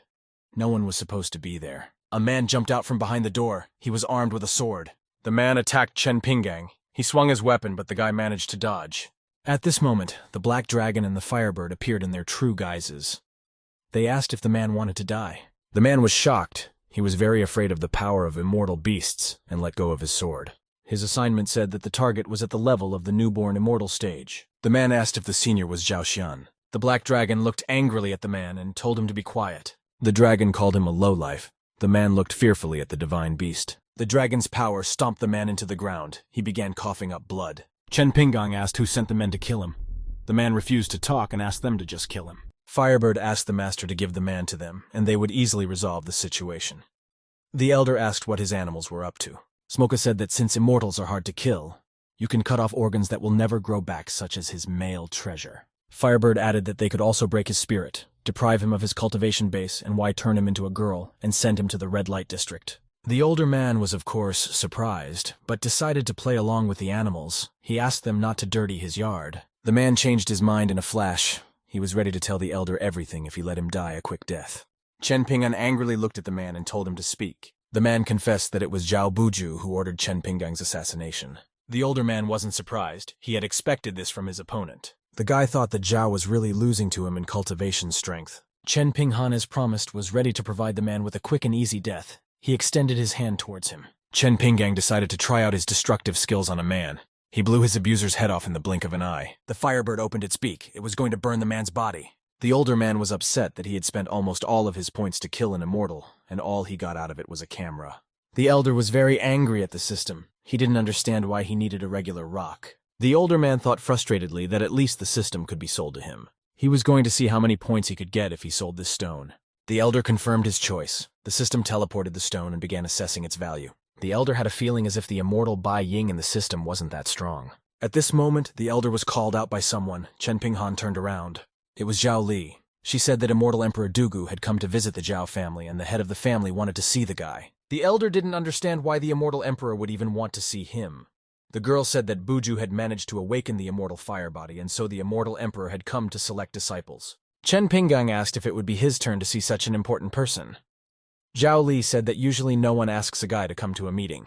The elder thought that perhaps Buju had just decided to seize the moment and attack him. Chen Pinghan decided to go after all. If Buju became the immortal operator's apprentice, he wouldn't be able to take revenge on him quickly and would have to spend a lot of time. In the Immortal Realm's assembly hall, the guests were already seated. Immortal Emperor Dugu said that even though Buju was young, he already had great knowledge in cultivation. The boy thanked him and said that he wasn't worthy of such high praise. Zhou Banku was nervous after all. It would be time for Chen Pinghan to come over. And if the emperor knows Chen Pinggang, then his guess is correct. Zhou Banku was sure that his guess was correct after all. He had already been told by the immortal village that Xi'an cultivation could rise again. Immortal Emperor Dug was angry after all. They had only agreed on one disciple. He didn't understand why they were calling someone else. At this moment, an elder walked into the hall. The immortal emperor recognized the elder. He didn't understand what the guy was doing here. Chen Ping'an wondered why the immortal emperor looked so familiar. Buju was very angry. He didn't understand why Chen Pinghan was still alive. After all, the assassin had agreed to the task of killing him. Zhou Banku was glad that his guesses were correct, and the immortal emperor knows Chen Pinggang. Zhou Banku introduced Zhao Xian and said that guy and was the main reason why he approached the immortal emperor. His cultivation base had been damaged. The immortal emperor didn't understand what was going on here. He was surprised that the elder was introduced by Zhao Xiang. The man thought that this could not be, and there were no such similar people in strength of spirit and appearance. The immortal emperor was certain that the person in front of him was clearly not Zhao Xian, but an elder. Chen Pinghan was embarrassed. The immortal emperor realized that an elder always usually looked a few steps ahead, and he clearly didn't just happen to be in this family for no reason. There was bound to be a higher purpose behind it. The emperor thought that he should check this guy first. He said that Zhao Xian seemed to have a strong blush. The elder replied that people tend to change, and thought that the emperor probably didn't know him. The immortal emperor decided to walk with them. The man realized that the elder in front of him was definitely an elder, and with the words immortal emperor, he had just hinted at cooperation. The immortal emperor was pleased with Buju's talents and ordered a banquet to be held today. Buju bowed and thanked the emperor. The emperor remembered that Brother Murong had told him that the elder very often chose weak sects to help them cultivate, and that Buju's awakening must be related to the elder. It was evening. The sunset was shimmering with different colors, and Zhao's courtyard was very lively. Zhao Banku wondered where the immortal emperor was, since the banquet would start soon. One of the men replied that he was currently chatting with Zhao Xiang. Banku told his subordinate to go and take care of business and serve the guests well. It seemed to Bank that these two knew each other, and he had the perfect opportunity. He took out a concealing talisman from his pocket that could give him away in front of the immortal emperor. The man wanted to overhear their conversation to reveal Zhao Xian's true identity. Meanwhile, Senior was sitting at his home and reading a book about the main rules and the base of cultivation level knowledge monkey cultivation. At that moment, someone knocked at his house. The elder told him to come in. An immortal emperor came to see the elder. He called Chen Pinggang a great elder. The guy didn't remember the man at all. The immortal emperor apologized for being a little rude today. Chen Pinghan said that it was fine, and he didn't expect to see him here. Their conversation was overheard by Zhao Banku. He was astonished that the immortal emperor called the guy a senior. The immortal emperor didn't know that the elder would appear in the immortal realm. The man politely asked why Chen Pinghan was here. The older guy replied that he came here for chess. It was very difficult for him to lag. The guy thought his acting had deteriorated. The immortal emperor was surprised that Senior was also playing chess. He thought that he was Senior's pawn and was worth something. The immortal emperor bowed and said that he understood everything. The man would hide Chen Pinggang's identity and not tell anyone. The elder didn't understand what the immortal emperor was talking about. In his opinion, he had misunderstood everything. The elder became embarrassed. He said that if the immortal emperor understood everything, then fine. The man asked, shouldn't they inform the immortal emperor to come and hail the elder? After all, he had admired him for a long time. Chen Pinggang said that now was not the time. He thought there was no point in taking a chance, since the visual bug sometimes doesn't work. Their conversation was carefully overheard by Zhao Banku. He was taken aback by the guy's words. He was particularly surprised that it was worth letting the immortal emperor come to greet the guy. The man didn't understand who Zhao Xian was or if it was really him. Zhao Banku decided to leave, otherwise he might have been spotted. Meanwhile, in the immortal realm, the banquet time was getting closer and closer. The sun was setting over the horizon. Meng Fangyun and his father came to the palace. They were shown where to go. The young man's father did not understand what was happening to Zhou Banku. The latter was drooping. The man asked, with a look on his head's face, wasn't he happy that someone in his family had become an immortal emperor's disciple? Zhao Banku was in shock. He grabbed his friend's shoulders. The man asked if Meng had forgotten that Zhao Xian was not who he said he was. Meng didn't understand what the man was talking about. Banku said that the Meng family is always looking for profit. And if there's nothing special about Zhao Xiang, will they help him? Even though the ancient celestial and the emperor stopped him. Zhao Banku heard the conversation between the young man and Emperor Dugu, so he knows the truth. Meng wondered how his friend was able to overhear a conversation between such powerful people. Banku immediately understood everything. No wonder the ancient celestial emperor was also trying to be careful with him. Banku told Meng to just relax and think. Most likely the elder was the driving force of the god world, so he knew the man was eavesdropping. Meng guessed that the elder wanted Banku to hear them, and that was also part of his plan. The banquet was in full swing. The host thanked everyone for coming to Buju's training ceremony. If it wasn't for Senior's manner, Chen Pinghan would have long ago told him to stop accepting disciples. Chen Pinghan sat there intensely thought about this situation. He was called out to him by Meng Fangyun. He asked if Chen Pinghan wanted to acquire 2 immortal spiritual Baiyin. The guy was looking for a way to get more immortal crystals for him. The elder took the ring and thanked Meng Fang. He was going to pay when he had the money. The older man didn't understand why he should give him the crystals. They hadn't been too friendly last time. Meng Fan said that they were worth some 200,000, so there was no need to give him anything. The elder was surprised at such a large amount. At that moment, someone called out to the elder. The guy turned around. It was Zhao Mafang. He said that his brother was also the real heir of the Zhao family, and Chen Pinggang was just trash. He advised the guy to think about it and bring Zhao Li back to him. Otherwise, he would make sure that no one would be around Chen Pinggang at the right time. Chen Pinggang said that it was not up to Zhao Mafeng to decide. Zhao Mafeng said that Senior had only defeated him with a cunning ploy, and there was nothing to be proud of. The boy conjured up some protective armor and invited the elder to spar with him. Everyone present looked at the guys in surprise. They didn't understand why they suddenly wanted to fight. The elder was angry. He realized that Buju was the cause. Buju wanted to use the guests to make Chen Pinggang look like a fool. The older man didn't take long to think what he should do. He smiled. Chen Pinghan accepted Ma Feng's challenge. He was going to use this opportunity to ask the immortal emperor not to accept Buju as a disciple. Zhou Mafeng said he would beat Chen Pinggang until he was on his knees begging for mercy. The immortal emperor asked who these guys were. Banku replied that they were Buju Yi's younger brother Zhao Xian. Zhao Banku thought that this was the end, and if he had known earlier, he would have found a way to punish him. The immortal emperor was sure that the guy was overestimating his capabilities. However, this must be the elder's plan, so there was no need to interfere. Zhou Mafeng slammed his fist on his protective golden armor. He stated that Chen Pinghan had defeated him by stealth last time, but he had spent 50,000 crystals to purchase this armor. The guy thought that Chen Pinggang wouldn't succeed in such a case. Banku started to attack Chen Pinggan. He ran straight at him and swung his fist. The elder was very calm. He used the Buddha palm technique and swung at his opponent as well. The elder slapped Zhou Mafeng's face with all his might with his hand. The blow was so hard that the guy was thrown back, blood pouring from his mouth. The elder said that the one only knows how to talk. He was standing over Zhou Mafeng. The people around him were shocked. They didn't expect such strength from a guy. The audience really enjoyed the performance. They didn't understand how the guy did it, after all. His cultivation was at Feng Shen's level. Buju ran up to Zhao Mafeng excitedly. He asked if everything was all right and asked his brother to wake up. The immortal emperor noticed that when Senior attacked, he used the Dao art. The immortal emperor was able to make a breakthrough just by watching the elder's attack. The immortal emperor's cultivation had also increased because of Chen Pinggang's actions. The elder had no need to use such a strong attack on this fellow. The immortal emperor felt that he had purposely given him a chance. The immortal emperor was going to thank the elder later when there were fewer people and ask him to teach a couple more techniques. Buju drew his sword and asked how the elder dared to humiliate his brother. He was going to teach the young man a lesson.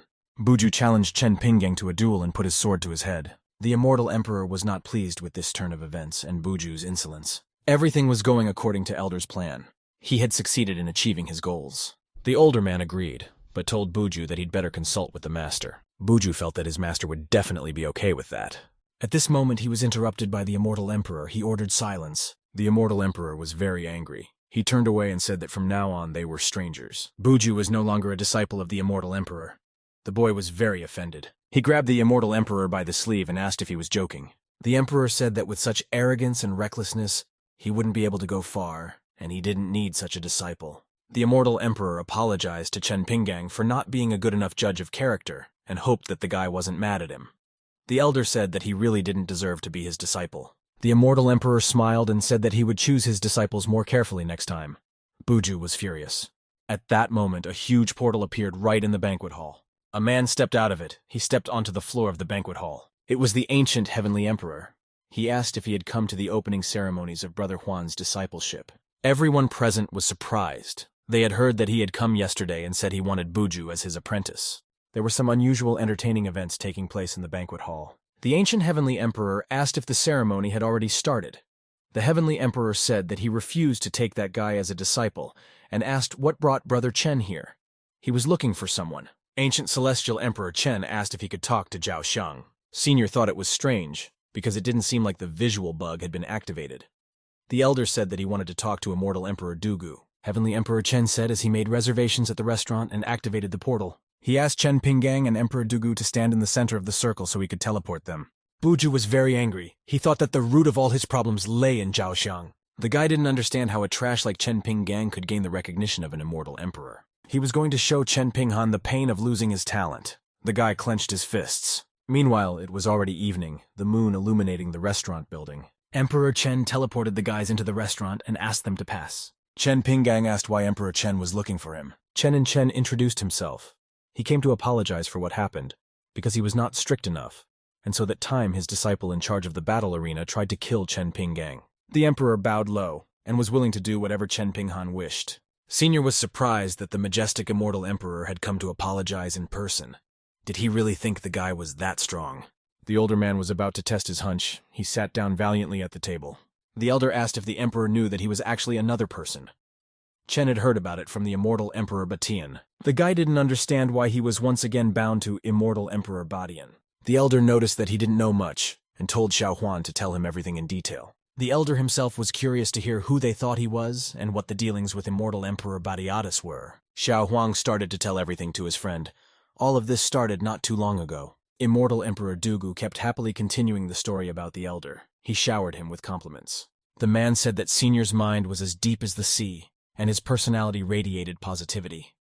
Chen listened attentively. Chen Pinggang was choked up by the emperor's exaggerations.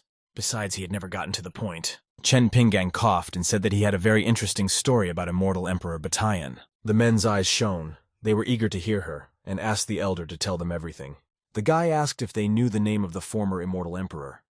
The elder thought that through mutual acquaintances, he might know immortal Emperor Batian. Xiao Huang thought it was obvious his last name was Su and his first name was Yi. The older man recognized the name.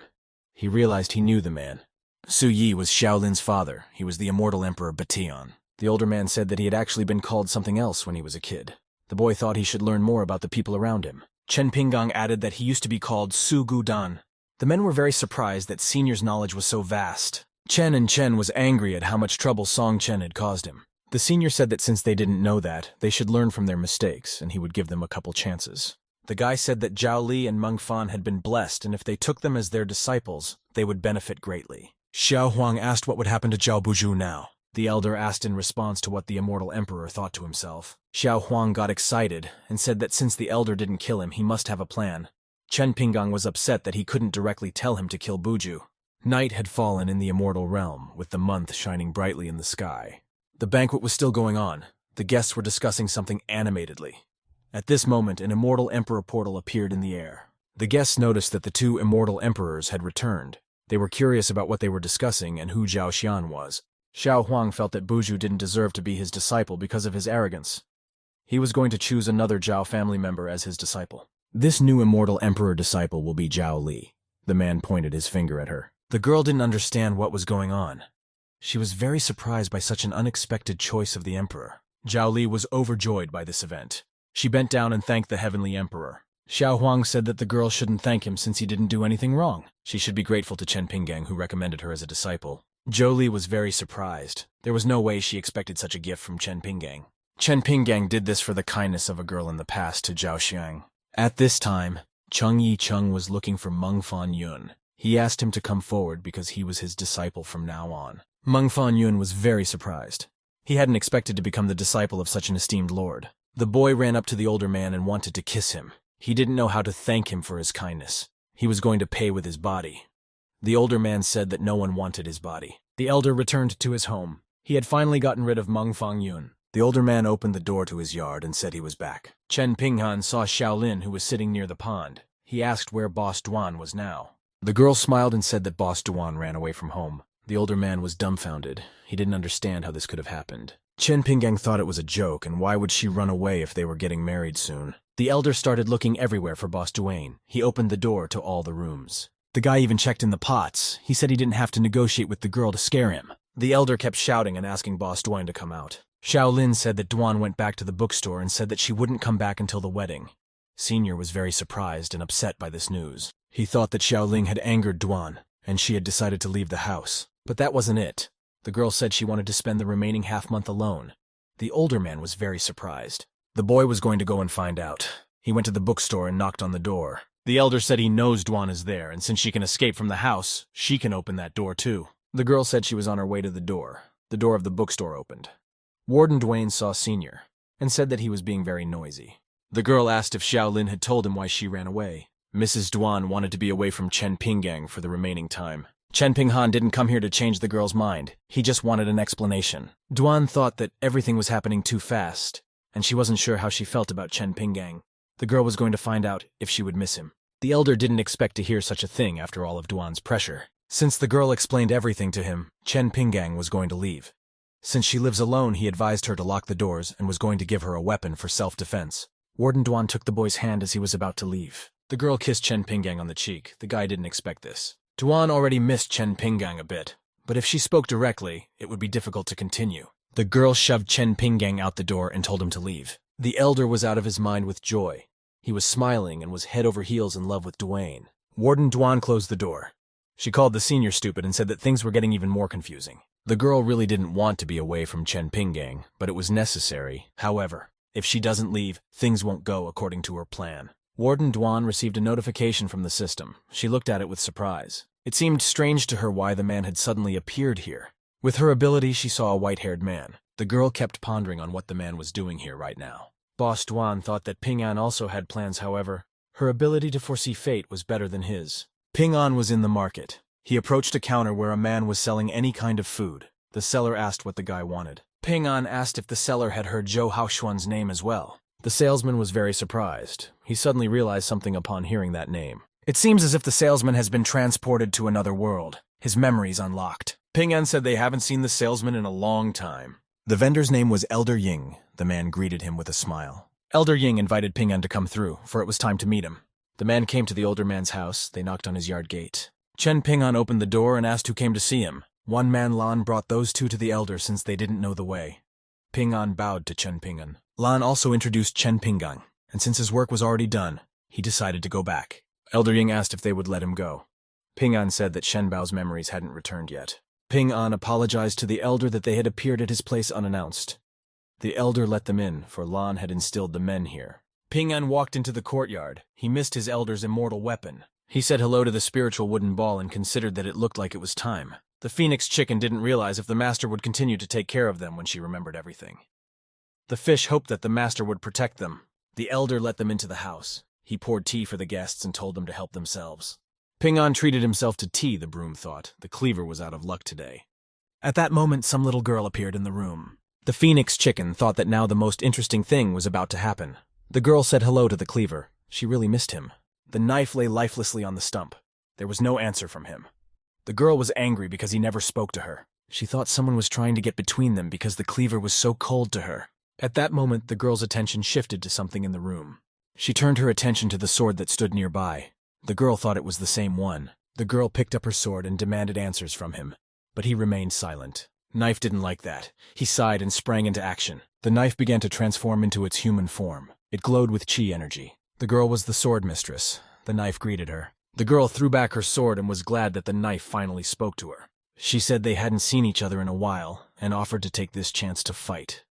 Knife replied that the spiritual wooden sword had stopped by for a cup of tea. The girl was very upset that they wouldn't be able to fight.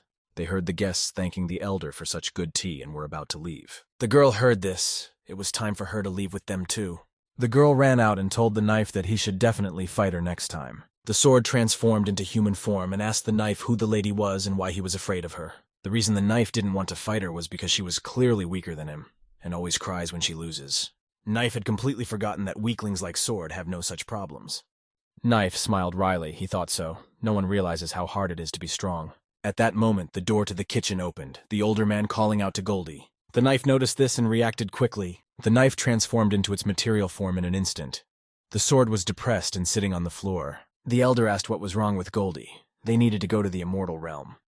Sword said it was fine. He was just weak. Meanwhile, the guys went to the immortal realm to the Zhao family's gate.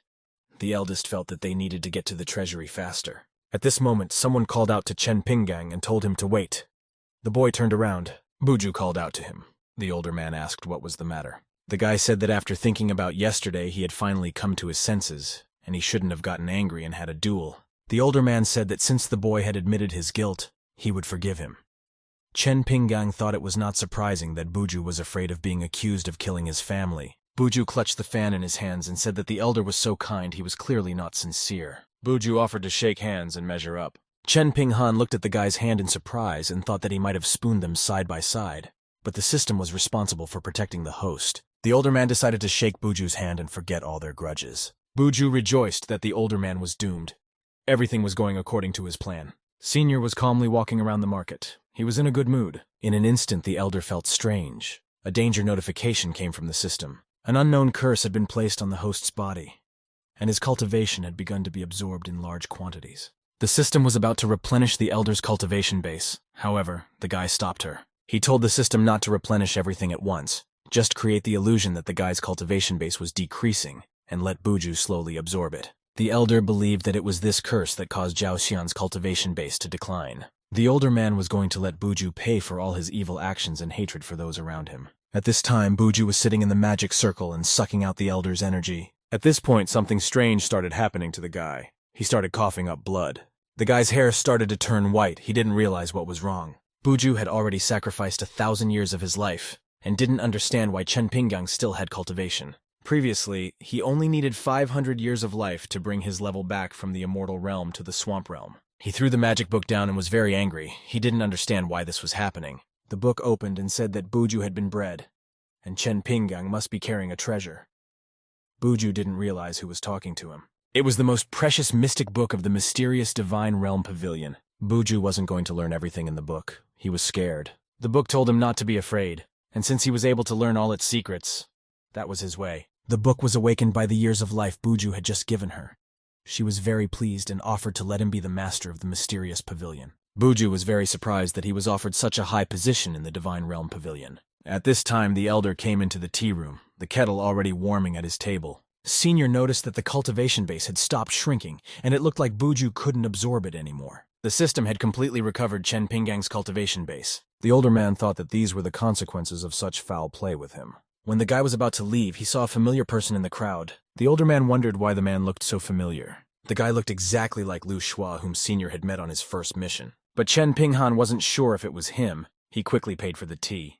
Liu Shua and the girl walked into a cafe with characters on it. Chen Pinghan decided to follow them and ask who that guy was. The older one followed inside the cafe building behind the boys. They were climbing the stairs. At that moment, someone called out to the elder. He stopped and turned around. The man liked the way the elder behaved at yesterday's ceremony and invited Chen Pinggang to have lunch. The guy said he had a meeting tonight, so next time he'll have as many drinks with the man as he likes. The man apologized. He didn't know the master had an appointment and he shouldn't have asked. The man advised the older man to go back to his business. The man quickly ran up the stairs. He lost sight of the guys. Chen Pinghan looked around to see where they had gone. His companion was still here. She was sitting at a table. The guy who looked like Liu Shua must have stepped away for a while. The older man took a seat at a nearby table. He decided to wait for him here. The girl said loudly that this Liu Shua had no manners at all. She was very displeased. The elder realized that it was about Liu Shua. He didn't understand how the guy got into the immortal realm. Was it possible that he was also an immortal? The Liu Shua the guy knew has a clan in the kingdom, and his position is different from Huang Zhangqian. The girl's companion said that after all he is an immortal emperor's disciple and he probably thinks he doesn't need anyone. The girl's name was Liu Juping, and she was the second disciple of immortal emperor Bai Yuan. The girl was offended that Liu Shua wasn't paying attention to her at all. The girl asked the guy if he thought Liu Shua was gay and asked him to check it out. The eldest was sitting at the next table and heard everything. He choked on those words. That guy noticed Chen Pinggang. He jumped up from the table and asked who he was. The guy stood up and angrily walked towards Chen Pinggang's table. He asked who had the nerve to eavesdrop on their conversation. Chen Pinggang started making excuses that he wasn't eavesdropping. At that moment, the elder's gaze was caught by something. Oh, stared at it intently. The girl had a huge piece of immortal spiritual bane hanging around her neck, twice the size of him. Liu Jiping thought the elder was staring at her cleavage and asked if he was looking for death. The older one said not to blame him when they are being aggressive themselves. At this moment, Liu Shua came back to them and asked if they had ordered yet. The girl's mood immediately changed. She sweetly said that they were waiting for Liu Shua. Guy advised Chen Pinggang to keep his mouth shut and think twice before provoking Liu Juping. Senior thought that this guy was afraid that Liu Shua might hear what he said. Liu Juping kept flirting and appearing cute to Liu Shua. Liu Shua turned around. He wanted to say something to the offending Liu Juping. There was no way he expected to see the older man there. The guy was very surprised at such an unexpected encounter. Liu Shua asked why Chen Pinggang had come to the immortal realm. Liu Shua thought that the elder was hiding his identity again and needed to think before speaking. The elder asked how he got into the immortal realm and became a disciple of the immortal emperor. Liu Shua replied that it was all thanks to the elder. If it wasn't for his advice to buy these 2 stones as a birthday present, he wouldn't have been accepted as a disciple of the immortal emperor. The elder couldn't even remember when he had given him such advice and what stones the immortal emperor might have liked. Chen Pinggang said no thanks. Since they have already met, there is no need for aliases. The senior introduced himself as Zhao Xiang. Liu Ruping told her friend that it seems the two are close, and maybe the elder will tell Liu Shua everything they talked about. The guy said he wouldn't dare, and even the head of the Zhao family bows when he sees them. Liu Ruping and his friend tried to ask the elder to forget about everything they said because nothing happened. Liu Shua asked what they were doing here. After all, These two had apparently displeased the elder and shouldn't have agreed to accompany them. The older man replied that it was nothing like that, and he just had the same pendant as the lady and wanted to take a closer look at it to make sure it wasn't the one he had lost. Liu Juping didn't understand what the elder was going to pull off, or if he was trying to rob her. The guy was sure that Liu Shua would not neglect them because of a commoner. Besides, since he is trying to rob them, Liu Shua will definitely not believe any of his words. Liu Juping rejoiced and praised her brother for being smart. Liu Shua thought that the elder wouldn't get into a conflict over some pendant, and he must have decided to teach a lesson. Liu Shua said that since Senior was asking, it was worth it to just show him his pendant. Her brother put his hand on Liu Juping's shoulder and advised the girl to give him a column. He said that she should not forget about the Immortal Emperor's mission. There was nothing they could do since Liu Shua said so. The girl was very angry at this turn of events. She angrily removed the pendant from her neck. Liu Juping threw the pendant to the elder, who caught it. Chen Pinghan carefully looked at Liu Juping's pendant. He sniffed it. The older man said it was indeed his lost pendant and thanked the girl for returning it. It was already time for elder to leave, so he invited Liu Shua to stay with Zhao if he had nowhere else to stay. The boy agreed. Liu Shua didn't understand what the elder was up to. Chen Pinggang left the establishment. Liu Shua said that they would stay at Zhao's residence for a while, and if the guys weren't happy with it, they could find another place. Liu Roping asked her brother what they should do in this situation. Her brother said that it was worth it to do as Liu Shua wanted and stay at Zhao's residence. The weather in Zhao's residence was perfect. There was a light mist around. It was early morning. Liu Shua, along with his companions, came to Zhou Bank. Zhou Banku was truly ecstatic to have 3 distinguished guests staying with them. Liu Zuping didn't see the point of visiting such a small family. Her brother said that Immortal Emperor Dugu had taken one of the Zhao family as an apprentice. At that moment, someone entered the residence. He heard that they had important guests. Senior brother Liu Riping turned around in surprise and looked at this person. Zhao Buju entered the residence and greeted the guests. The guy asked if he was a disciple of Immortal Emperor Dugu. Buju replied that that was not true. He was almost accepted as a student but was expelled yesterday, so he dare not turn up his nose. The guy was very surprised that Immortal Emperor Dugu didn't take a person with the physical data of an immortal flame as his disciple. Buju explained that during the initiation ceremony, his younger brother was injured and he wanted to fight the person responsible, but the Immortal Emperor stopped him. Liu Juping's older brother Liu Juping thought, why don't they think of a way to atone for the crime with good deeds? He wanted to present Buju to the Immortal Emperor. The older brother advised Buju not to despair, and as long as he is interested, the guy can further recommend him. Bujupo thanked the guy for his kindness. Meanwhile, it was a calm morning in Qinyuan City. Birds were flying over the elder's house. Chen Ping'an was at his home, and there was silence all around. The guy used Liu Juping's necklace to practice his cultivation skills and strengthen them. It seemed to Chen Ping'an that this immortal spiritual bane was very beneficial to his strength. In just one night, the elder was able to move the 4th silk thread slightly. He talked about the multicolored threads in the air. I wish the guy had bought a new immortal bane in the treasure pavilion. He would have been stronger with it now. The elder stretched. Matters in the immortal realm were almost settled lately. The elder thought that maybe today would be the day to complete the mission. He opened the door from his room. Chen Pinggang was very surprised by what he saw outside the door. He was puzzled. In the courtyard, the elder saw Xiaolin, watermelon skins lying around her. The girl used her power to float in the air, sit comfortably, and eat her favorite treat. The elder looked at Xiaolin in surprise. Her entire face was covered in watermelon. The girl felt embarrassed and tried to hide the watermelon with her back and not look at the older man. Chen Pinghan thought that the girl was at the qi refining stage, and at this article, it was impossible to fly. Xiaolin recovered some memories and discovered that she was already at the soul nucleation stage. The elder excitedly asked how much she remembered and if she remembered her true identity. The girl said she didn't really. Xiaolin remembered who her father was. He was Immortal Emperor Batian. The elder realized if Immortal Emperor Baiqian is the girl's father, then it means she is as strong as him. Chen Ping'an thought that perhaps her strength and memories were sealed together. At this moment, the peach tree stirred. The girl asked if the tree really wanted to tell Chen Ping'an the truth. Peach Tree had already asked the landlady, and she agreed to tell him everything. The fish in the pond said that if they didn't tell the master at once, when he regained his powers, he might get angry and fry her. Xiaolin told the fish to rely on her. She was going to tell something to the elder. The girl suddenly learned that the things in this courtyard are not as simple as they seem. They are very powerful, but it seems that something is preventing them from showing their power.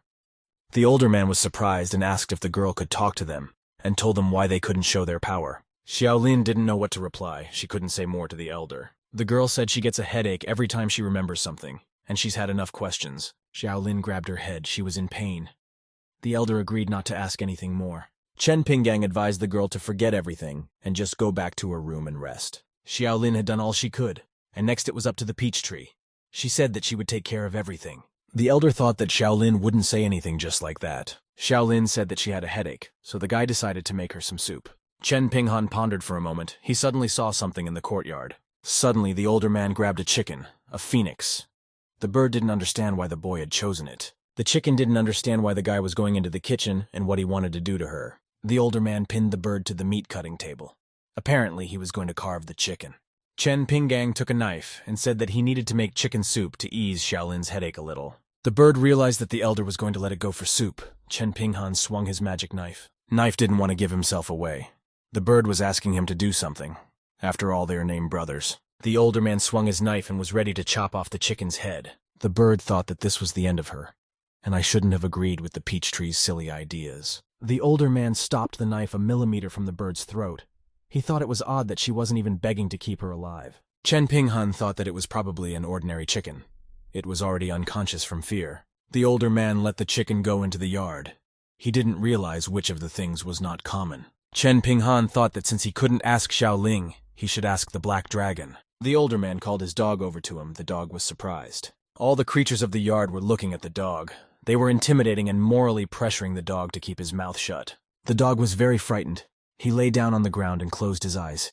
He was shivering with fear. Chen Pinggang was very surprised. He thought the dog was being threatened by other creatures. At that moment, the guy noticed a bird sitting on a peach tree. However, the bird wasn't going to say anything either. It wouldn't budge. At this moment, the elder realized that it was as if they couldn't say anything.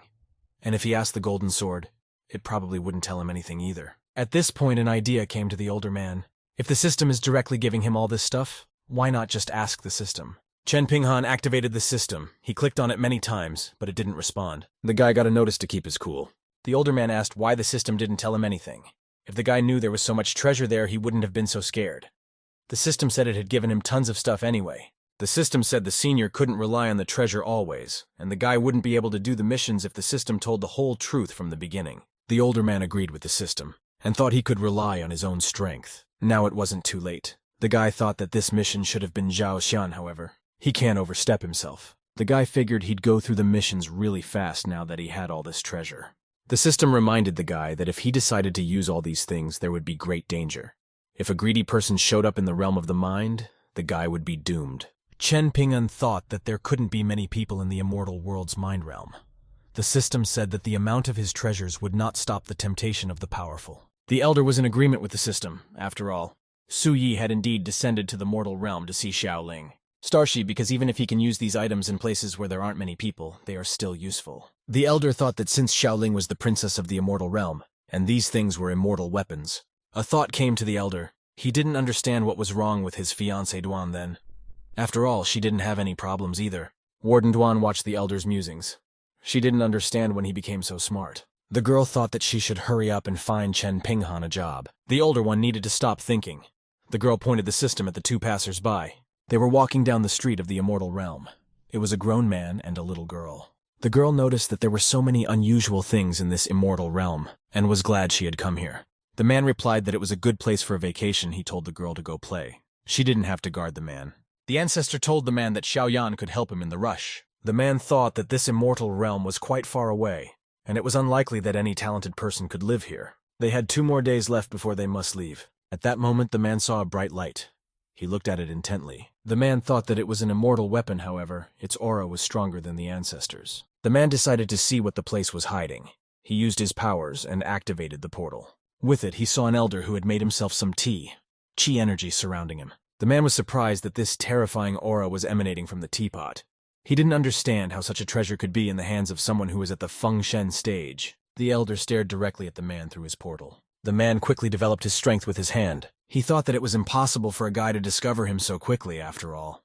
He was only at the Feng Shen stage. The older man didn't really understand what was going on, but he felt like someone was watching him.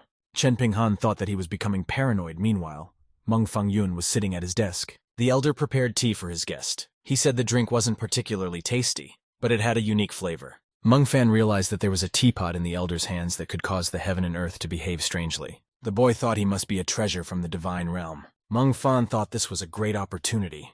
He picked up a cup and started tasting the tea. At this moment, Meng Fan felt strange. He didn't understand what was going on. The guy didn't understand what these strange feelings were and why his spiritual root had become stronger. He thought that his journey on the immortal path was going smoothly. The elder thought that it seemed like it was the tea that helped him, and unfortunately he didn't have a spiritual root. Otherwise he would have been invincible. Meng Feng pondered. He was happy that his strength had increased with the help of the tea. The lad could not repay the kindness of his elder. He asked to receive his homage. Chen Pinggang said that it was a small thing and there was no need for gratitude. The guy remembered that his teacher had said that Chen Pinggang needed an immortal spiritual bane. At this moment, someone's voice was heard outside, saying that Li Moxian and his disciple Xiao Yange had come to greet the elder. Chen Pinghan opened the doors. He didn't expect to see anyone. The guy doesn't understand what's going on or who those two are.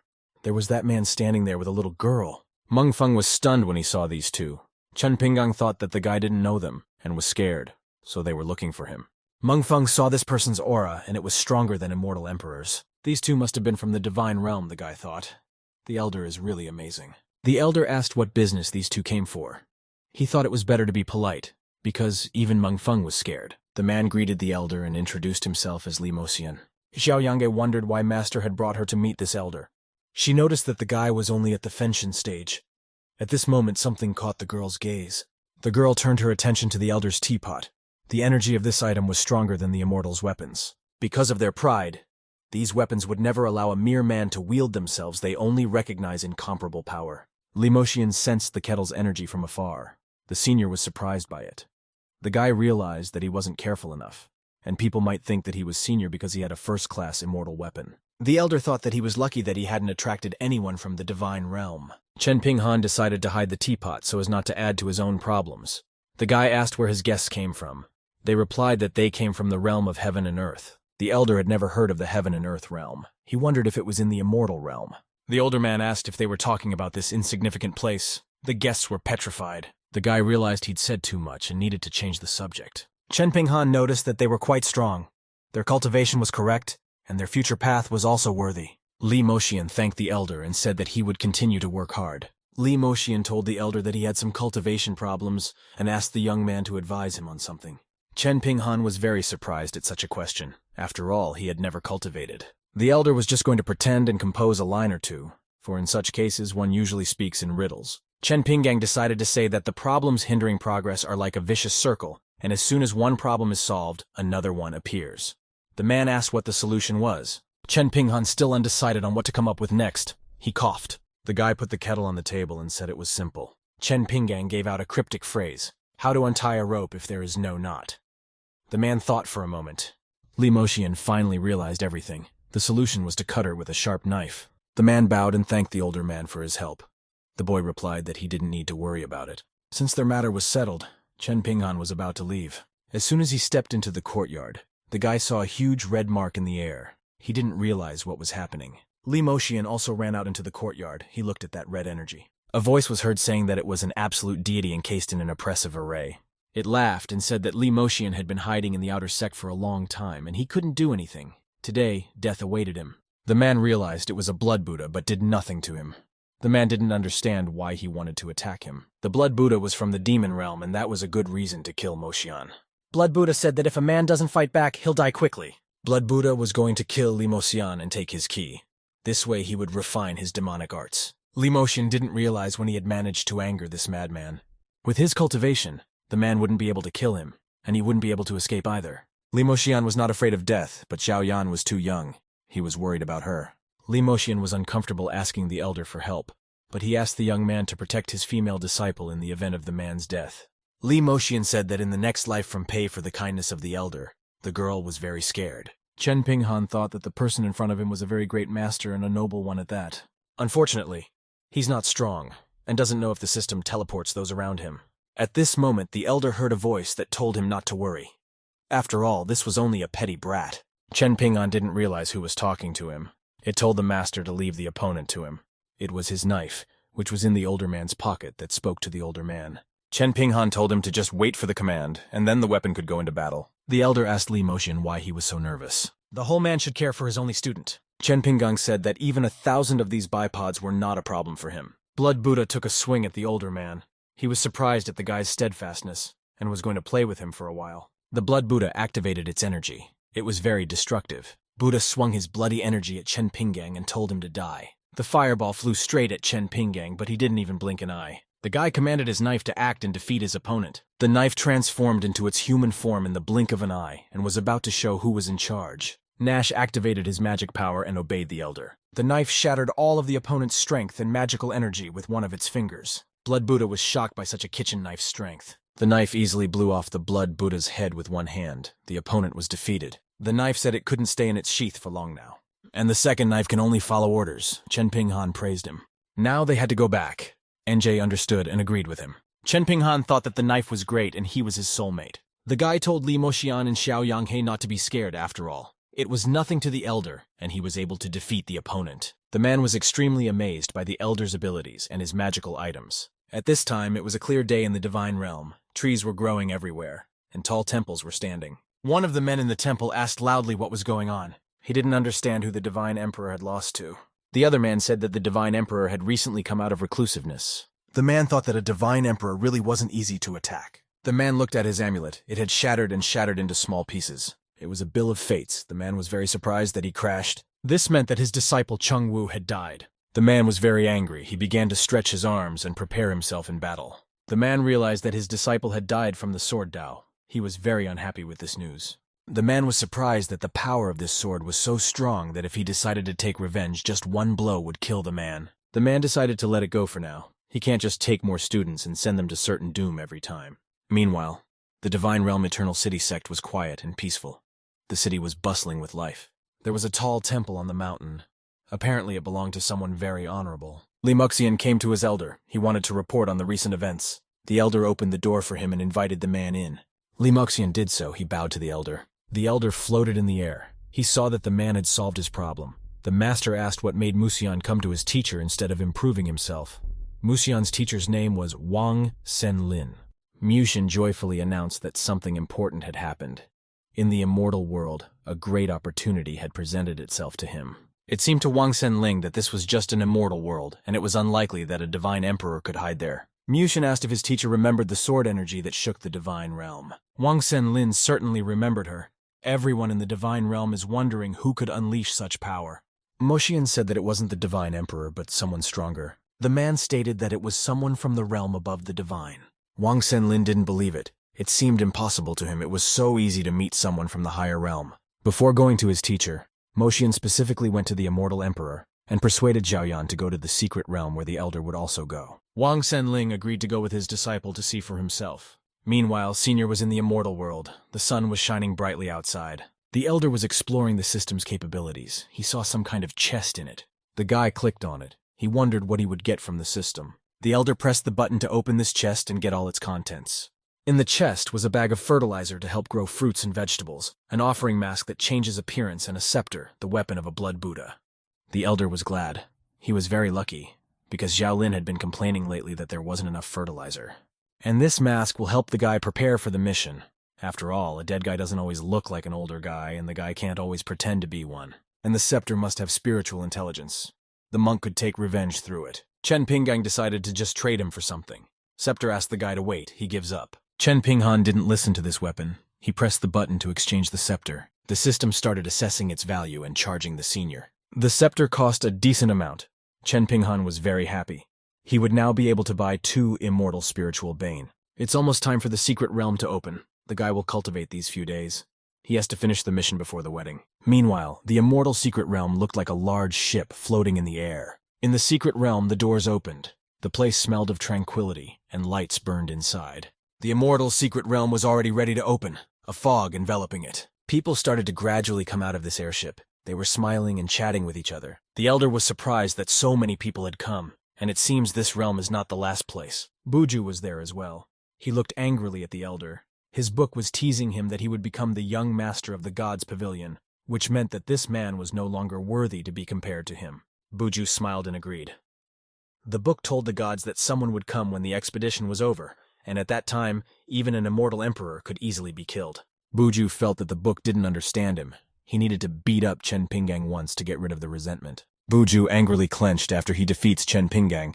Everyone who dared to humiliate him would die. All the people looked up at the great immortal emperor's ship. They were very surprised at his arrival. The residents didn't know that there were other immortal emperors. They felt an overwhelming feeling. Immortal Emperor Dugu said that the secret realm would be used in the competition. Flying within the realm was forbidden. It would be held in 3 stages. The entrance to the secret realm officially declared open. The Immortal Emperor launched a beam of light into the sky.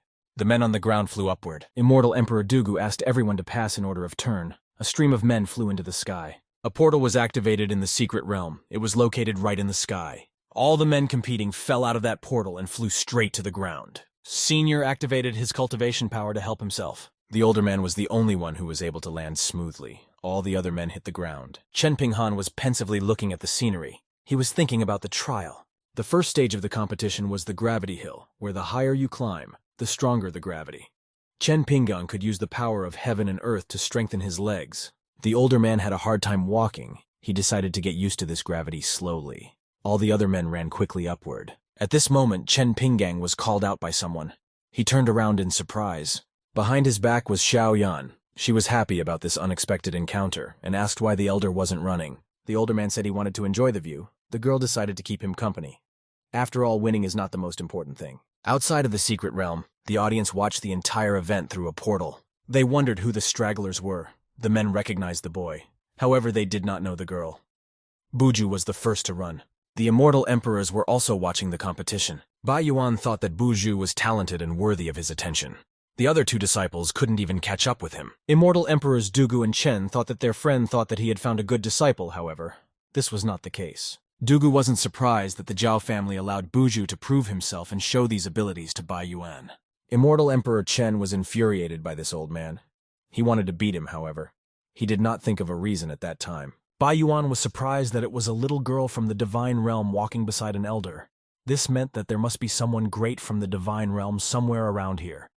Senior's past was unfathomable, respected even by the people of the divine realm. Wang Senlin asked, this was the senior that Musian was talking about. He didn't look particularly outstanding. His disciple advised him not to jump to conclusions. The teacher thought his student was being played, and all that energy couldn't be coming from him. At that moment, something caught the attention of all the spectators. They saw someone moving very fast. The elder started to use his magic power to speed himself up. He used the heaven and earth technique. The older man quickly pushed off from the earth and began to move faster and faster. At one point, he even overtook Buju, who until then had been moving first all the time. Buju was very angry. He was losing again because of Chen Pinghan. At this moment, Buju saw Xiao Yan overtaking him as well. She ran towards the finish line very confidently. The guys kicked up a huge dust. Buju coughed and tried to disperse it with his hands. Buju angrily looked after the elder and Xiao Yan. They had easily covered a great distance in a short time. The elder was gathering his aura in his feet, and thus moving straight through the sky much faster. Buju had nothing left but to watch the older man with envy. At this moment, Buju fell to the ground due to the pull of gravity. He bumped his forehead. The guy was very angry. He pounded his fist on the ground. Buju raised his head and shouted the elder's name. Apparently, even with the strength of the heavens and earth, Chen Pinghan was not the same as slow. He was confidently moving towards his goal. However, to complete the mission, he needed to run even faster. The elder gathered even more aura around his feet. He pushed off the ground with more force and ran faster. At one point, the older man started running so fast that the ground around him became red hot. Explosions were heard and flashes of flame were seen. Chen Pinghan was jumping high, overcoming obstacles. He was so fast that he was practically invisible. Wang Senlin was surprised that the guy was using the Dao and that someone could control the Dao like that. Moxian told the teacher that the elder was the best. Wang Senlin recognized his disciple's rightness, however. He didn't know what was on the mind of such a strong man who was hiding his strength in a small immortal world. Moxian was surprised. He interrogated if the teacher was saying that they should stay away. Wang Senling felt that it was too late for them to retreat now that they had gotten involved in all of this. The man put his hand on his student's shoulder and told Equal Sign him to think about it. The rich can become pawns in the hands of powerful men like him. One step of this senior is equal to 10 of theirs, and he probably already knew they were coming here. Wang Senlin didn't know what his role in this game was. At one moment, the man noticed something. Wang Senling looked up in surprise. He had sensed something. The teacher thought he could feel the aura of an old friend. Mushin asked what they should do, if the enemy was moving and if they should delay him. Wang Senling sighed. He knew exactly what they needed to do. This was their chance.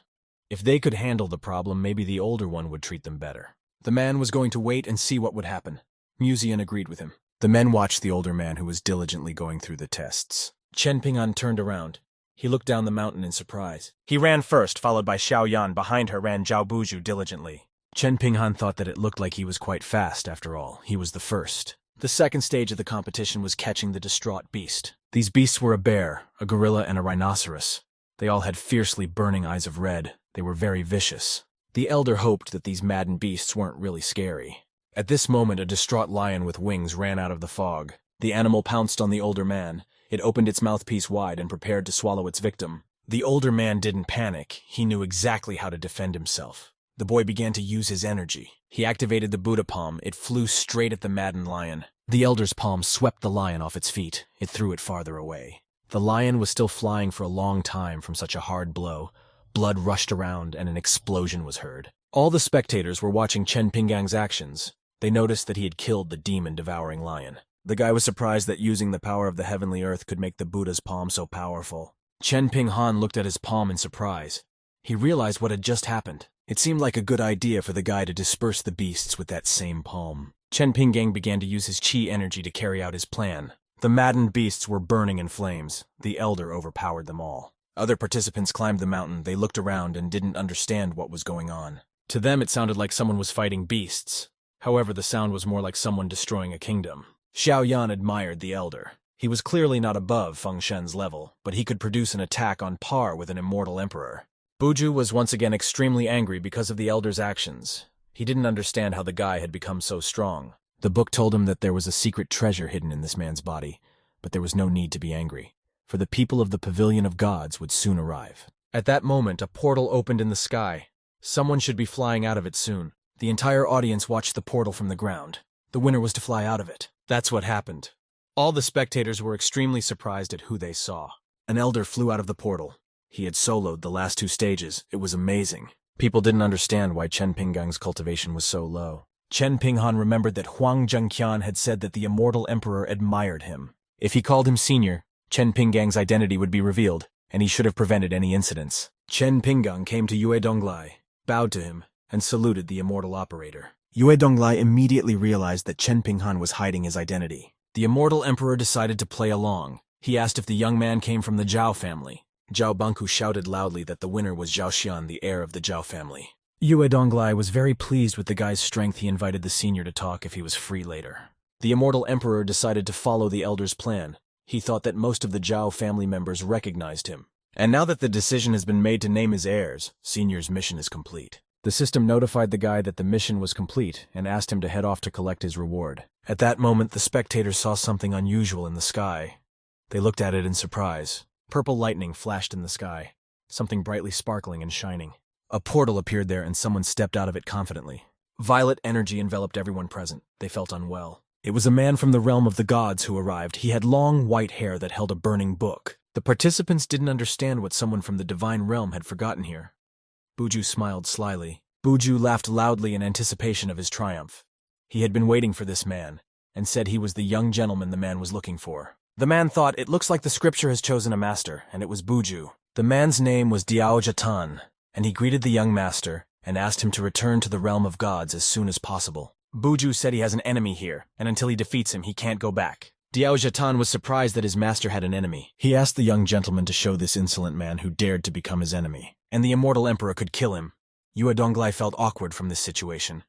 Buju pointed his finger at the older man. He wanted him dead. The elder wasn't the least bit scared. He looked down at Buju with a stone face. Yue Donglai was in a stupor. He didn't know what to do and couldn't kill the elder. The other immortal emperors thought that another fool was climbing into the grave himself. Yue Donglai thought that the elder must be pondering the ridiculousness of what was happening right now. Chen Pinghan didn't understand how he managed to piss off someone from the realm of gods. He thought he was finished and his weapon wouldn't save the guy. Running away wasn't an option either. There was no way for him to escape. If the guy teleported using the system, his opponent would follow him. Wang Senling felt like the elder was looking exactly at him, and it looked like he had planned it all out. Wang Senling told his disciple that it was time for them to show themselves as well. Diao Jatan began to use his divine energy, the power concentrated in his hand. He was happy to serve the young master and was about to do his bidding. The man began to use his energy. He launched the magic ball into the air. At this moment, the senior was trying to find a solution in the system. He didn't know what to do. Chen Pinghan realized that Diao Jatian had such tremendous power and authority. The man's energy enveloped everything around her. She headed straight for the older man. However, she was stopped by Wang Senling. He asked how the divine pavilion claimed righteousness by taking people's lives for no apparent reason. Diao Jatian knew the elder. He asked what the elder was doing here. Mushin came back. He thought that this lowlife was not worth the elder's attention and the elders would deal with him. Chen Pinghan didn't expect this to happen.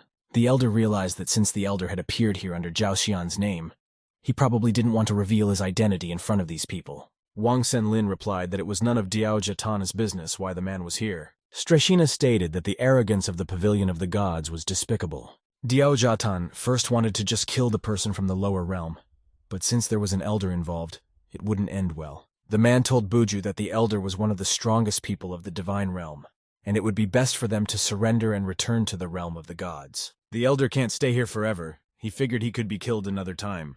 Buju was very angry. He agreed with Diao Jatang and decided to let him live for a few more days. Diao Jatan repented for his inappropriate behavior in killing innocent people. The man was going to return the young master to the divine realm. However, he didn't have time to do so. He was stopped by Wang Senling. He asked if the man was just going to leave after he wanted to attack Chen Pinggang. Diao Jatan finally realized why he had interfered. The elder had decided to rip him off in broad daylight. He asked what the elder needed. The elder stated that he was demanding 15,000 spirit essences and pseudo-god artifacts from the secret realm. There's no way Diao Jatan will go for it. Their sect is deceitful, and they are too ruthless to take advantage of the situation. The elder looked at him angrily and asked if the man wanted to fight him. This moment, Wang Senlin's energy enveloped all around. It swept the guys off their feet. Diao Jatan had no choice but to agree to the elder's demand. The things the elder asked for are kept in the ring. The men handed over the green ring and hoped the elder would let him go. Wang Senling reached out his hand and took the ring. The elder didn't understand why this artifact didn't have a soul. He thought it was strange. Wang Senling began to take out various magical items from the ring.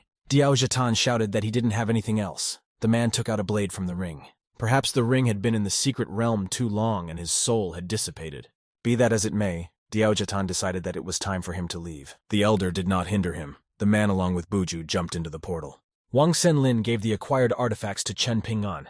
He thanked the elder for his assistance. Wang Senlin felt that the elder deserved to be compensated. The elder looked around. He was about to say something to Chen Ping'an. Wang Senlin asked the elder to talk to him privately if the young man was not busy.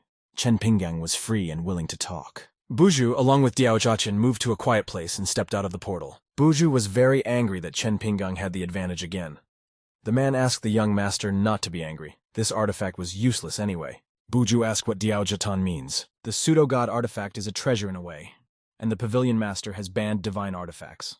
In fact, it has a soul, and they can get the treasure back once they meet the pavilion master. The boys had just arrived in the divine world. It was a clear day and the sun was shining. The man asked the guys if it was true that the immortal elder had interfered. Diao Jatan was his subordinate and he wouldn't dare to lie to him, so it was true. Mo Huan the god's pavilion master did not understand why the immortal elder suddenly went to this world. He said that the pseudo-god artifacts should be obtained as soon as possible while he creates a connection with the soul weapon. Mo Huan started to use his strength. He decided that it didn't matter and would just follow him. A man conjured a portal.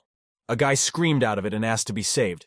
The guy was surrounded by a group 100 times stronger than the god of artifacts. Mo Huan was very surprised to hear this. He didn't understand what the guy was saying. Diao Jatan was also puzzled by what was happening. Mo Huan asked what this guy who was a weapon was talking about. At this moment, the guy was moved by someone. It was Knife, assigned to guard the elder's new weapon. Knife said that a lowlife like him dared to cheat his master. The boy asked to be spared. He was willing to do anything. Knife lifted him high into the sky and was about to teach him a lesson. He said goodbye to the guy. Knife clutched the guy's head tightly with his hand. He was very scared. Knife swung his fist at him and was about to hit the guy. The interference was removed. The dagger was ready to serve its master. Mo Huan was perplexed by what was happening. Knife almost forgot that there was someone else sniffing around. He turned around to look into Mo Huan's portal. In an instant, Mo Huan's portal shattered into small pieces, the knife destroying him. Mo Huan was in a panic. He thought that they had messed with the wrong people. With his cultivation, that guy would destroy the god's pavilion with a single finger. Diao Jatan looked at Buju in surprise. He didn't understand what caused this reaction from the Lord. Mo Huan stated that it was urgent to move the god's pavilion. Diao Jatan understood him. Buju was certain that Zhao Xian couldn't possess such abilities. This guy wasn't even him. Buju realized that since he was the one who had angered him, Chen Pinghan would target Buju specifically. Buju felt like this pavilion wouldn't be here for long. Meanwhile, the following events were taking place in the immortal world. Yu Immortal World teleported Yue Donglai together with Wang Senlin. The elder similarly stepped out of the portal. He didn't realize where he was. The elder bowed and apologized to the elder. Coincidentally, he didn't have the opportunity to greet Chen Pinggang. Yue Donglai wanted to thank the elder for his kindness and disciple Sun Guo. If it wasn't for the elder's help, he wouldn't have been able to rise to the position of immortal emperor. Chen Pinghan didn't understand what the men were talking about and didn't remember what he had done. Yue Donglai seemed to think that the elder had helped him, and Wang Senlin had been deceived by the elder. Chen Pinggang decided to keep pretending. He said that these were small things to him. The guy didn't expect that Li Moxian was from the divine world. The elder also thanked Yue Donglai for bringing him here so that the man could apologize to the elder. Wang Senling stared intently at Yue Donglai. Both men thought they needed to get along with the guy the older man had taken a liking to. It seemed to Chen Pinghan that Brother Wang wasn't too big of a deal in the divine measure. Otherwise, why would he call someone brother? Chen Pinghan coughed and was about to say something to the men. They both looked at the elder with surprise. Chen Pinghan wanted to ask them for something. The guy said he was getting married in 3 days. If it was okay with them, he invited them and their families to celebrate. The older man thought that he would be honored if he could invite such distinguished people to his wedding. Both men thanked the elder and said they would definitely come. Chen Pinggang smiled and said that he would be waiting for them along with their families. It was nightfall in the mortal world. Events were unfolding in Pinana's house. This time, no special rewards were given to the senior by completing the task. The system has rewarded the host with 2 great worlds, and the next task has already been started. It will have a special reward that will definitely please the host. The elder noticed that his cultivation had increased by 2 articles, and now his divine sense had also improved. Chen Pinggang could now control the 10 silk threads, but it wasn't certain that his strength would be as powerful as that of an immortal emperor. Chen Pinghan asked the system if the next mission would be in the immortal world. The system told him not to ask, otherwise it would be randomized. Senior really wanted the task to be an immortal world, and it would be much easier if an immortal emperor could help him out. But after today, Senior was very exhausted. He had important things to do. Chen Pinghan looked to the side. He thought about what was most important right now. The guy had a wedding coming up, with a smart red-colored wedding suit in his house. The senior's entire house was decorated with flowers and red ribbons. There were red seals on the walls. The solemn wedding day of Senior. The newlyweds had already dressed up in their festive attire. Chen Pinggang asked Duan to see what he looked like. The girl corrected his suit and said it was fine. Duan reassured Chen Pinggang. She told him not to be nervous. Their wedding would be simple, and everything had to go well. The elder was about to say something, but Duan interrupted him. She pushed the guy and told him to welcome the guests. The elder turned around, looked at his fiancée. He thought it was very strange. Chen Pinghan didn't understand why Duan wasn't nervous. The girl was calmly talking to Xiaolin. At that moment, someone called out to the elder. A doctor came to Chen Pinghan's wedding. He was smiling and wanted to congratulate the young man. The doctor congratulated Chen Pinggang and gave him a red envelope with money. The doctor brought 2 more of his friends and hoped the older man wouldn't mind. Chen Pinggang replied that he had tea with them, so they were also his friends and invited to the wedding. The doctor thanked Chen Pinggang and was about to enjoy the feast. Pinggan asked why the doctor didn't give the special gift he had prepared. The doctor was embarrassed. The doctor blushed. He really didn't know what he was thinking at the time. The doctor thought Chen Pinggang was interested in him, so he prepared a whole bunch of erotic literature to change his orientation. And if Mrs. Duan finds out about it, she'll be very angry. Many guests went to Chen Pinggang's wedding, and he welcomed everyone and invited them to enter the house. All of the elder's magical things were also invited to the wedding, and they were in the guise of humans. Knife introduced himself. He said that they were all Duan Xinshin's family. He was careful not to give himself away. The older man also introduced himself and said that Warden Duan was inside and asked the guys to come out. At that moment, someone approached the elder. It was also his guests. Wang Xinlin arrived at the elder's place along with Moxian. They were happy to be at the wedding. Also, Muran's family came to the elder's house. Chen Pinggang doesn't understand how they even got together and how they know each other. Old man Muran congratulated Chen Pinggang on his wedding. The guy was glad that everyone didn't come. He had been waiting for them to arrive. All the elders weren't surprised that the elder had anticipated even their coming together. Chen Pinghan asked the guests to follow him. He had prepared a special seat for them. After all, the elders were big shots in the divine measure, so to be sure, it was better for them to sit with him. Wang Senling noticed that there were many important families at Senior's wedding, and he would be able to meet someone from the upper world. The celebrations of the eldest's wedding were about to begin. All the guests sat down in their seats. Wang Senlin was looking at something in surprise. He was in a stupor. Right in front of him sat Knife and Peachtree in human guises, a strong energy emanating from them. Elder Ying, along with the doctor, were also sitting nearby. They were also emitting powerful qi energy. Yes, in general, everyone present at the feast was incredibly strong in cultivation and glowing with energy. The elder asked Wang Senlin if everything was all right. The elder got nervous and said not to pay attention to him. The man didn't realize if it could be that the former elder also knew everything, and so the man witnessed it. An elder once told him that he would have a bright future, but the elder wasn't sure if he could reach their level. The doctor advised Elder Inu to restrain his aura and not scare away the young ones. Elder Ying smiled slyly and apologized. As an apology, he was going to give the young ones a chance. The man began to conjure. The doctor was surprised to notice that this was his cultivation over the millennia. Elder Ying believed that all these mortals should become immortals by tomorrow. He spilled his energy. The power of the elder has gotten into the food of the guests. It will help them advance. It was worth considering the elder's generosity for the elder's help in the past. Elder Ying's friends were surprised, such was the lad's generosity. Elder Ying felt that enough talking was enough and something more interesting needed to be done. The man realized the glass and said it was time to drink. Everyone rejoiced. The celebration was already over. All the guests started to leave the elder's house. They were drunk. Mrs. Duan asked how Chen Ping'an felt about their wedding. The guy said she was tired of smiling and his cheeks were already sore. Mrs. Duan said that it was not a problem and gently touched the elder. The girl said that Chen Ping'an's strength should be enough for tonight. She clung to the elder.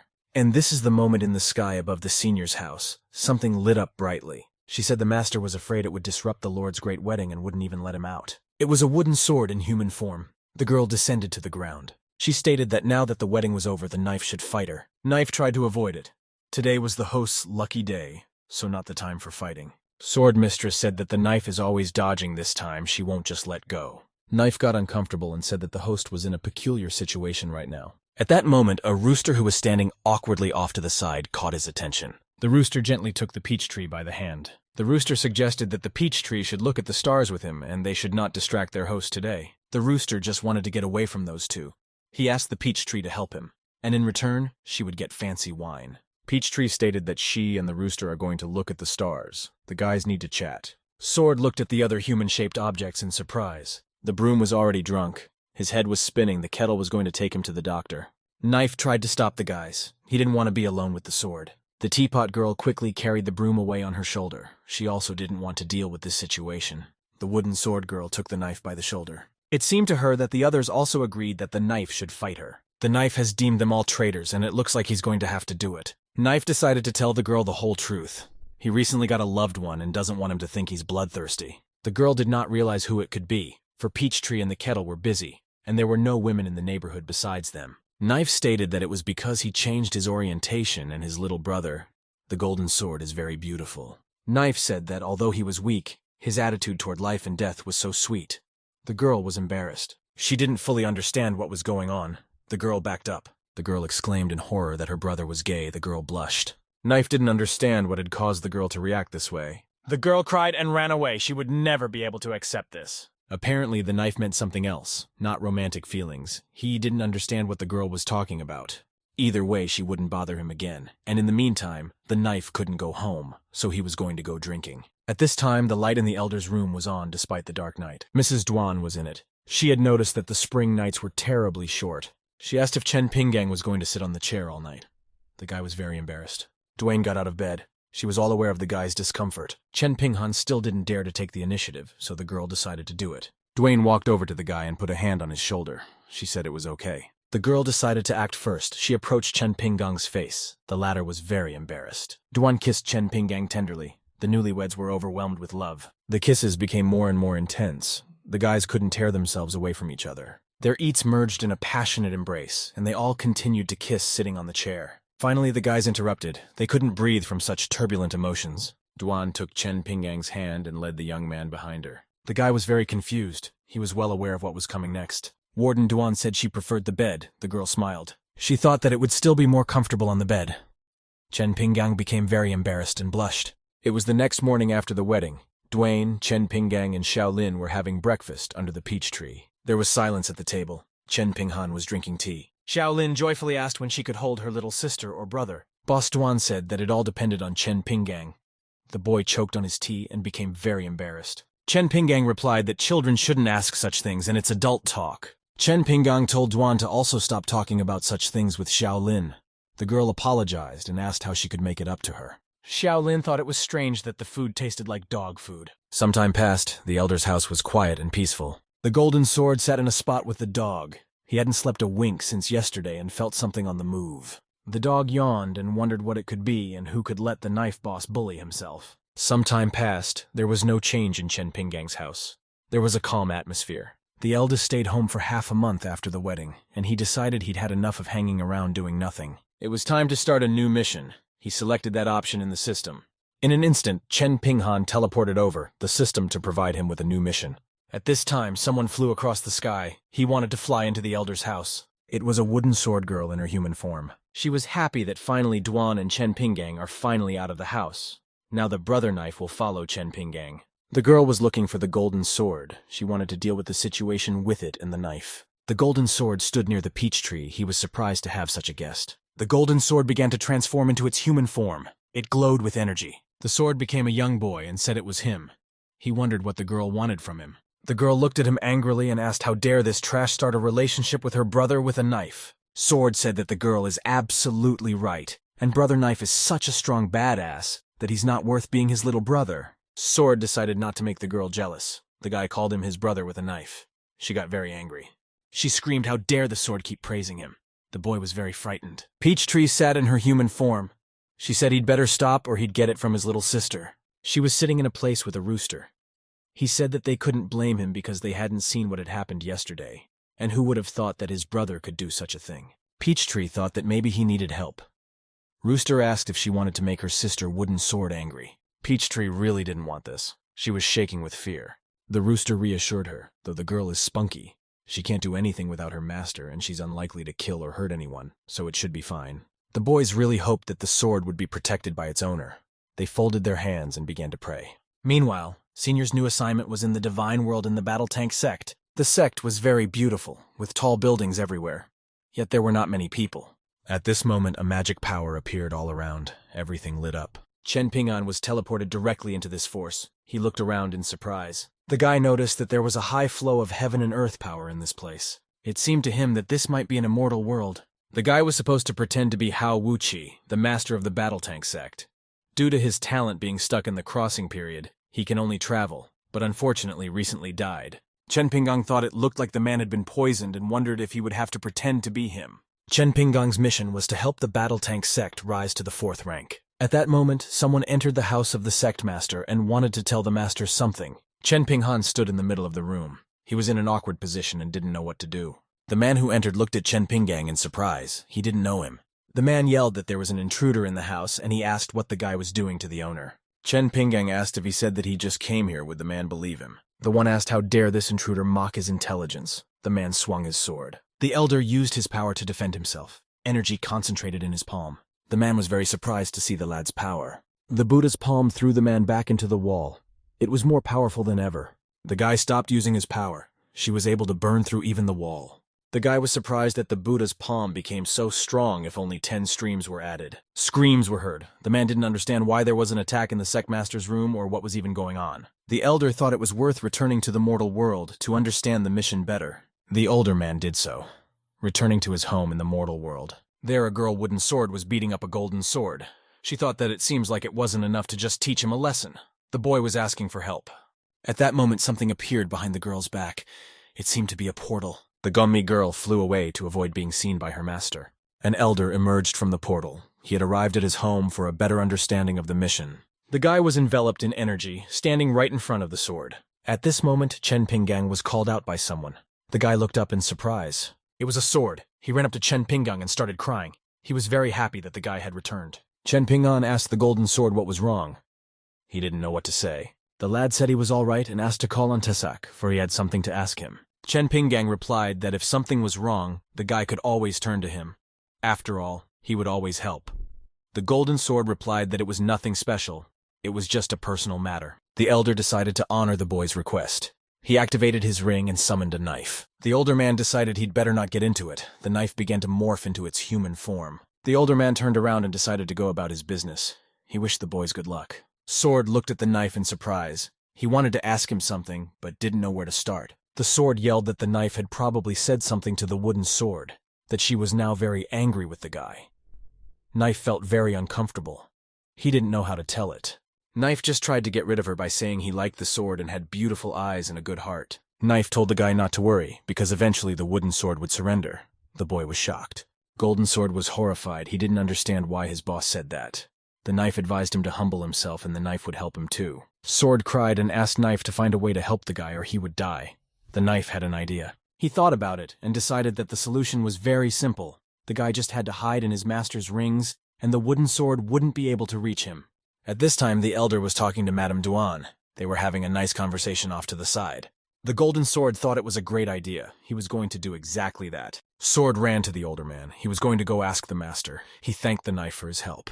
Peach would ask the knife if he thought the wooden sword would give up, because she was always so persistent. At this time in the divine world, in the martial tank sect, everyone was alarmed. The man said that someone sent the sect master, although he saw the intruder's face, but could not catch him. The grand elder of the sect said that the sect wouldn't last a day without the master. The man was injured and couldn't be held responsible. The second elder said that he had enough of pretending. He was just afraid that by becoming the sect leader, the intruder would catch up with him.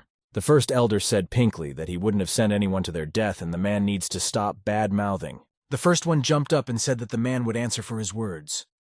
At that moment, someone stopped them. He had something on his mind. The first elder looked on in surprise. He wondered what the man would offer. The second elder didn't realize who could be a worthy replacement for the sect head. The man said a good option would be the sect master's son. His name was Hao Wu-Chi. It was suggested by the third sect elder. The first elder felt that the only right thing to do was for the son to take over from his father, especially since he was a terrible cultivator. Meanwhile, the elder had once again moved to the immortal world for his new assignment.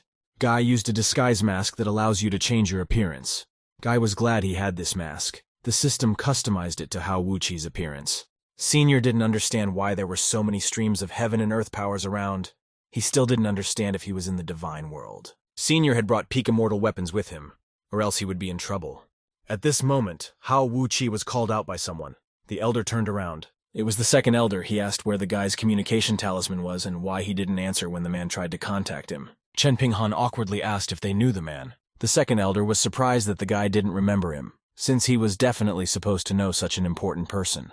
Chen Pinggang said he had an injury and lost his memory, so he only remembers his name. The second elder smiled and thought it was the perfect opportunity to use the guy. The second elder told the elder to follow him.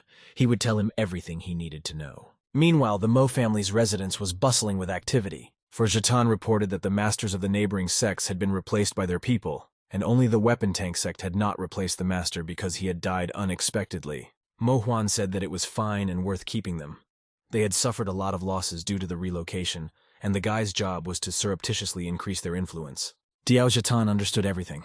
He asked if it was really necessary after all. The guy was just a child from the immortal world. Mo Huan replied that the guy and started had yet to meet someone with a strong aura, so he didn't understand. However, when the man begins to remember that day, a chill runs down his spine and fear envelops him. Meanwhile, in the divine world, there was a tense atmosphere in the Martial Reservoir sect. The elders explained to the elder that the sect master had been poisoned. They could not continue the activities without him, so his son must take over his father's duties. Chen Pinghan was surprised that the body he saw belonged to the sect master.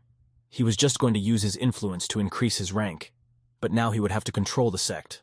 The guy said that he couldn't do it because his cultivation was too low, and people wouldn't listen to him. The second elder happily grabbed the guy's hand. He told him not to worry, for they would handle the sect's affairs. Chen Pinghan didn't understand why they were all so agitated. He thought it was strange. Perhaps they were afraid of being poisoned. Elder said it was just the perfect opportunity, and he was going to do what Elder asked. It was a clear day in the battle tank sect. The senior was trying to get used to his new assignment. He took the broom with him and told her to just stand there and not go anywhere. She was supposed to warn him if anyone came into the room and do something. The elder came to his chambers as the sect heads. He sat down on the bed.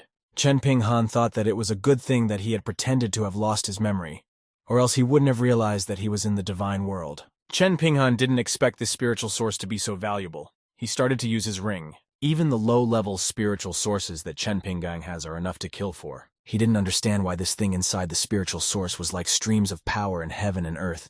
He didn't know how to add more flow to it. The main character was in cultivation. He noticed that the thing inside the spiritual source was similar to the streams of power of heaven and earth. The guy decided to add some more flow inside the spiritual source. Chen Pinggang noticed that his idea had worked and the balloon was even brighter. The protagonist thought joyfully to himself that he was seeing a spiritual source of the highest level. Chen got absolutely childishly excited and shouted that he was now rich. The guy walked towards the exit. He decided to go to the Chamber of Commerce of 1,000 treasures.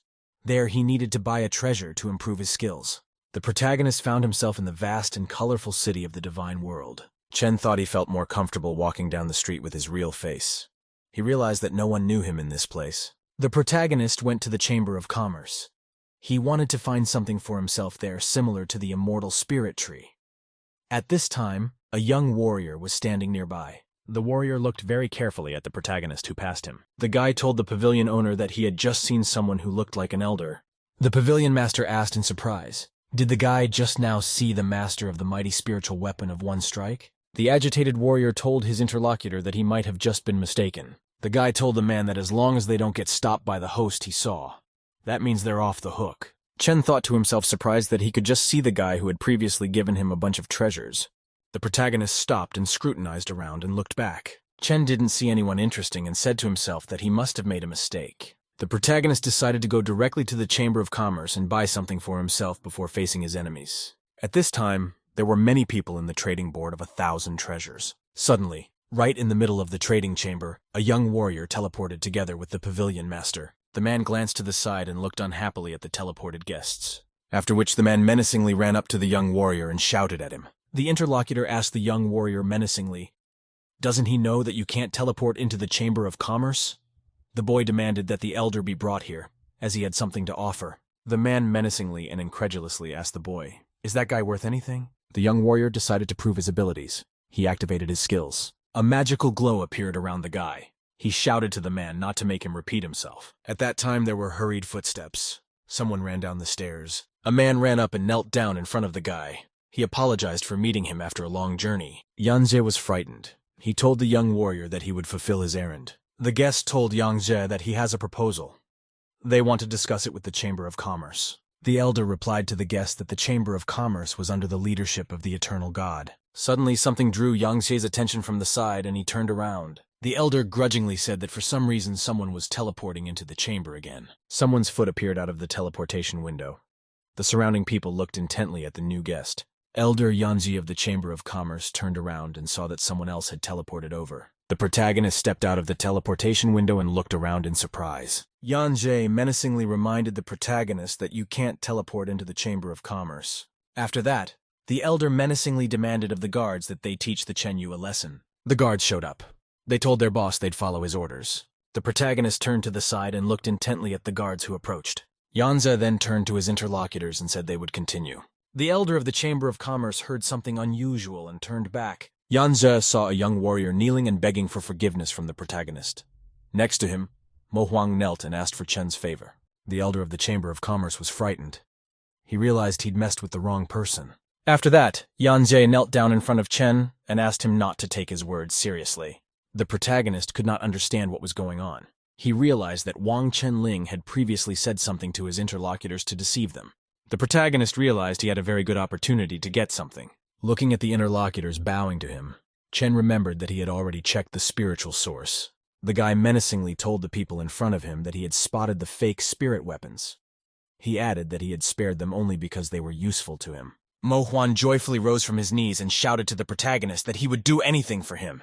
Chen realized that he could get a pseudo-spiritual weapon if he intimidated the two interlocutors. The main character said to Mo that one of his younger ones didn't have a spiritual weapon. Very quickly, Mo Huan pulled out a dagger and told the protagonist that he understood him. Mo handed Chen a knife and said it was one of the few remaining pseudo-spiritual weapons. After that, the man looked at the knife for a long time and thought that this reliable weapon had served him for thousands of years. Mo said goodbye to his blade and reluctantly handed it back to the main character. Chen took the knife with great attention and looked at it.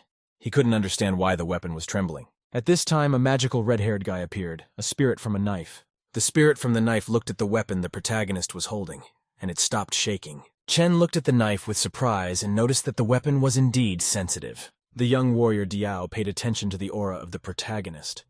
He became scared. Mo Huan thought that Chen has a terrifying aura if even the weapons are in fear. The protagonist sternly told his interlocutors to get up, as that's not why he came here. Chen then continued to socialize in the Chamber of Commerce with his interlocutors. Chen asked the people if they knew anything about the Battle Tank sect. Yanzi cheerfully replied that this sect was not that strong, but it was quite famous. He thought to himself that he had already sent a person there to get rid of the sect master. The protagonist asked Diao what he had to say about the Battle Tank sect.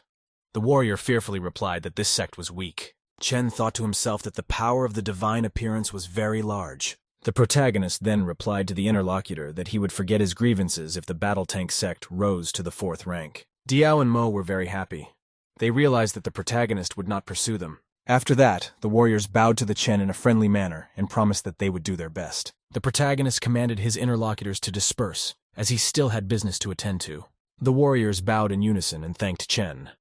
The boy thought to himself that if he pretended to be an elder, he would not talk about the treasure. The warriors stepped back a little and thought happily to themselves that the older man still intimidated them. Mo demanded of his co-workers that they take him to the battle tank sect. Yanze commanded the two warriors to follow him. At that time, a girl was walking alone in the yard of the main character's estate. Sister Wooden Sword was looking around very carefully. She was looking for someone. A fairy appeared. She told the guest that her friend was not in the yard right now. The girl asked the fairy to let her know where her acquaintance had gone. Wooden Sword demanded insistently of the peach tree fairy that she answer her. Afterward, Fairy informed the girl that the lad was in the master's ring along with the knife. The Wooden Sword was angry and surprised because the boy left without hesitation. The fairy didn't like that the girl interpreted her words that way. The Wooden Sword was very excited and angry. She couldn't accept the relationship of the golden feather and the knife. She decided that she had to think of something. The girl thought for a moment and suddenly the clue to her problem came into her mind. The Wooden Sword cheered herself up a lot. She realized that she was going to need help. The girl soared upwards and told herself that she needed to find Miss Duane to coordinate her plan, at which time the protagonist decided to move quickly to the mortal world. Chen teleported over and said that people from the Divine Pavilion would be coming here soon to help the battle tank sect. At that time, a wooden sword flew up from behind the protagonist. The girl greeted the protagonist. He was surprised to see her. The Wooden Sword remembered that Madame Duane had told her not to reveal any information. At this time, the protagonist was scrutinizing the ring on his hand. The Wooden Sword said she was the wife of the Golden Feather and asked the fellow to let her see her husband. The protagonist was very taken aback by the fact that the Golden Pen already has a wife. Chen began to draw his sword from his ring. Golden Feather shouted to his master to wait. Chen noticed that Golden Feather was not particularly happy to see the girl. She said that they had a very deep relationship and the guy really wanted to see her. The girl said very cheerfully that her husband was simply very shy. The Golden Feather looking out of the sword confirmed merrily that he was shy. The Wooden Sword turned around and cheerfully said that she wouldn't disturb the main character anymore. Chen said goodbye to the girl. Chen looked at the girl flying away and thought the Golden Feather glad to be reunited with his wife again. Wooden Sword with her skills began activating magic from the ring. The girl was able to draw her sword. A huge fireball emerged from the ring. The girl pulled out the boy's golden feather and tossed it aside with all her might. With a mighty blow, a pair of golden feathers knocked into the stone with all their might. Wooden Sword very angrily told her interlocutor that she had already warned him. The girl sternly told the guy for continuing to interfere with her brother's knife. She added that he should be taught a lesson. Gold Feather shouted to the girl to listen to him. He added that there were others in the ring. The boys shouted fearfully to the Wooden Sword that they were not alone in the ring. The girl didn't want to hear the guy's excuse. A fireball appeared in her hand. The boy smiled at the girl and said there was nothing between him and his brother with the knife. The Wooden Sword listened to nothing and launched a beam of fire at the guy. The Golden Feather was unable to defend itself and was completely covered by the fire strike. The girl prepared to attack the guy once again. A fireball appeared near her hand again. After another attack, the Golden Feather guy was knocked back and carried far to the side. The Peach Tree Fairy, looking in the distance, said that the Sister Wooden Sword made a fuss.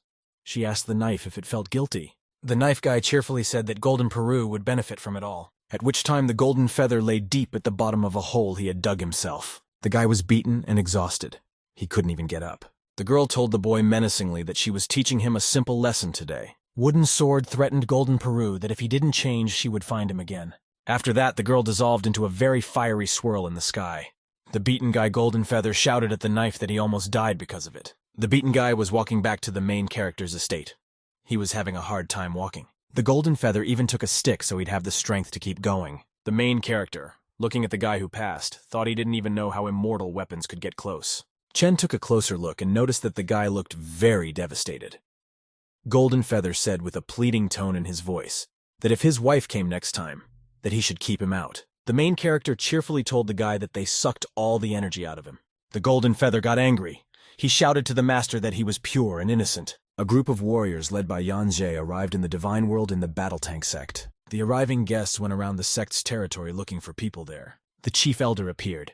He opened the doors and greeted Yan Jie. The MO warrior told the elder that he had come to discuss something with the sect. He suggested that we continue the conversation inside. The elder opened the door welcomingly and invited the guests inside the large house. After that, the chief elder asked Yan Jie why the guest had come here. The guest replied that he had come to give a discount to the battle tank sect. The elders listened very attentively. The guest informed them that their sect would receive a 30% discount to the Chamber of Commerce. The chief elder was very much taken aback at hearing such words. Then the chief elder swung around and slapped the face of the second elder with all his might. The second elder was very much taken aback and looked at the man with indignation. The chief elder was surprised. He decided to himself that he must be asleep. After that, there was a discussion in the divine world in the battle tank sect. The elders were in the discussion hall chatting with the guests who had arrived. The chief elder asked with excitement at the MO, what teaching has he prepared for them? Mo very modestly replied that he wasn't offering anything serious. He added that he wanted to be the keeper of the battle tank sect. Mo Huan himself was the peak of the sovereign god. He waited for an answer from the elders. The young warrior Diao Jiatian possessed the 9th stage of sovereign god. Mo told the elders that he would send experts to them to train their disciples. The elders were very amazed. They couldn't believe that each of their students would be trained by such experts. At the end of the conversation, Mo asked the 3 elders if they could accept their offer. The chief elder happily replied that they were accepting the offer.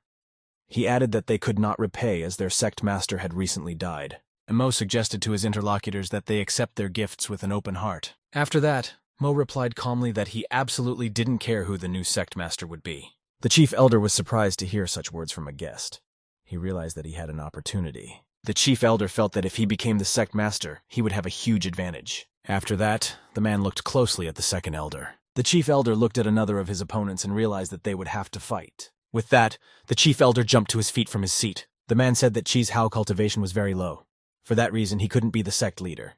He suggested taking one of them for the position. The subordinate told the head elder that he was just thinking about it. The man shouted, "Stop talking and the duel begins!" After that, the confrontation between the chief elder and the contenders for sect leader began. As a result of the short battle, the man was able to quickly defeat his opponents. They scattered apart. After the fight, the chief elder told the challengers that the 2 of them were not as good as him. Man proudly told his rivals that the post of sect master would belong to him. The beaten rivals could say nothing against the chief elder. The man thought that he should take the master pendant from Hao Wuqi. After that, he would rightfully become the master of the sect. The protagonist was in the mortal world at his residence at the time. Chung was busy reading. Suddenly, he felt the ring on his hand vibrate. The protagonist then held the ring up to the mirror to read the message. The system reported that the sect was in trouble, and the Grand Elder was asking him to return. Chung thought that the sect elder had insisted that he take the pendant. The protagonist realized excitedly that he needed to find out the details. Without wasting any time, Chung teleported from his residence to the divine world. The main character teleported very quickly and appeared in the divine world. Cheng was in the house where the interview took place. He realized that the people there were quite humble. The protagonist greeted the guests and asked the elder why he had called him here. The man answered the guy that he had to give him the pendant of the sect master. Chung remembered excitedly that the man himself had begged him to become master. The protagonist looked at the young Diao warrior next to him. Chung looked at Mo and realized that they had so much advantage that they were no longer afraid of death. Chung handed the man the pendant and said that it would be best if he became the sect master. To himself, the guy thought to himself as he just decided to rest. The elder clutched the pendant in his hand and told the protagonist that he would always be fair to him. Diao asked the host, "Do they need to stop the protagonist from handing over his title?" The man calmly replied that it was none of their business. The young Diao warrior was dissatisfied and wanted to return to his master. Mo replied to Diao that he had already tried to contact Dagger, and they didn't need to make trouble for themselves now. One of the elders noticed that the guests looked like they knew Hao Wuqi. Came the footsteps of the chief elder. He turned to his colleagues. The man showed the magic pendant and said that he was a worthy sect master. One of the elders bowed and greeted the sect master. The new owner was overjoyed, happy and satisfied. He laughed out loud. At this time, one of the sect members felt some great excitement. The guy decided to run into the battle tank sect master's room. The lad saw the newly elected master sitting unconscious in his chair, after which the young man burst into the hall and shouted to the audience that they were in big trouble. The guy ran farther inside the room and shouted that it was very bad. The people present became alarmed.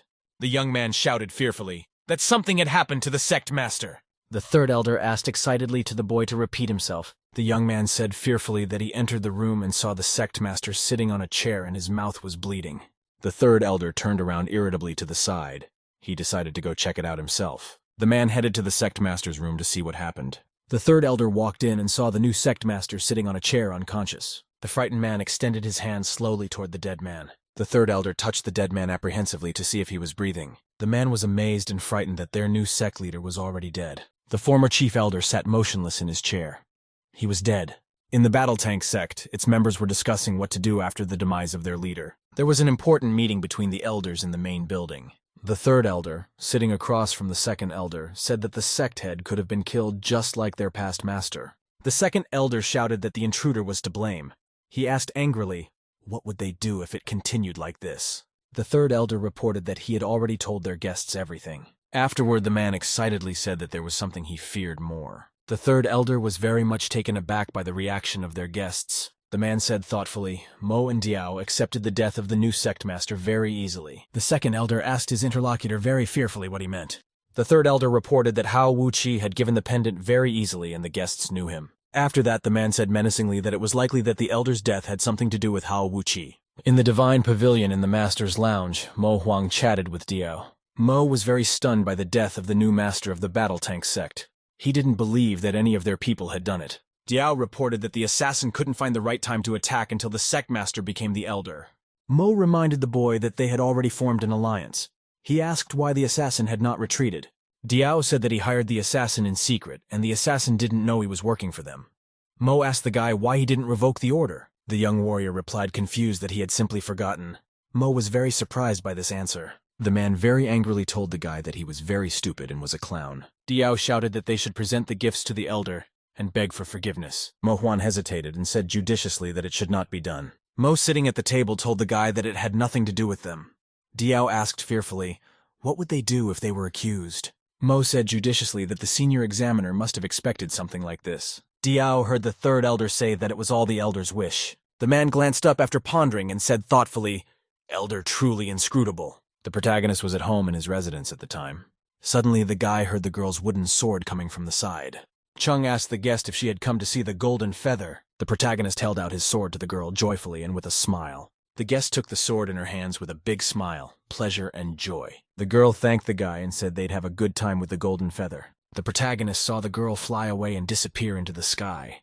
He thought that her relationship with the golden feather was very sincere, at which time a girl came up and asked the protagonist slyly who he was jealous of. The girl asked her husband cheerfully, doesn't he like her now? The protagonist happily turned around and told his wife that she was no imitation. Xiao Linger girl, looking at the married couple, thought angrily that they didn't even notice her. After that, the girl asked the dog sternly, does he not agree with her? The dog was silent. He thought fearfully and answered nothing to the girl across from him. Xiao Linger got angry and pointed her hoe at the dog. The animal was frightened. Then the dog howled fearfully and moved his bowl of food toward him. The dog replied to the girl that he didn't hear her as he was engrossed in devouring his food. The girl was very angry. She yelled angrily at the dog for thinking only of food, while a girl in the woods activated a golden feather, a guy I know. The wooden sword threw the guy far aside with a fiery strike. The conversationalist told the guy angrily that he was actually ignoring her warnings. The golden feather got scared. He saw that the girl was very angry, and he decided that this time he would definitely die. The guy realized he had to come up with an excuse real quick. Golden Feather realized that he needed to prove as quickly as possible that there was nothing between him and his brother with the knife. The guy was thinking. He was getting ready to tell the girl something important. The Golden Feather said excitedly to his interlocutor that it was she he really liked. The guy excitedly told the girl that he was fascinated. The girl replied to the boy that she would hit him. The Golden Feather told the girl that after he met her, nothing would ever be the same again. The guy thought to himself that he only had to make the girl believe him. Then she would definitely not believe in his relationship with his brother with the knife. The Golden Feather said with importance that he kept thinking about Lady Wooden Sword. He decided to himself that he needed to be more dramatic. The girl was very surprised. She decided that the boy really loved her. The Wooden Sword thought to herself that maybe she had done the wrong thing. She thought the guy sounded sincere. The girl thought, could it be that guns can fall in love with people who hurt them? After that, the Wooden Sword decided finally that the Golden Feather was lying to her. She approached him from behind. The girl angrily felt increasingly angry and resentful. The Wooden Sword shouted menacingly at the guy that he was about to die and launched a fireball at him. The boy was very frightened. He didn't expect girlfriend to attack him. The Golden Feather guy couldn't understand why he was being attacked by his girlfriend. At this time in the main character's estate, a guy was sitting and resting next to a girl. Emperor Phoenix was sitting in a tree next to a peach fairy at the time. The fairy told the boy that men lie very easily. The fairy asked the interlocutor with interest if he was lying to her. Emperor Phoenix answered the girl that he liked her very much, and it was true. Peach Fairy turned away from the guy and said that no one wanted his love. The guy got flustered. He needed to answer since Fairy had already asked him about it. Emperor Phoenix asked with interest to the girl, why did she want to hear that he liked her? The guy took the fairy's hand and wanted to confirm his words to her at once. The guy heard someone calling him from far away, asking for help. Emperor Phoenix jumped up and said that his deception had been exposed, and he was being asked for help. Very quickly, the lad slid down the tree to the ground to his mistress. Emperor Phoenix asked the lady for permission to return to his clan, which was in trouble. The girl told the guy that his master's return had already been planned. Emperor Phoenix excitedly said that he heard a call for help. The girl warned the guy that she would not stop him. She also added that if he was uncovered, he would not be able to return and would even leave. Emperor Phoenix bowed and said that he couldn't just sit and watch. In parting, the boy told the fairy that if he could come back, he would continue what he had started. Then Emperor Phoenix soared far into the sky at high speed. The girl stood and looked longingly at her friend who had disappeared. The Peach Tree Fairy sadly and exhaustedly lowered her mirror in her hand. Peach Fairy fell on her knees in front of Mistress and said she wanted to go along with her boyfriend. The girl excitedly said that if she didn't follow the Phoenix Emperor, she would regret it for the rest of her life. Mistress told the fairy that she was letting her go and wished Ta to be careful. After that, the Peach Tree Fairy soared into the sky very quickly. Mistress sat back and tapped her hand on the chair unhappily. She called out to the knife guy. The girl ordered the knife to follow the Phoenix Emperor. She added that he would help them if needed. Mistress thought to herself that nothing bad should happen after all. At the same time, the guy arrived in the world of chaos after a long flight. The Emperor Phoenix descended to Earth. He began to look for who was calling him. The guy was looking around. He knew for sure that the signal for help was coming from somewhere around here. Looking around, the Phoenix Emperor realized with a startled realization that this was all a trap. The lad was startled to hear someone say angrily from outside that it was now very late. The boy turned in the direction from which the noise of the approaching man was coming. An unidentified man approached. He told the Phoenix Emperor that he'd been tricked. The man showed the boy a glowing magic stone. This stone was calling to the Phoenix Emperor. The stranger said cheerfully that he hadn't expected the stone to be able to fool the guy. Emperor Phoenix calmed down and asked the man, "Does he really want to stop him?" The man said cheerfully back to the guy that of course he couldn't. After that, the stranger shouted out that the heavenly prison array could help him. Suddenly a very bright purple glow appeared in the sky. The whole place lit up. The stranger reiterated once more that the heavenly prison array would help him. Emperor Phoenix replied that activating the prison would cost several lives. The man cheerfully replied to the guy that it would be an honor for them. After that, the stranger extended his hand towards the Phoenix Emperor. The man asked the guy, "Is the guy still only thinking about himself?" Emperor Phoenix felt very weak. The stranger asked his opponent with interest, "Can he be reborn from Nirvana, and why is he so much afraid of death?" The guy replied to the stranger that the heavenly prison array could seal his soul. After that, Emperor Phoenix threateningly replied to the man that he would not allow him to get to his master. The stranger said excitedly to his opponent that it would be suicide for him to use Phoenix's blood to kill him. After that, the man hesitated and excitedly decided to use another of his skills. The man said cheerfully that his master had anticipated all of this. He activated a new skill. The stranger shouted that an improved version of the array had now begun. The sky burrowed with an even brighter and more menacing purple glow. The man looked at the Phoenix Emperor menacingly and with hatred. The stranger menacingly shouted to the guy to let them feel his pain. The amazed boy stared at the glowing spells in front of him. Upper blue lightning appeared from the heavens and struck the Phoenix Emperor. The guy felt the lightning go completely through his body. He couldn't resist. Emperor Phoenix fell to his knees. His opponent angrily shouted to him that he had lost this time. Suddenly, someone from outside angrily asked the man, how dare he attack the guy? A fairy appeared. She shouted menacingly at the man that he was going to die. The girl activated her spell and launched a huge fireball. The unfamiliar warrior jumped to the side very quickly to avoid being hit by fire. The warrior dodged the attack and remembered his master's instruction. Looking at the girl, the man remembered that it was much easier to destroy the wizard from the outside rather than the inside. The warrior also remembered what the master had said about another weapon or divine beast appearing. Some warrior drew his blade to use it to attack the fairy. Warrior with a swing from behind struck the peach tree fairy with his dagger. The girl was amazed that someone had attacked her from an unexpected direction. The fairy felt a heavy thump and wondered if anyone else was here.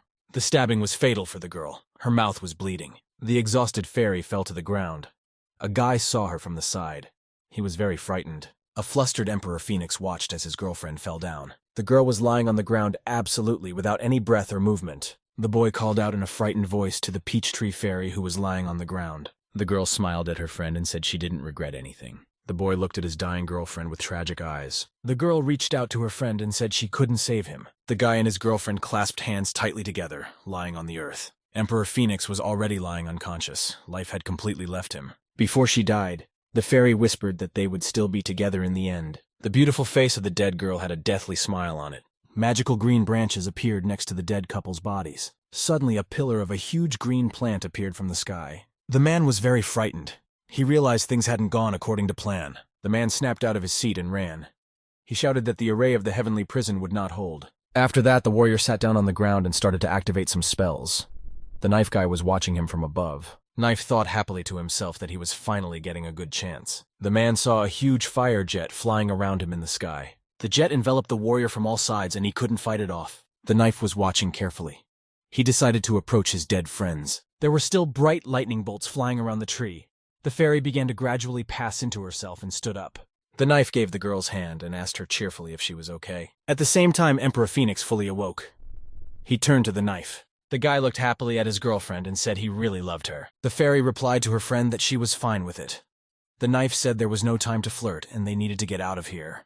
At this time, a loud voice came from the heavens asking the guests where they were going. A fiery hand appeared from the sky. An angry voice asked the people who would let them leave. Emperor Phoenix shouted fearfully that someone had come through here to end everything. The knife guy activated his fireball and prepared to attack. A heavenly voice called someone a menacingly shameless old jerk. People saw a human hand approaching the huge fiery hand from above.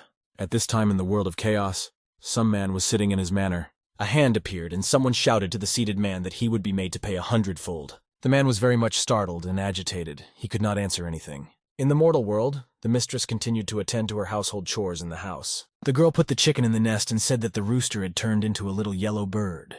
The owner told the pets that she would bring them medication so they could recover. She added that when the owner returned, she would bring them a couple drops of blood to recover. The lady was thanked together by the bird in the nest and the peach tree, after which the girl walked out of the boundaries of the manor and slammed the door behind her. The kettle on the table shouted that they were worried to death. The fish asked very excitedly to his friends, "How are they feeling?" Magical Sword said excitedly he was very glad that his friends were back in integrity. The bird cheerfully replied that it was hard to call it integrity. Tree told the chick that if it weren't for the knife and him, the chick would have come back a roasted rooster. The peach tree asked the chick how he wanted to make up for all the suffering.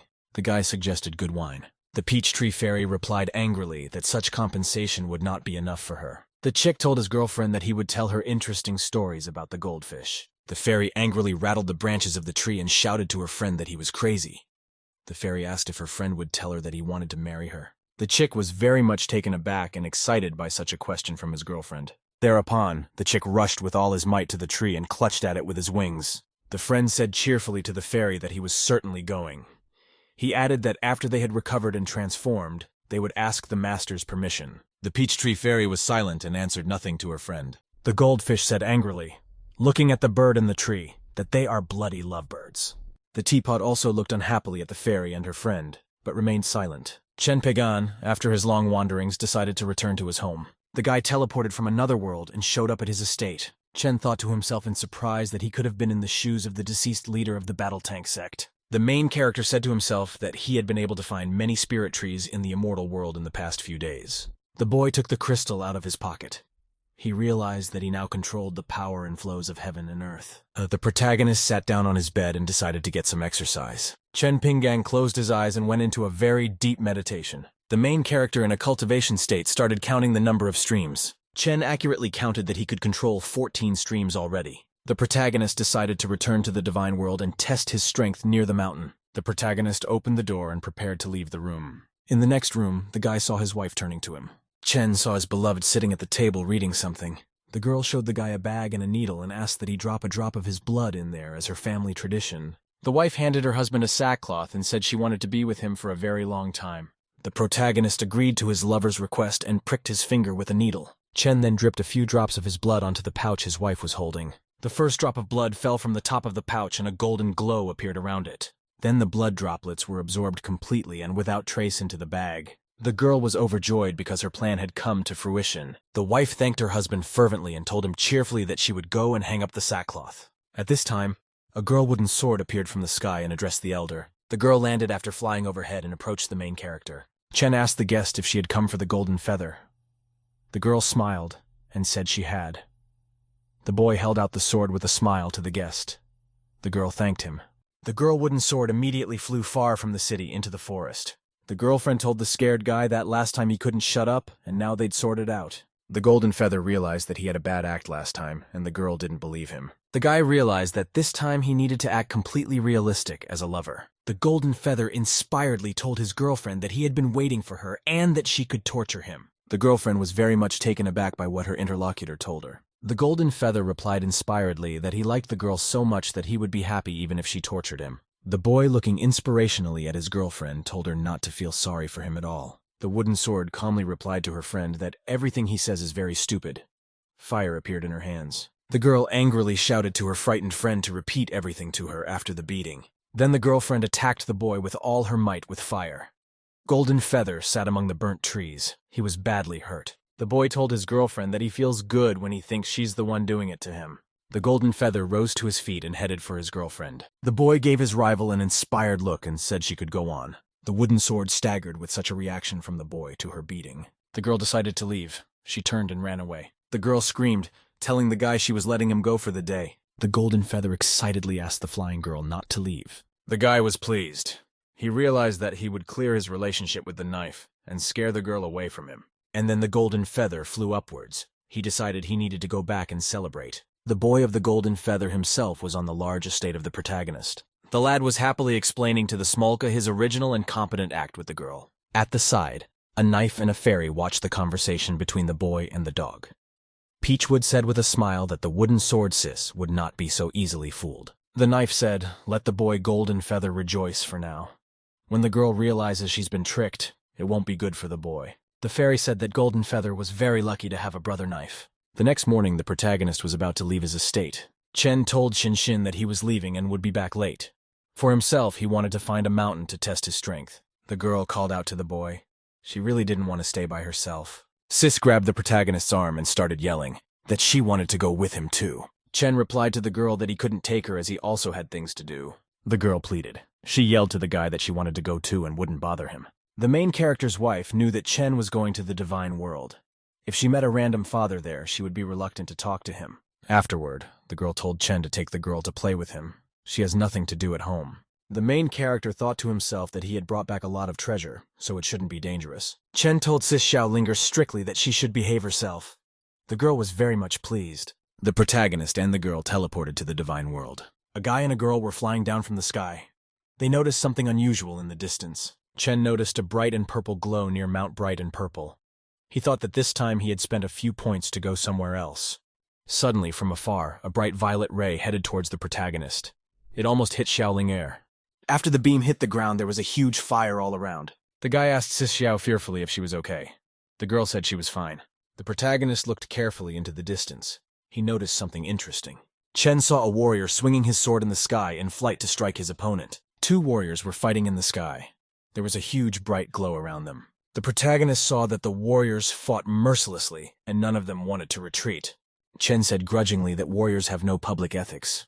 The knife asked the master if he needed to take care of it. The protagonist replied to the knife that he didn't need to interfere and would do everything himself. After which the boy, with his ringed hand, handed the girl a broomstick. Chen told his sister that she would be protected by the object he had given her. He added that he would now go and ask for an explanation.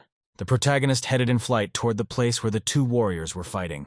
The protagonist prepared to activate his spell. A fireball appeared near his hand. Chen launched his fireball. A huge hand of fire appeared in front of him. The warriors noticed someone flying toward them. One of them turned back. Eventually, after a fiery explosion, the fighters fell from the sky to earth. The man looked angrily at the protagonist and said that he had lost his mind. Chen told the stranger angrily that he had scared his little sister and demanded that he apologize. The man smiled evilly. He replied to the protagonist that he would of course apologize. After that, the warrior shouted that he would let the girl come to him, and he would apologize to her with his blade. The protagonist looked angrily at his opponent.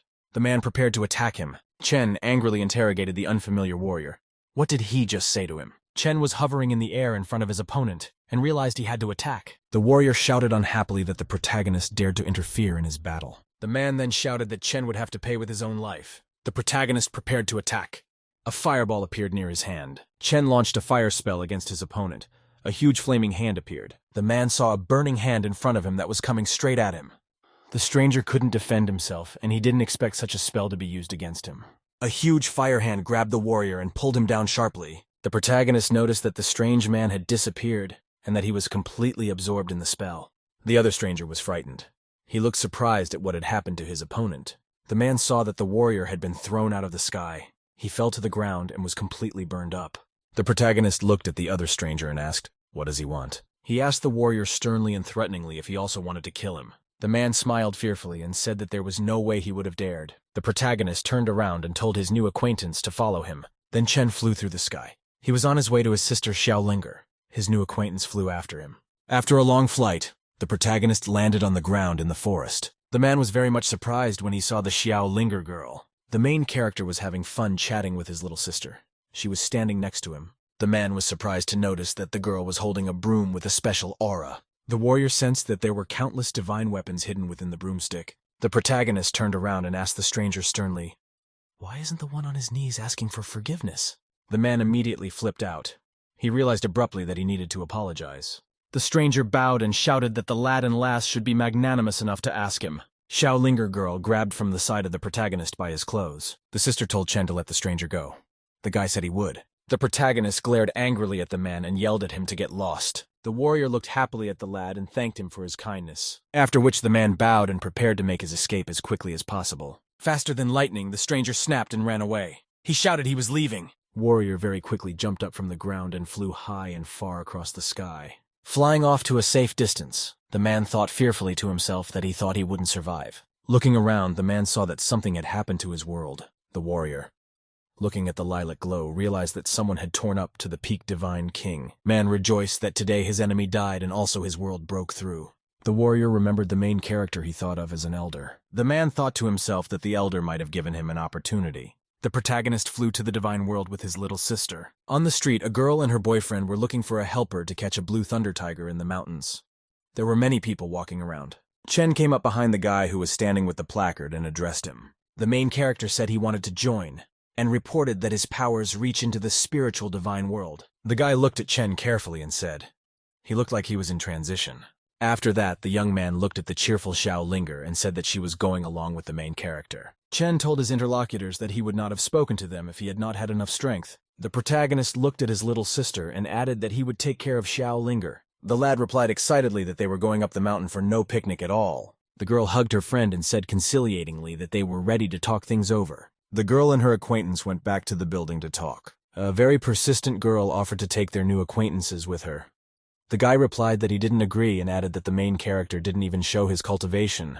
The girl said excitedly that they are the Wu family and no one can harm them. She added that she liked Xiaolinger girl. The guy couldn't decide to agree with his girlfriend. He had his doubts. The girl slyly said that the main character is very handsome. She added dreamily that his little sister is also beautiful next to him. The protagonist, along with his sister and new acquaintances, walked through the nature of the divine world.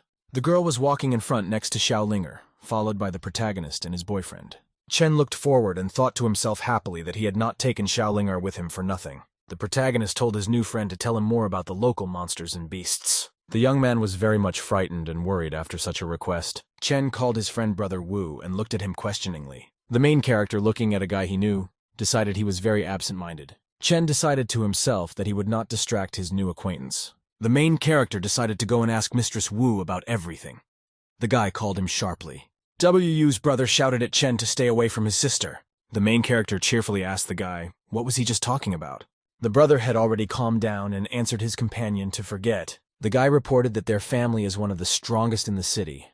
Their elder Dejin is on Divine Royal Peak. He added that no one knows the mountain better than their family. Brother pointed to the mountain and said that their elder had gone there to test the king. The guy confidently informed that once they got rid of the Monster King, then the mountain would be completely for their family. The main character heard a girl calling him from outside. He turned around. Mrs. W was sitting on the ground with the girl. She shouted to the guys to come over to them. The girl said excitedly that she could see the footprints of a blue thunder tiger. The protagonist and his brother ran to the girls. At that time, a bright glow resounded in the depths of the forest. A pillar of fire descended from above. People saw a huge magical shining tiger appear in front of them. The guy said this tiger has exceptional blood and they should be able to handle it. Mrs. Wu told the protagonist to get the girl out of here while they hold the tiger, after which the girl excitedly shouted to her companions to hurry away. Brother told his companion to get ready and started the countdown. The brother launched fireballs forward. The girl burst out and ran. The huge tiger very cleverly bounced aside to avoid being hit by the fireballs. Mrs. Yu, after a great acceleration, kicked off the ground and jumped up. The girl swung around to strike the dangerous predator from above. The girl's fiery kick hit the ground. She didn't hit the tiger. The demonic tiger looked viciously at the girl and prepared to attack her. Mrs. Wu was very frightened. She couldn't have escaped the predator in time. The guy very fearfully called out to his companion Yi called her Xiao Do. The protagonist realized he had to run for help. He sprinted from his seat and remembered the knife. Suddenly, a dangerous lilac glow appeared in front of Chen. He stopped. Someone pointed a beam of destructive spell at the demon tiger. Thanks to a powerful spell, the tiger lost its head and became safe. The men quickly ran up to the body of the tiger lying on the ground in front of them. Xiao Yelp along with Brother Wu looked away with surprise and interest. The girl and boy noticed Xiao Linger standing nearby. She was the one who saved them with a spell. The girl asked her brother and sister with a smile if they were okay. The joyful guy asked Xiao Linger, "Does she possess the level of a god sovereign?" The girl, smiling, said that she would have a divine world breakthrough very soon. Xiao Yelp, looking at the tiger's body, thought sadly that she was only at the spiritual deity level. A bad hunch struck the girl. She realized that she was still very weak. Xiao Do slumped to the ground and thought tragically she couldn't even think of becoming a sister to someone like Xiao Linger. The protagonist was in the woods with his sister and their new acquaintances. Chen, looking at the tiger's body, asked Xiao Linger, why didn't she ever tell him that she had a large cultivation? The girl smiled and slyly answered the protagonist that he hadn't asked her. After that, Xiao Linger decided to tell the main character about her cultivation. As if nothing had happened, the girl explained that she was simply eating watermelon. The protagonist looked at the girl unhappily and said he didn't believe her. Xiao Linger explained that the watermelons in their yard had a lot of spiritual energy and could help increase cultivation. Chen thought to himself that the fertilizer from the system was very good. Guy thought to himself that he should make Xin Xin eat more watermelons. The guy was calming the girl down and telling her not to take it personally. At the same time, a man flew across the sky and looked at them. The man in flight called out by name to the girl Xiao Lan and the boy Chen Yuan. The man turned out to be an elder. He asked the boy and girl what they were doing here at this hour. The boy and girl looked at the arriving man in surprise. Xiao and Chen jumped to their feet and greeted the elder in a friendly manner. The guy explained that the girl needed materials from the blue thunder tiger for cultivation. That was why they went to the mountains. The elder of the Wu family was called Lon Tao. He told the young men that their cultivation was greatly increased if they killed a tiger. The guy and girl shyly explained that they weren't the ones who killed the predator. Chen pointed to the protagonist and his little sister and said they did it all. At this time, the protagonist along with his little sister were standing and socializing. Elder Long was surprised. He looked at Chen and Xiao Linger carefully. The man had no way of understanding how strangers could kill a tiger. He couldn't see the girl's cultivation. Chen explained that the protagonist along with the girl used artifacts. Xiao Do explained excitedly. The girl defeated the tiger with only one attack. The elder shouted excitedly that the girl must be very young, as her life force was plentiful. The man decided to himself that he needed to find a way to bring the girl into the family at. Elder Lun leisurely approached the protagonist with his sister. The man thanked Chen and sister Xiao Linger fervently for their kindness. The protagonist answered the elder bosom good-naturedly that it was not difficult for them. The man told his interlocutors to leave their address so they could be thanked. Chen calmly replied that they were just travelers. The elder suggested excitedly to the protagonist that they join the Wu family, after which the protagonist abruptly ripped his hand out of the man's arm. As delicately as possible, the guy replied to the interlocutor that he did not agree to his proposal. He added that they did not want to join anywhere. Lon was angry. He was unhappy because the protagonist dared to refuse him. The elder was upset because Chen was not from their family. He continued to look at Xiao Linger. Lon asked the main character what level is he on. Chen replied that his sister is much more talented than him. He added that he is on the level of a spiritual god. The elder replied to the lad calmly that there was no need for modesty. Lon replied to the protagonist that if he refused, he would not force it. The elder turned around and started to walk away. He decided that he would make the protagonist and his sister join them. At this time in the forest, one strong warrior was still hunting among the trees. A man was able to kill a huge and bloodthirsty lion. His body lay on earth. The warrior sat uppermost over the huge body of the predator he had defeated. After a hard hunt, the tired man sat down relaxed and exhaled. An excited Lon ran up to the side of the man and called him elder. The man felt a little battered. He touched the scar on his cheek. The elder greeted the Lon Tao and asked with interest, "What happened?" Lon Tao spoke excitedly about meeting the young genius and her older brother with a high cultivation level. He added that the strangers didn't want to join their family. He suggested that the elder kill Xiao Linger's brother and erase her memory. He added that after that, their family would become even more famous. The elder asked his interlocutor, "Does he really want him to do it?" Lon said slyly and confidently to the man that he trusted only him. The elder looked with a smile at Lon and replied that he agreed to his proposal. The main character, along with his little sister and his new acquaintances, was in a divine world near a mountain of monsters. The boy thanked his new acquaintances happily. Chen replied that he had more business with Xiao Linger and their paths were now parted. After a while, Alan flew in. He pointed out the protagonist to the elder. The elder said Lon try again to invite the protagonist and SES. After that, Lon teleported very quickly to quickly reach the main character. He ran quickly to catch Chen before he left. Man stopped in the protagonist's path and told him to wait for him. The protagonist grudgingly asked the clan elder Wu what he wanted. The man bowed to the boy and motioned for him to join their family once more at the... The protagonist irritatedly replied that he had already given his interlocutor his answer. A boy intervened in the conversation. He reminded the elder that Chen had already refused to follow him. Brother Yu told Man emphatically that you can't respond to kindness with hostility. The elder closed his eyes silently and concentrated, and prepared to attack. The man threw lightning bolts at the guy. He was knocked backwards pretty hard. The man also struck the girl with lightning and shouted for those not to interfere, after which the man called the young men menacingly stupid children. A fire whirlwind descended from the sky. The man shouted menacingly that it was time for the elder to intervene. The main character was frightened. He tried not to show any emotion. The man standing next to the elder said, "His interlocutor's very stubborn." The elder looked in front of him and noticed with consternation the Chung he already knew. The elder realized that he was seeing the same guy he had barely escaped from recently. The man began to speak menacingly to his companions, lest they think ill of him. The next moment, the man was very much struck by the behavior of his companion, at which time the elder bent down on his knees in consternation and began to shout that he had sinned. The man frightenedly noticed that the elder was very much startled by the presence of the protagonist. And then the man realized fearfully that he was definitely finished. The protagonist thought to himself in surprise. The elder of the Yu family bowed before him. The elder huffed. He realized he had to justify himself somehow. The man kept telling the protagonist that LOL he wanted to take his little sister away from him. Chen got angry. He realized he would have to teach the bosom a lesson. Out loud he told the elder that he knew what he wanted. The elder pulled himself up and realized fearfully that he was going to have to punish the bosun. The elder continued to bow fearfully and said he understood. The man turned to his companion and called his name threateningly, Lon Tao. The man was very much frightened. The elder shouted menacingly to his interlocutor that it was all his fault. Lon tried to justify himself. A guy and a girl woke up. They ran up to the protagonist. The brother dropped to his knees. He wanted to ask Chen for something.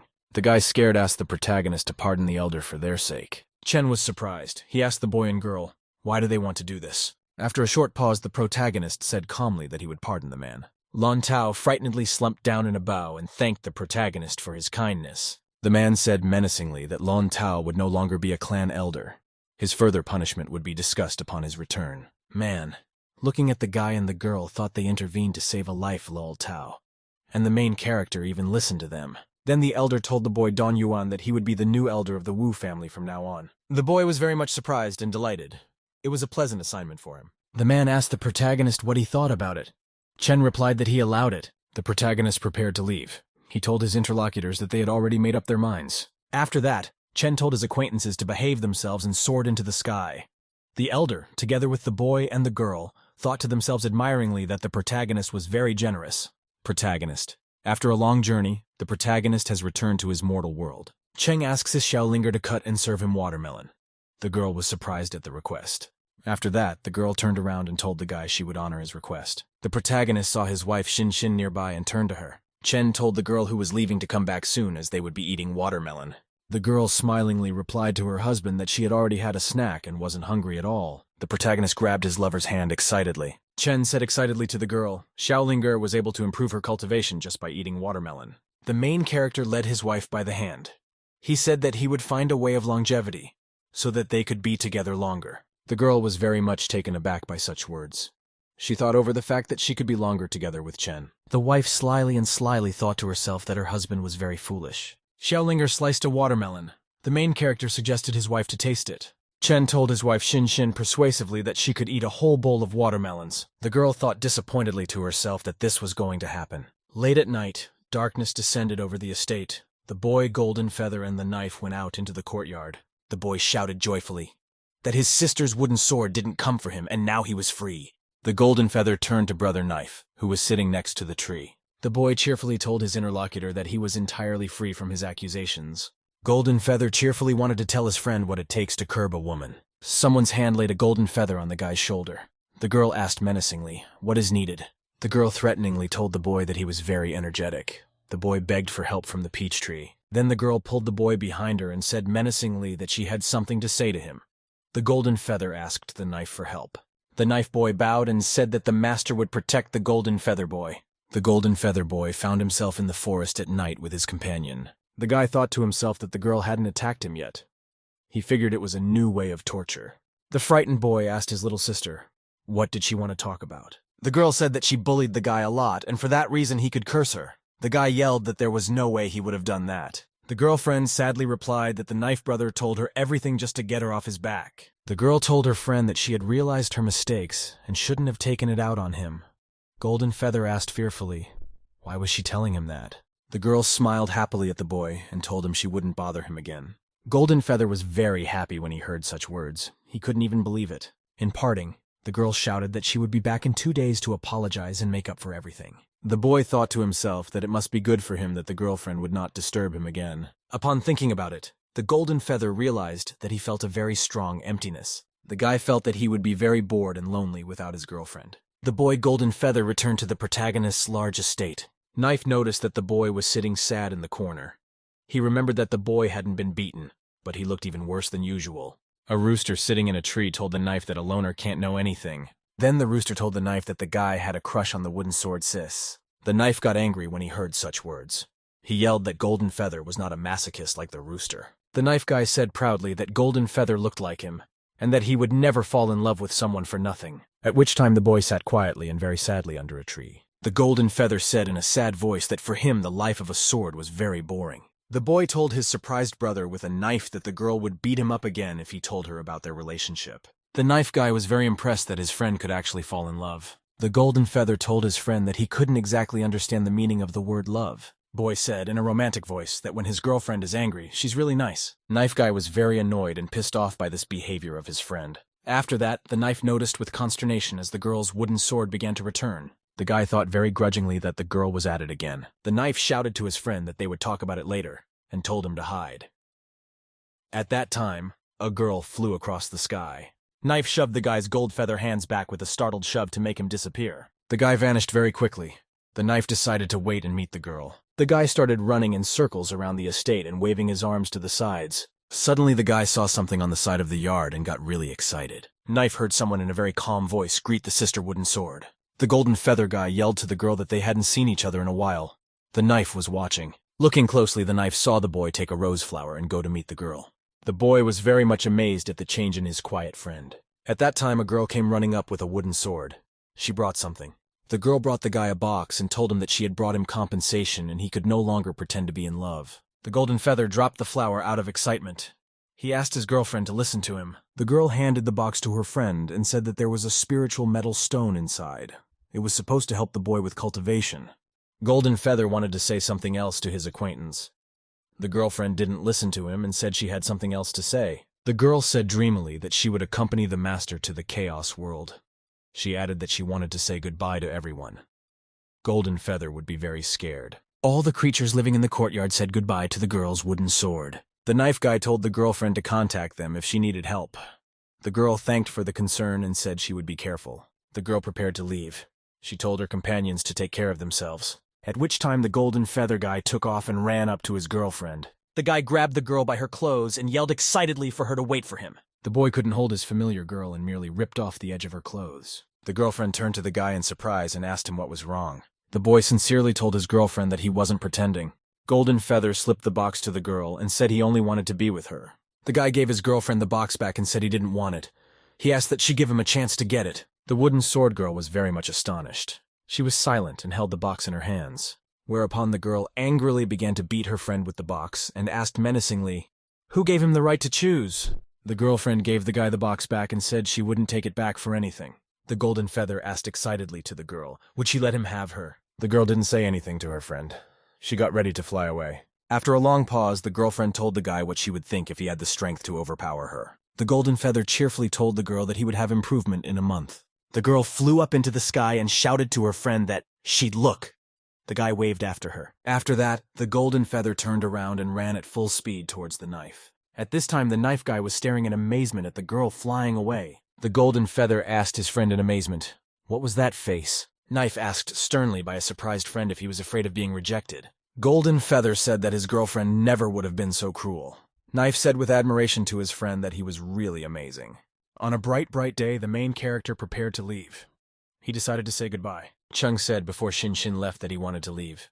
The wife shouted to the guy to wait. The protagonist asked with interest to the girl, what was the matter? Shin held out a small pouch to her husband and said that she had lost the bag of his blood earlier. Chen shouted to the girl not to worry. He added that when he got back, he would make another one. Shin was very happy when she heard such a response from the guy. The girl suggested to her husband that he give her blood now and pulled a baggie for him. Chen agreed. The main character took a large needle and pricked a finger on his arm. Chen began to gently drip his blood from the needle onto the pad. Drops of blood got on the pad and completely absorbed into it without a trace. Chen reminded his wife that she had hidden the bag in her room earlier. He asked in surprise how it could have gotten lost, and the girl replied that the bag had simply disappeared. The guy asked Shin suspiciously, is she hiding something from him? The girl tried to seem as much more calm and said that she wasn't hiding anything. Afterward, the wife abruptly shouted to the guy that there was something she was hiding. Shin said that the bag was not really lost. She wanted to explain to the guy the reason why she was asking him again to give a couple drops of blood. The girl said that one client needed 100 drops of blood, but she didn't want to scare the Chen. The guy groggily shouted to his wife that the people in her family were demons. The protagonist calmed down a bit and decided to also calm down Shin. Chen told the girl that there was no need to hide such a thing from him. He added that there was no need to collect the blood drop by drop. When he came back, he would use the knife. The girl was very much taken aback by this answer. She didn't expect such words from Chen. Chen turned around and headed for the exit. He told his wife he would be back early to help her. The girl was annoyed because her husband just believed her, even though she wanted to scare him off and get revenge for making her eat watermelon. Shin shouted fearfully to herself that she was so embarrassed that she wanted to hide. And then the girl went out into the courtyard of the manor. She headed for the tree. Shin tied a pouch of blood drops on the tree. She told the rooster that it should be enough for his recovery. The bird sat on a tree branch and she thanked her mistress. The girl looked around carefully. She didn't know what to do. In the divine world, there was an elder in a house on a large estate. Suddenly, someone began to descend from the sky, heading for the estate. A guest from the sky landed on the roof of the building and damaged it very badly. The stranger who flew in asked menacingly, "Where is the elder of the Wu family here?" The elder heard someone calling him, and after that he ran out of the house. The man said his name was Dejin, and he was an elder of the Wu family. He asked the guest what had brought him here. The stranger's name was Wang Jian. He asked the elder if he had killed his disciple Li Shiding. Dejin knew that the protagonist had killed Li Shiding. He didn't understand why the sovereign god was looking for him. After thinking for a bit, the man decided that this was now a verification from the elder. To follow the verification, Dejin replied that it was he who killed a disciple named Li Shiding. The angry Wang Jian called his opponent arrogant and prepared to kill him. After that, the unfamiliar warrior activated a spell and grabbed his opponent with a huge fiery hand. Wang Jian shouted to Dejin that he would kill him today to avenge his disciple's death. The elder felt very bad. The demonic hand was squeezing him tighter and tighter. The man thought fearfully to himself that he was going to die. At the last moment, Dejin remembered the elder and pleaded to him for help. Dejin screamed and begged for help. He decided that he absolutely had to be saved by the elder if there was an inspection going on right now. The warrior was surprised at such words from his opponent. He shouted back that no one would save that one. At this time, a teleportation portal appeared in the sky. Dejin was still restrained in the demonic hand. The arriving protagonist began to emerge from the magical portal. Wang Jian noticed that someone else had appeared and he glanced to the side. Wang Jian began to weaken his spell. Dejin felt better. Dejin breathed convulsively after being released by the demonic hand. The warrior was surprised that an elder had actually arrived at his rival's request. Wang Jian looked at the protagonist with great excitement and interest. The warrior remarked surprised that Chen Pinggang was in a transitional stage. The protagonist floated in the air and looked at Dejin intently. Chen noticed that the elder next to him was very much afraid of something. After that, the guy looked at Wang Jian. He decided that he had arrived at the wrong time. The man rushed to the protagonist and shouted fearfully for him to save him. The protagonist asked the man to explain what was going on. Dejin decided to himself that this was indeed a test. The man reminded the protagonist of the old man in black who was rude to him the first time they met. Chen replied that he remembered everything and added that he had killed the old man with a slap. The man pointed his finger at the guest and said that the stranger was the master of the murdered old man. He now blamed him for the death of his apprentice. Dejin fearfully explained that he took the blame and almost died at the hands of Wang Jian. Man frightened asked the protagonist to become the master of the Wu family. Dejin frightenedly thought to himself, if the family is mixed, the protagonist will definitely do something. Chen answered his interlocutor not to worry and put a hand on his shoulder. The protagonist told the man that he would give him his due. To himself, he thought to himself that he could not ignore Dejin's request. Chen looked carefully at Wang Jian. He thought to himself that he was already at the level of a god sovereign. The guy thought that all of his weapons were of the highest level, with the power of his knife being limitless. After a long pause, Wang Jian mockingly turned to the protagonist and called him a child. The warrior shouted menacingly for Chen not to interfere. To himself, he thought to himself that the guy was hiding his level of God Sovereign. After that, the warrior shouted formidably that no one could stop him except the God Emperor. To himself, he hoped that the protagonist would retreat. Chen thought excitedly, his opponent is very strong if he says something like that. The protagonist remembered how much fun his sister Xiao Linger had with Mrs. Wu. He realized that he couldn't ignore the situation. The protagonist decided to try to fight a dangerous opponent. The guy grinned at Wang Jian and shouted at him that it should be the other way around. Chen shouted to his opponent that he didn't even deserve to know his name, but he would say it nonetheless. The guy realized that his name must sound intimidating to scare Wang Jian away. Chen raised his finger up and said that he was an invincible supreme being. After that, the sky darkened very hard and abruptly. There were rolls of thunder. A bright purple lightning bolt descended from the sky towards the protagonist. The Wangjiang warrior was very much startled.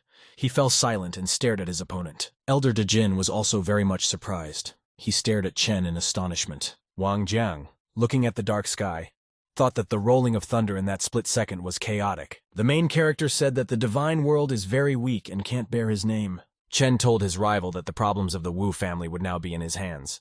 He asked, "Does Wang Jian have any objections?" The man stared menacingly at the boy and couldn't believe that he was really the strongest of the upper world. The warrior thought to himself that such a person would not have come to the divine world for nothing. Wang Jiang decided definitively to himself that his disciple Siding could not have died in vain. At that time, a teleportation portal appeared. From there, someone called out to the protagonist. Some old man appeared and bowed to the Chen. He greeted him. The protagonist asked the old man in surprise, how did the old man know he was here? The interlocutor replied that there was a very high level of chaos, so he decided to come this way and greet the elder. Chen told the old man that he was very observant. The interlocutor thanked him for the praise. Chen thought to himself that loud words come best from other people's mouths. The Wangjian warrior was very surprised and frightened by the appearance of the unexpected guest. The protagonist told the old man cheerfully to tell the news to Wang Jian. The old man turned to the warrior and told him slyly that it had been a long time since they had seen each other. Wang Jian shouted surprised that an elder of the Eternity sect named Wang Chenlin was standing in front of him. Elder Wang Chenlin laughed loudly, looking at the frightened man. The old man said to Van cheerfully, not to act so aloof. Afterward, the old man approached the man and told him cheerfully that they were pawns of the protagonist, and the latter could call him Brother Wang. Wang Jian was very much astonished when he found out that they were only pawns. Vang smiled calmly and said that they were honored to be the elder's pawns. Wang Jian shouted excitedly that he was a cultivator and believed in his beliefs. The man said proudly, he would rather die than be a pawn waiting for orders. The old man looked at the man and told him calmly not to be so harsh. Vang grabbed the man's arm and shouted that he knew about his suspicions. The old man told the man that he had seen the elder use the Dao marks. All the divine weapons in the protagonist's house are 1,000 times stronger. Chen thought to himself in surprise that Vanya and Vang's imagination amazed him. A Dijin warrior stood next to him. He said that the elder is really strong. The protagonist told his interlocutors that they'd had enough talking. Chen added that they could dispense with the details. He thought to himself that the Van and the old man could think of many more things if they continued to communicate. The old man replied meekly that if the elder wanted to finish it, he would agree too. He invited the Van to think about it. Wang Jian fell silent. He looked intently at the old man Wang beside him. After that, the man turned his head to the side and looked at the protagonist. At the end of his musing, the man said he didn't need to think as the answer was in front of him. Wang Jian walked up to the surprised protagonist and addressed him. Thereupon the man fell on his knees before the Chen and said he would be his dog. Old man Wang thought to himself in surprise that Wang Jian had turned out to be very flexible. Dejin thought to himself, annoyed that he could have thought of it himself. The protagonist decided to himself that he needed to say something encouraging to Wang Jian, after which the lad put his hand on the surprised man's shoulder. Chen said he wanted pawns, not dogs. He offered the warrior to go with the others on his mission. Wang Jian thanked the guy. The main character said that he came here because he needed a lot of immortal trees. He asked the interlocutors if they would help him. The three men all as one promised strictly to the protagonist that they would do their best. Chen turned around and prepared to leave. He told the men that he was leaving everything to them. The warriors all said a friendly goodbye to the elder after he left through the portal. Suddenly, a bright fire portal surrounded by magical signs appeared in the sky. Out of a portal of fire, someone came to appear in this world. The warrior asked the interlocutors around him if the protagonist had already left. Wang Jian called the guy a divine emperor and asked surprised, did the guy know the elder? Divine emperor said that he was the godson of Chen. He also added that if it wasn't for the main character, he wouldn't have come here today. The man thought surprised that the guest had come here for the elder. He decided that Wang was right when he said it was a great honor to be a pawn of the protagonist. At this time, Chen gathered what he needed in the divine world and returned home. On the bed in front of the protagonist were pieces of wood on red threads. Chen was sitting completely absorbed in himself. He was cultivating. The guy said to himself, "It's very effective when people of the divine world gather immortal spirit trees." The overjoyed Chen said that all of this made his divine consciousness much stronger. Magical yellowish circles appeared around the protagonist's arm. Chen raised his hand up and said that now the whole world might shudder at his blow. The protagonist was very happy and satisfied with his accomplishments. The guy decided to activate the system. He saw a new message. The system informed the protagonist that he had completed another mission. The system reported that the host's 2 main spheres had been upgraded to peak. Yellowish lightning flashed around the guy. Chen thought to himself that he really liked the feeling of increasing his abilities. The guy asked the system very capriciously, "Where's the special reward?" The system reported that a special reward had been sent out. Also, the guy got a new territory to explore. The protagonist pressed the key with interest to see what the new territory was. The guy read the new message from the system and got really excited. He was informed that his next destination was land. Chen continued to press the system for a special reward for him. The system informed the protagonist that his reward was a new territory to explore. The guy said grudgingly that he felt like he had been ripped off. He got out of bed. Reaching out, the boy told himself that he would fully accept it. Chen thought dreamily to himself that it wouldn't be so dangerous for him on Earth. The protagonist decided to take the black dragon and the fiery phoenix with him. In the Earth world, an airliner was flying across the sky. A girl was looking out the window of an airplane. Something caught her eye. The daughter shouted frightened to her mom sitting next to her that someone was flying in the sky. The woman removed the blindfold from her eyes and turned to her daughter in surprise. The mother told the girl soothingly that she would see for herself. She thought to herself that the child's imagination was running wild. The woman looked out the window and noticed with surprise that her daughter was right. There was someone there. A man flew through the sky and waved his hand to the people on the plane. After that, the stranger turned sideways to fly a little to the side. The man looked carefully at the airplane that was flying beside him. Then the stranger used lightning to attack the wing of the airliner. The people inside the plane panicked. A woman went to rescue her daughter. The plane's wing was on fire. It began to descend. The pilots lost control. Then the airliner dropped steeply into the peak and began to plummet to the ground. The man angrily shouted at the passengers to blame themselves for being losers. The stranger, looking at the falling airplane, thought he could escape while the mad woman was busy rescuing him. A red-haired woman appeared next to the plane flying through the sky. The woman's name was Ji Hongye. She shouted excitedly that the old man had used a sneaky method. The woman activated her magic to help the falling airplane. The airliner with the people on it continued to plummet downward at breakneck speed. Ji Hong thought excitedly that her strength was not enough to hold the airplane. The woman excitedly thought that if she got inside the liner, she could save people. Ji Hong thought to herself that she would have to sacrifice the rest of the passengers. Suddenly, something struck the woman very hard. She turned her head to the side. Ji noticed a huge black dragon appearing in the sky beside her. She was very surprised by the appearance of this mysterious creature near the plane. The dragon flew close to the plane, keeping pace with it. Then the black dragon accelerated and dropped below the liner. The black dragon turned to his master and asked what he should do with the big metal thing. The protagonist listened attentively to the message from the mythical creature. Chen indicated to the dragon to use spiritual energy to protect the people inside and bring them down to Earth. At that time, a phoenix appeared in the sky next to the protagonist. It flew up to the master. The phoenix held the stranger in his paw. He asked the Chen what he should do with this man. The main character at this time was standing on the body of a flying black dragon. Chen asked the man menacingly, "Why on earth did he do this to mortal men?" The man in Phoenix's arms fearfully shouted to the protagonist that it was just an accident. Chen looked at the stranger with attention. The man shouted that he didn't mean to. A woman flew up. She wanted to tell the main character about the old man. Ji Hong shouted that the man wanted to use the people on the airplane to get away from her. The protagonist and Phoenix listened to the woman carefully. The interlocutor shouted excitedly that the old man was taking advantage of mortal lives to cultivate demonic powers. Chen said that this man will not pass him by. He also has a multitude of sins on his hands. Ji Hong thought that she had said a lot. She realized that the main character is a great master if he can command a dragon and a phoenix. The protagonist commanded Phoenix to torture the man and make sure he confessed to everything. The protagonist looked around. Something surprised him.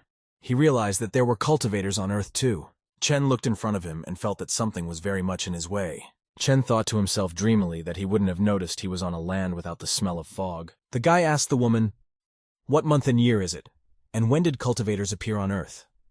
Ji Hong replied that it was the year 2227, and cultivators appeared about 100 years ago.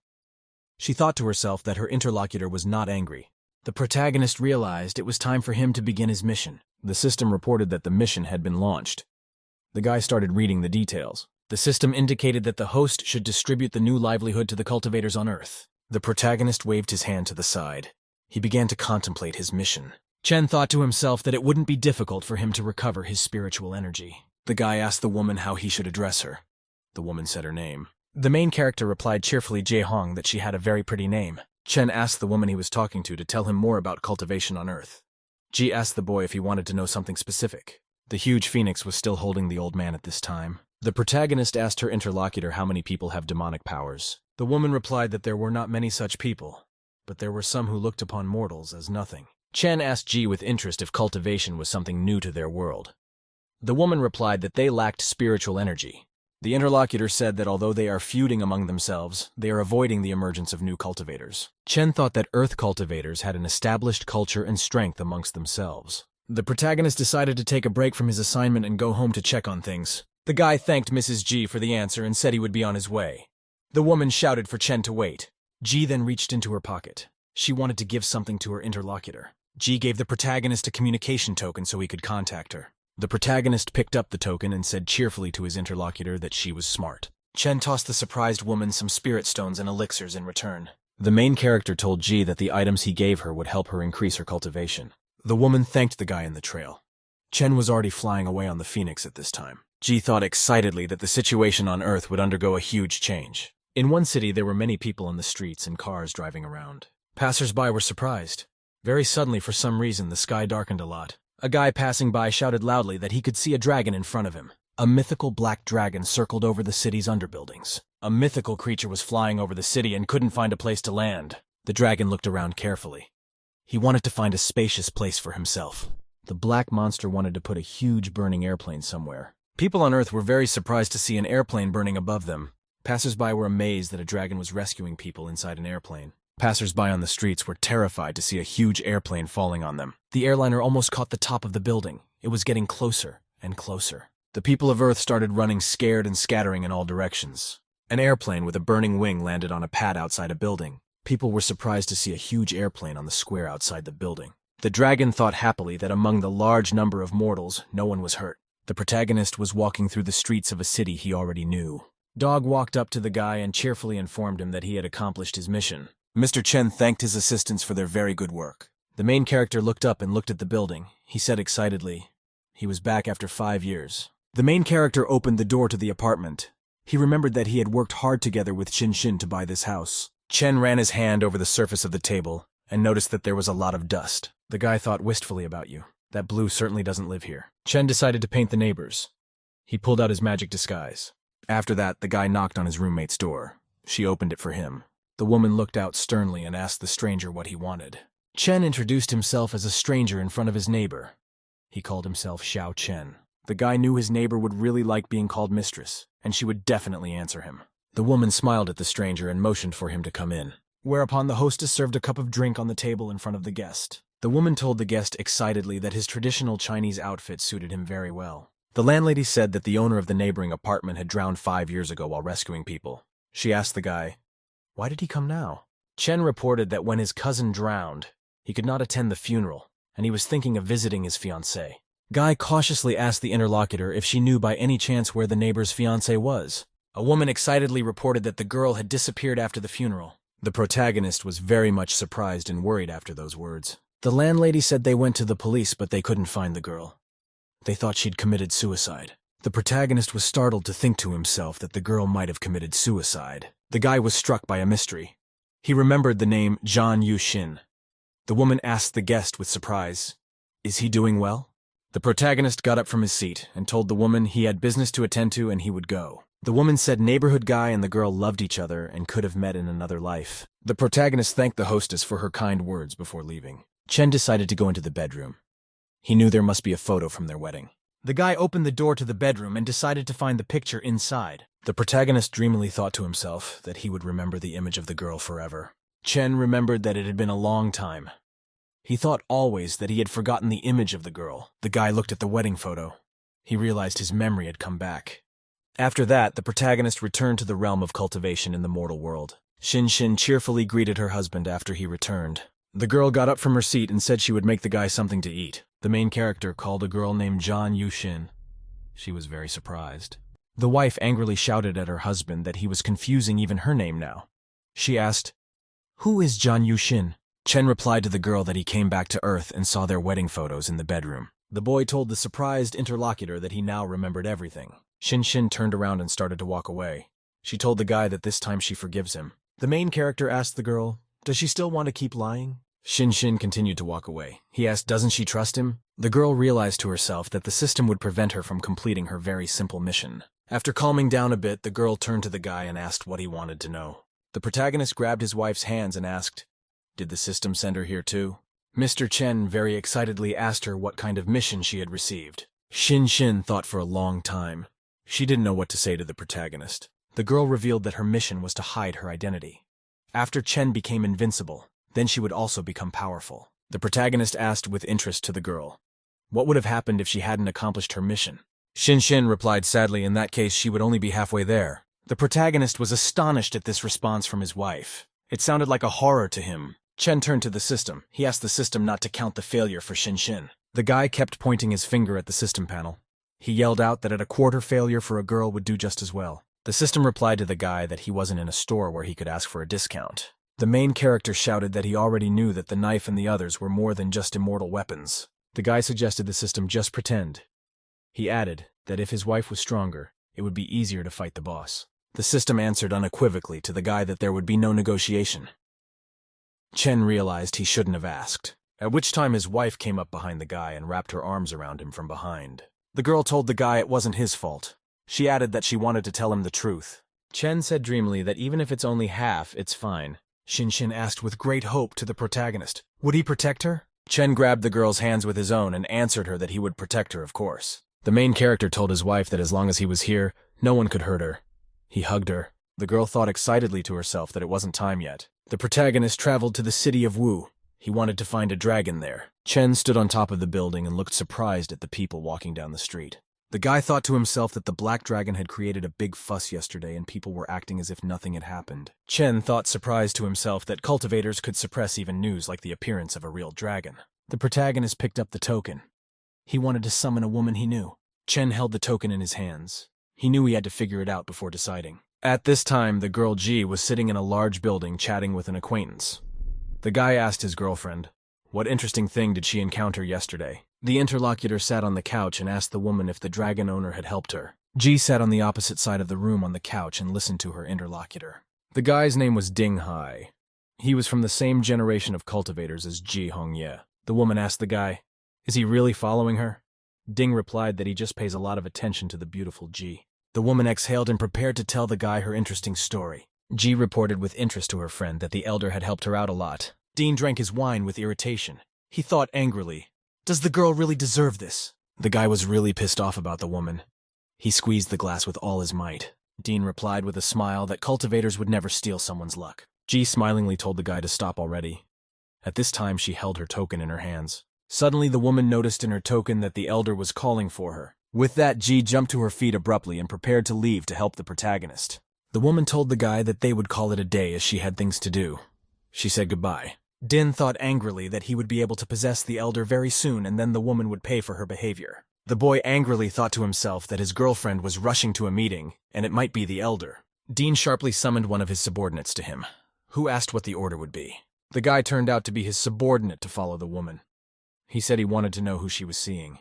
At this time, a woman met the protagonist on the street. She called out to him. Chen told the acquaintance that he needed something. Ji replied to the guy that she would do anything to help him. Chen hesitantly asked his new acquaintance to give him $50. Ji handed her friend a black unlimited card and told him to use it to his heart's content. He saw a special bank card in front of him. The woman told her friend that she would help him if he didn't know how to buy things. Ji explained to the surprised protagonist that he could ask her and she would buy him everything. Chen said cheerfully that he didn't really understand, but he didn't need to. The guy remembered that he had only heard of the black card in legends in the good life. He asked his girlfriend to lead him to the rest of the cultivators. Ji, very inspired, and sharply replied to the guy that she would. After which, the woman led her acquaintance to a huge building downtown. There were guards standing near the entrance to the building. They were watching the people closely. Ji explained that the head of this club is a nascent cultivator of the Soul Realm. The club has a spell alert.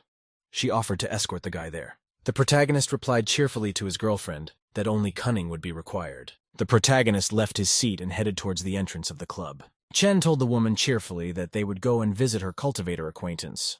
Ji was surprised to see the protagonist walk past the guards completely calmly. The woman was surprised that her acquaintance wasn't even affected by the notification spell. Ji watched as the guy walked through the door.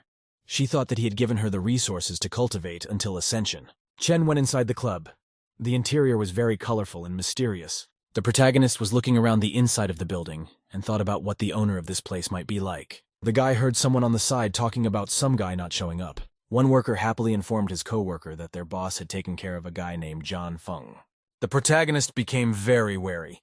He remembered that his roommate's name was John Feng. Chen thought to himself, could the name have been a coincidence?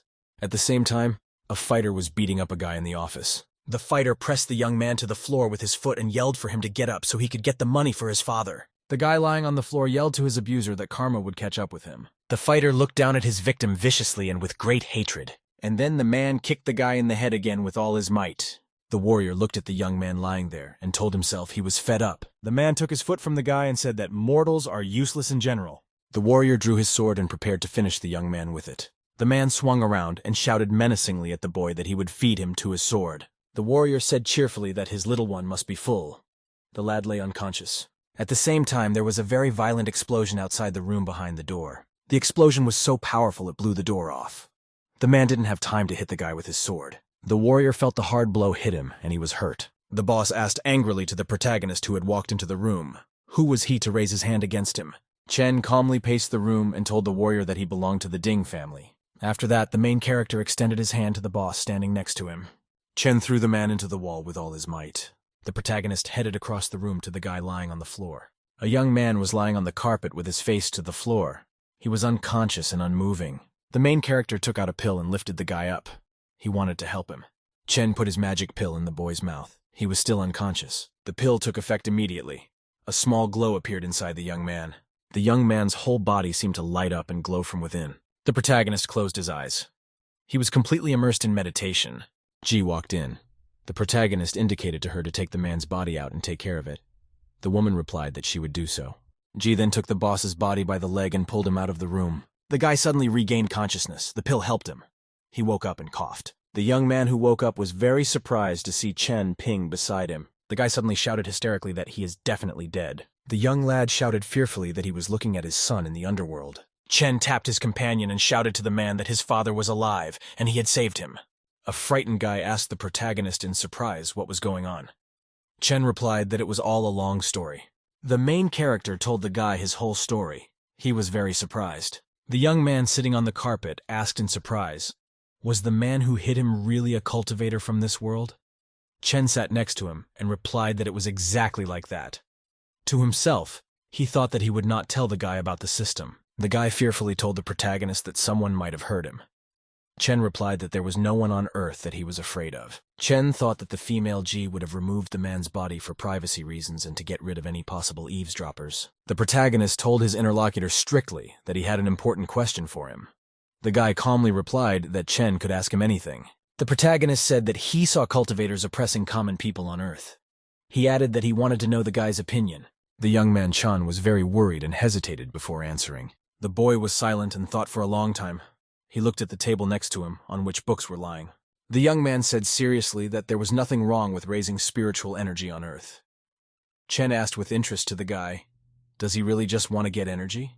The guy excitedly said that if the spiritual energy of the Earth couldn't resurrect on a large scale, cultivators would remain a minority and have boundless power. The young man jumped up and said that Earth could remain as weak as it was. It would be difficult for them to defend themselves if someone from other worlds invaded them.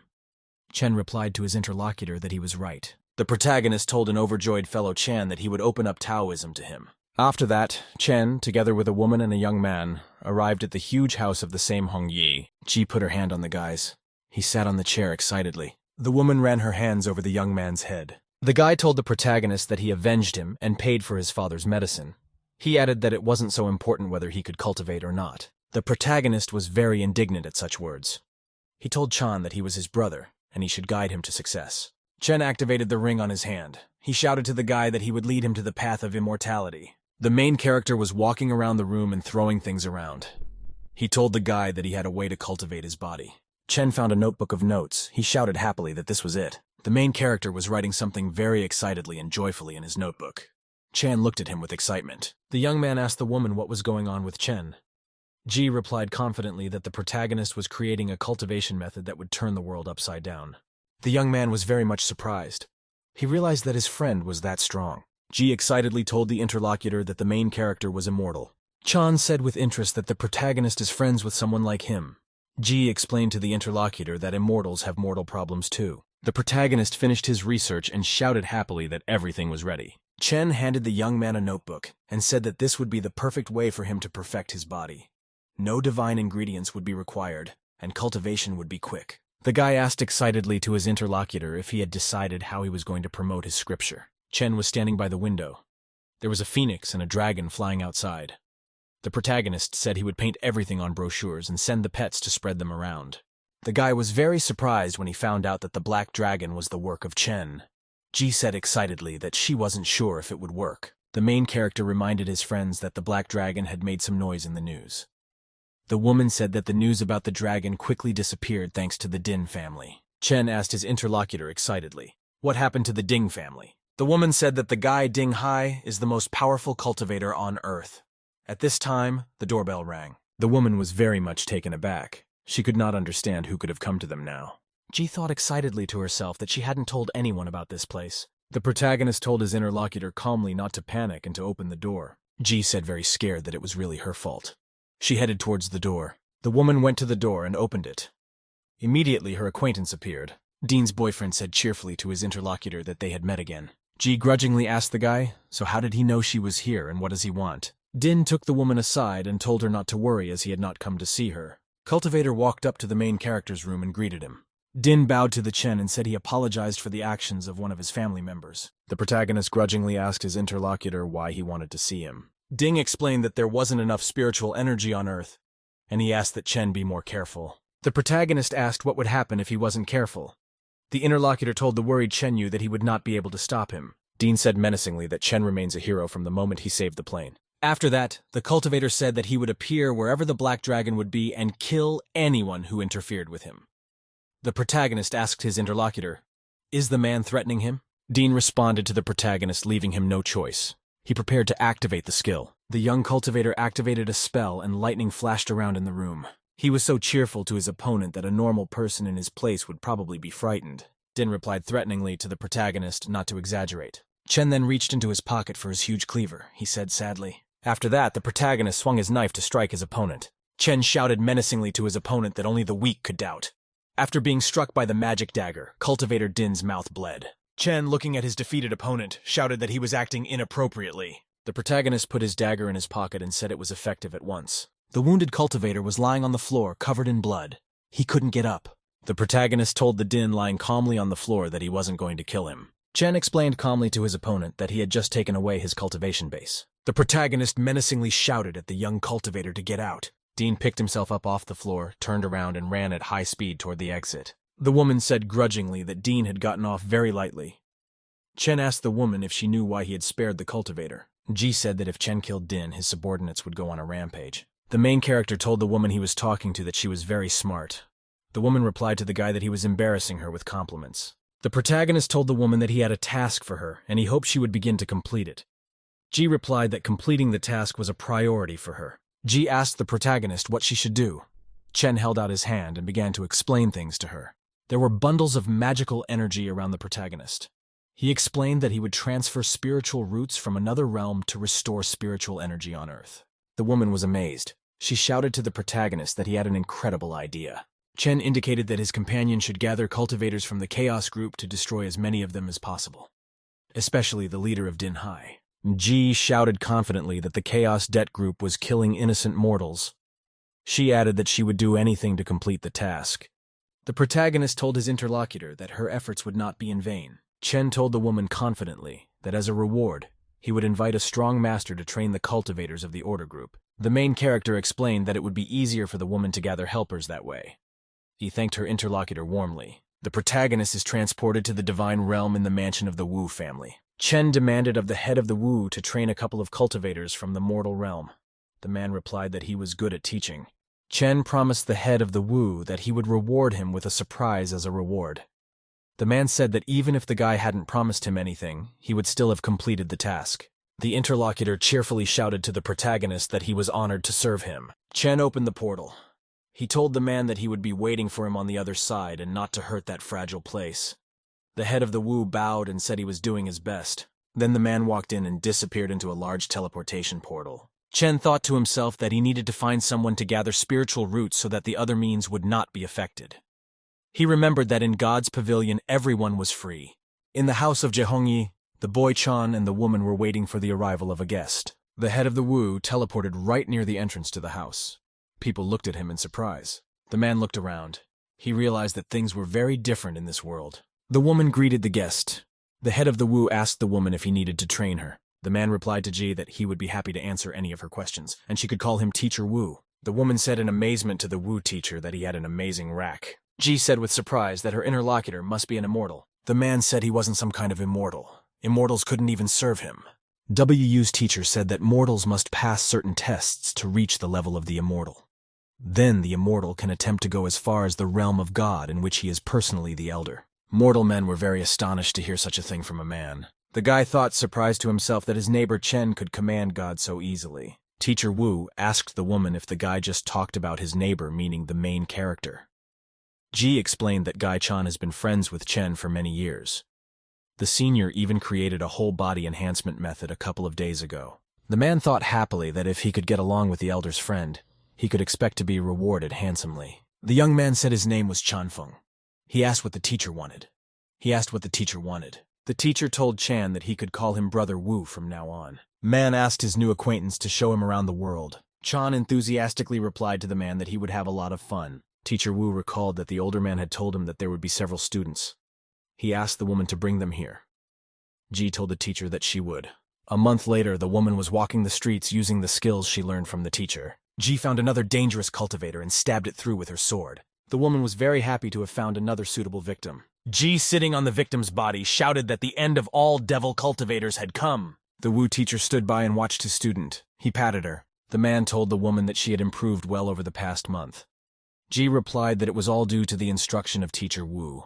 Suddenly, the woman heard something suspicious from the side. She turned around. Ji saw some figure of a man walk by. She asked menacingly, "Who is here?"